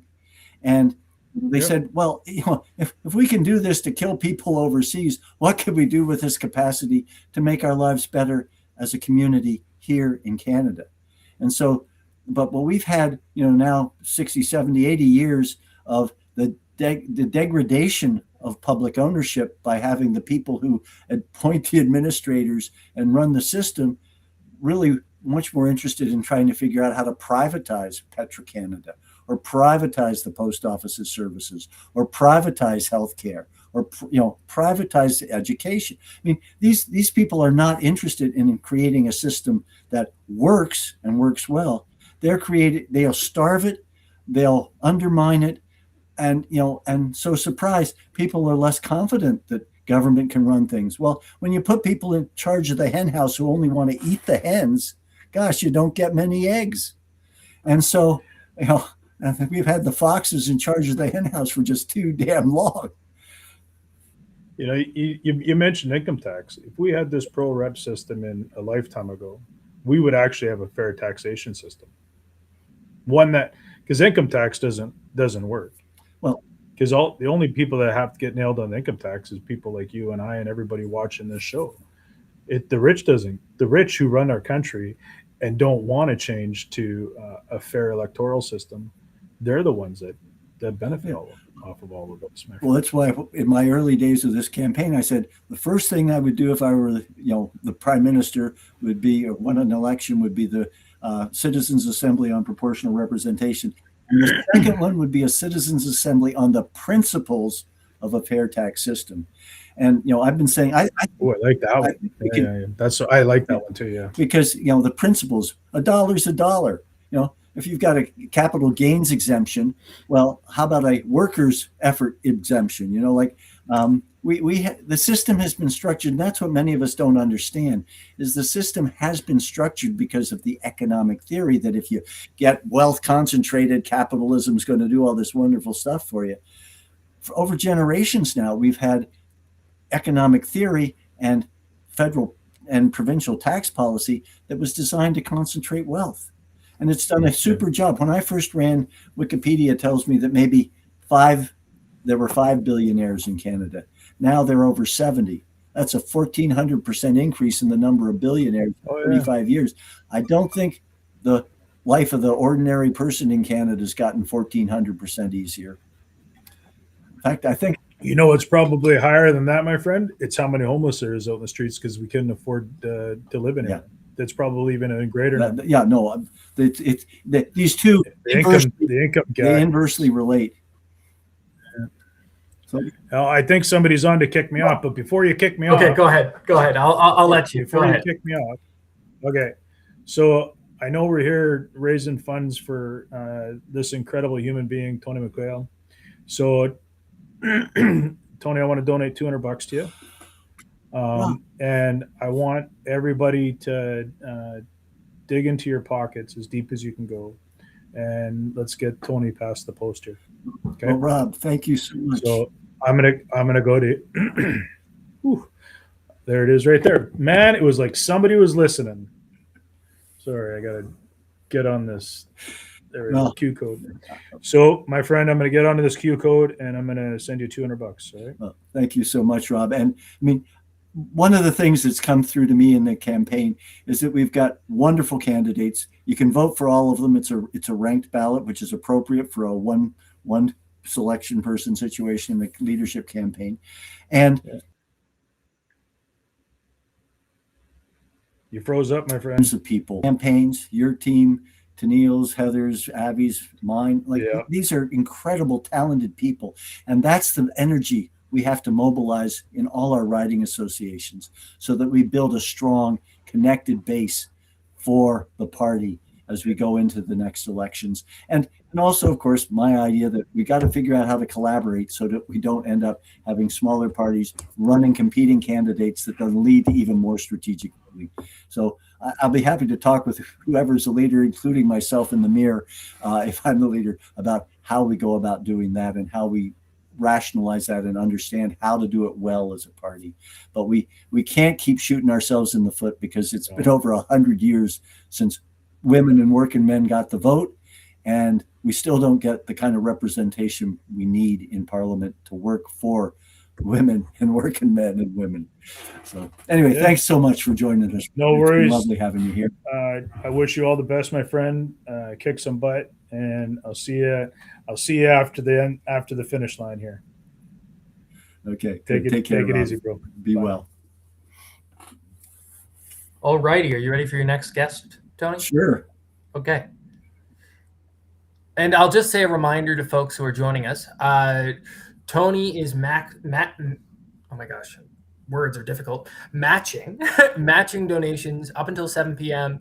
Or until we've raised $16.50. Once that happens, I will just drop this. You just won't see the text anymore. But we still would love a donation. And remember, you get 75% back for what you give, 400 and under. Thanks to the generous political tax credit that does not apply if you do not pay. It doesn't apply if you do not pay income tax. Anyway, which is one of the examples of how the rich are more rewarded by our tax system than ordinary people, because the government is still foregoing that money. And, it's just ridiculous that it doesn't qualify for everybody. And at least in Ontario, it does. Well, if it isn't. Good to see you here. Thanks so much for joining us. How are you, Tony? Your stamina is incredible. Well, yeah. Farming teaches you that you got to do what you got to do when you got to do it. Right. But Gil, tell us a bit about who you are. I'll let you introduce yourself, and then we'll talk about what a wonderful thing happens in Huron County at Blythe, Ontario. Beautiful. So my name is Gil Garrett. And I am the artistic director of the Blythe Festival in Blythe, Ontario, and we are a professional rep theater company. We also have an art gallery. We also have an orchestra, and we have been around since 1975. And incredibly enough, over the course of that time, the mandate of the festival has been to enrich the lives of our audience by giving voice to the region and the country. And that has meant putting Canadian plays on stage. And to date, we have premiered in the town of Blythe, Ontario, a population 1,000 people. We have somehow managed to pull off this remarkable feat and premiere more than 159 Canadian plays. Woohoo! Yeah, it's remarkable. And the amazing thing too, in this little town, again, population 1,000, every summer, we bring anywhere from 20 to 30,000 people from all over, not only all over Ontario, but all across Canada. We even get, last summer we had folks from 23 US states who came up north to be able to take in shows at Blythe. So we bring a huge number of people to our theater to be able to be a part of that community. It's a really extraordinary thing. It certainly is. And it had its origins in a very interesting process workshop. And I'll say a little bit about that because I don't know if you saw the original, Gil. I think you may be too young. I was not yet born. Yes, but I was. Theater Pass Marai came out and decided they wanted to do a show about farming. And they brought the actors out into this countryside around Clinton, Ontario. And some of the actors lived with farm families. They worked with farm families. And then they workshopped the farm show. And it was just an amazing production. I got to see it live, sitting on bleachers at the Holmesville workshop where they, not like their grader and a dump truck garage had a big area, and they put bleachers around, and we got to watch it outside in the round. And watching David Fox and Mr. Johns being tractors with people sitting on their shoulders. One was a John Deere and one was a Massey Ferguson. And then Janet Amos sitting in a Ringer washing machine as a harried farm wife, talking about all the different things she was juggling. And, it told our stories. But for me, there was one that was a particularly significant one. I went to grade 13 in Goderich, and one of my classmates was a young man who was working in the bush with his father, taking down a dead elm tree. And elm trees, when they die, they often, because of their growth pattern, they often collect water in the place where the limb joins the trunk and get rot there. And when they cut the tree went one way, but the limb came the other. And the father pushed his son out of the way and got hit by the tree. And he was injured badly and died after 6 weeks in hospital. But I went and actually lived with them and took the father's place in terms of helping milk cows and do chores while the mother was spending time in London at the hospital. And, that story, so hearing our actual stories was just so powerful for the community. And, there were a lot of happy stories, but in farming, there are sad stories. Getting hit by a baler when you're trying to get something out of the way, or you're taking down a tree and the limb comes. So it just, was very, very powerful for the audience that the play and the community that the play grew out of. But then it also sowed the seeds for an ongoing relationship in the community with theater. And which is so profound. I mean, and that's one of the things, I'm grateful that you pointed that, Tony, because I think that's one of the most special things about what the farm show did was, they did tour at Holmesville, they did it in auction barns all over, all over Southwestern Ontario. But then when they brought it to Blythe, one of the things that happened that very first season in Blythe was somebody had the great idea that they would do this first season and they would program Agatha Christie's The Mousetrap, the most produced English language play in the world. They would program that as the surefire ticket sales, and then they would also put on a little play that they created called Mostly in Clover, which was adapted from the memories of a local writer named Harry J. Boyle, who had grown up in the region. And then they also put on The Farm Show that same summer. And what actually ended up happening was The Mousetrap tanked. Nobody wanted to go and see The Mousetrap, but everybody wanted to go and see these farm-focused pieces that were about the community they were from. And the way that that rang bells in the minds and the hearts of the community has continued to ring to this day. So we still, 52 years later, have volunteers who are regular volunteers, ushers in the hall, who themselves were farmers when that first farm show came and those first performers came to the region and wanted to learn their stories. And they're still involved with the theater 52 years later. I mean, we've even had board members who were there as children sitting on bales and saw that very first event, and they are now today sitting on the board of directors. Like, what got sparked has continued to be a torch the community has held all of this time. It's really, really remarkable. It is. Hi, Fran. Hi, Gil. Yeah, and that and the responsibility of that. I mean, amazingly, actually, just and you know this because you were there for the 50th anniversary just a couple years ago. We actually did a return to the farm show where we gathered new performers, young people, several of them who have grown up in the community. And we also gathered those original artists who had started the whole thing, and we had them have a meeting of the minds. And then we did a new production of the farm show using both material from the original as well as some new material that we put in. And the outpouring of just community love that sprang forward for that thing, and not just nostalgia either. Like, we were talking to people who, there was an amazing encounter that we had with a woman who came, and her husband had been portrayed in the original farm show, and she was very young. They were newly married, and she told me that back in '75 when she had gone to see it, or in '72 when she'd gone to see it, that she was she thought it was terrible. she had no relationship to the thing. She thought, what is this?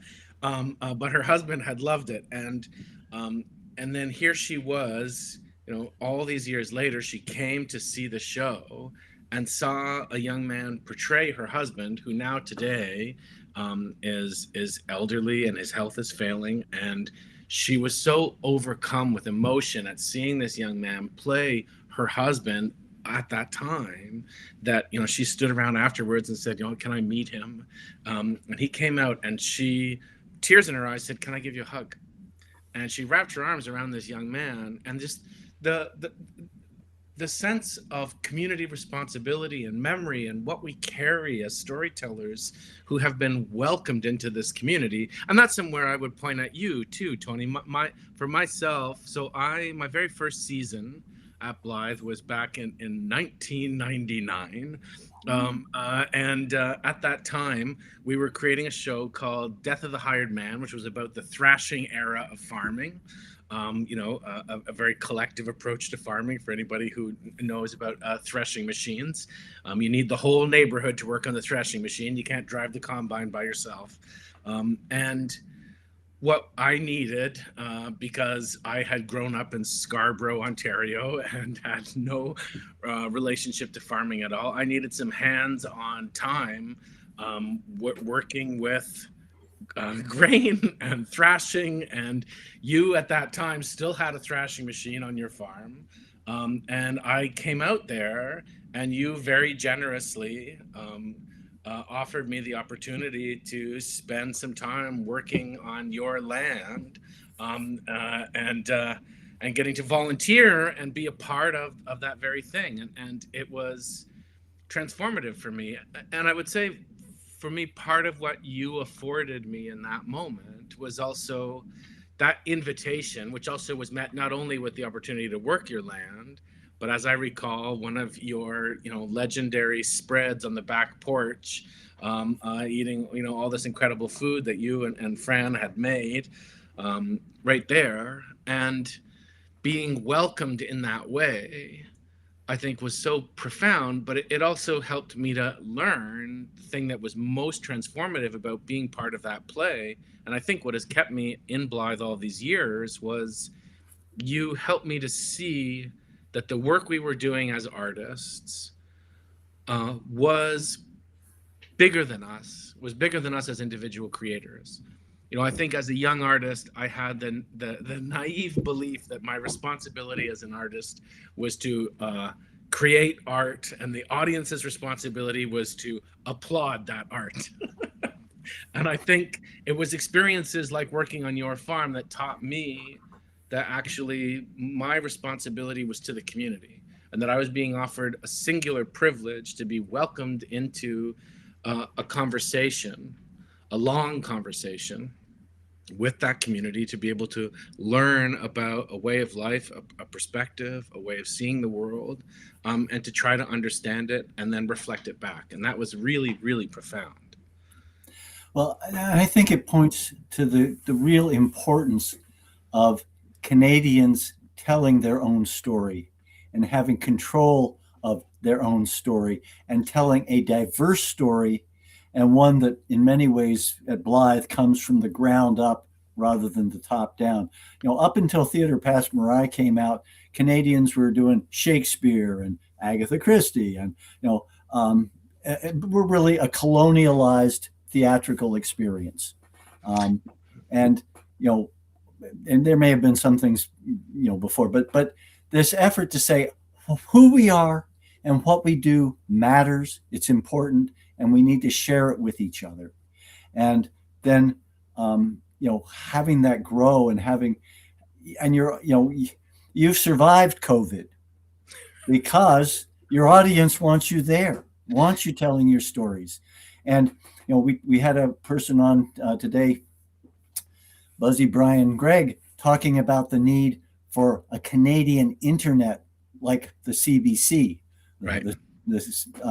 And that we need to have something where we have control and tell our stories. Don't end up being sucked down the rabbit holes by private folks who want to sell us to their advertisers, and who that we need to be telling our stories. And as somebody who is concerned about our future, we need to start figuring out how to tell a very different story than the myth we've been told that, growth will make us all richer. It hasn't. Growth will be better. No, it's destroying the planet. How do we get to one that gets us back to saying, how do we build community where we care for each other and share for each other with as minimal impact on Mother Earth and as maximum impact on building community and supporting each other? And that's where theater and art can help us reimagine what's possible. And I think that's a very important potential. Yeah, and that idea of like the we talk about this massive build out of infrastructure that we're doing in this moment in time, and where is that same investment in cultural infrastructure? I mean, the consequences, and it's funny. I mean, you go back more than 70 years. There was something that was called the Massey Report. Vincent Massey, who was not yet the Governor General, would be momentarily. He went all across this country and went community to community to community and asked people about the culture that they were receiving, and the culture that they were a part of. And one of the things that he came back and published a very influential report called the Massey Report. And essentially its content said, alarm bells. We are living in a country where we happen to speak the same language as a much larger country to the south of us, and we are consuming their culture writ large, all in every possible sector. We have so much American television, so much American radio, so much American theater. We have so much American art, music, everything. And he was really saying, when you break it all down, They have a different judicial system than we do. They have a different political system than we do. They have a different, their Bill of Rights and our charter. I mean, we didn't have the charter yet, but these are different things, and yet we're consuming them as though this is one and the same. And do we not have some responsibility as Canadians to try to augment and amplify our own voices? And I think that charge continues to this day. And I think even more so when we're living in a moment where we have, this massive influx of culture. I mean, how much culture that the average Canadian consumes today comes ultimately from one area code in Silicon Valley? I mean, really. And we continue to have this fire hose wide open, and we just receive it all because we find it entertaining. There is an awful lot of extremely funny, extremely compelling Canadians who tell unbelievable stories that would, widen your heart and blow your mind. And yet we don't give them remotely the kind of attention that we could and that we should.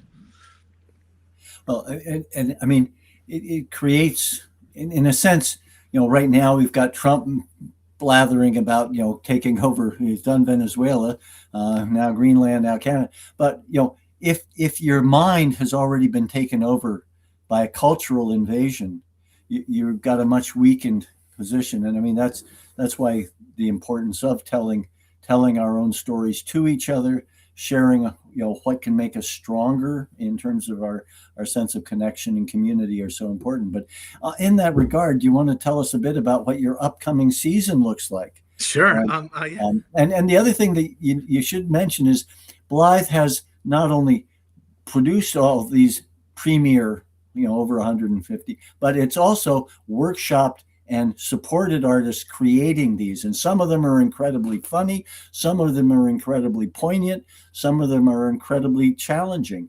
And we try and see them all. I love it when you're there in the house. I can always hear your laughter in the room, Tony. But yeah, it is so the season, the 2026 season, again, we are actually launching into one of these, milestone banner years where all of the work that we are doing next summer, I mean, these are going to be what I'm calling 4.5 premieres. So these are new plays, which is so thrilling. The first show out of the gates is actually a play that we have commissioned called Sisters of 78. And it was written by a young woman named Kristen De Silva, who's a brilliant writer and just phenomenal voice. And what she has done, she approached me with this project where she wanted to write a play about the Fleck incident, which some of your viewers may be familiar with, just down the road from Blythe, in the town of Centralia, which is half an hour down the road.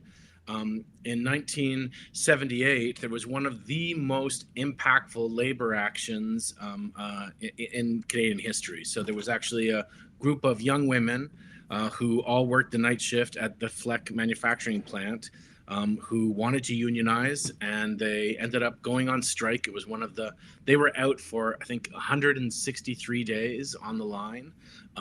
And the median age of these young women, they were like 23 years old.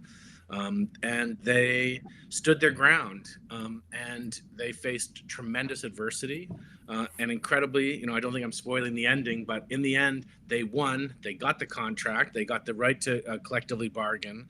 And very influentially, that contract included Canada's very first sexual harassment clause. So those young women stood the line just down the road from here. Some of them are still around, still living in the community. So we've been doing interviews and inviting them to be a part of the creation process. And Kristen has written a really beautiful play that explores this whole thing. That's the first show out of the gates. Then we have a play called Dry Streak that is very, very funny. It's a comedy that actually premiered in 2006 in Saskatoon, but we have commissioned the writer to write a fresh draft of the play, and it's Very, very funny. Essentially, it's about a family farm in Saskatchewan. They're facing a drought. They don't know what to do. And the son has moved away to the city, and he decides he's going to move back home and try to help his family get through this drought. And he gets back to the family farm, and he brings along his punk rock vegetarian girlfriend, who has a little trouble integrating into the community. And then she makes a pledge that what she's going to do is, if it rains, she will run naked through the streets of town. And this becomes a community endeavor as they then all use this to raise funds to fix the arena. But it's very, very funny. Gil, it's both very, very funny. And I played in that when the Hawk Theater did it as an amateur production in Lucknow some time ago. I think I played the father who was not entirely impressed with okay, great. The daughter-in-law. So yeah, it is a great play. But anyway, I'm looking at our time, and I'm going to have to ask you to quick précis of the rest of the thing. So quick précis, we've got a play that is about the 1950s women's baseball team out of the Crayler Furniture Factory in Stratford. They went all the way to the Ontario Pennant. These were all women working in the factory, and they had a championship baseball team. It's a musical and includes music by Juno Award winner Dana Manning. We also have a very funny new play called The Last Mayor of Rusty River. We're billing it as a bluegrass musical about municipal politics. And basically, there's an incumbent mayor who has been the mayor for 32 years, and he's facing election, but no one's running against him until finally, a bold young man decides if all politics is you scratch my back, I scratch yours, then I've got the perfect candidate. I'm going to run my cat, Captain Whiskers, against you for mayor. Yeah, and then the last show of the season is a wonderful storyteller all the way from Prince Edward Island, a young man named Justin Shaw, who tells an amazing story. He's the very first of his family. He grew up on a horse ranch in PEI.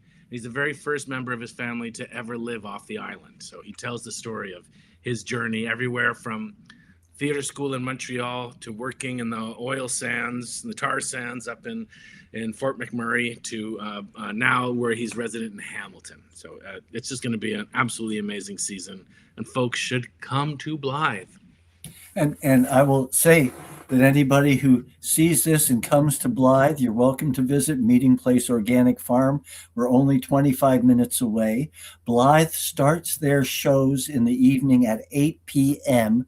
So farmers like us can get most of our chores done unless we're haying. So it's been just wonderful to have Blythe there, and I have memories of many wonderful plays.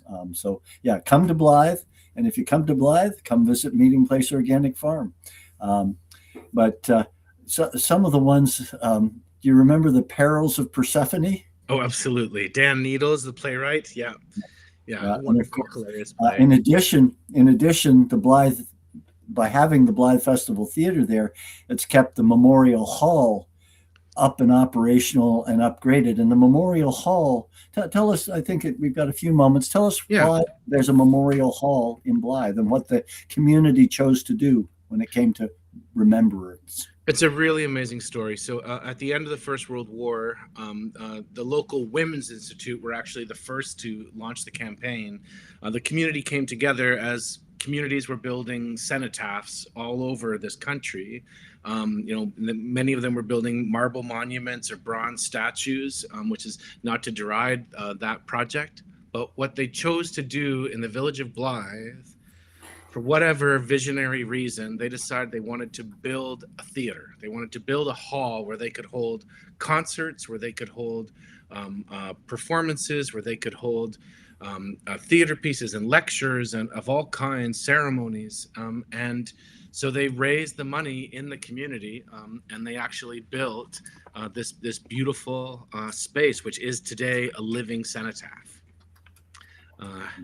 And actually, a funny story about the living cenotaph. In 1975, 5, when the artists who would found the Blythe Festival arrived, actually the upstairs of the cenotaph of this hall had been left. It was unfortunately derelict, and they couldn't renovate it. They didn't know what to do, but they wanted to use it, and so they actually went to the township, and the township said, well, we will let you use it, but you have to sign waivers that if the roof falls on your head, you won't sue us, which they did. And then they raised a bunch of money, and they refurbished the building, and now it is a state-of-the-art, beautiful theater, and we're all so proud to be working there. It's really special. And I mean, this is just a sort of wonderful story about what communities can do. And I mean, one of the things I've been calling for is let's stop giving $30 billion to the oil companies as a subsidy, which the government does annually. And let's put that out for projects across the country. You know, given the difference between $1 million and $1 billion, $30 billion to the oil companies could be $30,000 million grants to communities across Canada from sea to sea to sea to do whatever kind of regenerative or redesign project for something in their community that they want and that they'd like to work on, that either makes the environment healthier or makes the community better. And you know, those are to me what I would call nation building projects, building the nation powerful, where it has an impact across the country in many, many communities. And that could be employment for local young people. I mean, it could mean so many things. One of the things that we need to understand is when you live in a complex, interconnected system, if you start solving a problem over here, it also starts having ripple effect all across. So we could be multi-solving in ways that are currently not being done with our corporate capitalist consumerist concept of how society should work. So yeah. Gil, thank you so much for joining us here. Thank you. I'm looking forward to the season, and I'm hoping to look forward to a bunch of visitors from across Canada who saw the live stream and want to come visit Blythe and visit Meeting Place Organic Farm. We'll show you what over 50 years of regenerative agriculture looks like. Beautiful. Thank you, Tony. Have a good one, Gil. Bye. Thanks for joining us. Alrighty, so our next guest is going to be Tennille. Though I'm going to give Tony some time to eat his dinner. So I'm going to just do a fundraising and membership ask.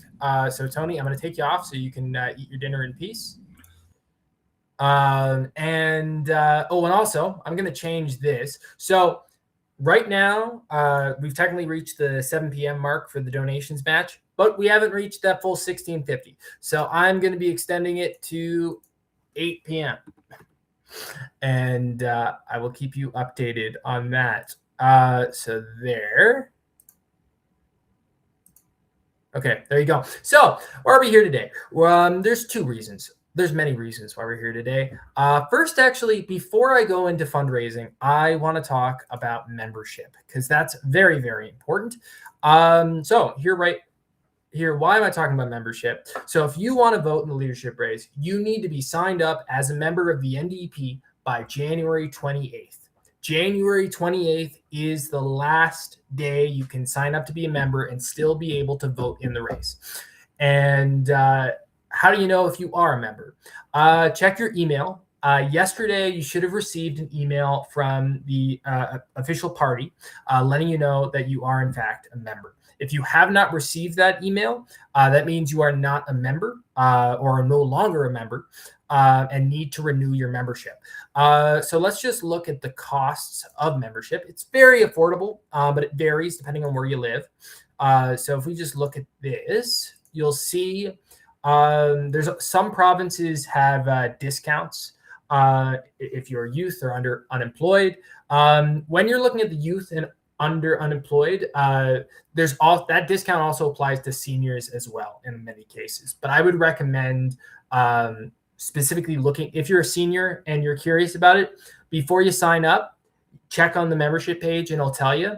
But yeah, so there, I'm just going to let you see that for a little bit more. And now I'm going to take it down.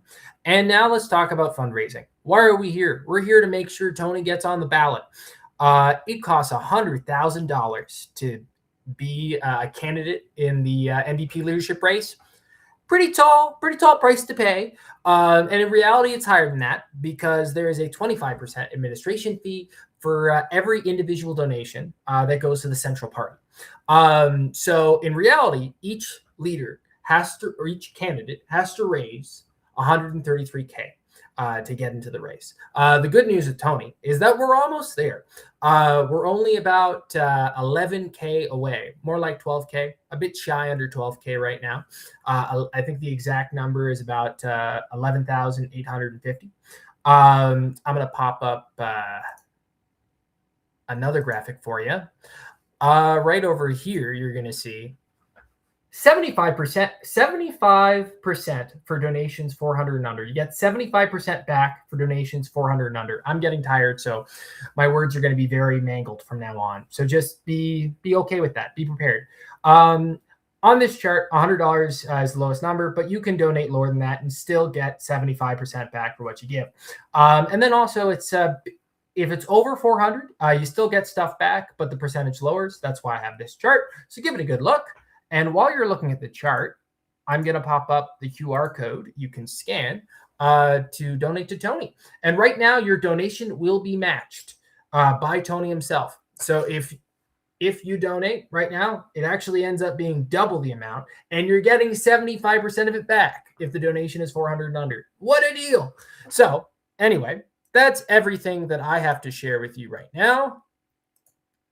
And now I'm going to pop up this reminder. Okay, so I'm going to bring on Tennille now. Tennille, I'm just going to make sure you're ready. Okay, I'm bringing you on. Great. Hi, Tennille. There I am. Hi, folks. How's it going? Good. It's another fun live stream of the whole day. I'm getting a bit tired myself. Tony, how are you? I'm doing fine. I think 10 o'clock will be appreciated when it arrives, 10 o'clock Eastern. And I think we should plan to stop then. We still got a little while left in January before we need our thing. So if we don't quite get over the top now, we've still got some time to work on it. I don't want my team getting exhausted. But yeah, it's great to have you here, Tennille. And it looks like you're traveling. Tell us about what you're up to. Yes, we're on the road again. We are currently out in Wasanich territory, so we're on our way to hit the Salt Spring Island Ferry to go over to Salt Spring to meet some new Democrats, maybe some Greens that want to come hang out if they might be interested, and have some more good chats with community. We just came from meet and greeted North Saanich, had a great time with local folks at the Seasider.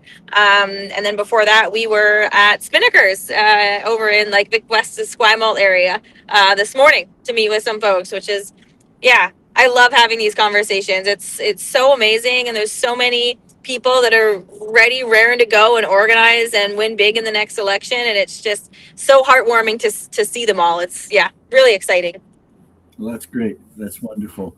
And I'm so glad you have the energy for that. I know with our campaign, I've been sort of sitting here with my cake chart behind me and trying to connect with people that way. But I know that in many ways, in person is more enjoyable, but that's part of my redesign too. But it's been such a pleasure to get to meet you and the other candidates when we have had a chance to be together in person. And I wanted to check, I've been checking with each of the candidates to ask, how many times has your vote, when you voted, how many times has your vote actually counted? Because it's an interesting insight into sort of what's wrong with our first past the post system. But in your experience, in your area there, Campbell River, North Island, how many times has your vote counted when you've cast it? Yeah, I mean, we've been really lucky. The last decade, we've been orange. So we kind of had the privilege of having a vote that mattered and got us a seat in the House of Commons. Absolutely. But that's not the reality for most Canadians, I would say. No, we don't have a reservation. We're paying at the toll booth right now to get on the ferry boat. Two for Salt Spring, please. That's a great question. We have my Visa's in there. My MasterCard's in. Push that button. And you can just tap it.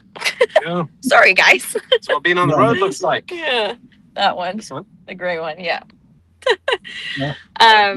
Yeah, so, but I mean, part of the conversation we have around, electoral reform is just that, right? Creating that voter equity where you can actually vote and then your vote counts and you can see that represented in our government. And I've been drawing some comparisons lately for people to kind of help understand like what my riding geography looks like and how we're kind of situated in the political world. And I use Heather's riding as an example because that's kind of coined as like our safest riding in Canada. And so it's a kind of a good guidepost for us. And so Heather's riding is quite small in my opinion.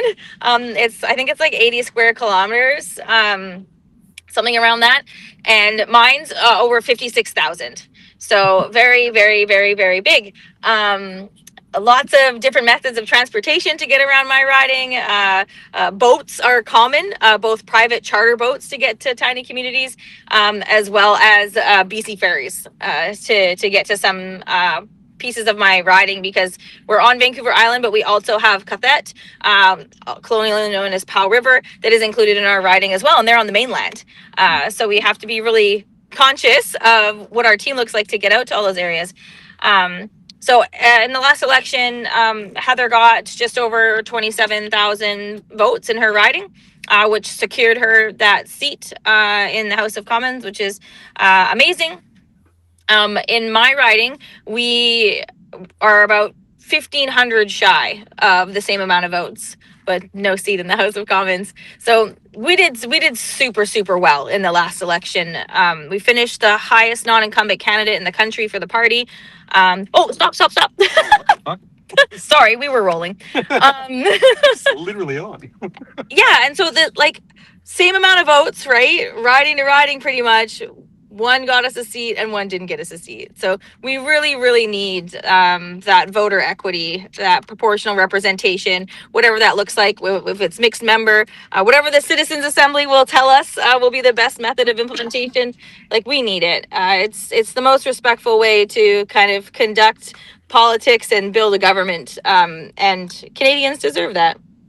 Yeah, when I talk to people, I say, I want your vote to count. I want my vote to count in every election, and I want our votes to count for the same weight when it comes to representation in Parliament. That's how in high school I was told democracy was supposed to work, and we've been waiting for over 100 years since women and ordinary working folks got the vote for an actual working democracy. And we cheat ourselves out of the stability that a true majority government made up of multiple parties working together could offer us. We end up with the terrible divisiveness that wins phony majority governments for one group until people get tired, and then a phony majority government for the other. It is such an unproductive one. But I guess the couple things that I wanted to touch base is, like in my experience, I have voted in 15 federal elections without ever getting representation, and 13 provincial elections where once my vote counted. That's a 3.5% return on my electoral effort. I can understand why over 50% of the population have stopped voting. And, it just, if you're going to throw my ballot out on election night, why should I even bother throwing it in? And so, and then again, so 50% have stopped voting, over 50% in many of the elections. And then 50% of the votes that get cast by those who do show up get thrown out on election night without any representation. What a travesty of to call that a democracy. And it has very negative and serious results in terms of how our society functions and how decisions are being made and on whose behalf they're being made. But I guess one of the challenges we face is, how do we get a change? And, I've been talking about trying to look toward collaboration, cooperation, maybe coalition building around key decisions that if we happen to win a minority government with some of the other, the Bloc and the Greens, we'd have to come up with something. Let's come up with it beforehand. But another thought that in thinking about going into a next election is if we make a citizens' assembly on proportional representation, say that we would take that recommendation and have no referendum on it, and that would be our first action if we were elected the government, and it would be our first demand if we were in a minority government situation. Then that would give the people who voted for Justin Trudeau in 2015 an option, and it would also let us talk about how the Liberals lied to us. But it gives people, I think, something to vote for, and then if we fulfilled that, which I believe we would, then they might have a little more respect for politicians. But it would also mean if we were in a minority position and the Liberals said, no, we don't want to play that game with you, we're not going to do this, we'd say, okay, let's go to the polls. You forced us back to the polls because we made it very clear when people voted for us that this was our first item. And the reason, folks, we're making it our first item is until we get a functioning democracy, we're not going to make progress on any of the other things. We're going to get policy alerts this way at great expense because it costs money when you go off in this direction, and then policy alerts this way, and it costs money when you cancel this. And now, it's not a good government. But we need to help people understand that. So would that be something, if you're the leader, you would feel that would be a sensible approach to take in terms of preparing for an election and saying, yeah, this is number one. Does that work for you? Yeah, I think it would. And I think that approach is something that should be socialized, like at a place like at convention, or maybe an email out that's actually asking a question and asking for some feedback to our members instead of just asking for money. We're forced into this money conversation all the time, because to make that kind of move, we also need to make sure that our membership is behind us, because that could likely mean back-to-back elections, right? And that is often unsavory for a lot of folks. But that's the type of pressure that you kind of have to put into the current government the way it stands right now, because otherwise we're not going to make any changes, right? We're not going to get that momentum, and we're not going to get that big change of how our government functions in Canada, which is what everybody wants. I mean, we've seen across parties, we've seen support for looking at proportional representation and bringing it into government. So yeah, I think as long as we do like a lot of education on that piece of like, hey, get ready, folks, this could be like a back-to-back election sandwich. Yeah, totally. But that also really identifies the importance of working with our riding associations, building that connection out into the community, so people don't just say, they made us have another election. No, if we're having another election, it's because the Liberals will not won't fulfill what they promised in 2015 and won't meet what we've said was the most important thing in creating an effective democracy that works for the people of Canada. And if I think the Liberals, if we did it right, might be very scared to not go along, because the consequences of that second election, if it's clear that they're the ones making it happen, that they're the ones unwilling to fulfill what they said they'd do in 2015, I think there could be, we don't own the corporate media, and the corporate media in 2015 had pictures that looked like Jesus at the second coming. He's standing there and the crowd is reaching up to him, heal me, heal me. No, I think, like, oh God, when I saw that, I think it was the Globe and Mail, I went, but, the media has great power, but that's why we have to build, as you say, a better communication system from the center down, so that we're helping inform our members and hopefully creating emails that they want to send out to their personal contact list, because it's informative, interesting, and useful, as opposed to send us cash yesterday. And so we've got to do that, but we've got to also help then strengthen our ridings across the country, because right now, if I look at the high point of MPs was under Jack Layton, and I think it was 103. Well, we have 343 ridings in Canada. That means that we have 240 ridings that probably never elected an MP. And so, tragic. Yeah, well, it is, particularly in a time when we've got economic inequity that I don't think has ever been worse in terms of the huge discrepancy between billionaires, ordinary people, and then people living on the street. And then this march to an environmental collapse, an ecological collapse, the destruction of our Mother Earth support system. So, the fact that we're still doing the same things that we were doing 45 years ago when I first ran, in terms of preaching growth and wealth concentration through that growth, is just so unproductive for the ordinary people across Canada. So but having people understand that this is the roadblock or the logjam to really getting a democracy where the people are represented fairly at the table. And it's not just New Democrats and Greens. It's Liberals from Alberta, it's Conservatives from downtown Toronto, and it's getting. The other thing that people don't appreciate is first past the post leads to really badly skewed caucuses that are not representative across the country. And so, the Conservative Party has a much louder voice from Alberta than anybody anywhere else. And that's not healthy for democracy either. So I know we agree on figuring out.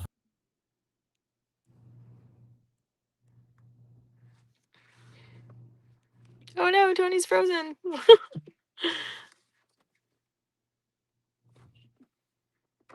Rural internet. Oh no, he's frozen. Internet in the farm. Internet. Rural life for real. It happens sometimes. Are you in line at the to get on the ferry right now, Tennille? Yep. I'm a big fan of. It kind of feels like it's a live vlog from you. I appreciate it. Yeah, totally.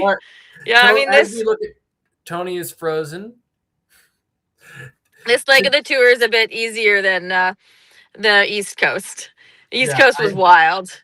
The East Coast was wild. Very, very long days, but well worth it. Well worth it. The conversations and the people that came out were fantastic, but very long days for sure. Okay, so I imagine that Tony's internet, I think it blipped. We've been putting it through a lot today. He's been on the live stream all day. Yeah, totally. So he'll come back on in a bit, but I'm sure everyone would love to know just kind of how the tour has been going and just know more about like what you've been up to these past few weeks. Yeah, I mean, I feel like we've been everywhere. So maybe 2 weeks ago, I think it was 2 weeks ago, we were out on the East Coast. So we went to the Toronto debate, which was really cool. And we got to have, we had an event beforehand at a little place called Bampot that's fantastic. And had a good group of people come out. And we like to host kind of smaller venues, smaller crew, because I like to really be able to get time with everyone that comes, and I really want to hear what they're most passionate about and where they're at with the party, what they think of the leadership race, what they're looking for, and just kind of get into the details with them. Because I believe that that's the type of work we have to be doing right now to really reroute our party in a really strong way, is meet folks where they're at and have these good conversations so that they can feel heard and seen and included in the party. So, yes, we had a great time at Bampot, and then we did the Toronto debate, and then we bolted from the Toronto debate. People probably saw, kind of ran out of there to get to the airport because we flew into Halifax that night. We got into Halifax about 2:00 in the morning. And then we were on the road by 8 to drive out to Cape Breton, which was really cool. Cool and heartbreaking at the same time. So Cape Breton hasn't seen a leader or a leadership candidate since Jack Layton. So they've really been left high and dry for many, many, many, many years, which is a common story on the East Coast, which was tragic. I don't believe we should be leaving any province behind like that. I don't think that's I don't think that's how we should run our party. I think we should be showing up across the country and not leaving provinces and territories behind. Great folks. So as tragic as that was, it's also super inspiring because there was like a good crew of people that came out in Sydney, in Cape Breton, that are ready to, you know, hit the ground running. They want our party to be successful. They want to run strong candidates and win elections. And then they just need the federal party to be connected to them, to support them. Yeah, so it was a really, really amazing, great conversations. And then we went to, did we go to, no, we went to Antigonish, I think, next. I think that was our next stop, which was super fun. Churro after that for our evening. And then the next day went to Amherst, or Amherst. Got to drop the H's when you're on the West Coast or when you're on the East Coast. From there, where did we go? Charlottetown, out to PEI, and then back around to Moncton and St. John. And we took their ferry, which was a very different experience than BC ferries. So we hopped the ferry boat from New Brunswick over to Nova Scotia. Very different ferry life. It was super fancy in the inside. It was common knowledge that everyone slept on the boat. So the captain comes on the microphone and says, "Please remember to remove your shoes before putting your feet up on the on the benches." And I was like, "What?" I was like, we actively discourage sleeping on BC ferries. There are handlebars between every single cushion. Like, you are not getting comfortable on BC ferries. So it was so funny. Yeah, beautiful boat ride across the Bay of Fundy. And then we went to Wolfville, which was really cool. Cute little place. And yeah, some rock star NDPers came out and joined us there. Had some, really great conversation. And then from Wolfville, we went back into Halifax. And so we had 2 gatherings in Halifax. We met with the DAL Student Club, which was super great. And then we had a little gathering at the Glitter Bean Cafe, which is a really sweet cooperative cafe in Halifax. It was really amazing. But all this happened in a 72-hour time period. So it was lethal. We were up very early and on the road constantly. Jim's car was our refrigerator, so we just had all sorts of snacks in there, eating the whole way, sharing the driving load. It was crazy. It was really crazy. So yeah, that was just like 2 weeks ago. And then I was home back in Campbell River for like 48 hours. Worked my job because I only have so much vacation time I can use. So I worked my job, and then hit a late boat over to Vancouver last Friday to have an event at UBC, which was really fun. I'm glad people came out because it was 8:45 p.m. is when we started. So that was awesome. And then up at 5 o'clock the next morning to go pick up Alex and hit the road up to Kamloops. And we did Kamloops and Kelowna and Vernon and Penticton. And then the next day we went down to Hope and Chilliwack and over to Gibson's. So it was wild. It was wild. And then home from there. And now, South Island. Here we are. Yesterday we did Ladysmith. We did Ladysmith, and then we worked Ladysmith. And then we came into town and had a gathering at the Dock, which is a really cool like co-working space. So that was fun and had a good crew come out. And then that was a late one too. It's 8 to 10 p.m. So folks stayed a little bit longer, which is nice. Cool to see some familiar faces, but then lots of new ones as well. So yeah, it's just, making the most of every possible minute we can. This is my second live stream from the car today. Well, Tennille, you're the Energizer Bunny of this campaign.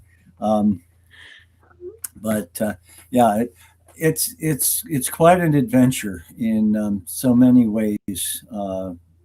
And I know I've been both amazed and in many ways humbled by the support that's come out for some of the things I've been talking and the ideas, and I'm sure you find that as well.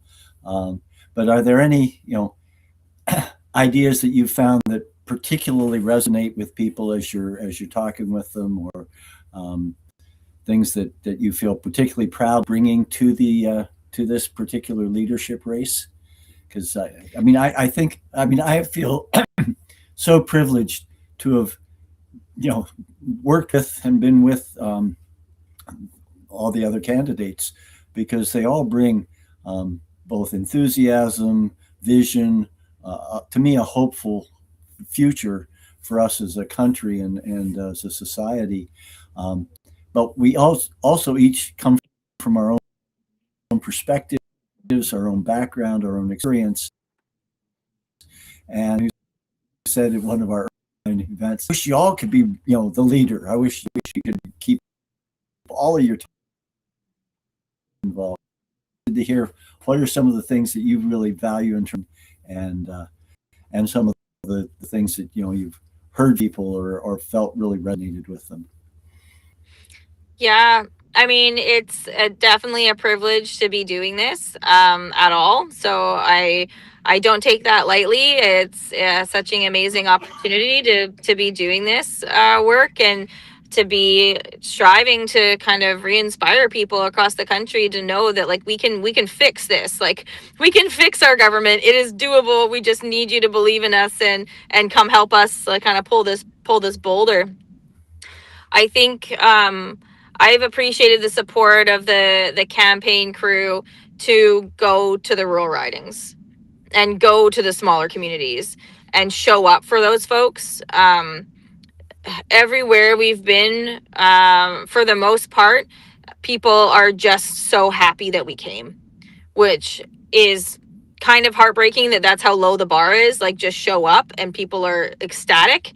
I'd like to have to work a little bit harder than that for it, but I'll take it. It's been amazing to be able to do that, and to have the support of the campaign team, knowing that the work is hard in rural ridings. People live farther apart. It's harder to access folks. It's harder to communicate. But I believe the NDP shows up really well in rural ridings. I believe that's a pathway to a pretty strong victory, if we can actually see it as an opportunity versus kind of that challenge. So that's been really awesome, and I think hopefully gives people some motivation that have been living in those areas like Cape Breton to still be involved, stay with the party. Because we need them. We need them. If we're going to be trying to get a majority government, we are going to need the rural ridings. We can't leave them behind.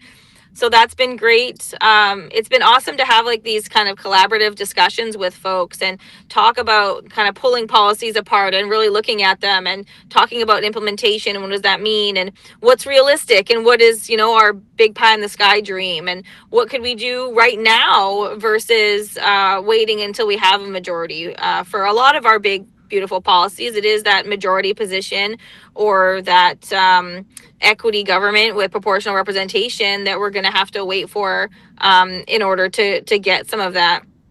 So yeah, it's been lovely to be able to go and do that work and meet those folks. And we have been, into some urban spaces as well. And yeah, people are excited, and it's all about building that momentum collectively. I mean, I like to think we're all doing the best we can to build that and kind of get ourselves election ready. Basically, we could be in an election in the next 12 to 18 months, and we have to keep that kind of front and center while we're even doing this work, right? Like, it's all about getting election ready, because that's where we need to be to win back some leverage in the House of Commons. So yeah, I think just that showing up has been really amazing, really amazing. Good. And in terms of that building, can you tell us a bit more about how your riding is organized? You mentioned you're a huge rural riding, and yeah, my sense is that in some ways the party got too focused on what are our incumbent ridings and what might be a swing riding or a winnable riding, and kind of lost focus on all ridings, and certainly large rural ridings. The way we organize to engage our communities are going to be different in different places. I used to always chuckle when they'd say, well, get all your canvases together at the end of the day and debrief, or in the end of the evening. Well, in my riding, people don't want to drive another hour and a half after they've finished canvassing to come to a central place to have a coffee. We do have now this kind of internet connectability that could help, but how do you had a very high voter numbers in your riding, didn't end up with an electoral victory, but how are you organizing to engage people? How do you structure organization within the riding association? I'd be very interested to hear how that's done in your. Yeah. So we have 4 regions and 4 teams in our riding. So unfortunately, we can't just have like one sign manager. We need like 4 sign managers and this sort of thing. And so because we're so long and we're divided by water, we have a team that manages in Cathet in Powell River, which is the part of the riding that's on the mainland. There's a couple rural communities that are also attached there, kind of going as far north up to Lund. So we have a team over there, and then we have a team in kind of the Comox Courtney Valley area. Then we have a team in Campbell River, and we have a team in the true North Island up in Port Hardy, Port McNeill. And yeah, grateful that we have Zoom, because that is how our team comes together and connects with each other. Decentralizing kind of that campaign management allows us to get a little bit more nuanced in the different areas of the riding too, because there are differences between, what's top of mind and top of need for Cathet as there is for Campbell River. So being flexible so that we can acknowledge that we know what those differences are, and we're here to make sure that they're not lost, and kind of meeting the needs in the way that the community identifies for us to kind of take up space in. So yeah, we by nature have to have a massive team. Like we have to have 4 times what some of these smaller ridings need to have in order to run some sort of manageable campaign in such a large geography. It's also really expensive to run a campaign in that big of a riding. We're the 3rd biggest riding in BC. And there's cost differential there. Taking boats to tiny communities or hopping on BC ferries is expensive, and you still need to do it. So no, this is kind of why like we're supportive, and I believe you are as well, of making sure that money, that reimbursement from the federal government, when you get that 10% of the vote, goes back to the riding associations. They need that money to be able to continue the momentum within their EDA, so that we can continuously build momentum and not kind of set it down and then just try to pick it up again a year later, or 2 years later, or 3 years later, or whatever that looks like. Without money, the ridings are, in a really tight spot. And I mean, that's something that I think our rural areas do quite well, is we do tend to do a whole lot with very little. And it's one thing to, run a very successful campaign with a shit ton of money. It's another thing to be able to run a very successful campaign with pennies. So we're good at the pennies. We're good at using a little to make a lot, and I think that's another asset that our party should lean into in these rural spaces. Is like, we don't need a lot, but we need a little bit of help to make sure that we can run a really solid campaign and start winning our seats back. And I think the other thing is the issue of messages within your riding, and that's one of my concerns as I look at how we've gone from much more localized temperature and stuff to wanting this uniform central messaging, big place, and we need to rely on people who know take our goal and our vision policies and communicate them that make sense within our own ridings. Yeah. That's an area that, again, central party people develop the skills and the skills, or organize workshops with those being led by riding, so that they can how we communicate, with spaghetti and but I think another thing, of course, is making sure that we candidates on so they can be connected long before we're into an election, and having a vetting process that candidates. And one of my concerns would be, can we create a vetting process that in some reliable people from that riding to say, well, this person, several occasions we've seen people who've even been candidates before process.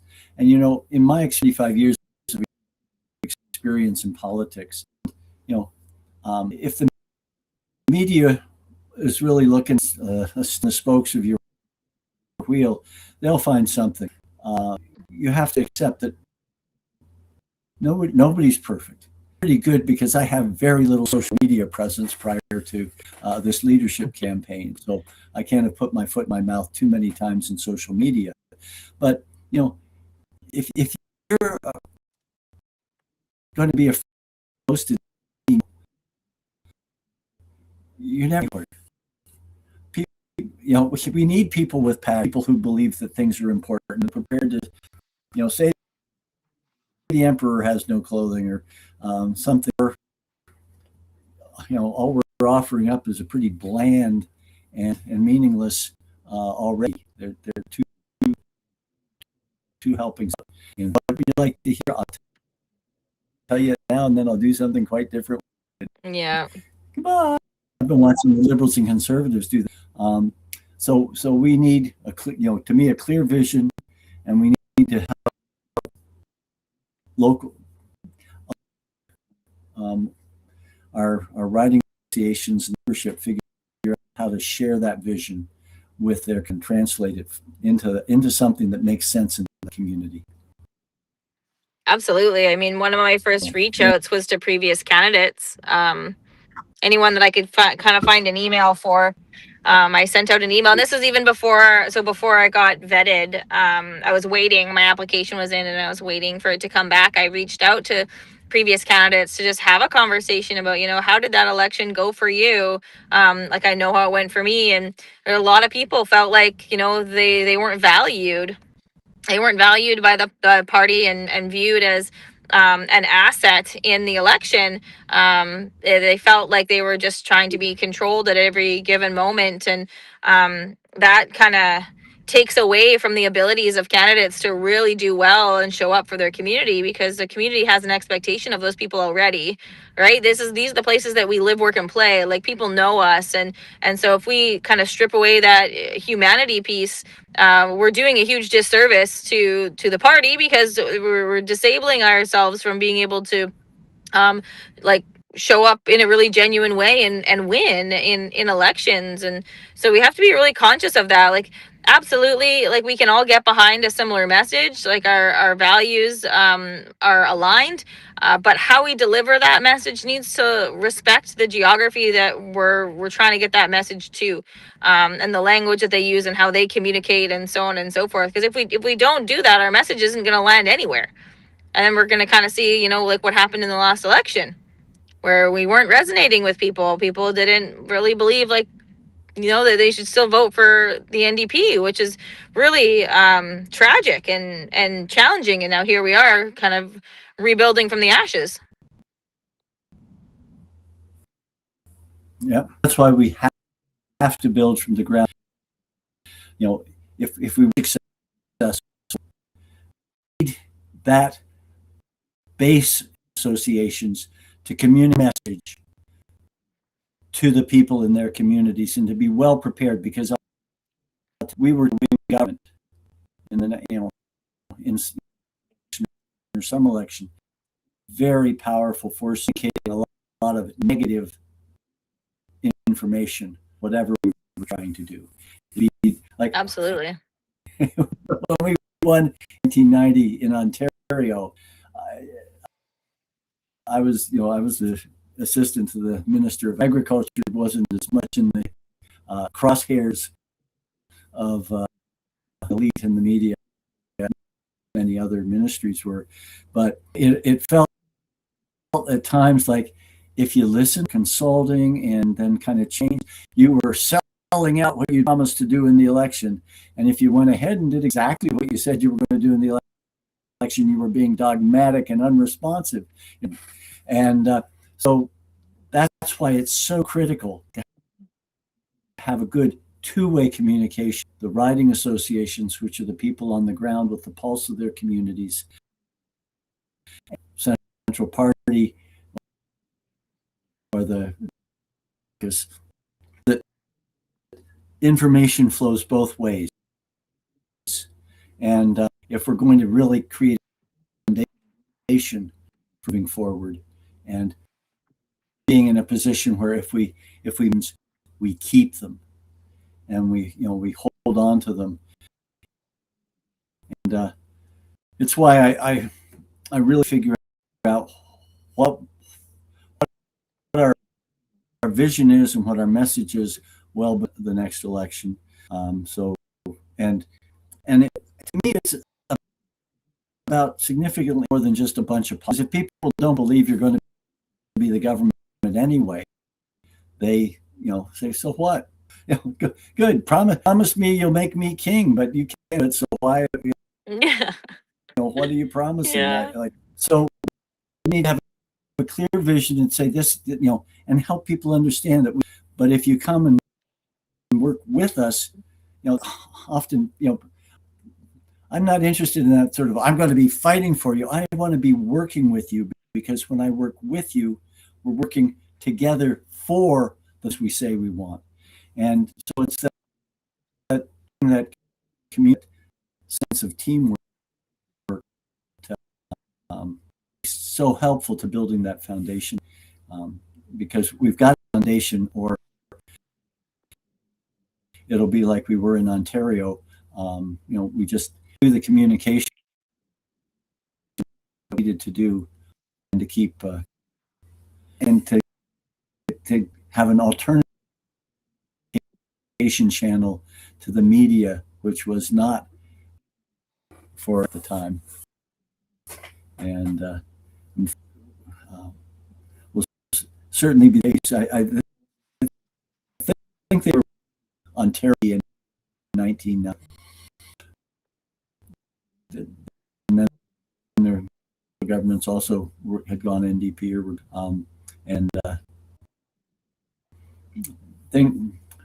things got Mulrooney canceling transfer payments, Conrad Black organizing a capital boycott, and we told everybody in '88 the free trade was going to be hard on Ontario, and we got to harvest that pain. So you need that communication capacity and that network of people who understand the long term, the bigger issues, and how things are actually working, and how they're being manipulated. Absolutely. Good. Well, Awesome. Is your ferry moving? The background seems to be pretty. We're going probably to load up pretty quick here. Everyone's going back to their cars. But it was so nice to be on with you for a little while, Tony. Thanks for inviting me and sharing. And it's been super fun to have this connection. And I'm looking forward to continuing well beyond the leadership race. But keep doing what you're doing. Well, it's one of those things. We all bring some really remarkable talents, skills, and energy to the process. And one of the things that I've been working on is trying to. We did a workshop a while ago now on building and strengthening riding associations, and I brought some of my analytic tools from holistic management to it. But I'm hoping to do another workshop like that on February 28th at 2 p.m. Eastern. And we got some great ideas from people. We got a resource that one writing had put together on what sort of having a local regional organizer poll by poll and what kind of responsibilities would go with that we'll be making available to people. But that's the thing. There is so much talent out there in our membership and in our riding associations, but helping them figure out how to connect it, and then having those ridings feel like they are an integral part of the party and that they're valued, and that the party actually recognizes that for us to do the things we say we want to do, we've got to have a different approach to our ridings and a different approach to how we run our electoral strategy, so that we aren't in effect shooting ourselves in the foot and encouraging people to vote strategically. And that's why I think we really need to be talking with the other smaller parties that are involved to say, what can we disagree on? Hey, you go to an NDP convention, you find that New Democrats can disagree on a whole lot of stuff. Absolutely. But what can we agree on? What do we think are the things that we desperately need to do to meet the crises of our time? Ecological, and those are not some science issues. Those are survival issues for societies and for people on this planet. So, the fact that we're not doing better as the Green Party or the NDP, there's something badly flowed. Oh, great, you're underway. Well, don't put your feet up on the seat. Shoes off. Yeah, right.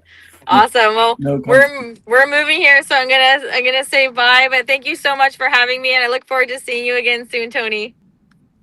Well, I'm hopefully to Vancouver if enough donations come in between now and January 30th, and if not, I'll still be working away on things to try and strengthen riding associations. We'll find you a place to sleep, so don't worry about a hotel room. We got you covered. Okay. Well, I'm hoping to go Bye. out. Bye. Take care, Tennille.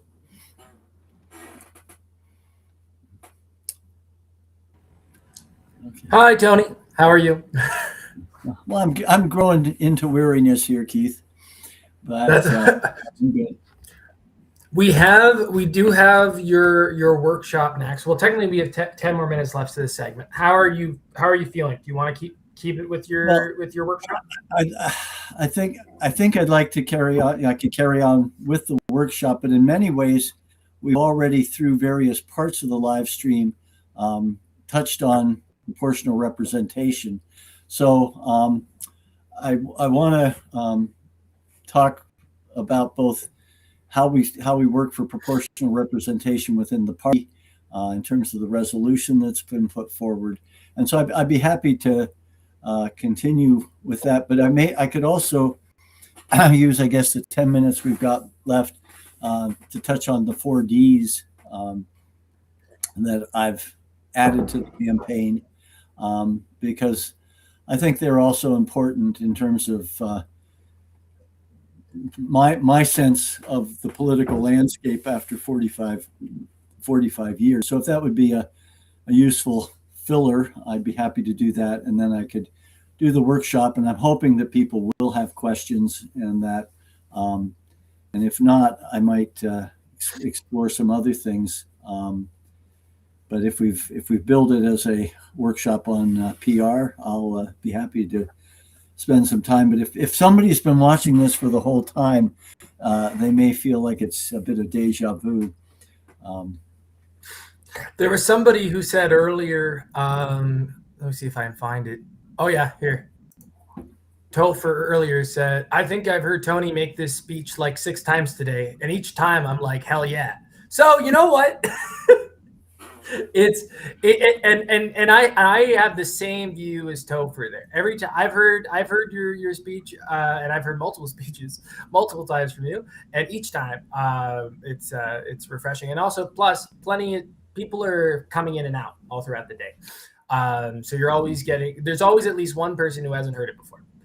But anyway, actually, Tony, before you you tell us about the 4Ds, can I do? I know you hate fundraising asks, so I'll do it.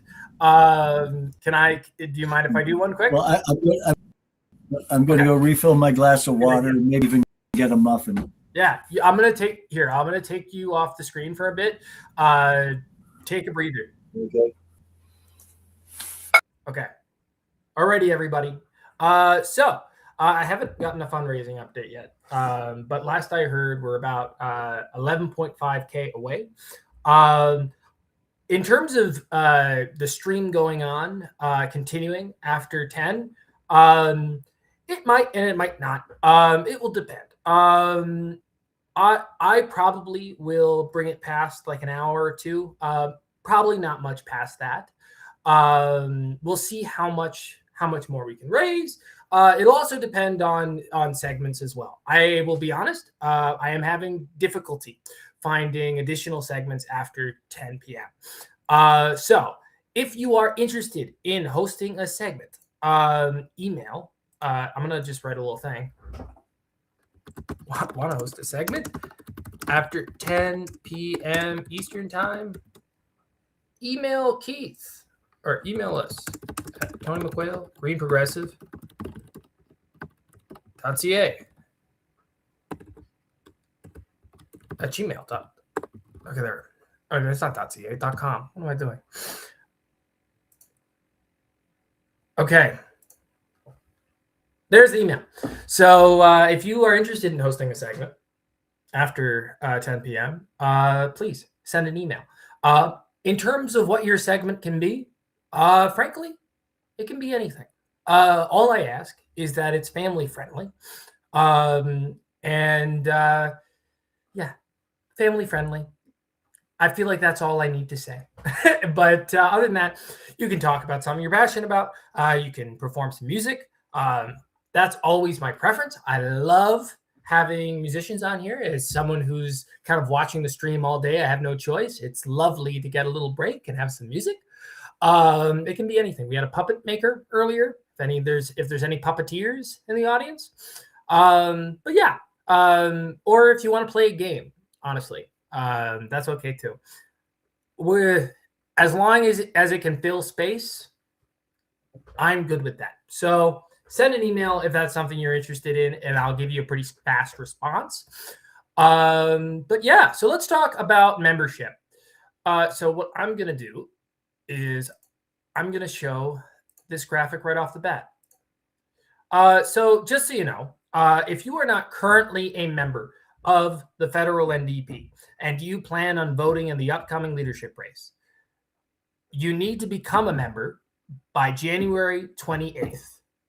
It is currently January 24th, so you don't have that much time left. Right in the screen here, you're going to see the cost for membership. It varies depending on where you live. And depending where you live, there is a youth discount or an under 30 discount or an underemployed, such a tongue twister, discount as well. So just look at that. And then I'm also going to put up a QR code to become a member. Remember, sign up by January 28th. Another question you might be asking is, how do I know if I'm a member? You will have received an email yesterday by the party letting you know that you are in fact a member. If you have not received that email, that means you're probably not a member. Though, check all of your emails. Check your old emails just in case. Because for example, for me, my notification wasn't sent to my current email. It was sent to an old email I don't use anymore.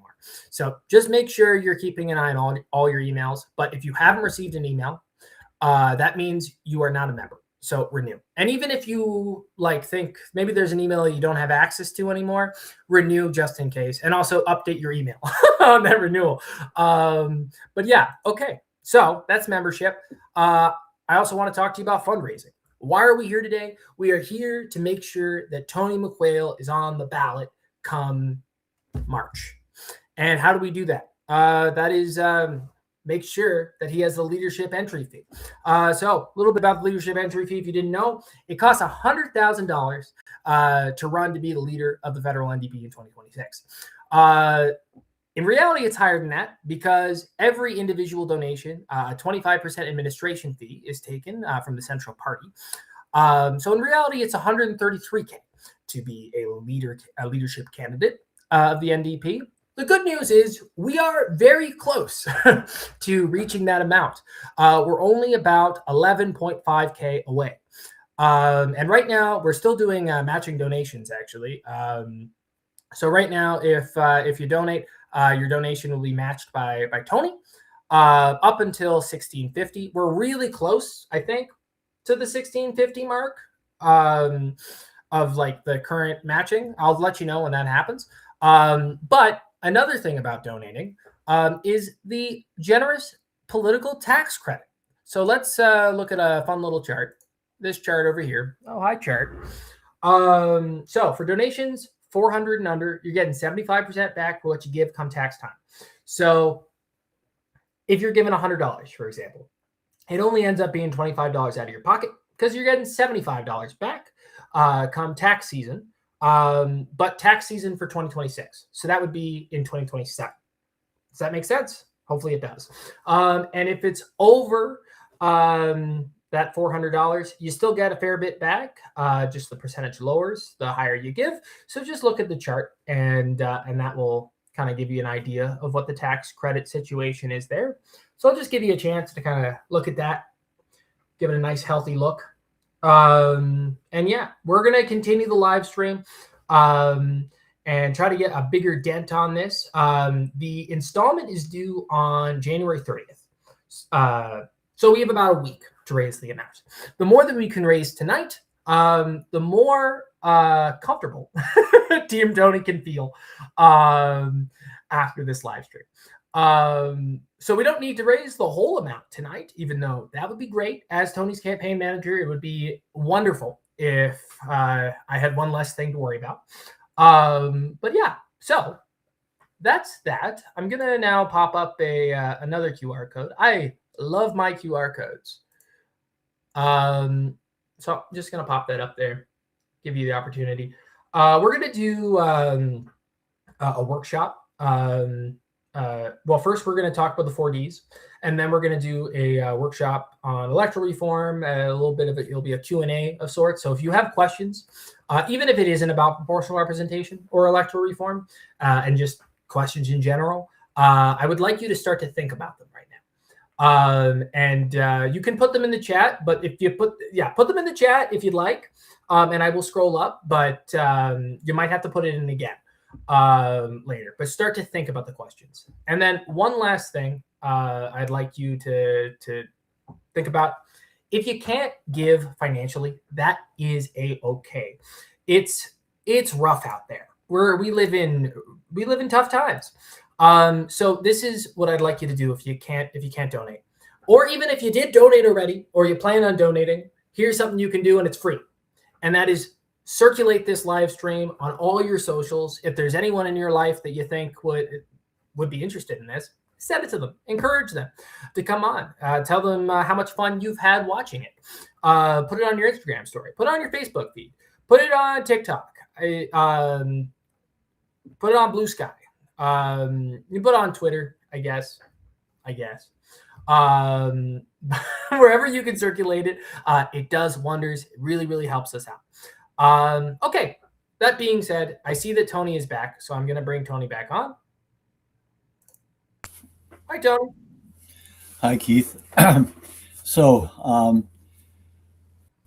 I guess if people are tuning in right now at 8 because they want to talk about getting past the post, we're going to do these, and in with first past the post, and my D's are behavior, and are the first 3 D's, negative, and then the final one is the need for D, our energy and material use, and think what are the essential things that we want as a society or community. But the delusional thinking that I've watched for the years I got involved in politics is this idea that growth is good. And we've had this situation where we keep the fact that the economy needs to keep growing, and that's how we're going to people's needs.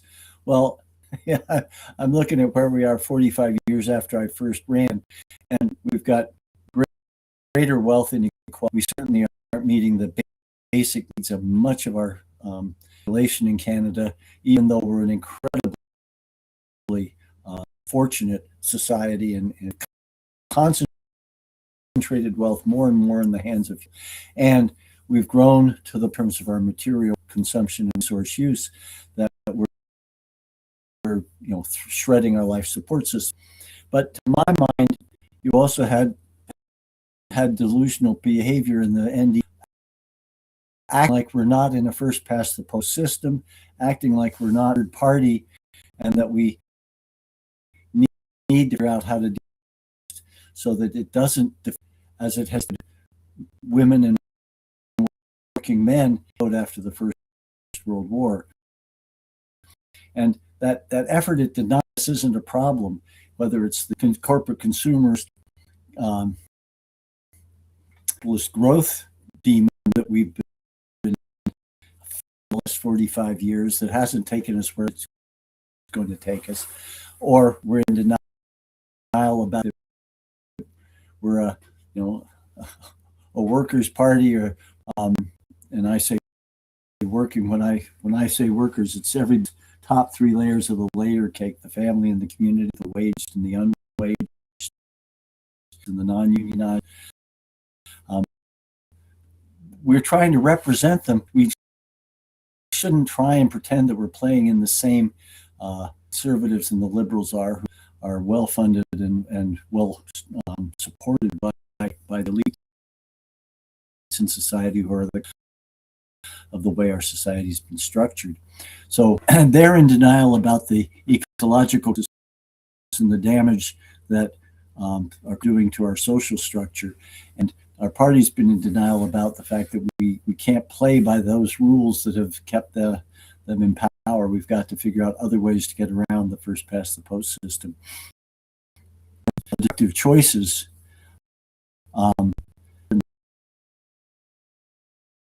From my perspective, the continued, the kind of mega project approach to national, nation building projects are just taking us in the wrong direction faster and deeper. But in terms of the destructive choices as a party, I think we've had a situation where the party has sort of given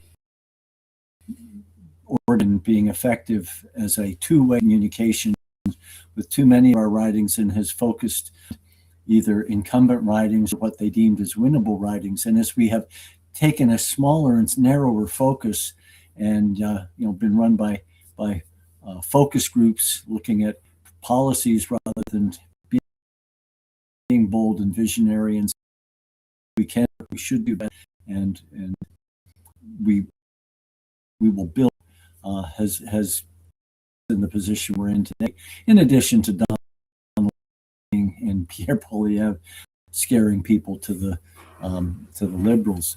But the need to be thinking seriously about degrowth, because when you start talking about degrowth, you can say, well, what's really important? What could we let go of? What are the things that we're told are important in the economy that in fact don't really contribute to human well-being or to environmental health and regeneration? And if we can let go of those things, then that can free up more time and more resources for what people actually need. And if we then also look at how we be far more equitable in our distribution of the things that are needed, then we can really build a society that works for everyone. So, I've been talking about representation, generation, redistribution, and redesign. Then I'll move into talking about past the post. First past the post has a long history. It goes back to well before, it goes back to Confederation and before, when basically only propertied wealthy men got to participate in the political system. And, so you had a two-party system, and first past the post worked for choosing one or the other. It wasn't necessarily that representative, but it worked in that situation, made the appearance of people and having their choice earn some representation. But after the carnage of the First World War, when the people came back from the slaughter in the trenches, they were not, they'd been sacrificed, and many of their friends and neighbors had been sacrificed in World War I for, they were playthings of kings and princes and imperial folks who went to war at great human cost.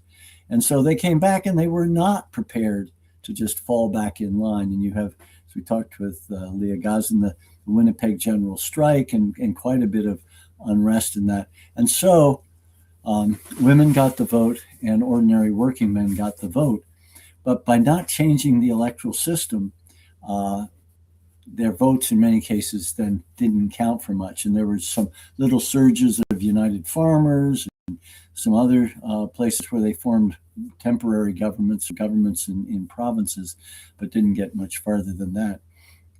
And so it's now been over 105 years since ordinary people got the vote. But by retaining the first past the post system, we are seeing our democracy in a very weakened state. Because if you look at it, about 50% of the people who are eligible to vote no longer bother to vote. And then if you look at how first past the post affects the votes, are them without having any representation. A very small fraction of those eligible to vote help choose government. And in the situation where, with first past the post, parties that can share popular support from maybe 35, 36% to 40 or 30, being in a minority government where they don't control over 51, to going into a majority. And of course, Fair About Canada has a lot of information on this. What that does in terms of the dynamic, in terms of politics, is it creates situations where parties are trying to gain that extra 2 or 3% by pandering to their base and pandering to the more extreme portions of their base, and going from minority positions to what I call phony majority positions, where they've got a majority of seats in the House with maybe 38 or 39, 40% of the popular vote.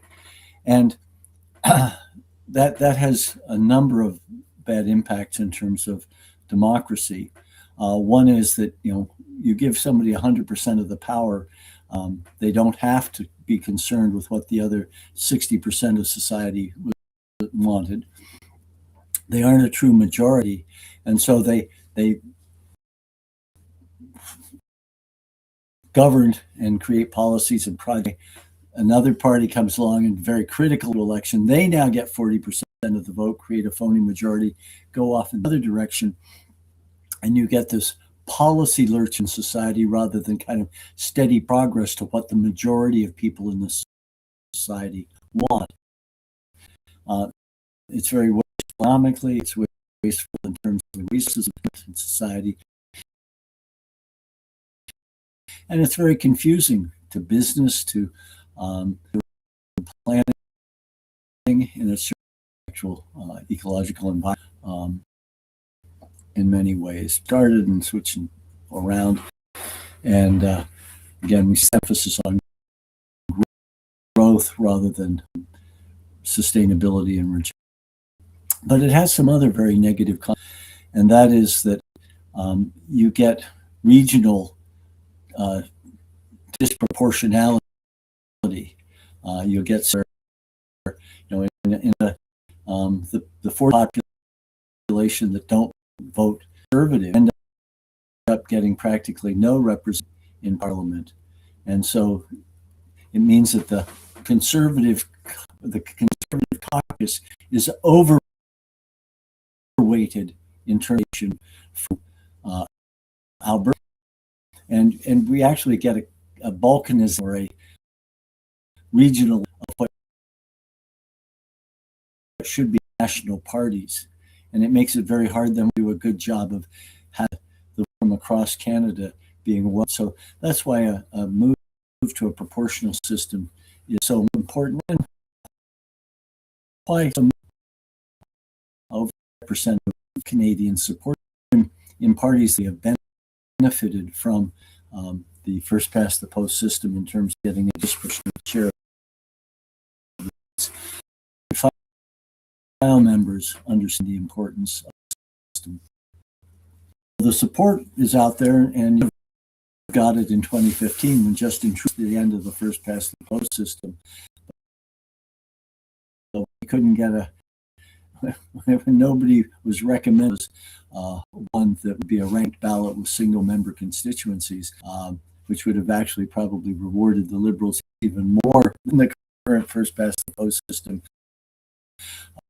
He pulled the plug, and what a cynical move, what a disillusioning move for many of those first-time voters, young people who voted because they want to count every time and pointing thing for Liberals in Alberta, Conservatives in Toronto. It just polarizes the country in ways that are terribly negative. But our challenge at the party is until we proportional representation, what do we do? What do we do? And I'd be really interested in comments and questions if they come into the chat, because unfortunately this format doesn't lend itself to conversation unless Keith can figure out how to slot people in from the chat. But I've been at this for 45 years. When I first ran in 1980, I was sure the NDP was going to come out of that election in the government, because we'd watched the flip-flop. Joe Clark went in 1979, and during the late 70s there, the Liberals had been defending high interest rate as a way to deal with the inflation that had been caused by the Arab oil embargo and energy prices quadrupling, and then they doubled again before the end of the decade. So we had this huge inflationary impact of energy pricing.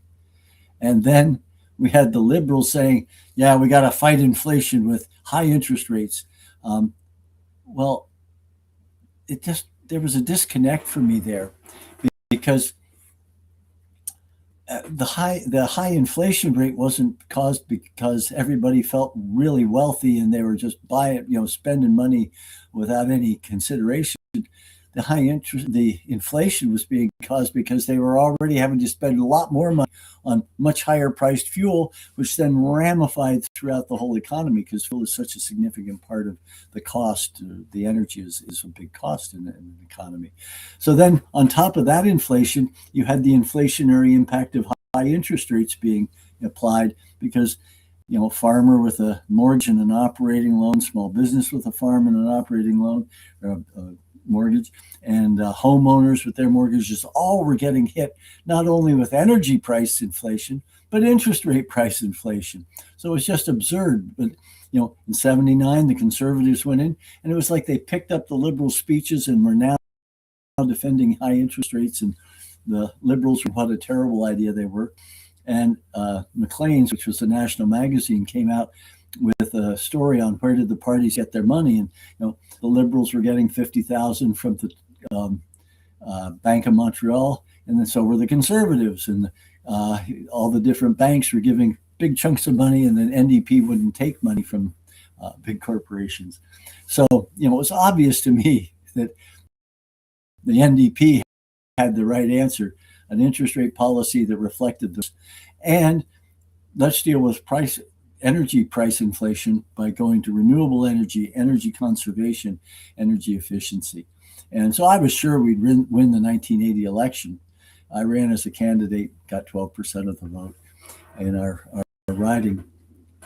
But we've got to come to this and say, okay, in a first past the post system, how can we build a broad enough coalition that we can actually start electing MPs in the kind of riding that I come from?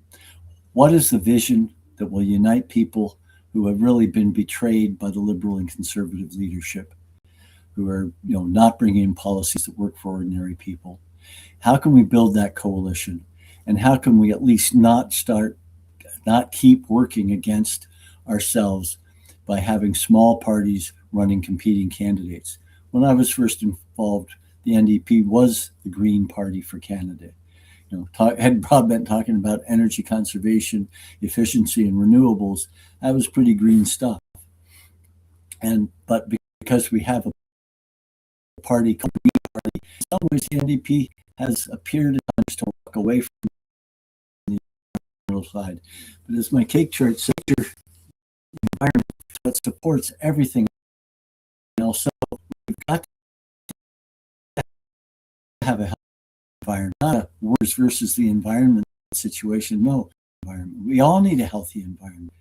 We need to then design our society hollowing out the ecosystem which we all depend on, and that's where this consumer society is. And talking about a more equitable economy that's more distributed people's needs and not just the wants that are created by the advertising industry is the way we get to a healthier place. And so that's how we need to be thinking forward. One of the to be doing, in addition to figure out can we work together, can we agree on with other parties, saying, okay, if the big roadblock, if the big really good progress toward more stable representation for ordinary people, how do we move forward on that? And if we, I think ways to cooperate and collaborate and build a coalition that is green and progressive and builds and works with multiple small parties coming together and saying, okay, these are the things we think are essential to do and get well before an election. And then working with our associations so that in a riding like mine, where the New Democrats and the Greens and some liberals and conservatives are the ones showing up to protest the Greenbelt attack that Doug Ford, our conservative provincial premier, launched, and just the cronyism and all the corruption, and now the attack on the conservation authorities. We all show up at the same thing, saying this isn't a good idea. Why is our government doing this to us? We need to then also figure out how to work together at that grassroots level to come up with a candidate who would be supportive of that green progressive platform. And so that, when it comes to voting in this election, people don't have to try and figure out what's the strategic vote and who's got the better chance of beating what I really don't want, which is what strategic voting comes down to, is saying, okay, well, here are the liberals and conservatives, and we know what they've been doing for a long time. Now, here's the candidate that's being put forward for this Green Progressive Coalition. And so the parties and the local riding associations have done the strategic work of creating a unified alternative to the liberals and conservatives. And I think that has some electoral promise. But I also think at the federal level, if we can't get to that, at least the NDP saying very, very clearly that well before an election, and do education through all the different channels that are at our disposal, working with our electoral district associations, working with people in the workforce, and reaching out. Maybe we should be giving talks to the Chamber of Commerce and the Rotary Club and the Lions Club and the Kinsmen about the failings of our first past the post system, and really taking the message that we want everybody's vote to count. in every election, and we want it to count fairly so that everybody's vote has the same weight when it comes to gaining seats in Parliament. I mean, that's what most people believe how democracy is supposed to work, and then help them understand the negative consequences of how our first past the post is working in terms of divisiveness and non-cooperation within Parliament, and all the things that I've already mentioned.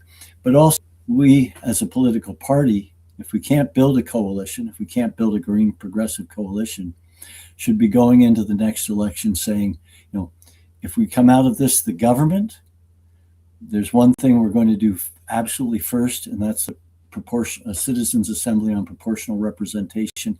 And we will take that recommendation and we will use it without a referendum. And we'll do it because it's been thought through by the citizens and not by a bunch of self-interested and conflict of interested politicians. And upholding the balance of power in a minority government, that will be our first demand, because that would put a great then on whoever's we'd have to be working with to go along with it, because if not, they be the ones forcing an election, because we've made it clear that the number one priority, and it needs to be a number one priority because it is a log jam or a roadblock to us making this on all the other things we believe are important. And it's also a roadblock to us holding on to the things that we've already gained, because the governments that we have, and certainly provincially, some of them are out to really destroy our healthcare system, undermine pensions, to really, we've got the people running the successes that we had has been undermining them by who they appoint to manage crown corporations, who they appoint to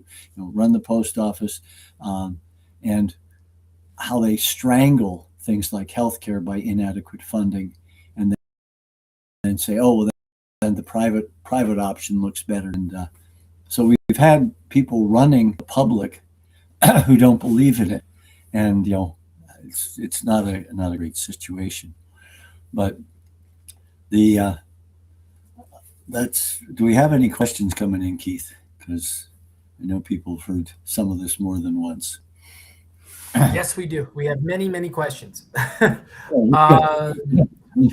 so the first one I have here is, should the Canadian government make its own medicine if the private sector can't do it affordably? I think that would be a very good idea, is to have I think we should, and we should all. I mean, one of the advantages of a public healthcare system compared to the states is we could do bulk purchasing and that sort of thing, and use that bulk purchasing capacity as leverage with the private companies. But I also think where private companies are not making medicines, we definitely should consider doing that. But the other thing we have to do is look at, well, what are the root causes of a good many of the diseases and problems that we face as a society, and a significant number of them relate to insufficient income, poverty. Poverty can be a huge health risk for people, and providing medicine to deal with things that nutrition and adequate rest, not being overworked, not being overstressed. To me, medications are a secondary line of treatment compared with trying to deal with the root causes. And that's where things like having a basic income to ensure that people level that they won't fall below in terms of income can be a very important contributor to better health. But certainly, as a new Democrat, read about the history of the CC and the NDP in Saskatchewan, I first got involved. If I remember correctly, this goes, well, if the private sector is doing the job and doing it well and at a fair price, that's great. Can't do it alone. Well, we'll come in and work with them. We'll ensure it's repaid for its participation. And if the public sector is doing rural electrification, well, then by gosh, and the creating crown corporations and other mechanisms by which the jobs that need to get done. And a long time, the trust in government was to be eroded when, after the Second World War, people had the experience government-run industry and government managed being remarkably productive. Said, if we can mobilize ourselves to kill people, this incredible destroy. What could we do if we mobilized it, court life, and create? And they're looked at some of the old CCF cartoons and flyers. They were talking about do what we need to do because we get mobilized that way. And but when we talk to people about public ownership things, is we've had a lot of experience of government running things early because the people running government don't believe the government should be doing it. And I mean, I've been doing my own income tax since I started income tax many years ago. Our federal, the Canada Revenue Agency, at times feels to me like there's system isn't very foul. Who it extracts money from and how it does it. It also pretty non-responsive bureaucracy. We've got examples that kind of people that can, and we know it can, and we know it can be, and certainly, our healthcare, despite all the things that are to get less effective and to make all sorts of stresses on it, is still a system than what us in the States. So yes, we should be to help our own fleet, and that gets into another area that I think about, and that is at the moment, as the world order of trade and mutuality is being seriously eroded by the behavior of Donald Trump. And so the need to relocalize both at the community level in terms of things like food production and basic needs, but to also bring back into the nation capacity and borders, things that historically it was because education or low environment, it was a lot cheaper to do something over here and then moving it over to here and selling it.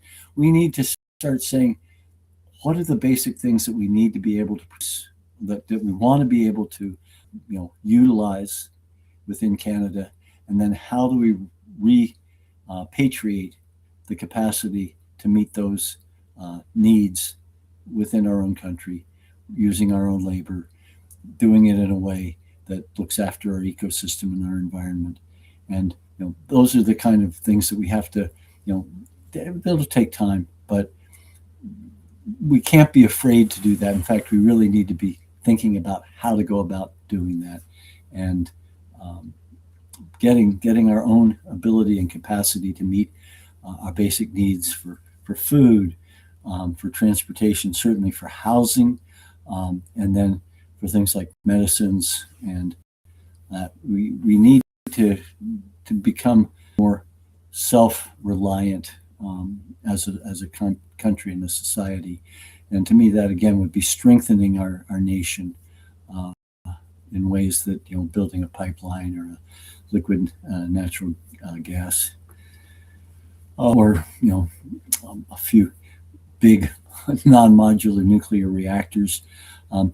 These are big projects, but they don't spread capacity, resilience across the nation.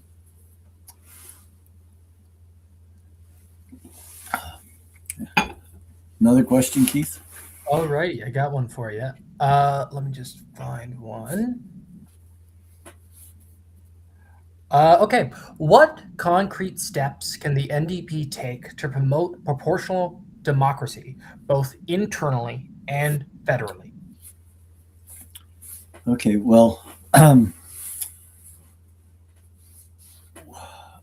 we have to become internally much better at listening to and inviting and maybe developing mechanisms by which, and one of the ways we might do this is by having, our regional associations or riding associations better effectively represented at the federal council and those things, and to ensure that those voices are actually listened to. And but I think we also need to work on communication. The party is communicating to us both as and riding associations that is about information, a lot less about ask. But we really do a lot of work so our members feel heard. After the 2020, I wrote a pretty grumpy email, which out to the leaders of the NDP, federally and provincially, and the NDP and the Green Party federally, and didn't hear much. So I got a fundraising email. I replied to it with email. And every time I got a fundraising phone call, I said, pass this up your chain of command. I never heard anything back. And we can't take our membership for granted, and we can't treat our riding associations as something that we just want to put in an appearance at election time. We are not in a strong position based on the information of the candidate when I vetted and was accepted as a candidate, is just over 3 of the Ontario.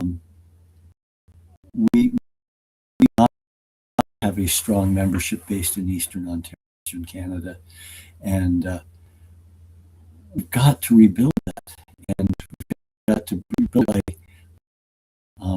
working with the people there and listening to them. And I know this is a challenge, but we've spent way too much time on focus and policy and be defined by what we think will be people. We need to get out and really be working with the people on the ground and figuring out how to help them connect to their communities. But we as members need to insist on being listened to and heard, and then have the mechanisms within the party to move forward. But we also need to listen and talk in ways that help us build a more understanding and consensual relationship. But it certainly doesn't work if you basically what people are saying, and you're living in a world where so we have to face up to the reality of first past the post. And I've already talked about my feeling that making it a the first demand of in a minority government, that's the case well before the election, so nobody's surprised when that's the case. And also saying, it's the first thing we do as a government. I think if we base in the riding associations going out there and came with a good platform, but that had as its first thing, we've got to solve the first past the post problem by a citizens' assembly on proportional representation with no referendum after we accept their recommendation and go forward with it for the next election.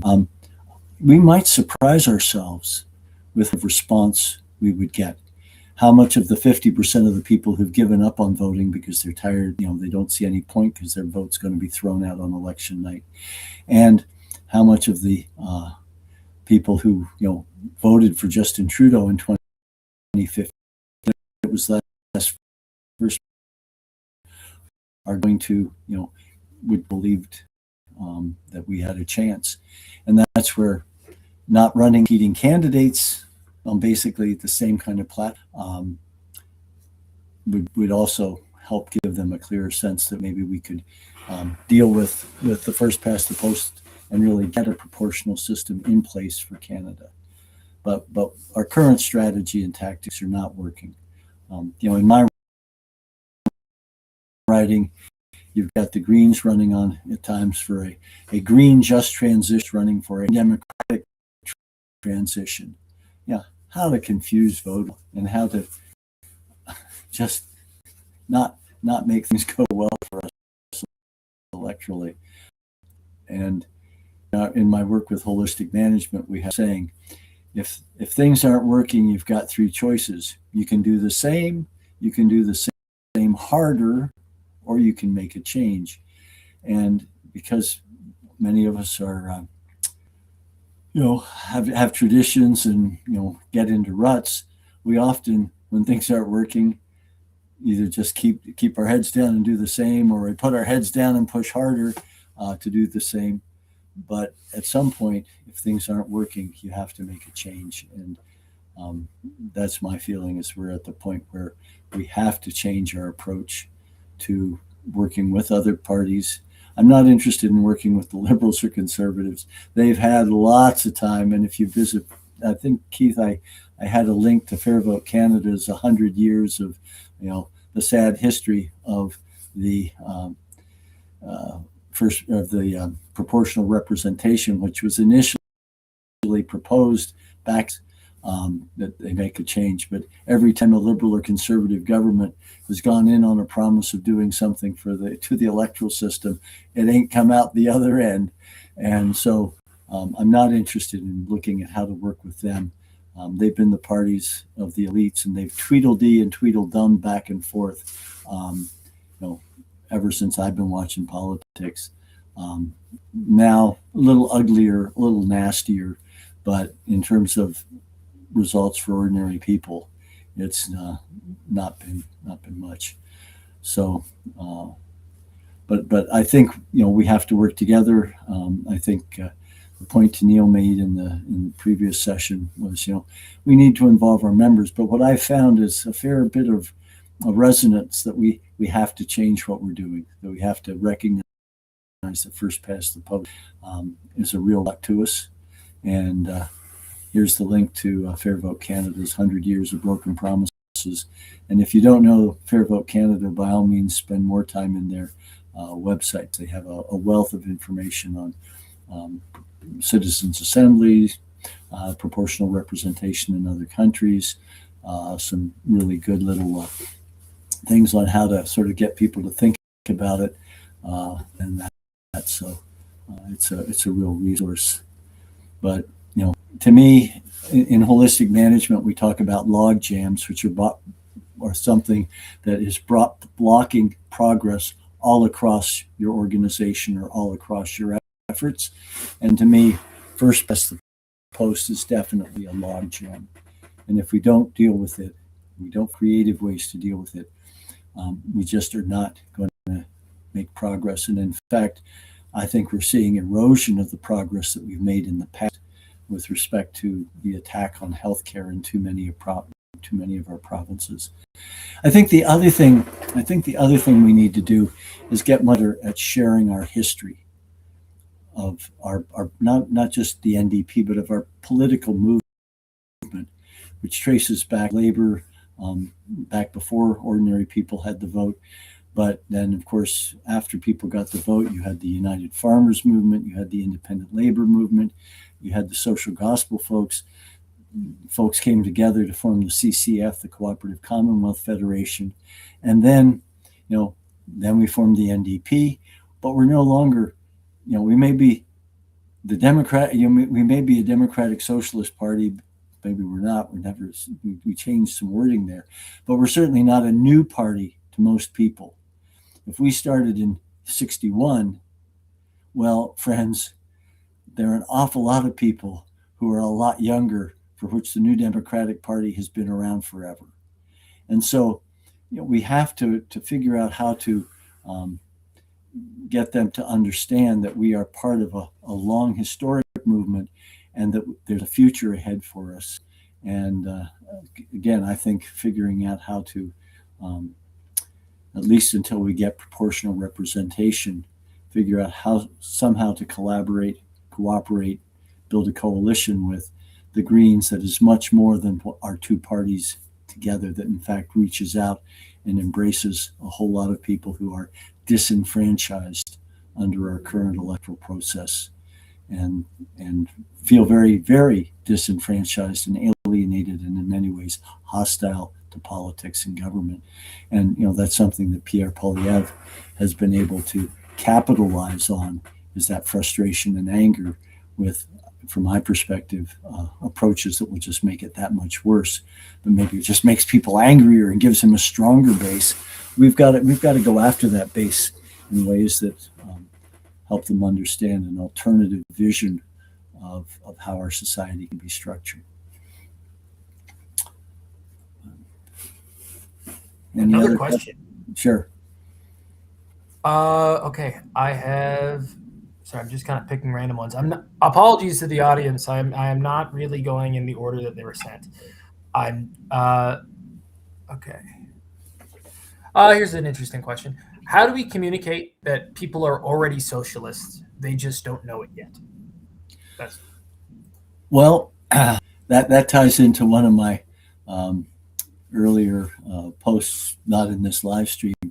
But why am I calling myself a green progressive?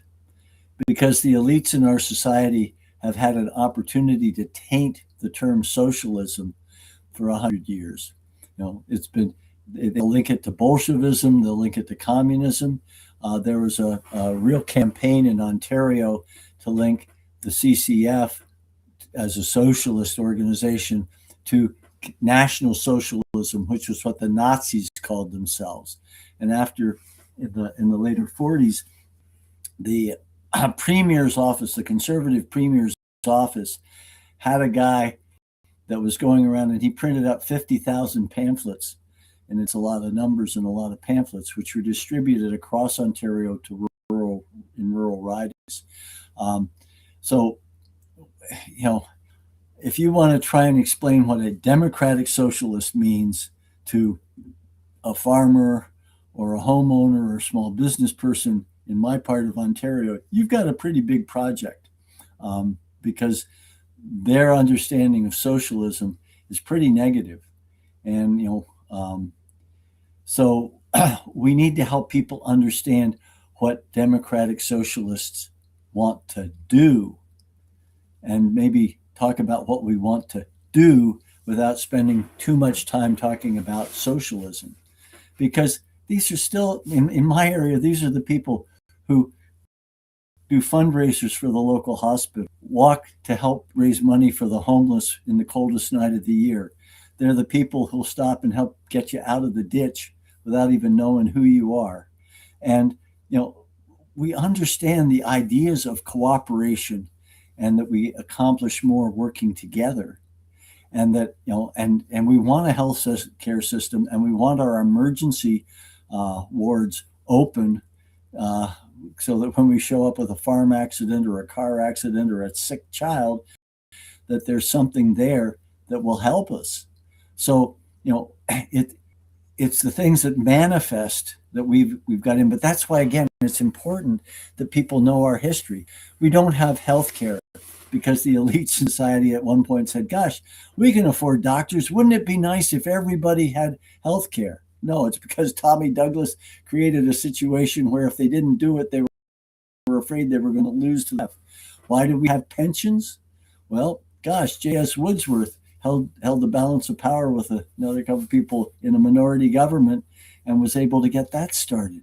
So we need to help people understand how we got to a relatively good society and how we could get to a much better society if we did a better job of distributing the wealth that we all create and using some of it publicly to do things collectively that we can't do nearly as efficiently, effectively, and affordably if we all try and do it individually.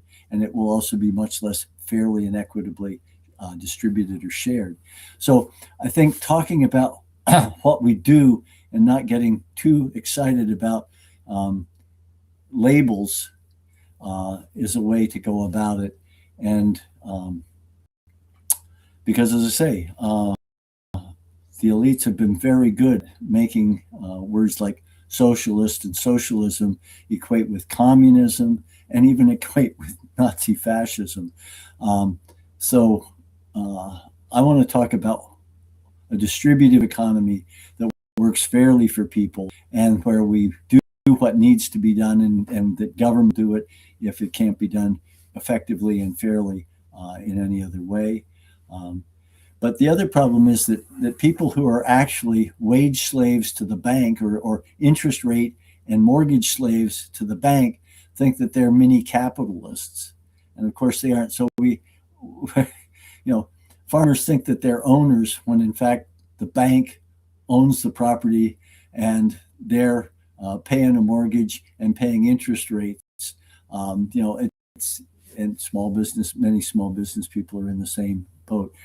Capitalist, if you got enough money that your money's earning everything and you're owning a whole lot of stuff that's paying you rents in various ways, whether it's interest or whether it's actual rent and whatnot. So we're pretty confused as a population on socialism, capitalism, what they mean, and that can make it very hard if we come on, too dogmatically hard line about labels and don't spend most of our focus on what could we do to make this a fairer society, make this a more equitable society, and make this one that doesn't destroy the environment to make a few people that much richer.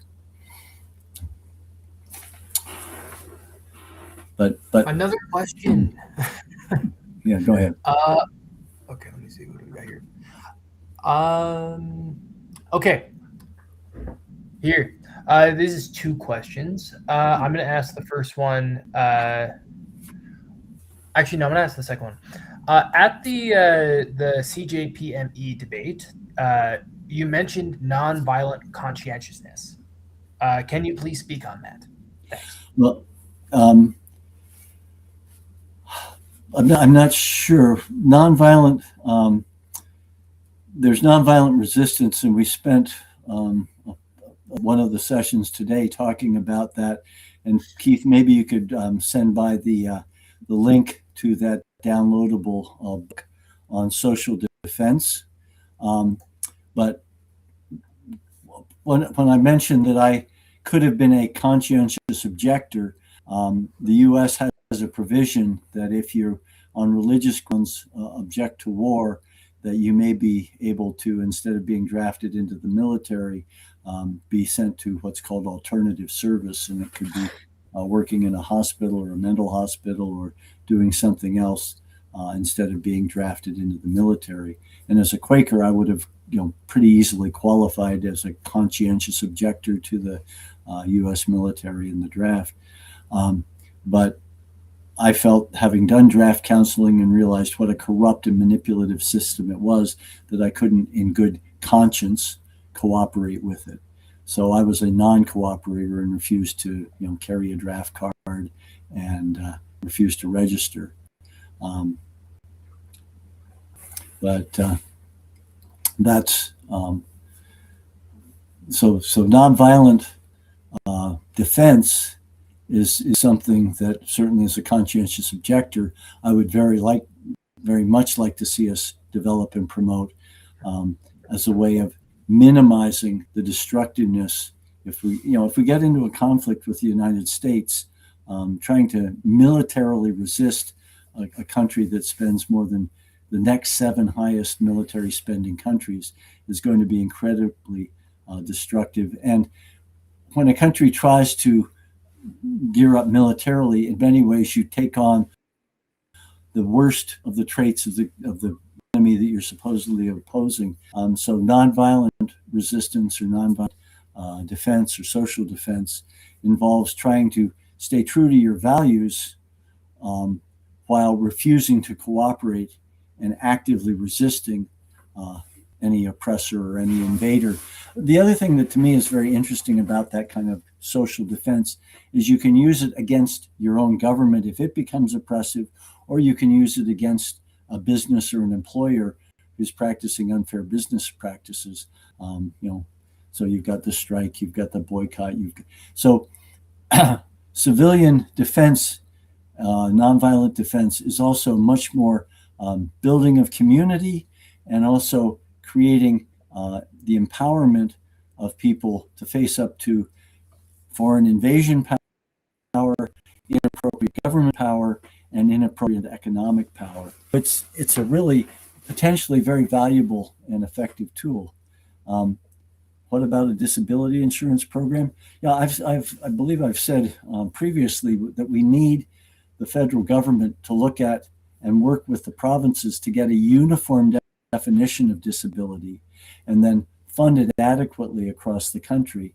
But at the moment, because disability insurance programs are provincial and are often don't have the same criterion and certainly aren't portable between provinces, it means that people who are disabled are not in a position, not able to move freely in the country because they may lose their benefits and the support that they desperately need if they move to a different province and then have to go through the whole new provincial application process, and the coverage may be different. So, that's certainly an area where a national effort to create a universal criteria and adequate funding would be very important. But again, until we position to as government or holding a strong position, minority government is not something we're going to be able to do more than argue for. Okay, I got one last question. This is from Jaeger. Jaeger asks, would you support the NDP electing its deputy leaders, in brackets, separately from the leader? Here, and I'll put this question on so you can see it.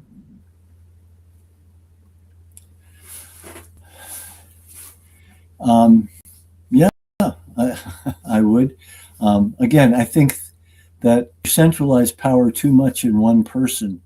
First, you put an incredible burden on them, and you also reduce the opportunity for additional perspectives. I think a wise leader looks to bring in people, and as I said at the Canadian Labour Congress forum, if I'm elected leader, I would want to reach out to all the other leadership contestants. Okay, now how do we go forward working together? But I think, yes, having deputy leaders recognizing that we've all got to work together on this, and figuring then out how to use what may be people who got elected because they had a different perspective from the leader would be valuable. Certainly, we are a very diverse country, both not only geographically but in terms of our the people who make up Canada, and we to figure out how to be representative of that and to be seen to be representative of that. And this could certainly be a way to do it. But I may be not completely clear when you say separately from the leader, having a deputy leaders convention or a deputy leaders leadership race. I think that they maybe need to happen at the same time, or figure out some way to. I'd also need to do some thinking if that's the idea, because I think that at the moment the leadership race that we're having is pretty collegial, and I certainly am going to do all I can to keep it that way, because we need to come out of this as unified as we can be, and with as few hurt egos. And it's one of the unfortunate things about election where only one person can win is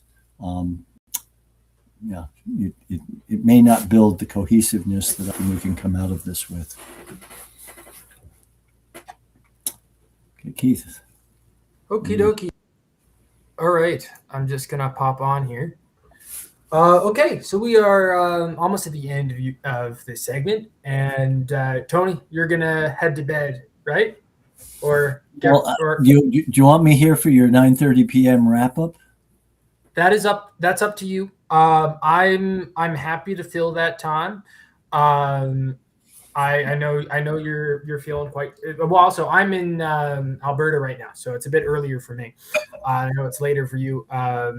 Back in very cold Ontario right now.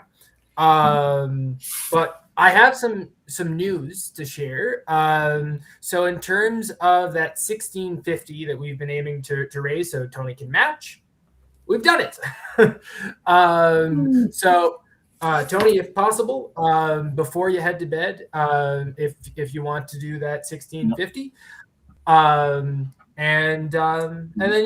then since for the 9:30, sorry, not 9:30, 9:30, since the 9:30, we're not going to be wrapping up. We'll go on for just probably an hour more, maybe more. It'll depend.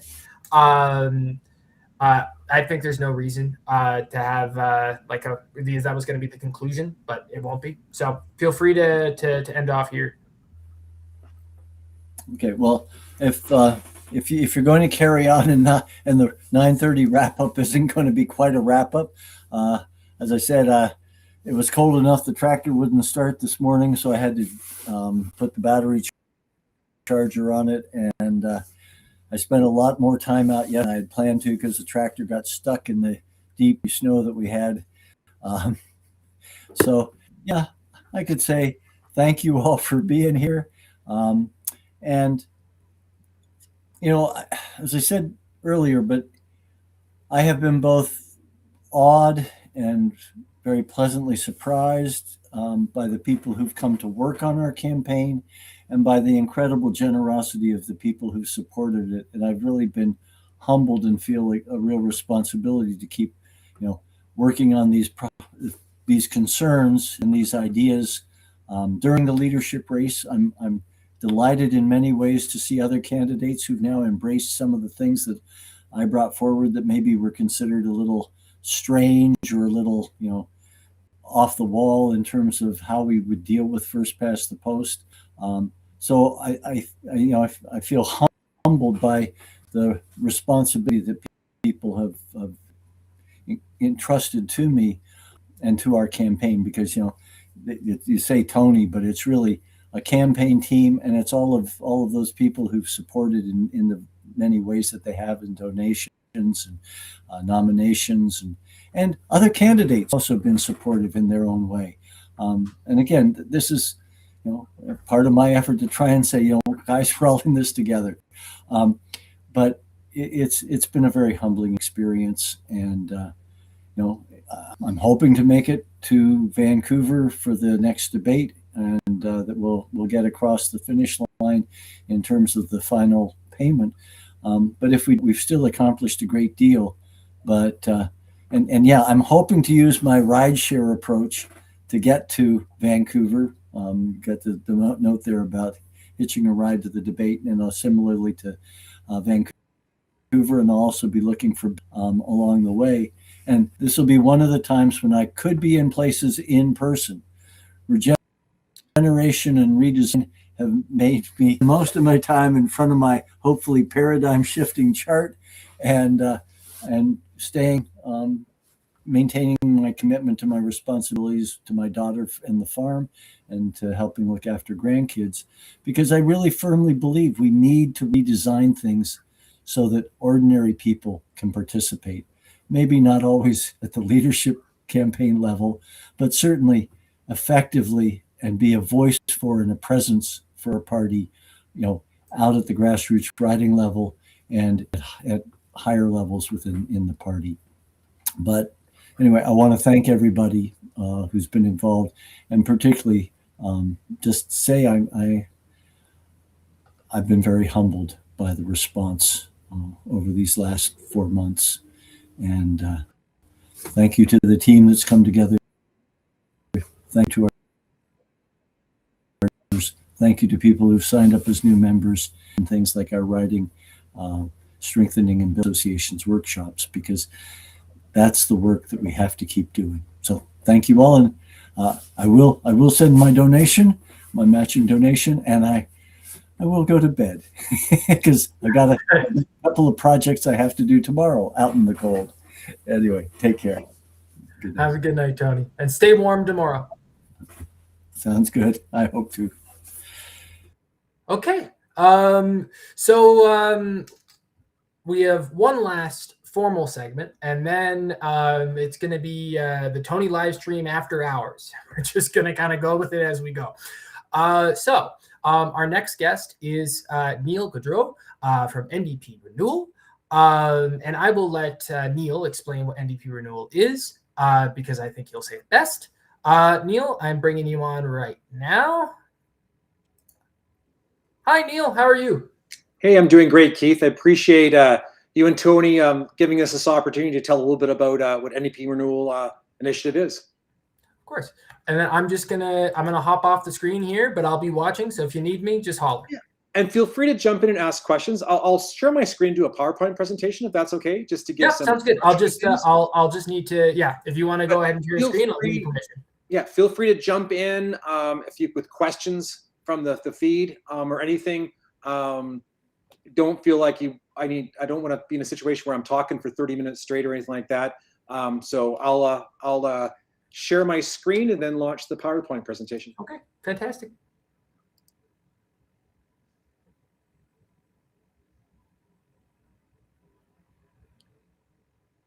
Just give me a second here. No worries. Take your time. Window, entire screen. I'll just do the entire screen, and then I'll just launch this PowerPoint presentation. Hey, can folks see the presentation? Yes, they can. Excellent. So I just get a quick outline. It's about this simple 10-slide presentation. But basically, I just wanted to cover what the NDP Renewal Initiative is, why we feel it's an important initiative, basically talk about how we can renew and rebuild our party, and our 25 proposed resolutions for conventions. And then at the end of that, just talk about the next steps and a pitch to how you can help. So first of all, the NDP Renewal Initiative is a third-party sort of independent group from the party. We're essentially an initiative for NDP members by NDP members. We don't support or oppose any of our 5 amazing leadership candidates because that would be against the rules, to be blunt. We are founded by a bunch of NDP activists. We launched back in September 25th. We did a press conference with former MPs Matthew Green and Peter Julian and activists, Burnaby activist Doris Ma, and we launched a website. At the time, the formal party review and renewal process, their engagement process was supposed to end on September 19th. So we thought it would be a good idea to continue the process. So we launched on the 25th of September. One cool thing that happened, though, is shortly before we launched, the party extended the consultation process till the end of October, which we were super happy about. But we still decided that it would be good for us to do an independent sort of parallel process to the amazing work that Emily Tannen was doing.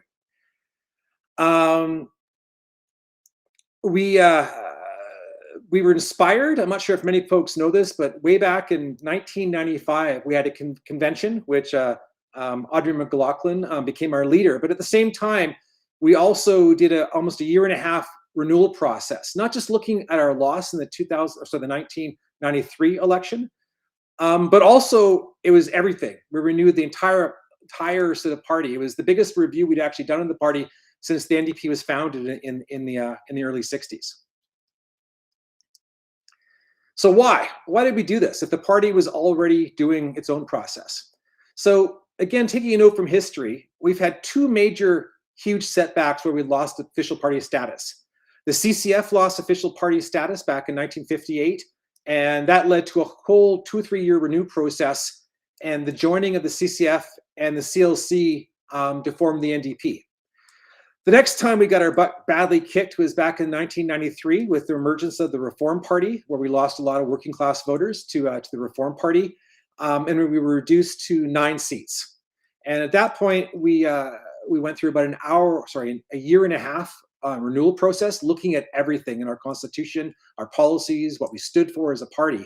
As coincidence may have it, the party hired a much younger staffer named Peter Julian to do that policy back in 1993. And that's why Peter and Matt were one of the 2 champions to get this launched. Each time we actually take the work to do initiative, we engage our members, go figure. Members get more engaged, they volunteer their time, and they donate money, and the party bounces back. Since in the last number of years, last 30 years, since 1995, the party's renewal processes have been quite narrow in scope. And even though we applaud the amazing work that Emily Tamlin did on the party's formal renew process, we felt the scope was primarily focused on just the last election and was not really focusing on everything with the party, who we are, what we stand for, our structures, everything else. And her report also, again, left open a lot of debate, but it didn't prescribe any sort of resolutions for convention or sort of major steps forward. So we feel that we needed a much bigger, comprehensive process to renew the party at the local, regional, and national level. And ultimately, and that's one of the reasons that we're independent, is we don't believe it really matters. Like, it's important who we elect as leader, but ultimately, in order to rebuild the party, we have a lot of work to do, and just electing a new leader is not going to change that. Keith, feel free to jump in at any time if you have any questions, but I'll go on, but feel free to interrupt. So how do we renew our party? So based on our consultations, we had over, I think, about 800 people fill out surveys. We had over 300 people sign up for some online forms we did. Again, we apologize if we didn't reach out to you. We weren't given, obviously, as a third party, NDP lists. So we basically had to start from scratch collecting our own list. So if we haven't been able to reach out to you, we apologize. There's still a chance to get involved. But we felt we needed to empower electoral district associations, EDAs, the riding associations. We needed to reform essential party structures and make it more accountable. And we needed to champion bold policies. We also felt that even though the initial report from the review party's formal review and renewal process has been published, we felt that that process has to continue, just all the way to convention and beyond. And we felt that the first major step in doing this is passing resolutions at our convention in March. So based on what we heard since September, based on what people submitted to us, based on these policies, based on our over 100 volunteers and EDAs across the countries, we came up with 25 resolutions grouped into 3 areas with 25 resolutions. 8 resolutions on EDA empowerment, 10 resolutions on party accountability, and 7 resolutions which we thought were just a start towards bold policies. We expected the riding associations and the EDAs and affiliates to do the heavy lifting. The important thing is we're coming up to the deadline next week, which is the 27th of January. The good news is we've been overwhelmed by the reception. Over 30 EDAs to date have come back to us and says they've passed all or some or all of our 25 resolutions. But we're still hoping to get more, and we can talk about next steps. So I won't go into detail on all the resolutions. They can be found on our website, ndprenewal.ca. But I thought I'd just give you guys the highlights. First 8 resolutions. The first one is near and dear to my heart as a financial agent for a couple EDAs, and that has to do with campaign rebates. We started what was supposed to be a temporary policy a few elections back, where candidates had to give their rebates back to the party, or the party just took them. Essentially, candidates signed them over. For those of you that don't know, if a candidate gets more than 10% in an election, they get back 50% of eligible expenses. For myself as an EDA, as a campaign manager, ran an election in a riding that hadn't been taken by the NDP in years, and we had an amazing campaign, that would have been $60,000 we would have gotten back. Unfortunately, we had to start from scratch after that, and we've never gotten back to the same level we were in 2021. The next one is putting a national training program in effect for EDAs. We feel there's way more we can do to make EDAs a center of the party for organizing, and just not during elections, but between elections on community-based issues, to really turn EDAs into community activist groups, not just things that we hit up for donations. The other resolution, again, you can read details on our website, ndprenewal.ca, is adopting a permanent organizing model of community organizing and keep on organizing right on through all the time, not just at election times, and also working closely with other community groups and local labor councils. We talked about raising the level of all NDP campaigns by providing minimum level resources.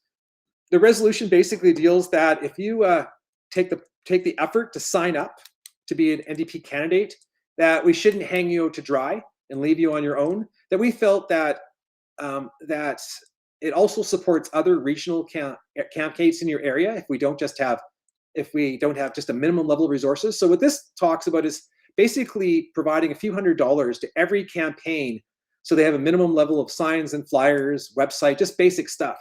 Again, we feel that this will pay for itself and also help towards a regional model.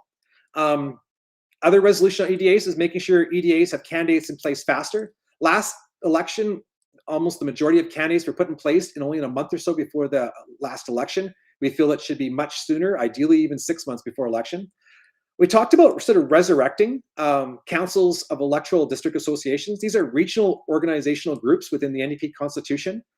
Really Saskatchewan, I believe, in some parts of Ontario, the only folks that still do this, and we think this could be much better done. Labor representatives on EDAs, we felt that it's important. BC just passed a resolution, I think something like this is in Ontario as well, where we wanted to tie local EDAs much closer to local regional labor councils. And lastly, we had a resolution on launching a national youth outreach campaign to try to energize EDAs and other NDP clubs and youth campus clubs with a big outreach to young folks, just not on campuses, but on trades programs and unions across the entire country. So Keith, I'll stop there, I think now, before I go into the next group, just to see if people have any questions or if you have any questions before I go to the next group.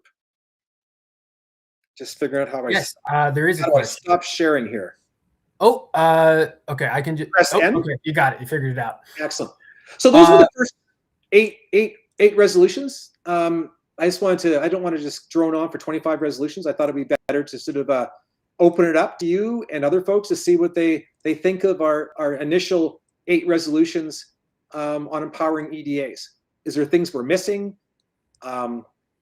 Or what resolutions they think people are higher priorities? So I have a question here from Jaeger Rosenberg. Jaeger says, and I'll put it up on the screen, one of the biggest things that has weakened the NDP in my experience has been the inhalation of the youth wing. Does Renew have specific plans to incorporate rebuilding the CYND?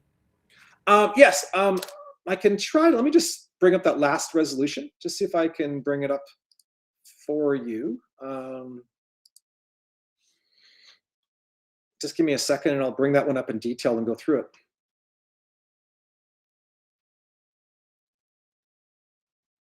Okay, I'm just going to share my screen again.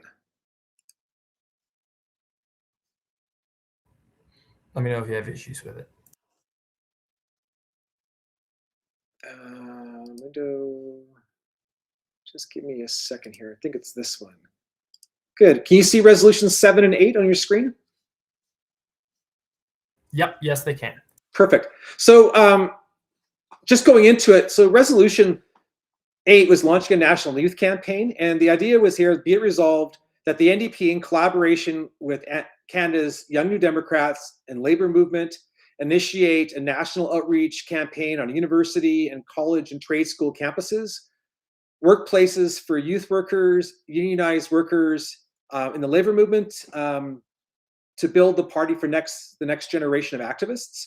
Be it further resolved regional organizers work with EDA presidents to connect young New Democrats with their local EDAs and also support them in starting their own campus clubs. So yeah, we saw the YND as like the major pillar of this initiative and make sure that they get all the resources they need to do this. Good. I stopped sharing there, Keith? Yes, you did. Okay, cool. And then, so another question's come in here. Are any of these initial sheets policy book or constitution amendments, or all directives? The first set of resolutions the first set of 8 resolutions are all directives to the policy, to the party. For those folks that haven't gone to conventions, the way they sort of break up conventions is into different policy areas. So I believe there's 6 policy areas. And then they also, which they always schedule the last day of the convention for some reason, is the party affairs. And during party affairs, you can create directives to the party or constitutional amendments. So none of these first 8 are constitutional amendments. They're all directives to the party. And to be blunt, all 8 of these directives could actually even be passed at the federal council level. So we're hoping if we can't get all of them to the floor, that at least they'll be at least followed up with by our new federal council. And another question here as well is, are there any young people involved in the main renewal team? Yeah, there's about, we have about 100 volunteers across the country. I'd say about maybe 10 to 15% of them are under the age of 30. In our core group that actually drafted up, there's about 25 people. To be blunt, I think there's only like 2 people under the age of 30 in the core group, which is an issue. Absolutely. And I'm putting up the link to the website right now, the QR code. I appreciate it. And anyone who is under the age of 30 and interested, feel free to hit NDP renewal up. And I have another question for you, Neil. Okay, this one is, Central advised me that directives passed apply only to Central, and they don't make the directives they're supposed to be following public. How can we hold the party accountable to directives passed? So a couple different ways. Our resolutions, in most cases, the directives, we actually say in the resolution, we're directing the provincial council to do this, right? So we're, as opposed to just directing the executive or anything else, we're actually directing the provincial councils. So that way we hope to force these to provincial council. We also, again, these resolutions are all over the place. They're public. Again, they've already been voted on and passed by over 30 EDAs so far. We're hoping to get that number up to 60 before the 27th. So we're not going away, right? So that's what. So if they don't get past the convention, there'll be a big strong push to push them through provincial council. Oh, sorry, federal council after the convention. Okay, and another one. Oh, sorry, Neil, did you want to say something there? Yeah, if I could jump on to the next, given our time, if I could jump on to the next 10 resolutions after a couple of these questions, just sounds good. Yeah, feel free, go ahead. And then if we have time at the end, I'll throw in another question in there. But you do you. Go ahead. Sure. Do you want another question? You want me to jump ahead? I would say since you're right, we are running low on time.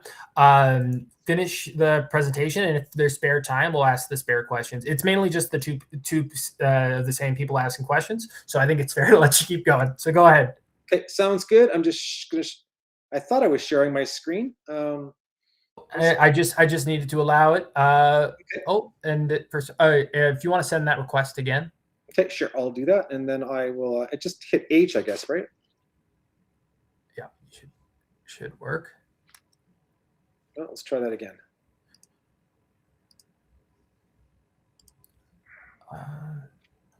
I have share entire screen, share. Okay, there you go. I'm just gonna start the slideshow from the current slide. Okay, for some reason you're still not sharing your screen. I think this is me. Try sharing the screen. I'm seeing at the bottom of my screen, I'm seeing stop sharing. Okay. stop sharing because right now we don't see. Okay. Oh, you know what? I know why. I know why that's happening. Oh no. Okay. No, I don't know why. We'll stop okay. sharing. Yeah. If you want to try sharing again. Okay. One more time.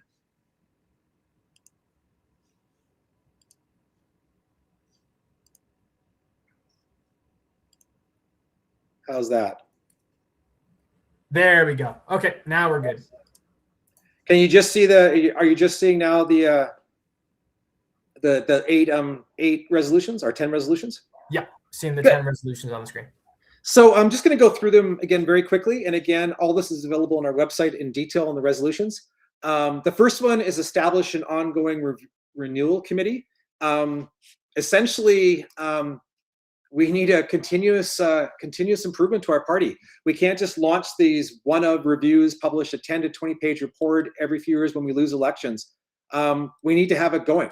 So we're hoping that that we can expand the scope of the formal party review and renewal committee and keep it going. To be blunt, I would love access to all the raw data that Emily's been putting together. And we think it's important that Emily come along as well. She's the one who's been conducting all this stuff. So we hope to broaden that mandate after convention and keep the process going. In fact, one of the big things we think that it should be broadened. Basically, we should tackle the tough things. Are we democratic socialists or social democrats? What do we stand for? What are our values? What are our mission statement? What are the primary principles of our party? We think we need to have a big, wide-ranging review like we did in 1958 when we formed the NDP after the CCS lost status, and also in as we did in 1993. The next one is continuous policy renewal. This is actually a resolution that was actually adopted by the party back in 1995 and then forgotten. And that was basically setting up a party renewal committee such that we're not just submitting policy resolutions to convention every couple years with a 90-day deadline, that we would have a continual process to submit resolutions to policy resolutions to resolution committee that would engage with subject matter experts and other folks, and we would still vote on it at convention. But there's so much work that's needed to do to clean up the party policy book. A lot of the stuff is very dated, and to be blunt, it hasn't been kept current. Party platform based on it. What we've had in the past is we've had situations where the campaign director was also the chief of staff for the leader, and unfortunately, in some cases, we felt that a very small group came up with a party platform and ignored some of the party policies in creation of that platform. So again, we acknowledge that the party policy book would need a lot of work before it could be anything like a platform, but we shouldn't just ignore our party policy, obviously, during elections. The next one, which is near and dear to many people's hearts, is hybrid and virtual conventions. And that's the ability that for people who don't have the financial means to attend convention, or we want to reduce barriers so that people can attend conventions virtually if they need to. Again, we think it's important that people gather together if possible, but to be blunt, is very restrictive for our rank and file members to get to conventions. The resolution also talks about that special conventions can be triggered, and that special conventions can be virtual in their nature. We've talked about the next resolutions on renewing the campaign model. It has to do with what I talked about before about how we campaign. That we talk about an NDP team, not just have a cult of leadership. That we no longer we sever the roles of the director of the campaign director from the chief of staff for the leaders. And essentially, we take a different approach that we've done in the past. Campaign oversight, that the idea of that is to create a small 4-person campaign oversight committee from federal council that oversees the campaign director. Again, we don't want to micromanage the campaign director, but in some cases, as we've seen, especially in the last election, where we sacrifice some winnable seats to put huge amounts of resources in seats that we couldn't win. So we think it's a bit of a conflict of interest sometimes to have the chief of staff for the leader run the campaigns, and at a minimum, we think they need some oversight. Federal council renewal. There's a lot of good stuff we heard on making federal council more democratic and more accountable, especially to its members. The big step there, and there's a lot of best practices that provincial councils across the country use, and we think that it's time that the federal council adopts some of the best practices that are used in provincial councils, starting with having a set of bylaws to actually govern themselves, meet 4 times a year at a minimum, and make it easier for a third of council members to trigger a meeting. Charter of member rights and responsibilities. Our constitution in several places talks about members having rights, but it doesn't actually say what our members' rights are and what their responsibilities are. So as part of this sort of ongoing renewal process, we think it's important that we come up with a preamble for our constitution that also clearly defines the rights of NDP members. Number 9, a national director for member engagement and affiliate engagement. If we want to energize EDAs and basically unleash the power of our members, we need a senior staffer responsible for member and affiliate engagement. Members can't be an afterthought. They need to be the core of the party, not the bottom of a pyramid. And lastly, we've made some baby steps on online interacting with members with our current Mobilize portal, but we really need to have better engagement tools, and not just top-down engagement tools or even bottom-up. We need to create discussion forums. We need to create tools for engaging on policy all the time, and we need to have basic self-serve functionality for members. And we think that the portal should be expanded to do this. Again, I'm just going to stop sharing. That's the next set of resolutions. Given our time, Keith, I won't go through the last 7 resolutions. People can put them up there. People can take a look at them at some other time at our website. But that was a main start. And again, our other 7 resolutions are holds we think are in the policy book, but they're not necessary. They're not a be to end all. There's all the leadership campaigns that come up with great policy resolutions, and I think we should all work to support that. Lastly, I just wanted to briefly talk about next steps, if I could. Do I have a couple minutes to do that? Yeah, absolutely. Go ahead. We've now officially reached after hours, so go ahead. So the submission deadline is the 27th. We're hoping to get, we got about 30 so far, folks that have submitted our resolutions. We're hoping to get another 30. We also need EDAs. Like, I know everyone's focused on leadership, but now is the time. Like, we only get this opportunity every couple of years. So if you have ideas, get them through your EDAs, get them through your affiliates, and get them in by the 27th of January. Become a delegate.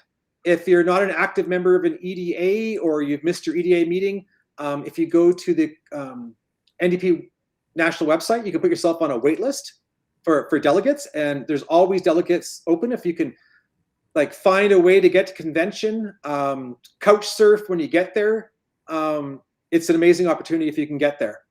And finally, if you do get registered as a delegate before early March, the party will be sending a list of resolutions that have been submitted to all the people that are registered by early March, and we get to vote on the prioritization. So the NDP Renewal Initiative will be working with other like-minded groups over the next month of February to try to figure out how we prioritize resolutions for convention. As I said, we don't support any candidate. We don't support any candidates in leadership. We have to remain neutral. And at this time, we're also not supporting any people for resolutions to the party organization. At this time, our main focus is on the resolutions, but we do hope that like-minded individuals do run for federal council as well. And that's all I have. Happy to answer any questions or let you wrap up because we're now after hours. No worries. I think there are some questions in the chat, and we have time. So this is another one from Jaeger. Jaeger says, for the resolutions on adding a labor representative on EDAs, what about workers who don't have access to union jobs? Good point. Good point. I've seen other resolutions. I've seen other resolutions on this that actually try to address that as well. The person can.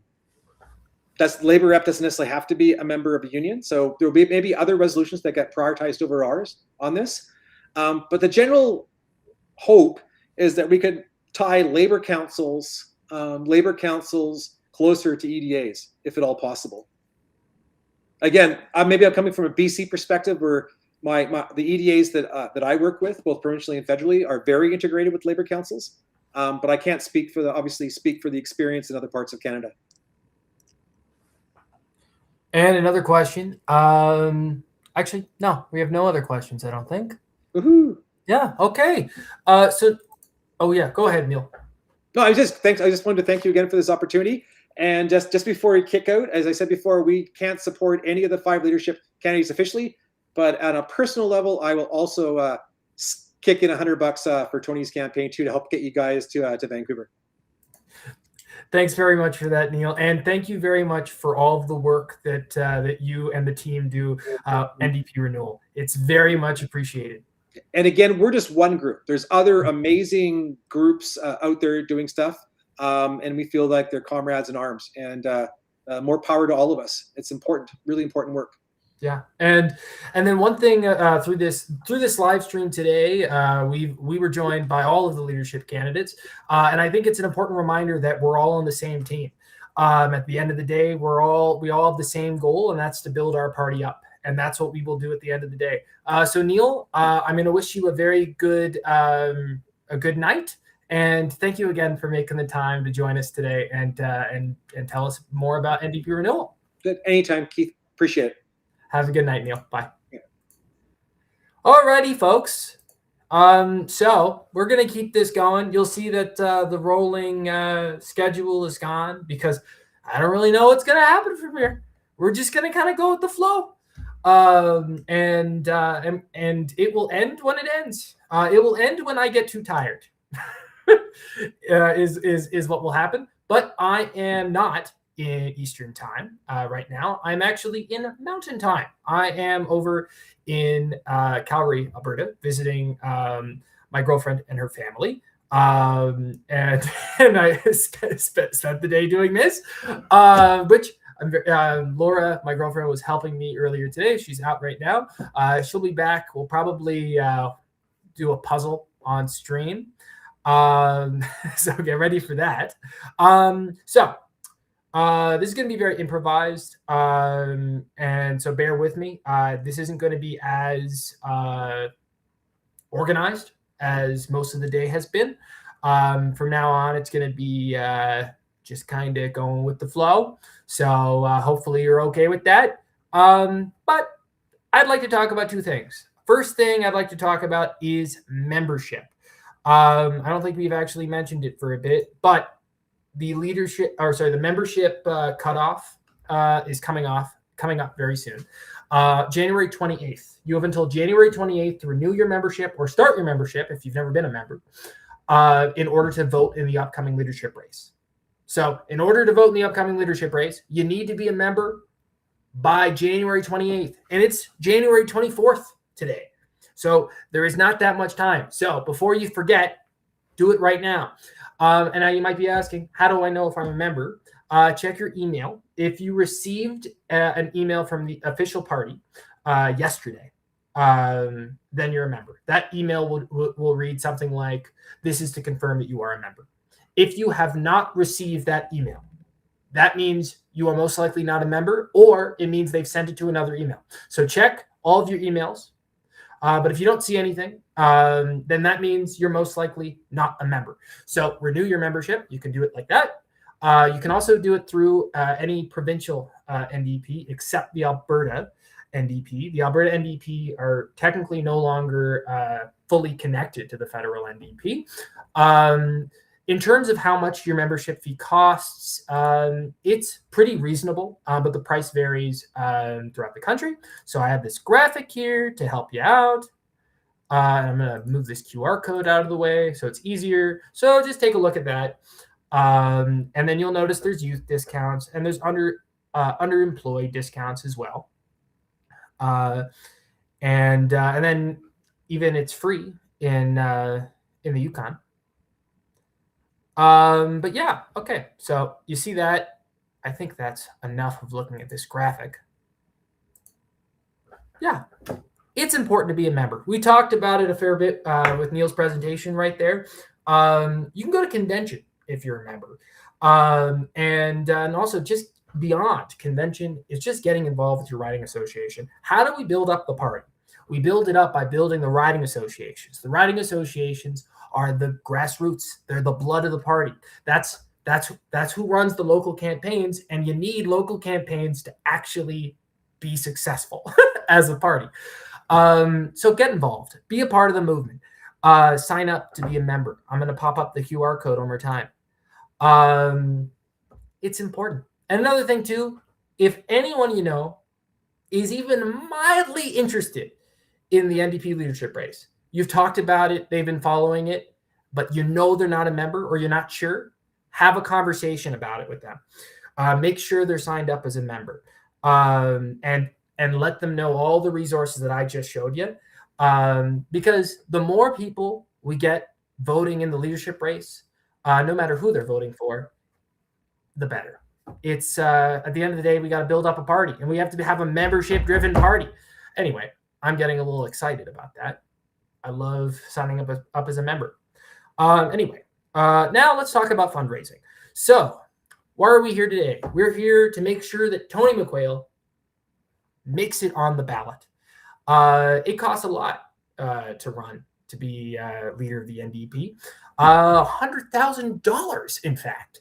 That's a lot. But in reality, it's more because there's a 25% administration fee taken off of each individual donation to a leadership candidate. That means it's more like $133K in order to run in the race. And Tony is almost there. So we're about 8,700 away last I heard. Sorry, I'm just popping up the QR code for you in case you want to. $8,770 is how much more we need to raise to get Tony on the ballot. And then once we raise the installment, he's officially on there. He is officially on the ballot. The installment is due on January 30th. So in about a week, it's due. I would love for this number, 8,770, to be even lower than we started. And I will say we've come a long way today. We started off with that number being $17,000. We were $17,000 away when we started this live stream at 10 a.m. Eastern time. And now we're at 8,770 away. That's nearly $10,000 we've raised. And we've also raised much more than that through all these installments and all these live streams that we've done. So yeah, if you're able to, show Tony some love. But there's other ways to show him love too. You can also just circulate this live stream, spread it around, put it on your Instagram story, put it on Facebook, put it on Reddit. I don't know, whatever social media you have, Mastodon, Blue Sky, et cetera, et cetera, et cetera. I want to talk about the generous political tax credit, and then we can move on to some fun segments. So let's look at this chart. Hi, chart. So for donations 400 and under, you're getting 75% back for what you give come tax time. So for example, you're doing what Neil did. You give $100, you're getting $75 back. Only $25 out of pocket. You're getting $75 back come tax season. Not this tax season, or well,